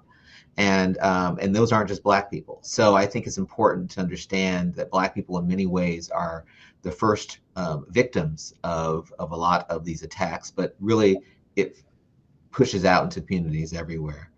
One thing I want to just touch on, and Janae mentioned it as we come to a close, is there are resources, there are things that workers can do. And Jen, can you talk a bit about, just briefly, what can workers do if they find themselves facing termination or removal?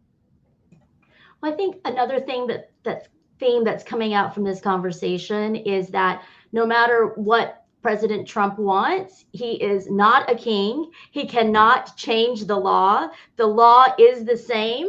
And for those federal workers who are listening right now, those laws have not changed. And there are federal laws, there are federal regulations, there are federal rules that protect you. And those rules and laws are still in place. And here are 5 that I just want you all to know about. Number 1 is you have the right to be free from discrimination. That is the law. So no one can discriminate against you. The other is that you have the right to free speech. Now it's limited, because you're a federal worker, but you do have rights to free speech with certain limitations. Federal workers have the right to legal protections if you report discrimination or wrongdoing. So, it's not, there's, retaliation is something that you're protected against. You have rights provided by the civil service statutes and regulations. Those rules and statutes are still in place. And then you have the right to make informed decisions. This is, we all understand this is your livelihood. Many federal workers have been in their jobs for decades. These are really life-changing decisions, and you have the right to have the information that you need to make the decision that is best for you and your family. And most important of all, and I cannot stress this enough, President Trump cannot change the laws that exist. He is not a king. He is a president. He has a lot of power, but he doesn't have that much power to be able to change the laws that have been a part of our country for many years. And because that is something that he cannot do. So Todd, I think you wanted to add a few things about federal workers as well before we close this out. Well, before I do that, I want to just give Trey an opportunity to talk about a couple of things that you alluded to. First of all, your right to speak up, but also the fact that we're not combating a king here, and that we do have opportunities to pull the different levers in our communities, in our government, to make change. But Trey, can you talk a bit about the importance of organizing around this particular issue? Definitely. And I think Jen actually preluded greatly to this point that I'm about to make, which is that the president is not a king, right? As much as I think that he has probably made something to that effect. We do still live inside of a democracy. In your place of work, actually, you have rights and protections that are long-standing, but also to the extent that the place has become hostile, that the place that you find yourself crushed underneath of the weight of discrimination, or even just like bully bosses, as I like to say.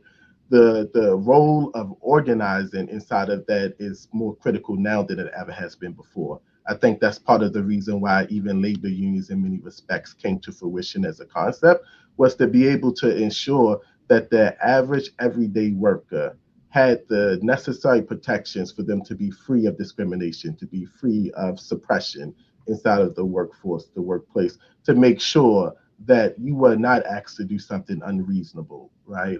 And that you had the ability to be able to actually set the tone for the type of workplace culture that we all know every worker should be afforded the opportunity to. So I think, Todd, to your point around like right now, this opportunity to organize, the opportunity to organize inside of the workforce, I find this actually can become from a couple of vantage points. One is that there are some unions who are representative of federal workers, right? And so to the extent that you are part of one of those unions, I encourage everybody to reach out and have conversations around what is actually inside of your collective bargaining agreement and what protections you have. But to the extent that you are also not represented by a union, that does not mean that you do not have the same level of protections that union workers do. It means that you have to also recognize and understand that your voice and your stories carry weight and significant power. You want to be able to use and leverage that. I encourage folks to definitely check out the 5 rights that every federal worker has that Jen Lee so eloquently gave a brief summary of. But we want to make sure that workers are protected. And in this climate right now, building power at the base level, we are seeing it have ripple effects right now. And there's countless moments throughout history where organizing, as I like to say, has gotten the goods, right? Where people have come together and recognized that my story is not isolated. Chances are, if you are being affected negatively inside of the workplace, then somebody else is as well. That's right. And the ability for you to tell your story is the only way that you will be able to connect the dots with somebody else. And then what we find right now with this current administration is that thousands of people, especially Black people, who are telling the same story of the targeting of them in their jobs, the narcissism that has been put out there as if they are not qualified to hold these jobs, as if their jobs are meaningless. The federal government, to me, has a duty, a fiduciary and like moral duty, to ensure that the country that we live in is free and safe, and that there are certain powers that are regulated and delegated to government entities to ensure that every citizen and resident and community member inside this country actually is free of racism, is protected at a base and bare standard. So I'll stop there because I know I've been talking a lot, but it is a long way of being able to say that the power that your story has is so critical. And that is what organizing is about. Being able to be like, I have a story that somebody else may also have. And collectively, our stories actually tell a much bigger picture of the issue as opposed to what our opposition or people unfriendly administrations would like to say or do, which is make it seem like these are isolated events, and we know that they're not isolated events. Trey, I think your point about organizing is dead on, because just yesterday, Representative Maxine Waters held an event, or let's say people followed her to actually the steps of HUD, right? HUD headquarters. She went there to go deliver a letter to Secretary Turner about all the horrible things going on in HUD, all the firings, all the freezing of funds to contractors unnecessarily and illegally. She wasn't allowed to see them. She wasn't allowed to meet with them. But guess what? Folks met her on the plaza of HUD and talked about their own stories, including a woman who had been fired. And guess what? Her job was to make sure that people who get loans, right, from financial institutions are not scammed. All right. And so we've got a whole cascade of issues that are flowing since January 20th have occurred, right? We've got federal workers who were hurt personally, but these federal workers are there to protect our civil rights. Now, can you imagine? Just imagine, and this is a true story. Imagine you're a homeowner. You're going through the foreclosure process, right? Somebody calls you to try to help you out of that foreclosure process. Next thing you know, you find out that you've signed some paperwork, you've been scammed, and you've given over the ownership of your home to somebody, right? That happened in New York. Not only did it happen in New York, there was a whole community of Caribbean Americans who were targeted, right? People on the phone with Caribbean accents targeted this whole group of people and scammed them out of their homes, right? We already know there's a huge, huge gap between the Black-white home ownership, right, rate. But then you get scammed out of your home. But who did those folks go to? They were able to file a complaint, a fair housing complaint with, guess what, HUD, right? And workers at HUD were able to take up those cases, right? And so we talk about this issue of losing federal workers. Federal workers do critical activity and are important to the whole concept of civil rights. But guess what? They know that, right? Carla and her folks, we read this in our analysis of Project 2025. We knew this was going to happen. And so they're going by the playbook. These are the kind of harms that are going to happen. We've seen people, it's probably still on their website, I suppose, over at HUD, where low-income women who are renting, probably using Section 8 housing choice vouchers or what have you, are really targeted because they're females and have to subject themselves to sexual harassment to keep their homes, to keep their babies housed. Who do they go to? They need to be able to go to HUD. They need to be able to go to a fair housing office to do that. So all of this is just a cascade of horrible things that can happen. But I think, Janae, as you say, we are built for this. We will fight. Somebody asked me yesterday, how you doing? I said, better than Harriet Tubman.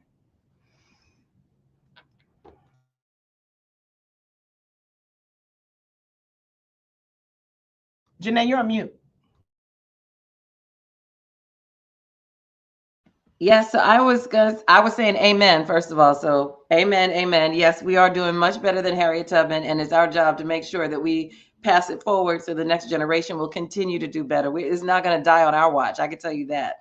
So I wanted to just say a quick word via Carla, who's an expert on birthright citizenship, about some of the work that LDF is doing to challenge what is an attempt to rewrite the 14th Amendment. So we're going to do that in like 3 minutes and then try to close out this session. But this has been great. Go ahead, Carla. Thank you. Harriet Tubman is sitting right over my shoulder right now and is in here. So LDF joined with the ACLU and filed a lawsuit challenging the executive order to end birthright citizenship. The 14th Amendment says all people born in the United States are US citizens. And what this is really about is that citizenship defines membership and belonging in this country. And this is an attempt to enshrine a system of tiered personhood by denying citizenship to those born in the United States. This executive order must be understood in the context of the ongoing fight to ensure racial hierarchies are not replicated in the US through citizenship law from 1790, where we had the first naturalization law that said free white landholding males could only be citizens, to the infamous Dred Scott case where Justice Taney said that the black people have no rights to which the white man is bound to respect. And so it's really important that this is not an abstract concept, that it's targeted at what Trey mentioned earlier, a change in our demographics in the United States. And so I want us to start off going back to Trey. So the 14th Amendment guarantees birthright citizenship to all persons born in the United States. And we continue to see efforts to restrict this right in ways that disproportionately impact Black and Brown immigrants. And so how do incidents like this, the treatment of Haitian migrants, back in September 2021, we saw Customs and Border Protection on their horses whipping Haitian migrants trying to get into the United States. And how does this reflect a broader pattern of racial exclusion? And what does allyship look in this space, Trey, for Black communities and across all communities of color. Definitely, I know we're running short of time, so I'll focus mostly on the latter part of this, but let me just start by saying that I think the honest reality of the situation is that we are faced right now with people in positions of power and, quite frankly, a minority of our democracy that actually wants to return to draconian old like laws and like cultures and norms that is not truly reflective, right? And so to me, that is the dangers inside of this moment of even something like trying to roll back birthright citizenship. It is trying to define who is a citizen inside of this country from a very small, very narrow perspective, and one that was steeped inside of the founding of white supremacy inside of this country. But to your piece around what does allyship look like inside of this moment, I think one is that we need people to get active and involved. I think traditionally we have a system where we say it is enough to vote when we know that it is not enough to vote, not enough to only vote. Sorry, it is voting is a critical piece of the formula, but our democracy takes work. Because we are a democracy, it means that we will always have to try to safeguard this democracy and precious wins that we have gotten to try to level the playing field. So allyship in this moment looks like our allies being able to join organizations that truly reflect the democratic values that we know that we hold, that we know that the vast majority of people who believe in a free, fair, and just democracy hold. We want folks to be able to join in those organizations, and we need those organizations to join LDF in this fight to protect civil rights for Black people. Because to me, from a place of strategy, if we are able to target the most marginalized of our communities, it's not trying to play oppression Olympics here, right? Because I don't like to get into who is more marginalized, da da da da da. But from a place of strategy, we know if we target the most marginalized, everybody gets a little bit free, a little bit more just, a little bit more equity, because you are directly targeting the most egregious parts of white supremacy. And so that's what allyship looks like. It is buckling down. It is recognizing that this work is bigger than any one individual idea, any one individual tactic or strategy. I think historically folks compete for power, but that is what this country teaches us, is that power cannot be shared, right? Not teaches us, sorry, let me reframe that.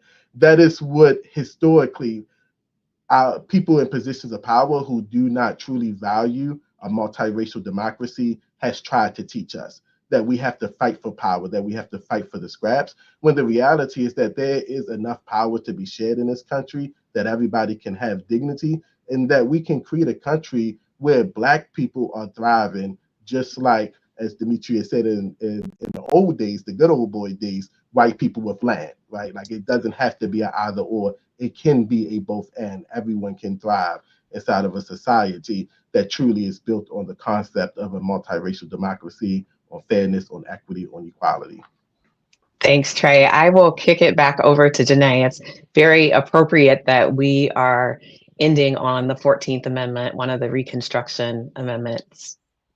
Absolutely. The 14th Amendment is really the bedrock of our modern multiracial democracy, for this society of freedoms that many of us have taken for granted. And I can just say that, you know, we weren't born during the civil rights movement, but it's time that we develop that muscle. Those black and white photos and videos are not that far away from the history that we are living right now. So we need to conjure that spirit and bring that to this fight. This is our fight today. And we know that nothing is going to change and nothing can be sustained without the power of people, which is why I'm so glad that we're centering people in juxtaposition to what's going to be centered later tonight.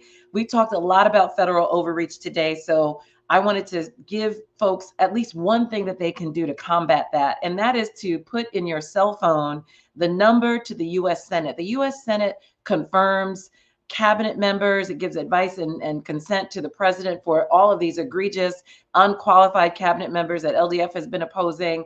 And it's important that they hear from you that you do not support some of these cabinet members, or that you don't support certain laws like the SAVE Act that is attempting to make voting almost impossible for millions of people in this country. So the number to the U.S. Senate is 202-224-3121. It's something that everyone should have in their contacts on speed dial. When something about the federal government is frustrating you, that's who you call and you let your senator know, because senators are elected statewide. They want as many voters as possible to support them. And so you let them know when you do not agree with what they're doing and hold them accountable. There's also so many important local and state elections that you must engage in to ensure that we are building power at the local and state level. But I really want to thank Trey and Todd and Demetria and Carla and Jen for this incredible discussion. Thanks to all of you for tuning in. Sending collective gratitude to all the organizers of this incredible State of the People Town Hall Marathon. Please share the link to this live stream with all of your networks. We want to build the audience throughout the day leading up to midnight tonight, when folks will be giving their response to the other conversation that's happening over there. And please follow LDF on our social channels. Check out our website, naacpldf.org. We have to be so clear-eyed about the threat and the opportunity here. The threat is the irreversible stripping of our rights, which we just cannot stand for.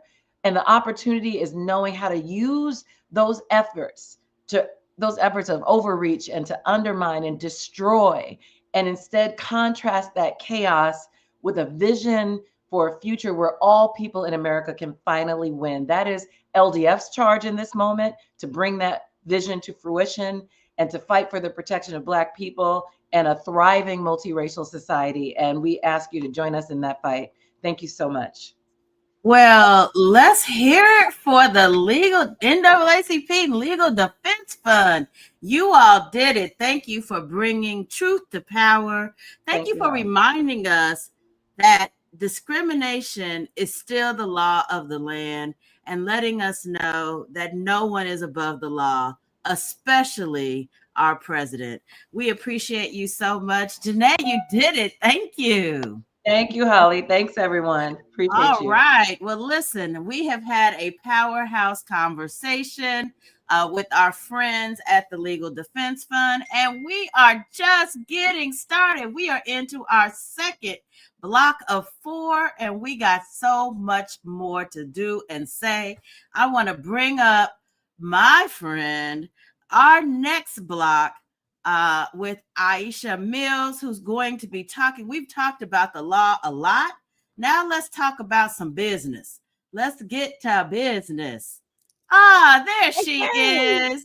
Okay. Well, welcome, welcome, welcome. I know you're going to be doing a series of interviews. We cannot wait for it to get started. But before we do, I have to know, why did you say yes to doing this? This is a little bit crazy.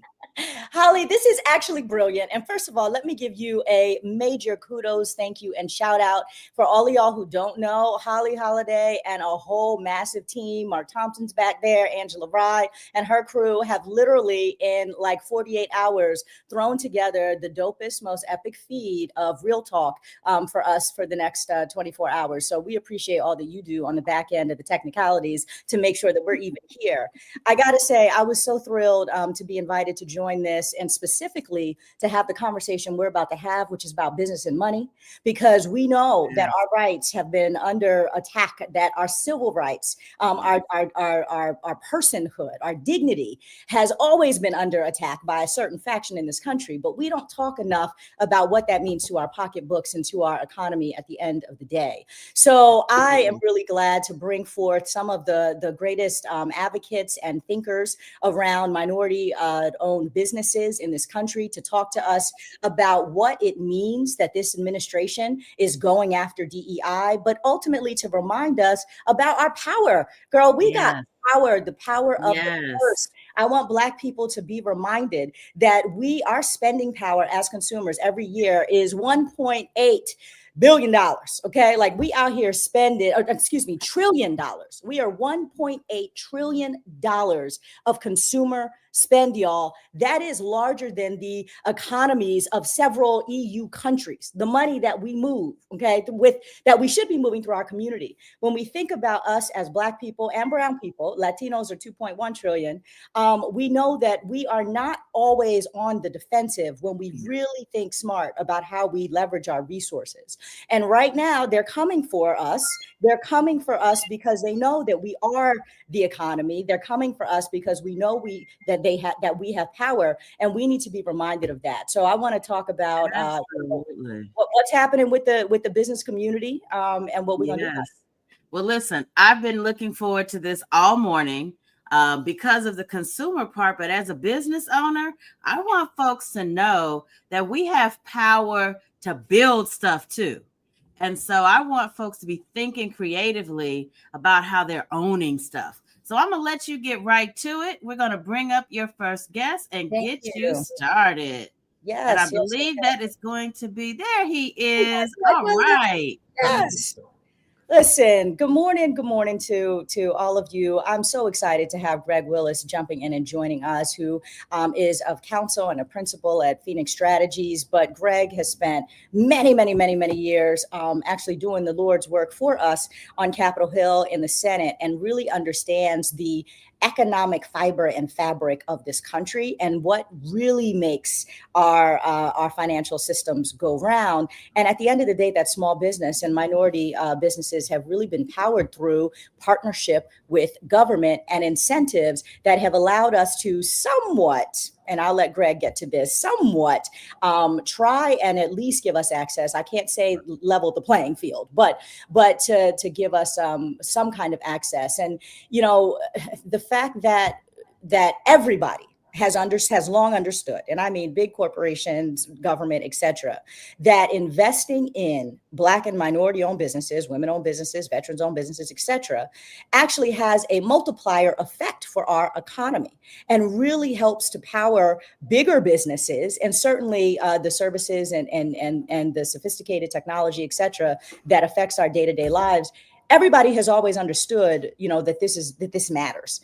Until now. So I want to just kind of give us some context and some framing here, Greg. We are in a pre-buttal to the Trump administration's anticipated, you know, lies to Congress. That's going to come up later on today, that we are all going to boycott and not watch. And as some framing for those of us who aren't knee deep in understanding the way that business works, can you just give us a sense of the minority business landscape and the way that the federal government has ultimately kind of tried to create space there for those businesses to thrive? Absolutely. So first of all, thank you, Aisha, for having me on. I'm happy to have this conversation. I talk about this stuff all the time around the country and here in DC as part of my work with Phoenix Strategies. And so it's important for people to understand kind of how we got to where we are, and briefly how we got to where we are. Obviously, coming out of the civil rights movement, there was a push to include African-American businesses in the mainstream. It was pushed by primarily our people. The late, great Perrin Mitchell, congressman from Baltimore, created and was the father of the 8A Business Development Program.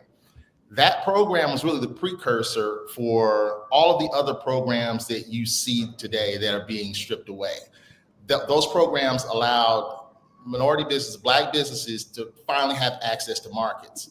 I take a step back. When I started working on Capitol Hill on small business issues, these brilliant Black business owners would come in and they would talk about the businesses that they were running. And these folks were doing multi-million dollars worth of business a year. They had hundreds of employees, and I'm new to this space. I had never heard of this before, right?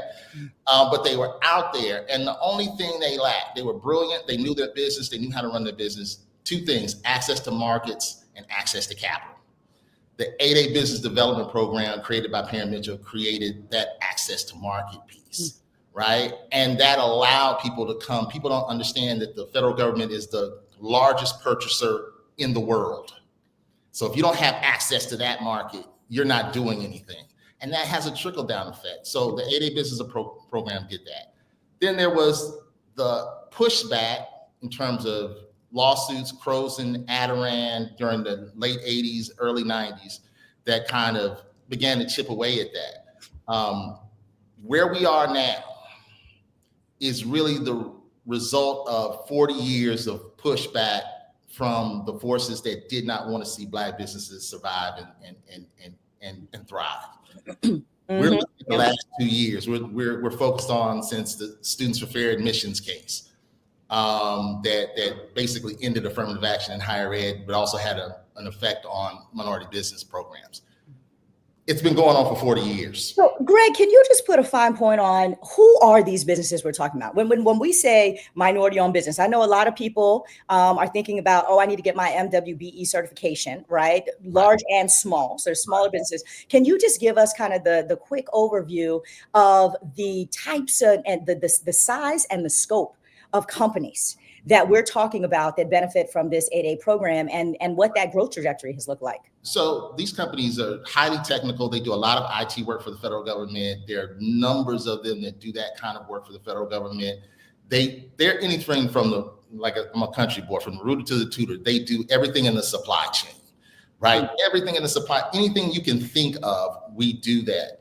I met business owners when I was working on the committee that had 300, 400, 500 employees working for the federal government. We're doing hundreds of millions of dollars in revenue, supporting the Defense Department, supporting other technical spaces in the federal government. But those things also go out to the commercial markets. There are commercial businesses that vend for some of your favorite Fortune 100 companies that do $1 billion in revenue. They're integrated into the supply chain of the broader economy. So if you get rid of them, it's not just going to impact us. It's going to impact the entire economy. So let's get into the if you get rid of, right? So I know Trump has an executive order, which is essentially, or rescinded executive order 11246. The numbers don't really matter, but essentially eliminating affirmative action requirements for federal contractors, which will potentially reduce those opportunities for Black-owned businesses, other minority contractors, to get those government contracts. Can you tell us when that came down, boom? I know I heard, from clients that are like shaking in their boots. What does this mean? Most of the government contractors at this point are already getting stop work orders and paralyzed. But what does this specifically mean for minority businesses that Trump would rescind this order? So I don't think people don't understand the architecture. So part of why these companies are being looked at by larger firms as tier 1 or tier 2 subcontractors is because the federal government for years has said, I need to see your plan of how you're gonna meet 5% goals for minority businesses. You need to show me how you're gonna bring these people in and make them a part of your supply chain. You have an affirmative action plan to bring these businesses in to make them a part of that chain. By rescinding that, and that's what this order did, those large companies don't have any incentive from the federal government to include these companies. And so, yes, you're seeing the stop work orders. You're seeing basically companies that had contracts or looking at losing those contracts or not having those contracts renewed. It has a huge impact on downstream companies because Black and brown people, we hire Black and brown people. We've been with Black and brown companies. So it's not just that company at the federal level. And the other thing that we have to understand is that the corporate environment follows directly after the federal environment. So if the federal environment is saying we're not going to do it, then your favorite companies are going to say, and we're seeing that already. They're saying, I'm pulling back too. But that's in response to what the federal government is doing. So this is extremely important. So the short of it is that over the years, the federal government has incentivized everybody to work with Black and minority-owned companies, and that there's been incentive to that is no longer exist. And the consequence of that is that nobody might do business with us. And certainly the government may not do business with us. Right. That will collapse the economy, because let's all be reminded that these companies that you're talking about, the work that they're doing and the revenue that they're generating are really the foundation of American economy in a lot of ways. Right, absolutely. I mean, we're looking at a wholesale collapse, but taking a step back, that's what's going on in general, not just. I look at it as a complete devolution of the middle class at large in this country, in everything that we're seeing happening. And they're basically lowering the standard of living for the entire country at once. And we're definitely a part of that, but we're not all of that that's going on. And so we have to be really, really vigilant about maintaining our businesses and turning toward each other. I use this analogy sometimes. We're at the end of the second post-Reconstruction period, right? And we have to emotionally become comfortable with that, because we have to turn toward each other in ways we haven't heretofore. It's like at the end of the first Reconstruction, the Northern Army, the Union Army turned their backs and went north and went home. If you're a freedman watching this, watching the backs of those soldiers march off, some of those folks said, well, they'll be back in the spring. They're just going home for winter to see their families, and they'll be back.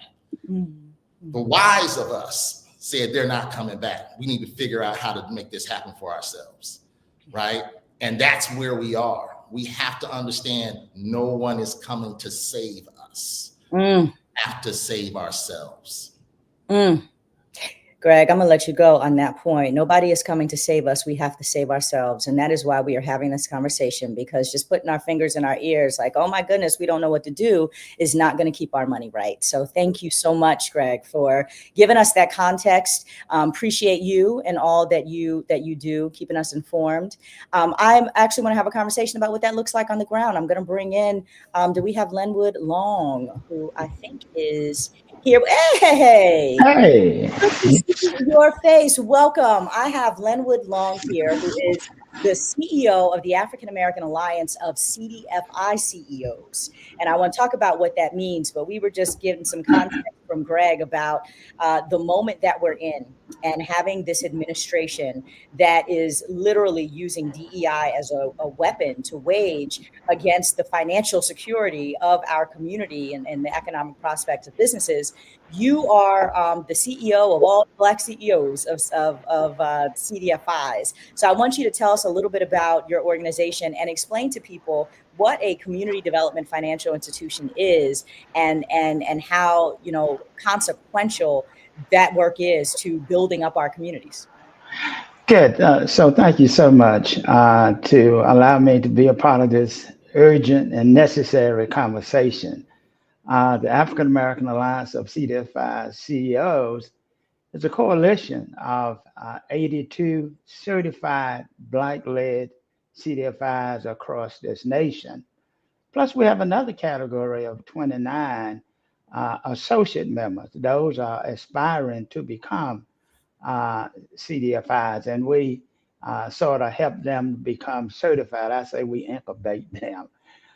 But in terms of your audience, say, well, what is a CDFI? CDFI, yeah. Yeah, I use the short term. Basically, CDFIs provide a variety of financial products to underinvested and disadvantaged communities. It is opportunities where Main Street banks do not serve. CDFIs fill in the gap. And so we are delighted that we play a significant role in economic recovery and renaissance in disadvantaged communities, Black and brown. As they say down home, CDFIs serve everybody. And so we are delighted to be that stopgap to so many people who would not have the opportunity. And Greg mentioned access to market, but we provide access to capital, which is very important and is at risk with the recklessness of this administration. So tell us a little bit about how these CDFIs work in relation to the government, because we're going to get to that risk of what's happening with the CDFI fund. But if you could just explain to folks, how did the CDFI come to be, and what is the guarantee there from the federal government that has made it such a powerful community economic development tool over the years? Thank you. So most of your CDFIs are certified by the CDFI Fund, which is housed in the Department of Treasury. And they provide a number of resources to Community Development Fund for project work, New Markets Tax Credit, bond program, a number of initiatives that really fuel economic activities in disadvantaged communities. And it's significant to understand, but for CDFIs, many dreamers, many entrepreneurs who want to dream or scale will likely not happen because CDFIs look at the whole picture of that business and not just a credit score. So the federal government is currently guaranteeing essentially CDFI institutions to be able to lend money to businesses to be able to help support and invest in community development programs. I would use another word, not guarantee, but provide grants, which is significant, right?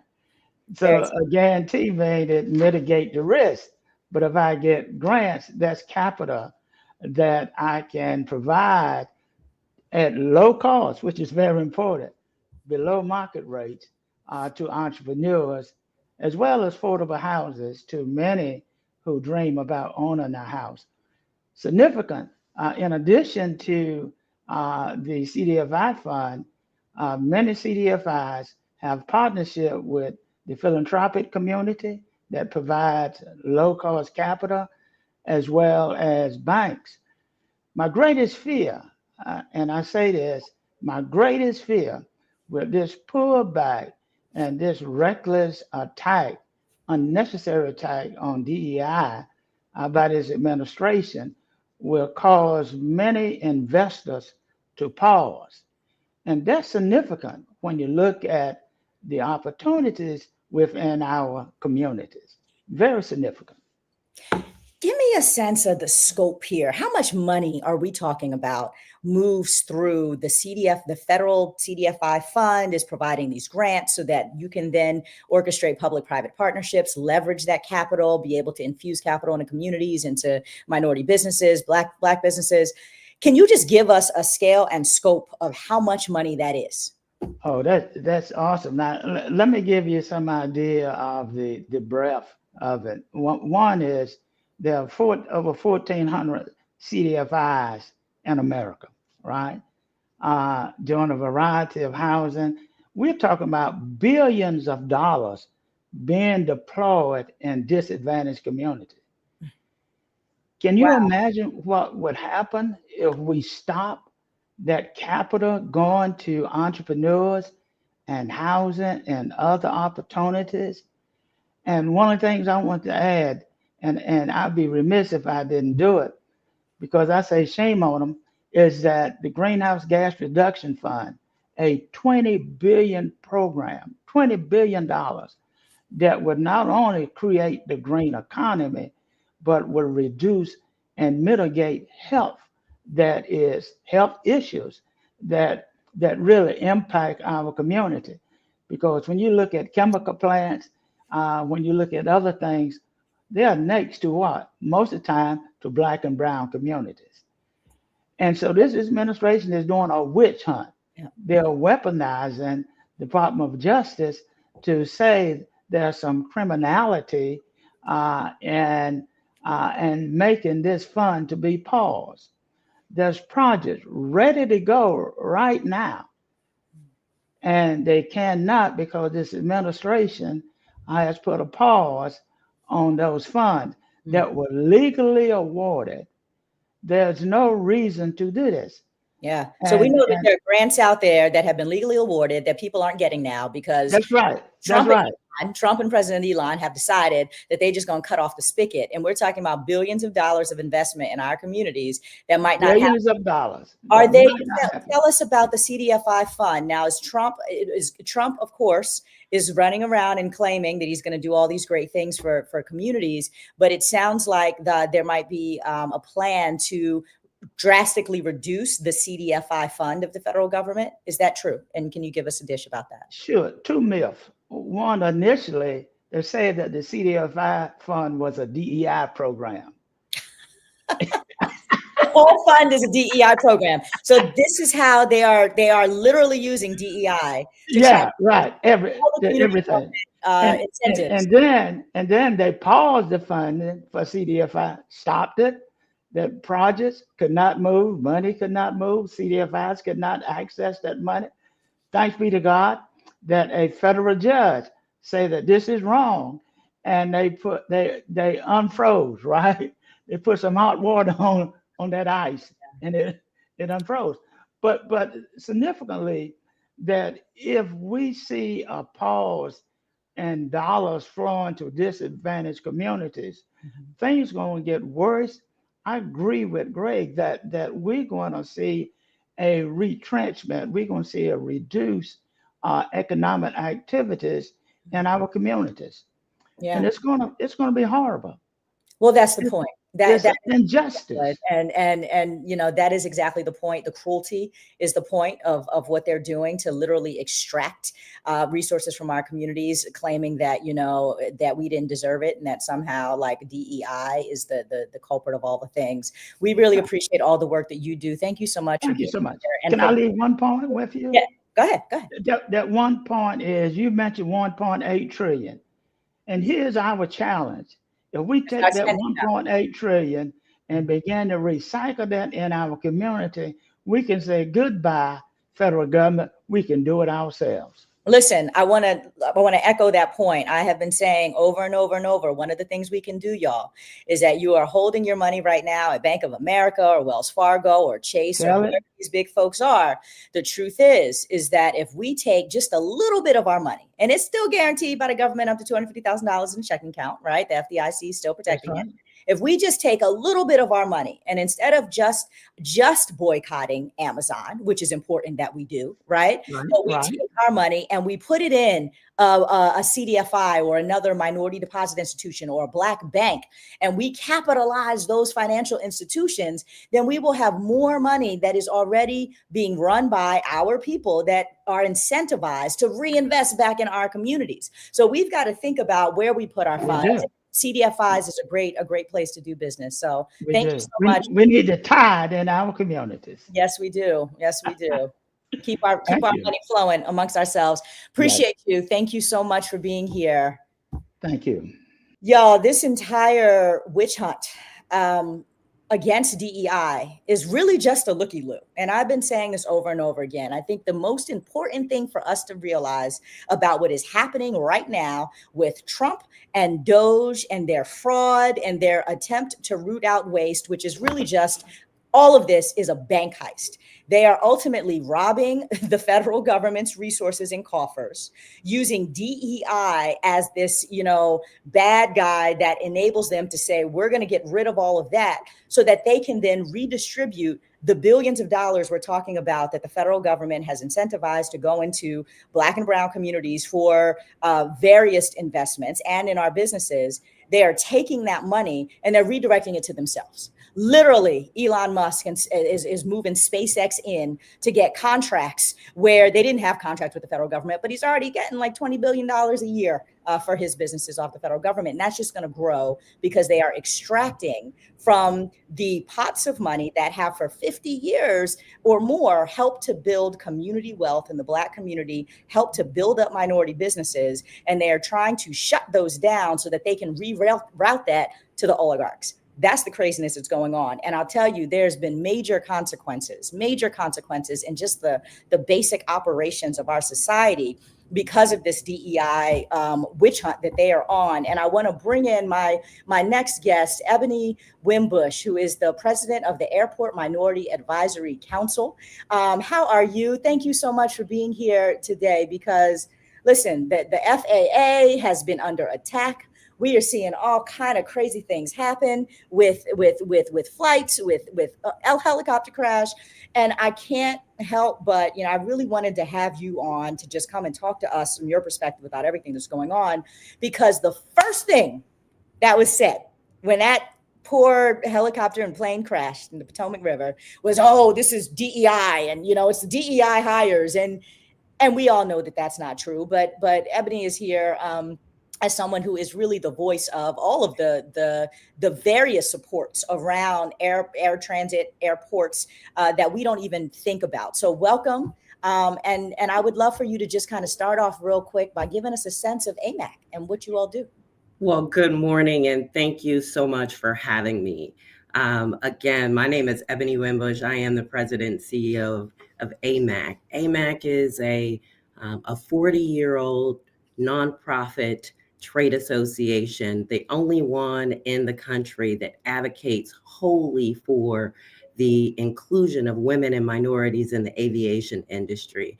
You know, as an organization, we have been expanding opportunities in contracting, employment, and leadership by really promoting diversity, equity, and economic equity, really. We serve as the bridge between the businesses and those aviation industries, trying to foster long-term growth and success. When you think about this industry, and not a lot of people do, but the industry itself, the total economic output of U.S. commercial airports now exceeds over $1.4 trillion, right? We're talking about over 11.5 million jobs, over 825 million passengers travel through. And minority and women-owned businesses are critical to this ecosystem. You know, certainly they accelerate growth, they accelerate their local economy. They are a part of this strategy for American global competitiveness.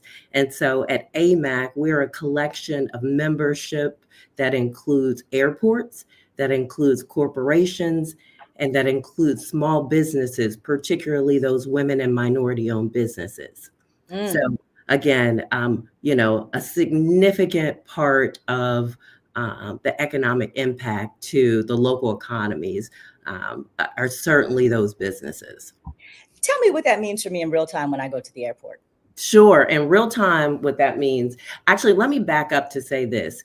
People don't know that primarily airports are a part of the local infrastructure. They're owned, probably 85% of them are owned by the local government. So they are assets of the local community. Not only can people think about airports as for pilots and, you know, but think about the 6 million guests that go through airports in a year. Think about the partners beyond just the infrastructure. Think about the operators of airports. Think about the businesses that run an airport, the food, beverage, and retail. Think about the marketing. Think about, if you think about any city and you think about jobs that happen in a city, you think about anything that can happen in an airport. So the local economic environment means this: if airports are owned by the local government, but yet they have some of their funding coming through federal government, then those local small businesses, minority-owned businesses, participate in that economy. They participate by creating jobs. We know that Black businesses are more likely to hire within their communities and hire Black workers. And so not only are they creating jobs, they are creating a tax base that is going back into the community. So when I say they are a part of the local economic development, I think about it in terms of jobs, think about it in terms of tax base, think about it in terms of all things that are happening within the confines of an airport, but also all that triggers outside of that with travel and tourism, hotel jobs, etc. So tell us how the Trump Doge cuts around FAA, the recall of regulation around safety, etc., the kind of looky-loo of blaming DEI when things go wrong. How is all this federal chaos ultimately impacting what's happening with your members? So let me say that actually the chaos happened before the administration started. The chaos happened, and the fear happened, and attack on diversity, equity, inclusion happened in the last Trump administration, when federal judges were appointed across the country to strike down opportunities for minority-owned businesses. Right now, there is a court case in the Eastern District of Kentucky, where two companies brought a lawsuit against the U.S. Department's Disadvantaged Business Enterprise Program, saying that it was unconstitutional. My organization, along with other organizations, we are a coalition asking the courts to allow us to intervene to defend this case. The case is saying that disadvantaged business on the basis of race and gender is unconstitutional. But what I can tell you is that disadvantaged businesses are the lifeblood of small minority-owned businesses. So there is a certification called the Disadvantaged Business Program. This program is so critical because it just starts to address the significant effects of current and past discrimination. So what people think about is, oh, this is a handout, but these programs, the Disadvantaged Business Program, the Airport Disadvantaged Business Program, these programs are really meant to redress past and current discrimination. And so without these programs, our businesses would never get a chance to compete for federal contracts. And without a chance to compete, right, no company can survive. And so what these today, fast forward to the executive orders, what it's doing to specifically answer your question, it's sowing fear into not just individuals, but corporations. Again, at the top of the conversation, I told you that airports get federal funding. So part of the executive order says that if you get federal funding, you cannot have any DEI type programs. And so there's a lot of confusion. What people don't realize is these programs are a part of statute. They are a part of law. So no executive order can take that away. What it's doing is invoking confusion for private companies, right? Private companies are saying, well, the executive orders, are saying that I can't participate in, or I can't have programs or contracts that have diversity or DBE programs in them or ACDB programs. But again, they are statute and they are law. So in real talk, right? Because we got people listening who are not caught up in all the Willy Wonkas of policy and law, all those things, which, people always ask me, what does it actually mean, right? Tell me if this is an analogy. It means that if I go to Atlanta right now, I'm going through Atlanta, I'm passing through, I'm in the airport, I got 2 hours to kill. There are probably several places where I can get some chicken and waffles and other Black businesses there that are vendors that are able to be in that airport because there's a real intentionality around seeking out vendors that reflect a diverse array of business owners, but certainly offerings that now perhaps because federal funding has said you can't make those people competitive anymore, that there may be a chilling effect and I may not see the same array of diverse offerings when I get there, for example. Is that? That is a real life example. So in our concessions industry, I focus on that.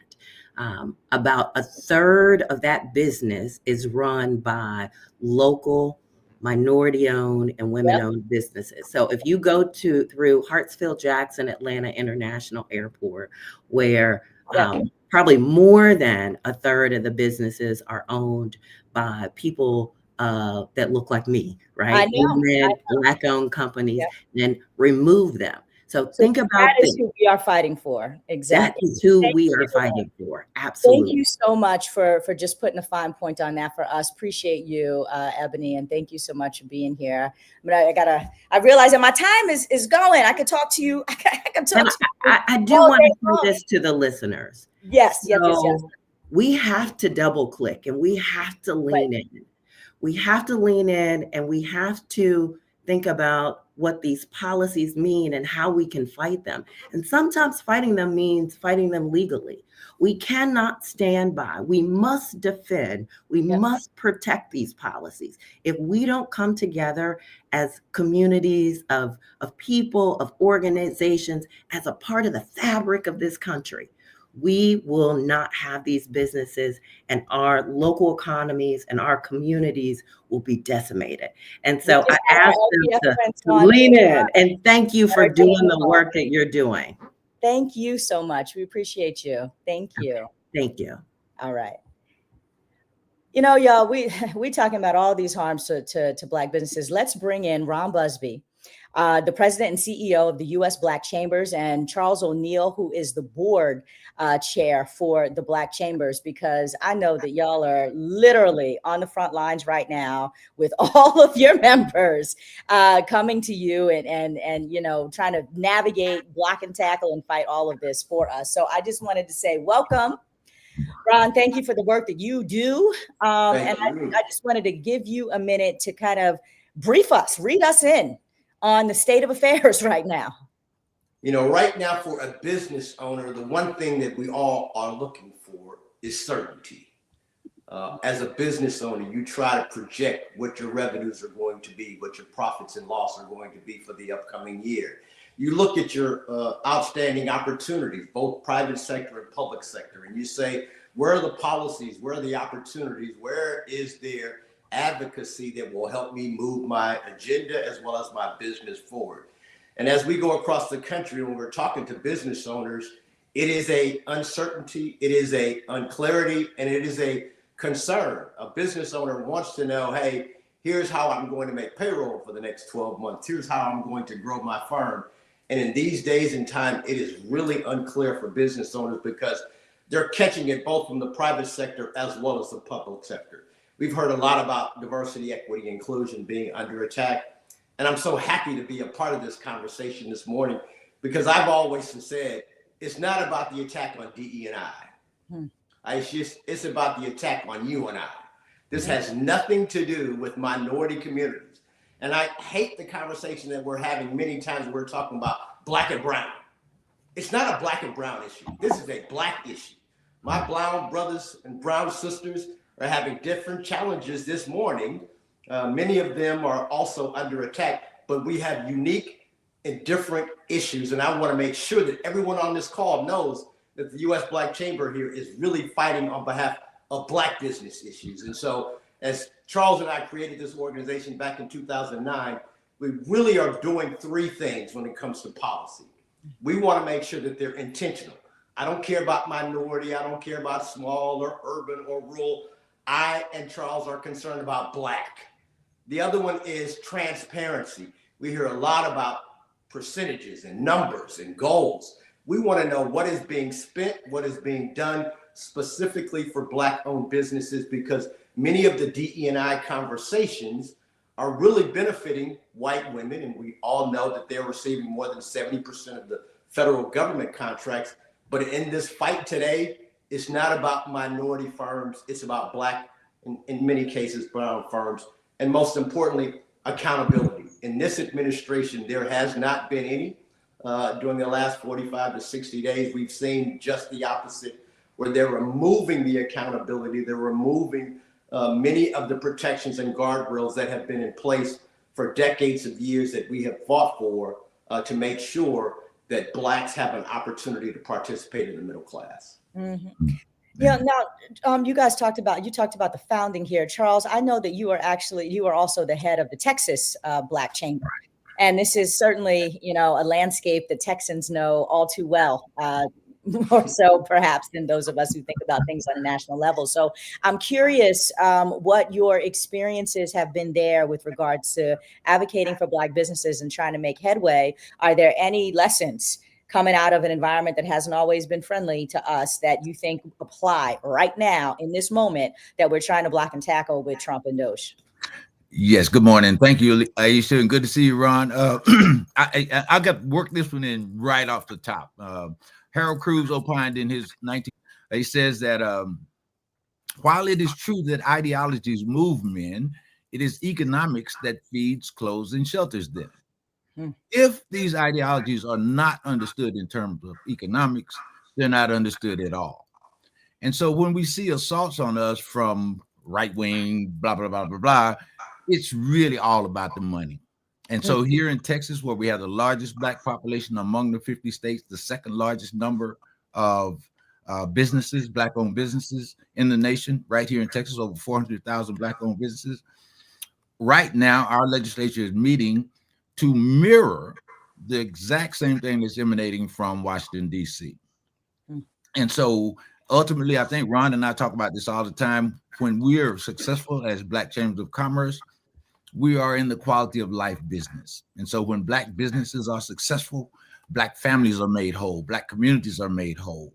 And so it's absolutely critical. And one of the things that I really, really want to stress is that not just in Texas, but I would assume that there is a similar piece of legislation in all 50 state houses, attempting as they can to mirror the same madness that's coming out of Washington, D.C. And so it behooves us in local markets to assume the fight is not just in Washington, D.C., but it's at your city council meeting, it's at your county commission, it's at every place, it's certainly in your state legislature. And so we work very, very hard, and we work very closely with the Texas Legislative Black Caucus. We work very closely with the Texas Association of Black City Council Members, the Texas Association of Black Mayors, where Texas has the largest number of Black mayors, over 60 Black mayors, all of whom will be impacted if this piece of legislation moves through the Texas State House. And so, again, Ron has done a tremendous job on making sure that the voice of Black business is heard, not just in America, but across the country. And so we're trying to do the best job we can to buttress those efforts in the 176 Black chambers all across the country as well that are members of our association. You know, you just said something that really moved me, and I didn't even realize it, but it's ultimately the precipice for this whole conversation that we are having today with regards to just the state of the people. Oftentimes in our communities, we've kind of got this bifurcation, right? Especially those of us who skew liberal. I'm a progressive. So it's business and corporations over here doing whatever they do. And then it's the rest of us who are woke over here that are just trying to care for our families and have like a real, society that everybody can thrive in, right? And sometimes it feels like we are having separate conversations. And you just reminded us that when Black business thrives and does well, Black families do well, and Black community does well. And so there's absolutely a powerful social justice narrative here that I think we don't always bridge the gap on. So Ron, I just want to give you a second to put a fine point on that and kind of bring us together, because often, my activist bona fide, community doesn't always tune deeply in to what the Black Chamber is saying, because it feels like separate worlds, but it's not. So I want you to just kind of elaborate on that a little bit for us and remind us why we're here talking about this today. Yeah, I think, around the country, there is this fear, there is this uncertainty, there is this conversation in reference to what are the leaders doing, what are Black people in Washington, D.C. doing. And it really has got to be a question of what are we doing collectively across the country as a community to make sure that we're pushing back on this negative attack on our communities, our families, as well as our businesses. And so the U.S. Black Chamber is saying, yes, there are public sector opportunities and there are private sector opportunities. We're fighting hard here in Washington, D.C. and state capitals around the world to make sure that the Black agenda is on a policy agenda, to make sure that discrimination conversation is in its right place. We're actually saying the other side of the conversation, using a discrimination attack to say that when Black businesses are progressing, that's discriminating against white business owners. We're trying to put it in this proper context. The second thing is Black consumers are really where the opportunities start and end. We are having a conversation about a community that has close to $1 trillion in spend power. But yet each and every year we're talking about, well, what should the federal government or what should private companies be doing? And we're saying at the U.S. Black Chamber, what can we be doing collectively as a community to ensure that we have prosperity and long-term opportunity from that community. And so the U.S. Black Chamber, back before Trayvon Martin was shot, back before George Floyd was murdered, we were talking about building technologies that would put us in front of opportunities and challenges like we're facing today. We always talk about what is someone else doing. We are saying when we collectively spend our dollars with other Black firms, we can progress our communities, we can progress our families, and we have sustainability in our businesses. And so U.S. Black Chamber created a platform, the only one in the country, free of charge for users as well as business owners, to be able to find Black-owned businesses. And so for the listeners that are participating, go to BYBLACK.US, buyblack.us.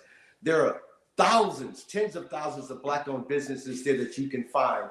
So those products and services that you're looking for in your local communities, as well as across the country, you can find them, you can support them, you can spend your dollars with those same firms that we are now trying to support to ensure, because we've all said that when Black businesses do well, our communities do well. When Black businesses do well, we hire from with our communities. When Black businesses do well, we support our communities. We just have to ensure that we have the tools and the technologies to make sure that we can do the matchmaking that those business owners as well as consumers need to be able to move and spend their dollars.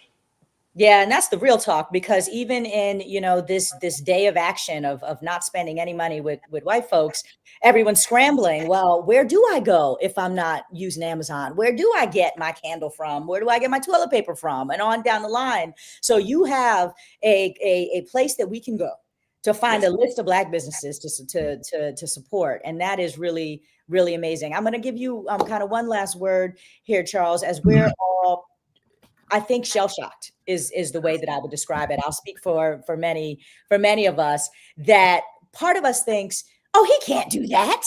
They can't do that, right? Are they really doing that? No. I don't want us to wake up and to realize that the rug has completely been snatched from up under us, and that we are economically crumbling because we didn't pay attention to what we needed to look at in terms of what was being the assault on Black businesses. So I want to give you just kind of that final word to just remind us what we need to be vigilant about right now in this moment. Well, thank you so much for that. And you kind of touched on one of the points that I'd like to make in an earlier conversation with Linwood, I believe it was, but supporting Black-owned financial institutions is critical. We have I think, a great relationship with the National Association of National Bankers Association, the Black Trade Association, representing the remaining Black-owned financial institutions in the country. Aggregation of capital, that is us deploying capital for our own benefit, is absolutely essential. While withholding money from the marketplace is one thing, but spending it to our own benefit is absolutely critical. One thing that I'd like to, final thing that Ron mentioned, our Buy Black platform. Recently, we joined forces with the National Association of Black-owned Broadcasters, and I think underscores this State of the People effort, and created the USBC Media Network, because communication is so critical. If we got these, again, as you described, these disparate units in our community that think we're all doing separate work, we're all doing the same work, but we're not in touch with each other. And so our alliance with the National Association of Black-owned Broadcasters, through our new USBC Media Network, gives us a platform through which we can regularly communicate with each other. So you'll get invitations, Aisha, to join us on the USBC Media Network to help spread the word, and absolutely fundamental to, and I'm sure there's a segment on media itself and the role of media, but we have got to be talking to each other. We've got to know how critical it is that we understand what the fight is about and how those tactics can be deployed in a local market as well as in Washington, D.C. And so we just thank you so much. Ron, thanks for that. My coach to this morning. Ron Busby, Charles O'Neill, U.S. Black Chambers, thank you all for the work that you're doing and for lifting that up. That is exactly why we are providing the State of the People here as a 24-hour marathon. And, you know, we'll hope to grow this broadcast. So appreciate you and all that you do. Thank you so much.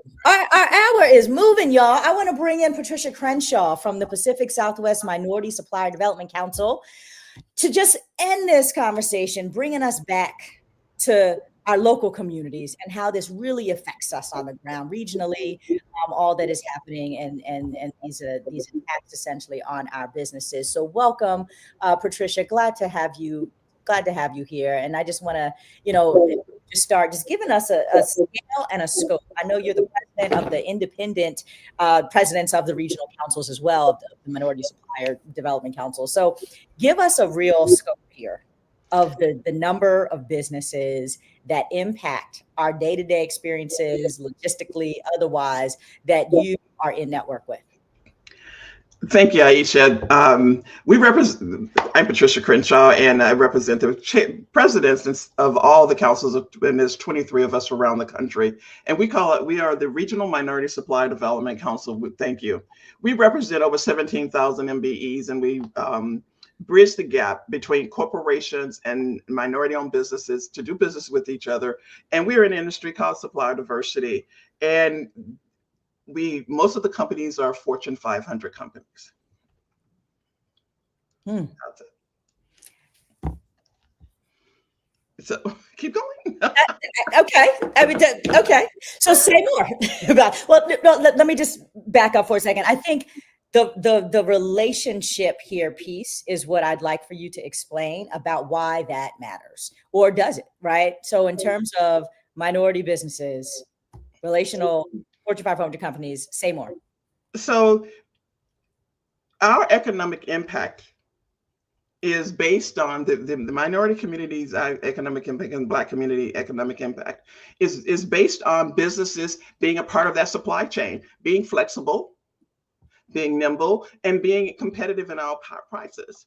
You know, people talk about DEI and all of that, but then when you talk about that, you're not talking about you're talking about race and all of that, but you're not thinking about the impact and flexibility in the supply chain. Yep. So what we talk about when we say supply chain, for those of us who don't have an MBA, like I do, right? An MBA in supply diversity, yeah. Here's what we mean by this, right? So you gotta let me describe this real quick for the people, right? So very simply, because we're low on time here. The companies that we are talking about that are literally the fabric of American society, which happen to be a lot of Black businesses, are doing things like they are the trucking companies that are getting products from point A to point B that matter, right? They are literally running operations and logistics for companies that are doing major development construction projects to build those bridges and roads, right? They are also, you know, they're foundational to literally the way that the economy, commerce moves, and all of the things that underpin that you don't necessarily see, but that are operating right now. And companies have had the incentive, these Fortune 500 companies you're talking about, have had the incentive to hire contractors who are the Black trucking company, for example, to hire them as opposed to a different trucking company. Now they don't.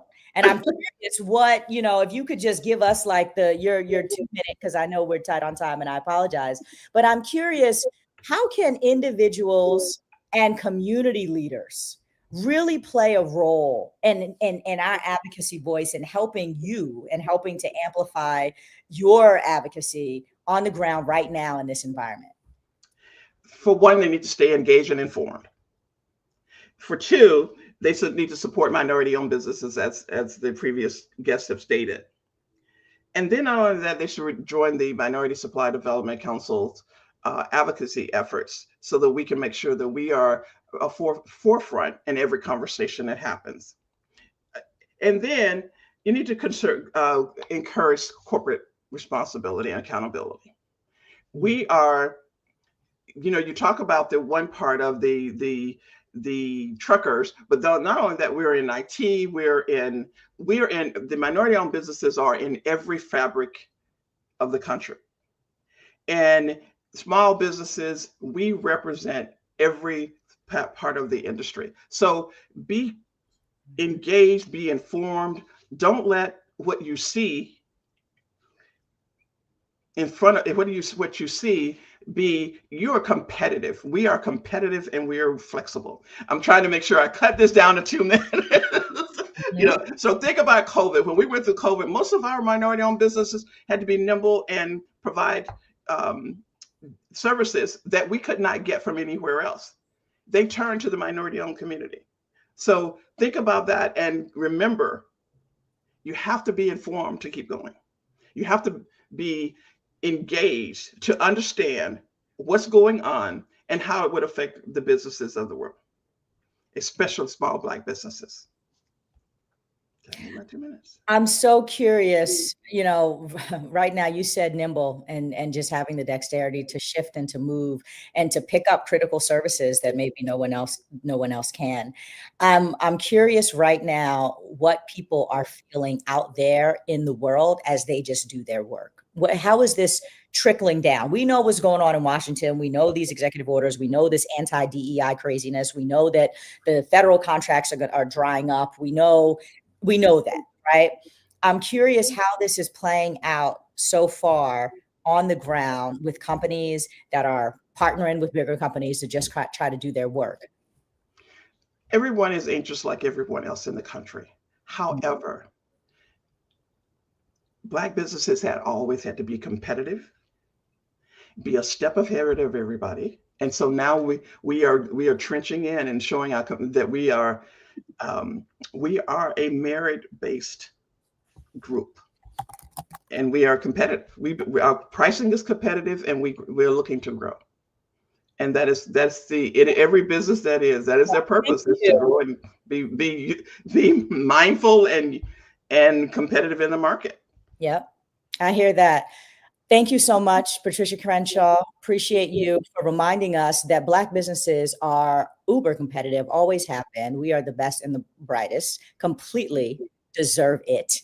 And it's really critical that we keep our eye on the prize and not let Trump and Elon or anybody else eradicate us. So thank you so much for being here, y'all. We are at the end.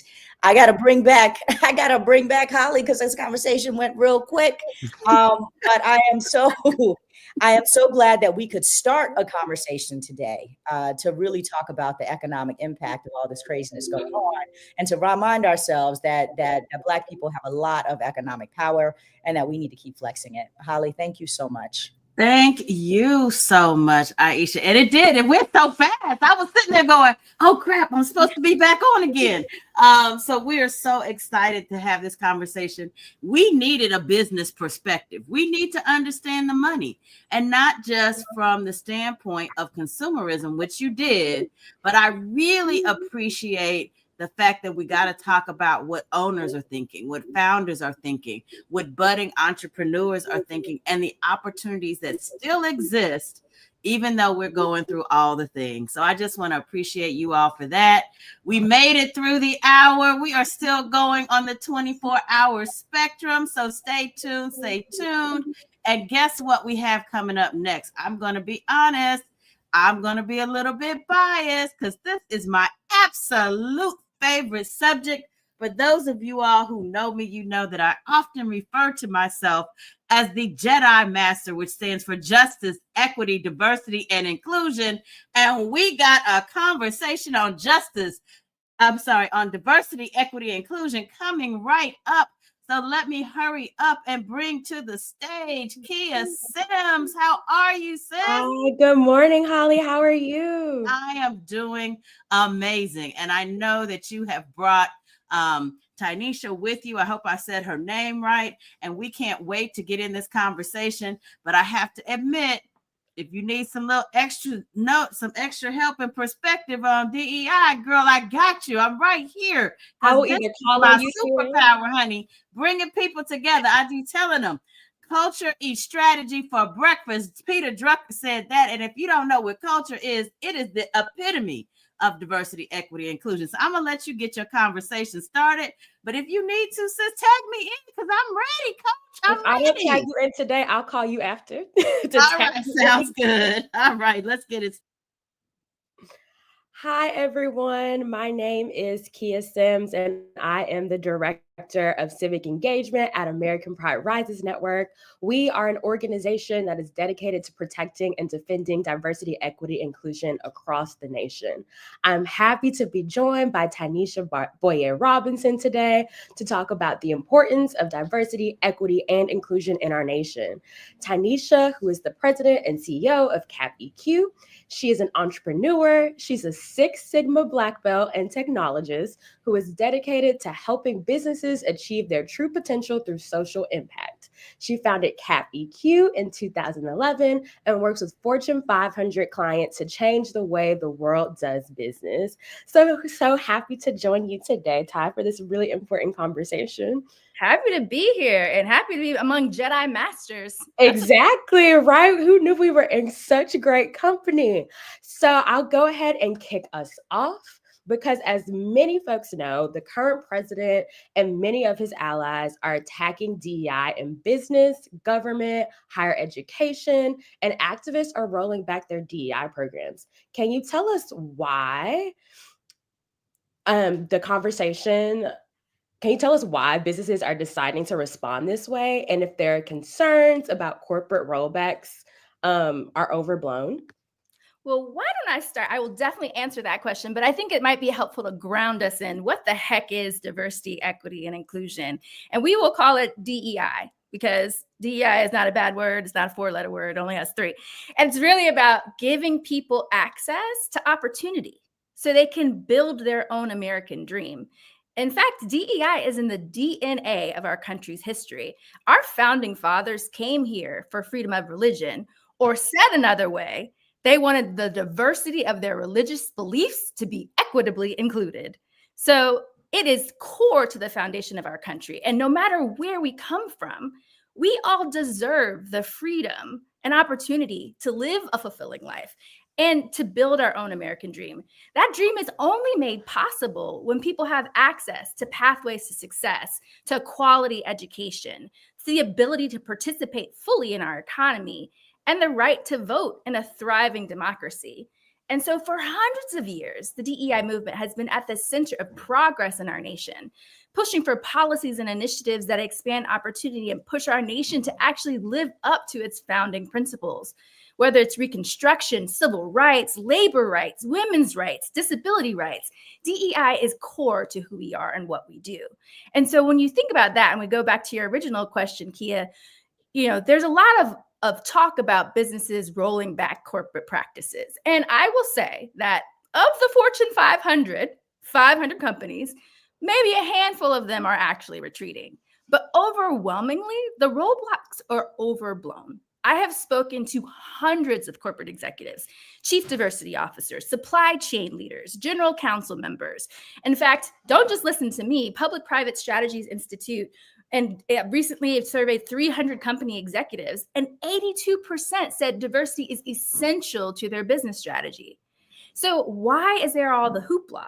Well, one thing is there has been a chilling effect based on these executive orders, mainly because people are trying to figure out what is legal and what is not based in what the administration is doing. And let us all say, for the people in the back, from the windows to the walls, to the rooftops, it is legal to focus on diversity, equity, inclusion. In fact, it protects you if you have diversity, equity, inclusion in your job and in your work from further and future litigation. But companies have to really understand what the risks are based on an organization and administration that's being really litigious. The other piece that is alive and well right now is the fact that companies do 3 things when they're running into challenges. They learn, they adapt, and they adopt. So many companies were new on the diversity, equity, inclusion journey and have been making adoption and adaptation changes that are normal to their critical business. However, in light of this administration and all of the hoopla and all of the microscope on what's going with diversity, equity, inclusion, it's often positioned as a rollback when it's really just continuing to do business operations. So that's my 2 cents, if that's helpful on your question. That is very helpful. And I know that DEI commitments have consequences for not just our nation's businesses, but the economy overall. And we know that DEI is good for folks' bottom line, right? Like the top Wall Street banks have all doubled down on DEI practices. So we know that the top 1% understands that these roles are important. So can you walk through both the benefits of prioritizing DEI and the consequences of... Sure. So when you think about, I'm going to go a little deep for a little bit on some of that. So when you think about what that looks like, one thing that has been really helpful is there is now lots of data. McKinsey has done report after report after report. And what it critically shows is that folks who focus on diversity, equity, and inclusion financially outperform their peers. It's also showing that it's within reach to actually have a diverse C-suite that represents the communities that we serve. That's what diversity really is about, making sure your voices is heard. You know, people are acting like it's hard to understand, but we all know when you have children in a classroom, one of the first things a teacher does is try to make sure that everyone in the room has a chance to participate, because every child's voice matters. You know what? Every American's voice matters. That's why diversity, equity, inclusion matters. But also, we recently helped work with Brookings Institute on a path to 1555, which is about fueling Black business growth. And I know the last panel was really about Black business growth. And there's some promising data. When you focus on diversity, equity, inclusion, it helps the economy overall. In fact, Black businesses have driven inclusive business growth in a way that has added $212 million in revenue to the economy, employed 8 people per firm, and paid over $61 million in total salaries. But their business growth didn't stop there. The types of things that you do to make sure Black businesses thrive are the types of things that make every business thrive. What does that look like in practice? It means that if you are a small business and you don't have access to a loan when you've won a contract, now because we focused on what Black businesses need, there are contracts available and loans available for all businesses, not just Black businesses, that help you get over that hump. Or what else have we learned that's a barrier to Black businesses? Oftentimes, to get a loan is more difficult because there's more bias baked into the system. We've worked with businesses and banks to remove that bias, to remove those practices, which in turn increases loan dollars for everybody, not just Black businesses. And that's why when you see Black businesses win, the country wins. In fact, $738 billion was added to the economy, creating more than 1.9 million jobs over a 5-year period across all businesses. And yes, my brothers and sisters, that does include white businesses, which means the data shows that focusing on diversity, equity, inclusion actually creates the conditions where we all win together. And isn't that what America's about? Absolutely. And you touched a little bit on access to capital and access to small business loans. But we've seen organizations like Fearless Fund and Hello Alice be attacked for their programs that are literally designed to help underrepresented entrepreneurs. And so I think we often have a conversation about DI in corporate spaces, but we also know that it deeply impacts small businesses as well. So can you give us some advice on what would small businesses owners do who might be worried about these attacks? Absolutely. Well, I think the first thing to note is when people say, why do we need diversity, equity, inclusion? If you look at, particularly for small businesses or Fearless Fund or other groups like that, of the trillions of dollars of assets under management, less than 1% go to people of color and women. So if you didn't need diversity, equity, inclusion, that would mean that money would be driven in a way that it lands in multiple communities. And we know it's not. That's why we focus on things like that. So a lot of these small businesses, as they are growing and they're working to be successful, are now running into these barriers about why are we anti-DEI? So there's a couple of things that we recommend. The first thing is to recognize, and you're going to hear me say this over and over and over again, that it is legal to focus on diversity, equity, inclusion. That said, you as a company need to understand what your risk tolerance is. And right now, people are conflating the difference between legal advice and risk. Legal advice is, it is legal to do diversity, equity, inclusion work. Risk is, what is your company's tolerance for how bold you want to be about that? And I want to pause on this because, there's a range of people right now who are either trying to keep their heads down and protect themselves or out in front and pushing. And we have to be respectful of where everybody is. I work with several chief diversity officers who, just because they are vocal, are personally getting attacked, are being stalked, have to have security guards. This is unconscionable and ridiculous. But this is the moment that we're in. This is what it looks like when people take diversity, equity, inclusion, and take what is a core pillar and foundation of our country and make it something that ends up being a slur, that make it something where people have to fear for their safety. And so this community can't judge people if they are on one spectrum or the other. What we need to do is equip each other with the tools so we can all fight in the lanes we have to fight. So once you understand what your risk tolerance is, the next thing you need to do is review your policies and your languages and your practices to make sure that whatever you have internal to your small business is making sure that it's according to the letter of the law. You were probably not doing anything illegal anyway, but it's good practice right now to be able to stand 10 toes down and say, no, I know I'm within the law and I know what my rights are. The other thing is we have to make sure that people get insurance. I know this is a really practical thing, but from a small business standpoint, hey, I run a small business. You need to make sure that you have the prophylactics you need to protect yourself in case you're attacked. And then the last thing is you need to equip your shareholders, your stakeholders, whoever is critical to you with the communication that you need that shows why diversity, equity, and inclusion is core to your business model, because it is your right to run a business within the law in a way that helps you do business in the way that makes you meet your vision and values. And I'm going to give a slight plug because Tanisha and APR both worked really hard on lots of resources for small business owners, for folks in higher ed, and all of these folks to make sure that you understand your rights around DEI, what you are allowed to do, and you can access many of those resources if you go to our website at aprnetwork.org/resources to get access to that and connect with us on how we continue to help you, your small businesses, get resources to know what you can do in this very difficult moment, but making sure that we are protecting DEI and that folks are continuing to get the access to capital and needs that they have. And next question for you, Ty. I know that you work with many Fortune 500 companies at CapEQ. What do you often tell these companies about the importance of DEI and social impact? And what is their response? Well, first of all, rhetoric doesn't change data. So let's start there. And when we work with companies, CapEQ is really about equitable impact. It's about taking every lever of your company, how you make your money, how you spend your money, and how you invest in your people in a way to actually get multiple bottom line results. So if you look at the data, there are 3 trends that affect a company's bottom line that they have to be mindful of. The first big trend is that there's a massive wealth transfer and increased purchasing power of the millennial generation. So let's pause for a second on this millennial generation. They have now surpassed boomers as America's largest generation.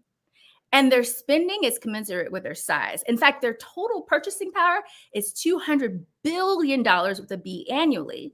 And by estimates, there's going to be about $68 trillion of wealth transferred to the millennial generation. So you've got all this money, right? If we're talking about business, all this money, which takes us to the second trend. Millennials are actually much more socially conscious than the previous generation. And they're very focused on things that they believe do well by doing good. So almost 90% of millennials are willing to switch their purchasing decisions to support a company that is committed to a social cause. Notice I said committed. So people who are like, we're for DEI, we're not. We're for DEI, we're not. That's not committed. And they sniff that out. In fact, 74% of survey respondents said that they were more likely to buy from a company who cares about issues they care about. And 70% said they were more likely to buy from a company that handles social issues well. The thing is, millennials got money and they care about social conscious work. But the other trend is that they are more diverse. Diversity, equity, inclusion, much more diverse than before. In fact, a little over half of millennials are white, as opposed to 2/3 of those that are 55 and over. So when you think about that diversity, in fact, 80% of millennial women actually hold most of the purse strings. So diverse women, have a whole bunch of money, and are focused on things that are socially important, which includes diversity and equity inclusion. So if you are a company who thinks you can just kind of retreat from it, you are going to be leaving a lot of money and future economic prospects on your table, off the table. So as a business, supporting DEI doesn't only put you on the right side of history, it puts you on the right side of your ledger. Absolutely. And as a millennial woman myself, I can confirm I have not been to Target since the rollbacks are announced. I deleted Amazon off of my phone because I really am conscious about where my money is going and the companies that I'm supporting. And that is a very important value to me as I am shopping. And I was heartbroken by Target, but we are going to be standing firm to ensure that we are putting our money into the businesses who support us. And so I can confirm that is super important for our generations. And I've seen all of my friends follow those same trends and do the same.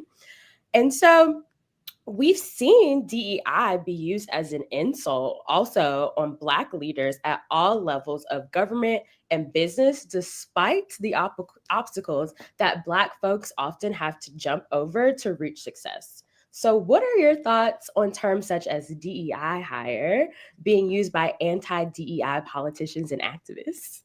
Okay, first, Kia, I want to give you some, my friends are really into every day waking up and comparing Targets and Costco's stock price.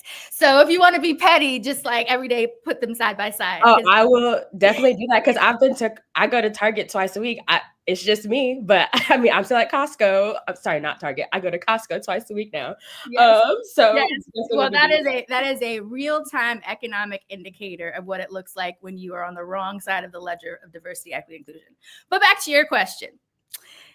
Alexander Hamilton was an immigrant. He was a DEI hire. If your dad got money from the GI Bill to get an education he wouldn't have been able to afford, he was a socioeconomic DEI hire. Franklin Delano Roosevelt had different accessibility needs. He was a DEI hire. Some say America runs on Duncan. I say it runs on diversity. It takes our difference of perspectives and lived experiences to fuel a democracy that works for all of us. So as one of my friends has said, you can't smear DEI because it's as American as apple pie. 100%. And let us also not forget our vice president, who is also the beneficiary of economic programs for poor folks in Appalachia, which we also know is a DEI program that was meant to support regional diversity. So we see it popping up all sorts of places. And we also know that many dismiss DEI as something that only those in corporate or political spaces deal with.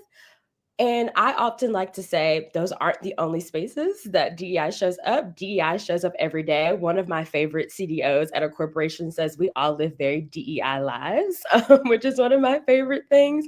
And so if you could explain why DEI is important to someone who's not really tuned into politics or works in a corporate setting, what would you say? I think the first thing, unfortunately, what I would have to do to address is the misinformation. DEI does not mean unqualified. In fact, diversity, equity, inclusion is responsible for bringing in so much high quality meritocratic talent. DEI does not mean quotas. No one's going around and saying, I got one job for one Black person and one job for one woman. That's not how diversity, equity, inclusion works. It's not about quotas. And DEI is not meant to divide us. It's actually meant to celebrate all of our differences in ways that make us whole.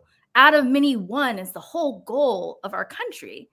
So for centuries, DEI policies and initiatives have been instrumental to widening pathways to opportunity in our nation. It's about giving people the freedom and opportunity to thrive. It's about removing the barriers to success. It's about ensuring that every single one of us can win. It's about innovation and attracting top talent. I've already talked about the economic opportunities that come when you really are focused on diversity, equity, inclusion. So when we fail as a country to ensure that every community has an opportunity to succeed in our nation, we undermine the very values that we've built this country on. We hinder our own economic progress, and we create new barriers for millions of Americans. That's why it matters. And one of the things I'll say is, as people have been laid off and recognized for work that they didn't even know, there's like, I didn't know I was a DEI hire. I didn't know my job was about diversity, equity, inclusion. That shows you how embedded and internalized it is and how critical it is to our work. DEI is about all of us thriving, all of us finding opportunity, all of us living to be our best selves. And so, what should the business community be doing to push back against these attacks on DEI? What should their response be in this moment to ensure that we are doubling down and standing firm on these practices? Well, one of the things that I try to make sure, like I mentioned before about how individuals have to make their decisions based on what's going on with them, we really try to meet everybody where they are. So the first thing is, if you're a company who is just barely holding on to try to keep your diversity programs in practice, and I mean, individuals working for that company, some of it is you have to hold the line. You have to find ways internally to hold the line. You might not hear from these companies from the rooftop. You might not see a whole bunch of commercials, but it's about how are you making sure that you're equipping people internally to protect and affirm the work that you're doing, even if nobody hears about it. The next group of people is people who are really committed and want to maintain their focus and are still frankly afraid of being attacked legally and otherwise. Those folks we recommend to join forces, join coalitions, groups like American Pride Rises, and groups like Black Economic Alliance, groups like Global Black Economic Forum, groups like Policy Link. There are so many resources out there that give you the information you need, that connect you with other like-minded individuals, that collectively you can work on things that you couldn't do alone. So join forces, but we need some people. We need some brave, bold people who are willing to lead the charge. For those companies who are willing to be vocal, you have to be bold right now. You have to talk about how diversity, equity, inclusion is critical to your business. You have to make the information accessible in a way where people see themselves, their children, their community in the work. You have to show your receipts and show how it's good for business. That's how we can fight right now. But what you did not hear me say is stop. Thank you so much, Chai. I think that is like a helpful rallying cry for all of us in the end. And so you mentioned that there are coalition members doing the work. Can you speak to some of the groups who you mentioned are kind of uplifting this moment, doing the work on the ground, and are really helping not just these companies, but folks really stand firm in DEI, and are really helping folks be champions for themselves? Absolutely. Well, obviously, American Pride Rises is one, and the Know Your Rights resources you create and others. I mentioned Policy Link. Policy Link has been working on civil rights audit standards and other tools to help businesses continue to be successful and thrive. I mentioned Black Economic Alliance, who provides policy and research and other support. There's also civil rights organizations like the Lawyers Committee. The most important thing for folks to know is that you are not alone, and that if you need support, there are people out there working on it. NAACP, LDEF. I mean, the list is so long. ICCR, I could go on and on and on, but that's something that's giving me hope and joy because there are all these people out there fighting. And, I think that's something that the point is to try to divide us and the point is to try to pick us off, but there are actually more of us working towards continuing to protect and affirm this work than not. So you mentioned joy. And so for our last question, there's a lot happening in the world. And as you said, all of these things are meant to distract us and divide us, but we have to make time for joy. That is my personal resistance practice that I enjoy, is really living my best life sometimes, making sure I'm taking time to take care of myself and my family. So what is bringing you joy in this moment? I mean, obviously family. Family is something that gives me joy. I have a son who's about to go to college. I have a third grade daughter, a daughter who's a third grader. But the other thing that's giving me joy is the fact that I think people underestimate how many of us there are in companies and large institutions across the country who are in positions of power and influence that can continue to do this work and that are fighting for this work. And I get to meet with those people every day. That's part of my job. You know, when I think about people who are talking to me about my company is really committed to this work. We're just trying to figure out how to navigate these waters. When I think about meeting with investors who are doing shareholder resolutions to make sure companies can still have the air cover to live into their values. When I think about policymakers who are continuing to make sure diversity, equity, and inclusion is front and center, I get to see the best of us. I get to see that day to day. And that gives me joy. Even if we're united right now in a fight, at least we're united. Thank you so much, Ty. And to wrap us up, if you are interested in learning more about diversity, equity, and inclusion, how to talk to your friends, family, and community members about DEI to really help make the case for either just you, your organization, if you work in higher ed, if you're interested in health equity, we at American Pride Rises have all sorts of resources for you. We'll be releasing more so you can join us in our fight at aprnetwork.org as we continue to build movement with folks like Tynesha and her organization and so many other organizations that are really in this fight to help protect us in this work. And so thank you so much, Tynesha, for joining me this morning.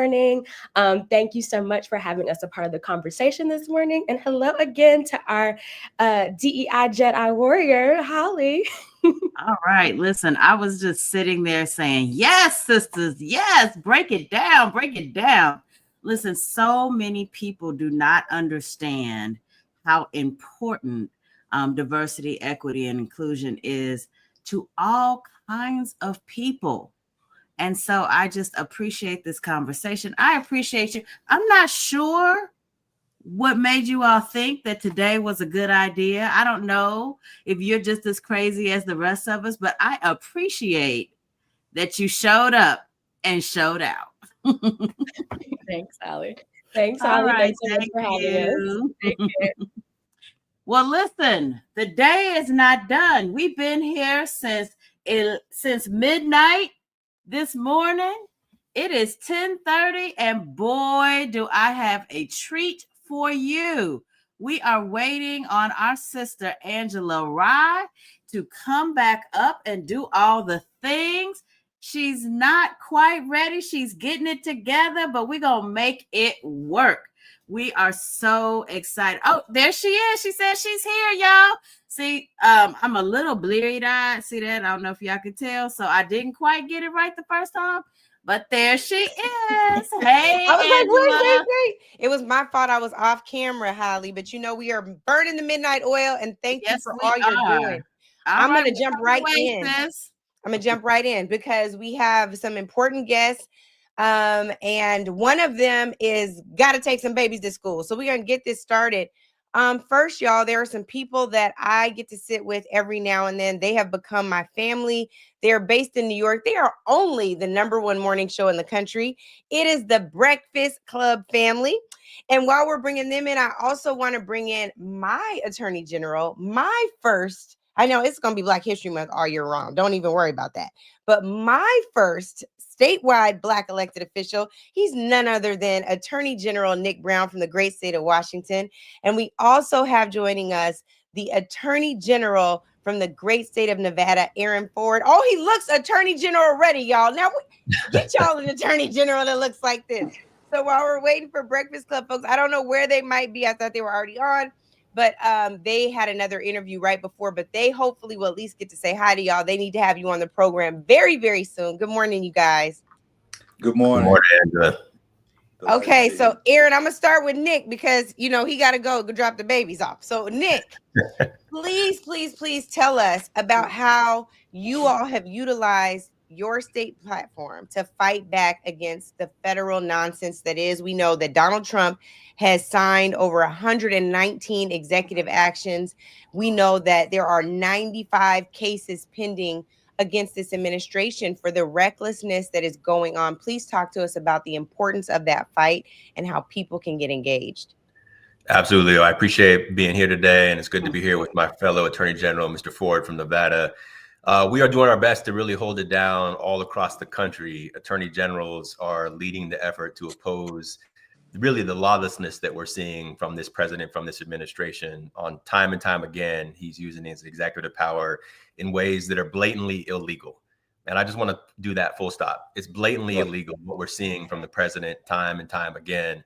And so myself in Washington, Mr. Ford in Nevada, our colleagues across the country, we're working collaboratively to try to bring the strongest and best cases to oppose the impacts that we're seeing to our people, whether it's funding cuts, whether it's illegal actions, eliminating jobs. There's a host of issues where we've showed up in court and we're winning. We're winning time and time again on things like defending birthright citizenship, to reaffirm what it means to be an American in this country. And those actions are really important because we are seeing courts in Washington, all across the country, oppose this president, uphold the rule of law. You know, we've been hearing conservatives and Republicans for years talk about fighting to defend the rule of law. And we need to make sure that we oppose the lawlessness and use the courts to do that. I'm just really happy to be in that fight. Absolutely. And Aaron, I want to come to you just briefly to talk about the importance of standing together. I think one of the things that people have taken comfort in is seeing you all together. It's 17 attorney generals on this, it's 21 on this. Talk about why that's so important in this very unprecedented time. Well, first, Angela, thank you so much for including me, and you know, my good buddy Nick Brown.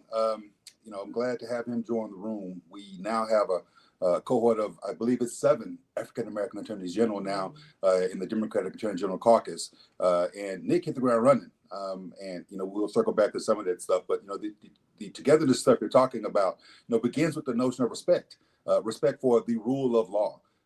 Nick Brown references that lawlessness, and I have said in my office that, look, to the victor goes the spoils.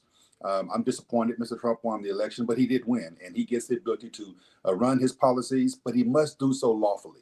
And when he violates the law, I will meet him in court, and we will beat him in court. And we stand together, whether it's all 22 in one lawsuit, 18 in one for one another, half and half. You know, we work together to ensure that the residents of our respective states have people who defend the rule of law. At the end of the day, it is important that we don't kowtow to the lawlessness that Nick has, I should do it like he has done, that Mr. Brown has referenced in his recitation as well. But standing together, their power in numbers. And so being able to talk to others across the nation, literally coast to coast and everywhere in between, to understand what their perspectives are, what their analysis is on particular issues, and be able to bring that to bear in a lawsuit or in a some other form of action is very important, and we've been very effective. That is very true. You know, one of the things that comes to mind, what we're doing with this marathon, this 24-hour marathon, and I'm going to be mindful, Attorney General Ford, Attorney General Brown, we want the kids to put respect on your name too. Y'all have earned those. I'm just casual because I'm just so happy. It feels very friendly to have some Black folks out here in the streets fighting for us. But I will say this, it is really, really important after seeing an unprecedented attack also on prosecutors in states. We have witnessed so many folks being hit. What can we do to ensure that young people who are excited about the idea of practicing law and looking at the lawlessness that you all are talking about on the federal level and saying, man, I don't really know if the law is going to matter anymore if this man can just willfully break it? What are some of the things y'all are doing in your work to ensure that that's not a sentiment that lasts? And I'll go to you first, Attorney General Brown. Well, look, I mean, first and foremost, I would encourage those young folks to look at me and Aaron. I mean, we are in the room doing the work on behalf of the people. And if people need somewhere to look, they should look at their state level, because all across this country, we have attorney generals showing up and doing that work and reinforcing safety in our community, reinforcing that we need to improve people's lives in our community, reinforcing that we can bring cases, stand by the rule of law, and be victorious. And I'm hoping that you know, inspires people to take action in their own community. And one thing I will say time and time again is, as much time and energy as we spend looking at what Donald Trump does and thinking about Donald Trump, I would just encourage people in their own states to look at their states, to figure out where they can make an impact on their state community, on their local government, because you can have a real impact. You know, all across this country, state legislatures, when they're in session, are passing hundreds of bills that are impacting things like public safety, like your taxes, like the quality of your kids' schools. And we need to make sure we're bringing our efforts locally, because you can have so much voice in the local efforts and not get too distracted about what's happening at the federal level all the time. Mm-hmm. Yeah, I couldn't have said it better. He's exactly right. My reference is going to be to the 22 Democratic attorneys general who are indeed in the room, standing up, notwithstanding. Look, we are not oblivious to the fact that the current president has stacked the courts at some level, and at some point we may run into difficulties, but we remain confident in the rule of law. We work within the rule of law, and we want to ensure that people can depend upon the rule of law. It may be discouraging, but I can remind folks of this. You've heard it in so many other contexts. If you give in, that's exactly what they want. And I refuse to give in. What we will do is continue to stand up and push back against lawlessness, against people who are violating the rule of law, and represent the residents of our respective states. And so the young people who are contemplating an entry into the law, let me tell you this, we need you. We need folks who are unabashedly associated with ensuring that we can protect the rule of law. Get in this fight, stand up, get your back straight, and join us as we continue to ensure that the Constitution means something, that laws mean something, and that no one is above the law. Nobody is above the law. And tonight, though, there will be someone who acts above the law, addressing the country for the first time since taking office and taking his oath in January. I want to know from you all, what is the next phase of this fight? And how can people at home get involved in that fight? I also am really hoping that you all get to say hi to the Breakfast Club folks before you have to run. They're having a little bit of technical challenges, so I wanted to flag that for you all. But I want to know how people can get in the fight. Again, you all have been on the side of things where people are like, finally, somebody's pushing back. For the folks who feel like, well, I'm not an attorney general in my state and I might not even be in elected office, but what are the things that we can collectively do to fight back against this lawlessness? Let me mention something just real quickly, because I noticed before I got on the screen that a headline on my phone was that the Republican Party has said no more town halls. And that's because they don't want what they are receiving at the town halls, which is true feedback from the residents that they are elected to represent. And what I would say is create your own town hall. Continue to speak up. You don't have to be an attorney general in order to voice your opposition and your disappointment and your dismay and what's happening at the federal level. And the moment that you, again, acquiesce to that particular request and have no more town halls, the easier they win and they can operate in the darkness. And so get engaged with the community organizations, call to your congresspersons, to your state representatives, reach out to them, visit them. The first thing I did, this is nerdy, I can't lie, Angela, but the first thing I did when I moved to Nevada, by the way, I come from a state where pronunciation matters. It's Nevada, not Nevada. Talk if you about say it. Nevada, you might get upcharged, and it's not price gouging. So don't call me if you talk about Nevada. And my name is Aaron, by the way, not Aaron. So especially don't call me Aaron if you want me to protect you from price gouging. Aaron, okay, we ain't gonna mess that. I don't want that smoke. We gonna get that right. I'm sorry about that. Yeah, but when Aaron moved back to Nevada, I actually, nerdy, I reached out to my representative, to my assembly person and my senator, and said, meet me for coffee. I'm brand new in the community and I want to sit down and talk to you and understand what you do to represent us. That was bold, and they met with me. And so, I suggest people continue to do the exact type of thing, get engaged, operate, call them to the carpet, and be unafraid to ask questions and to voice opinions about issues that are of import to you. Well, we've been joined by the #1 morning show in the country. I wanted history makers to be able to sit and see, and with other history makers, that is what's so important. So we have Leonard Charlemagne, the God McKelvey. My sister Lauren is here, and DJ Envy. So I want to make sure that they get to say hi to you all. These are our Black attorney generals.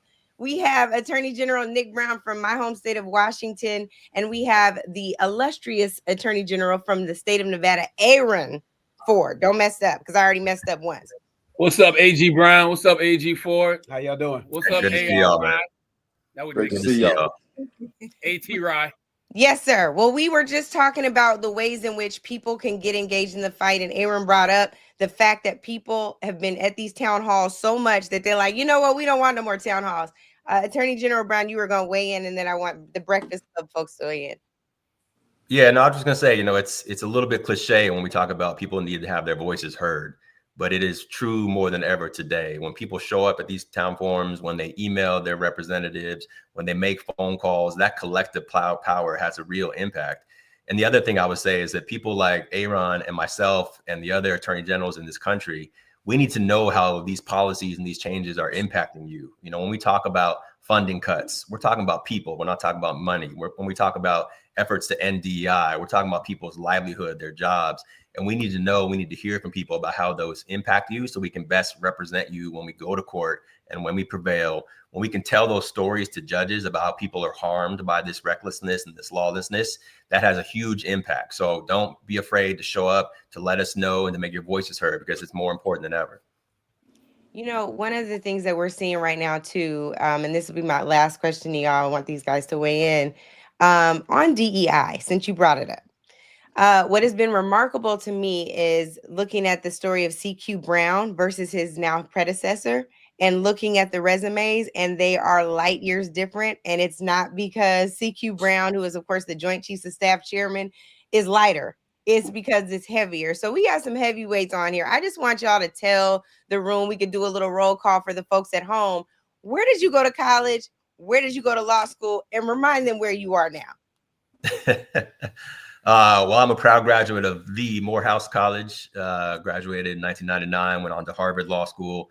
And you brought up the military. I actually started my legal career in the Army. And to see what we're seeing, not only from the chairman of the Joint Chiefs of Staff, but the Secretary of Defense, you replaced a career decorated general and veteran with a TV host as the Secretary of Defense. I mean, that is, you know, DEI at its core. I mean, their argument, you know, they're replacing people qualified, educated, experienced with people who don't have the resume other than they look good on television. And that is absurd. And as a veteran, I find it personally offensive. But, you know, we are showing up and making sure that we represent and bring our qualifications and experience to these jobs. Yeah, absolutely. Aaron, before you start, I promised Nick that he would be able to be the first job he has, which is a dad, and get his kids to school on time. So whenever you got to drop, you can go ahead. Aaron, I want you to go ahead and answer this too. Yeah, no, look, I appreciate the question, especially in the context of DEI, or when I was growing up, as it was called, affirmative action. Listen, I got admitted to Texas A&M University and could not afford to go there. And I talk about the fact that I went to A&M with an affirmative action scholarship, specifically designated for Black and brown people who could not afford it.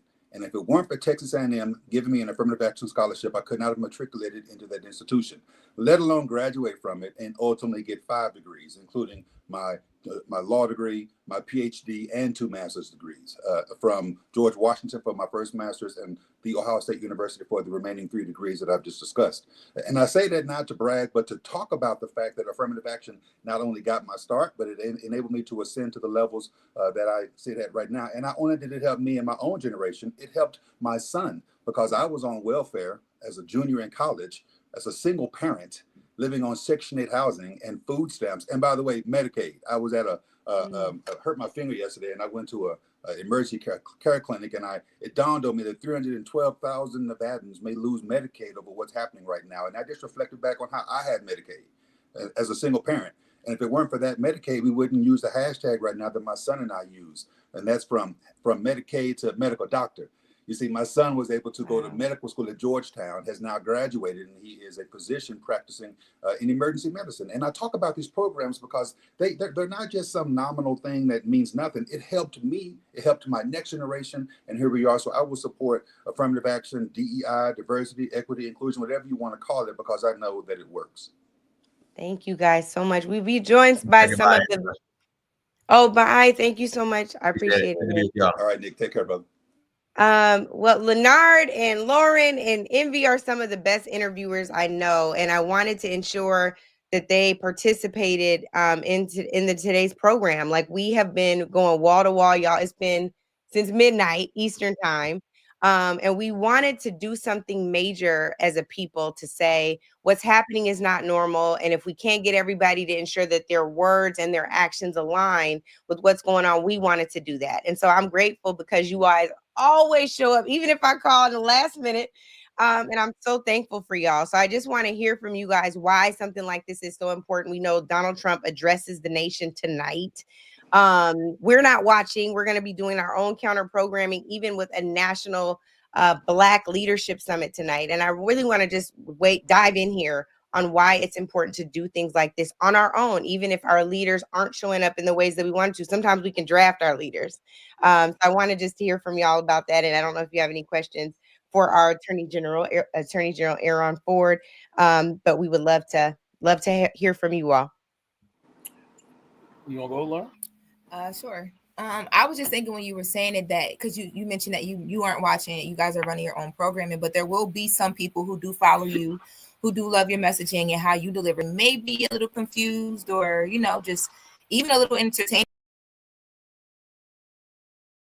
Has been really Trump position things. They know how to talk things, and I think that it's important to also look at the other side of it and how it affects you more closely because that side may not understand it. And I think that that's where things like this come in, and programming like what you'll be doing tonight comes in. So I think that's important too, because it's like you kind of need both sides of the coin because we can't get around the fact that our president is our president right now. So I think you got to be informed enough to make a decision that relates to you. And I don't think that administration always relates, not to me particularly. So when I hear people like you doing things like what you're doing tonight, I want to watch that and then go back and watch the program that you guys are doing to kind of, see where the balance should be and the correction of information should be. And you know me, Ryan, I always ask why, right? Like, why? Like, what's the payoff? What should we be doing together? How do we unify and make sure that we're all on the same page, right? You don't want you doing something, Charlamagne doing something else, Lauren doing something else, and myself doing something else, right?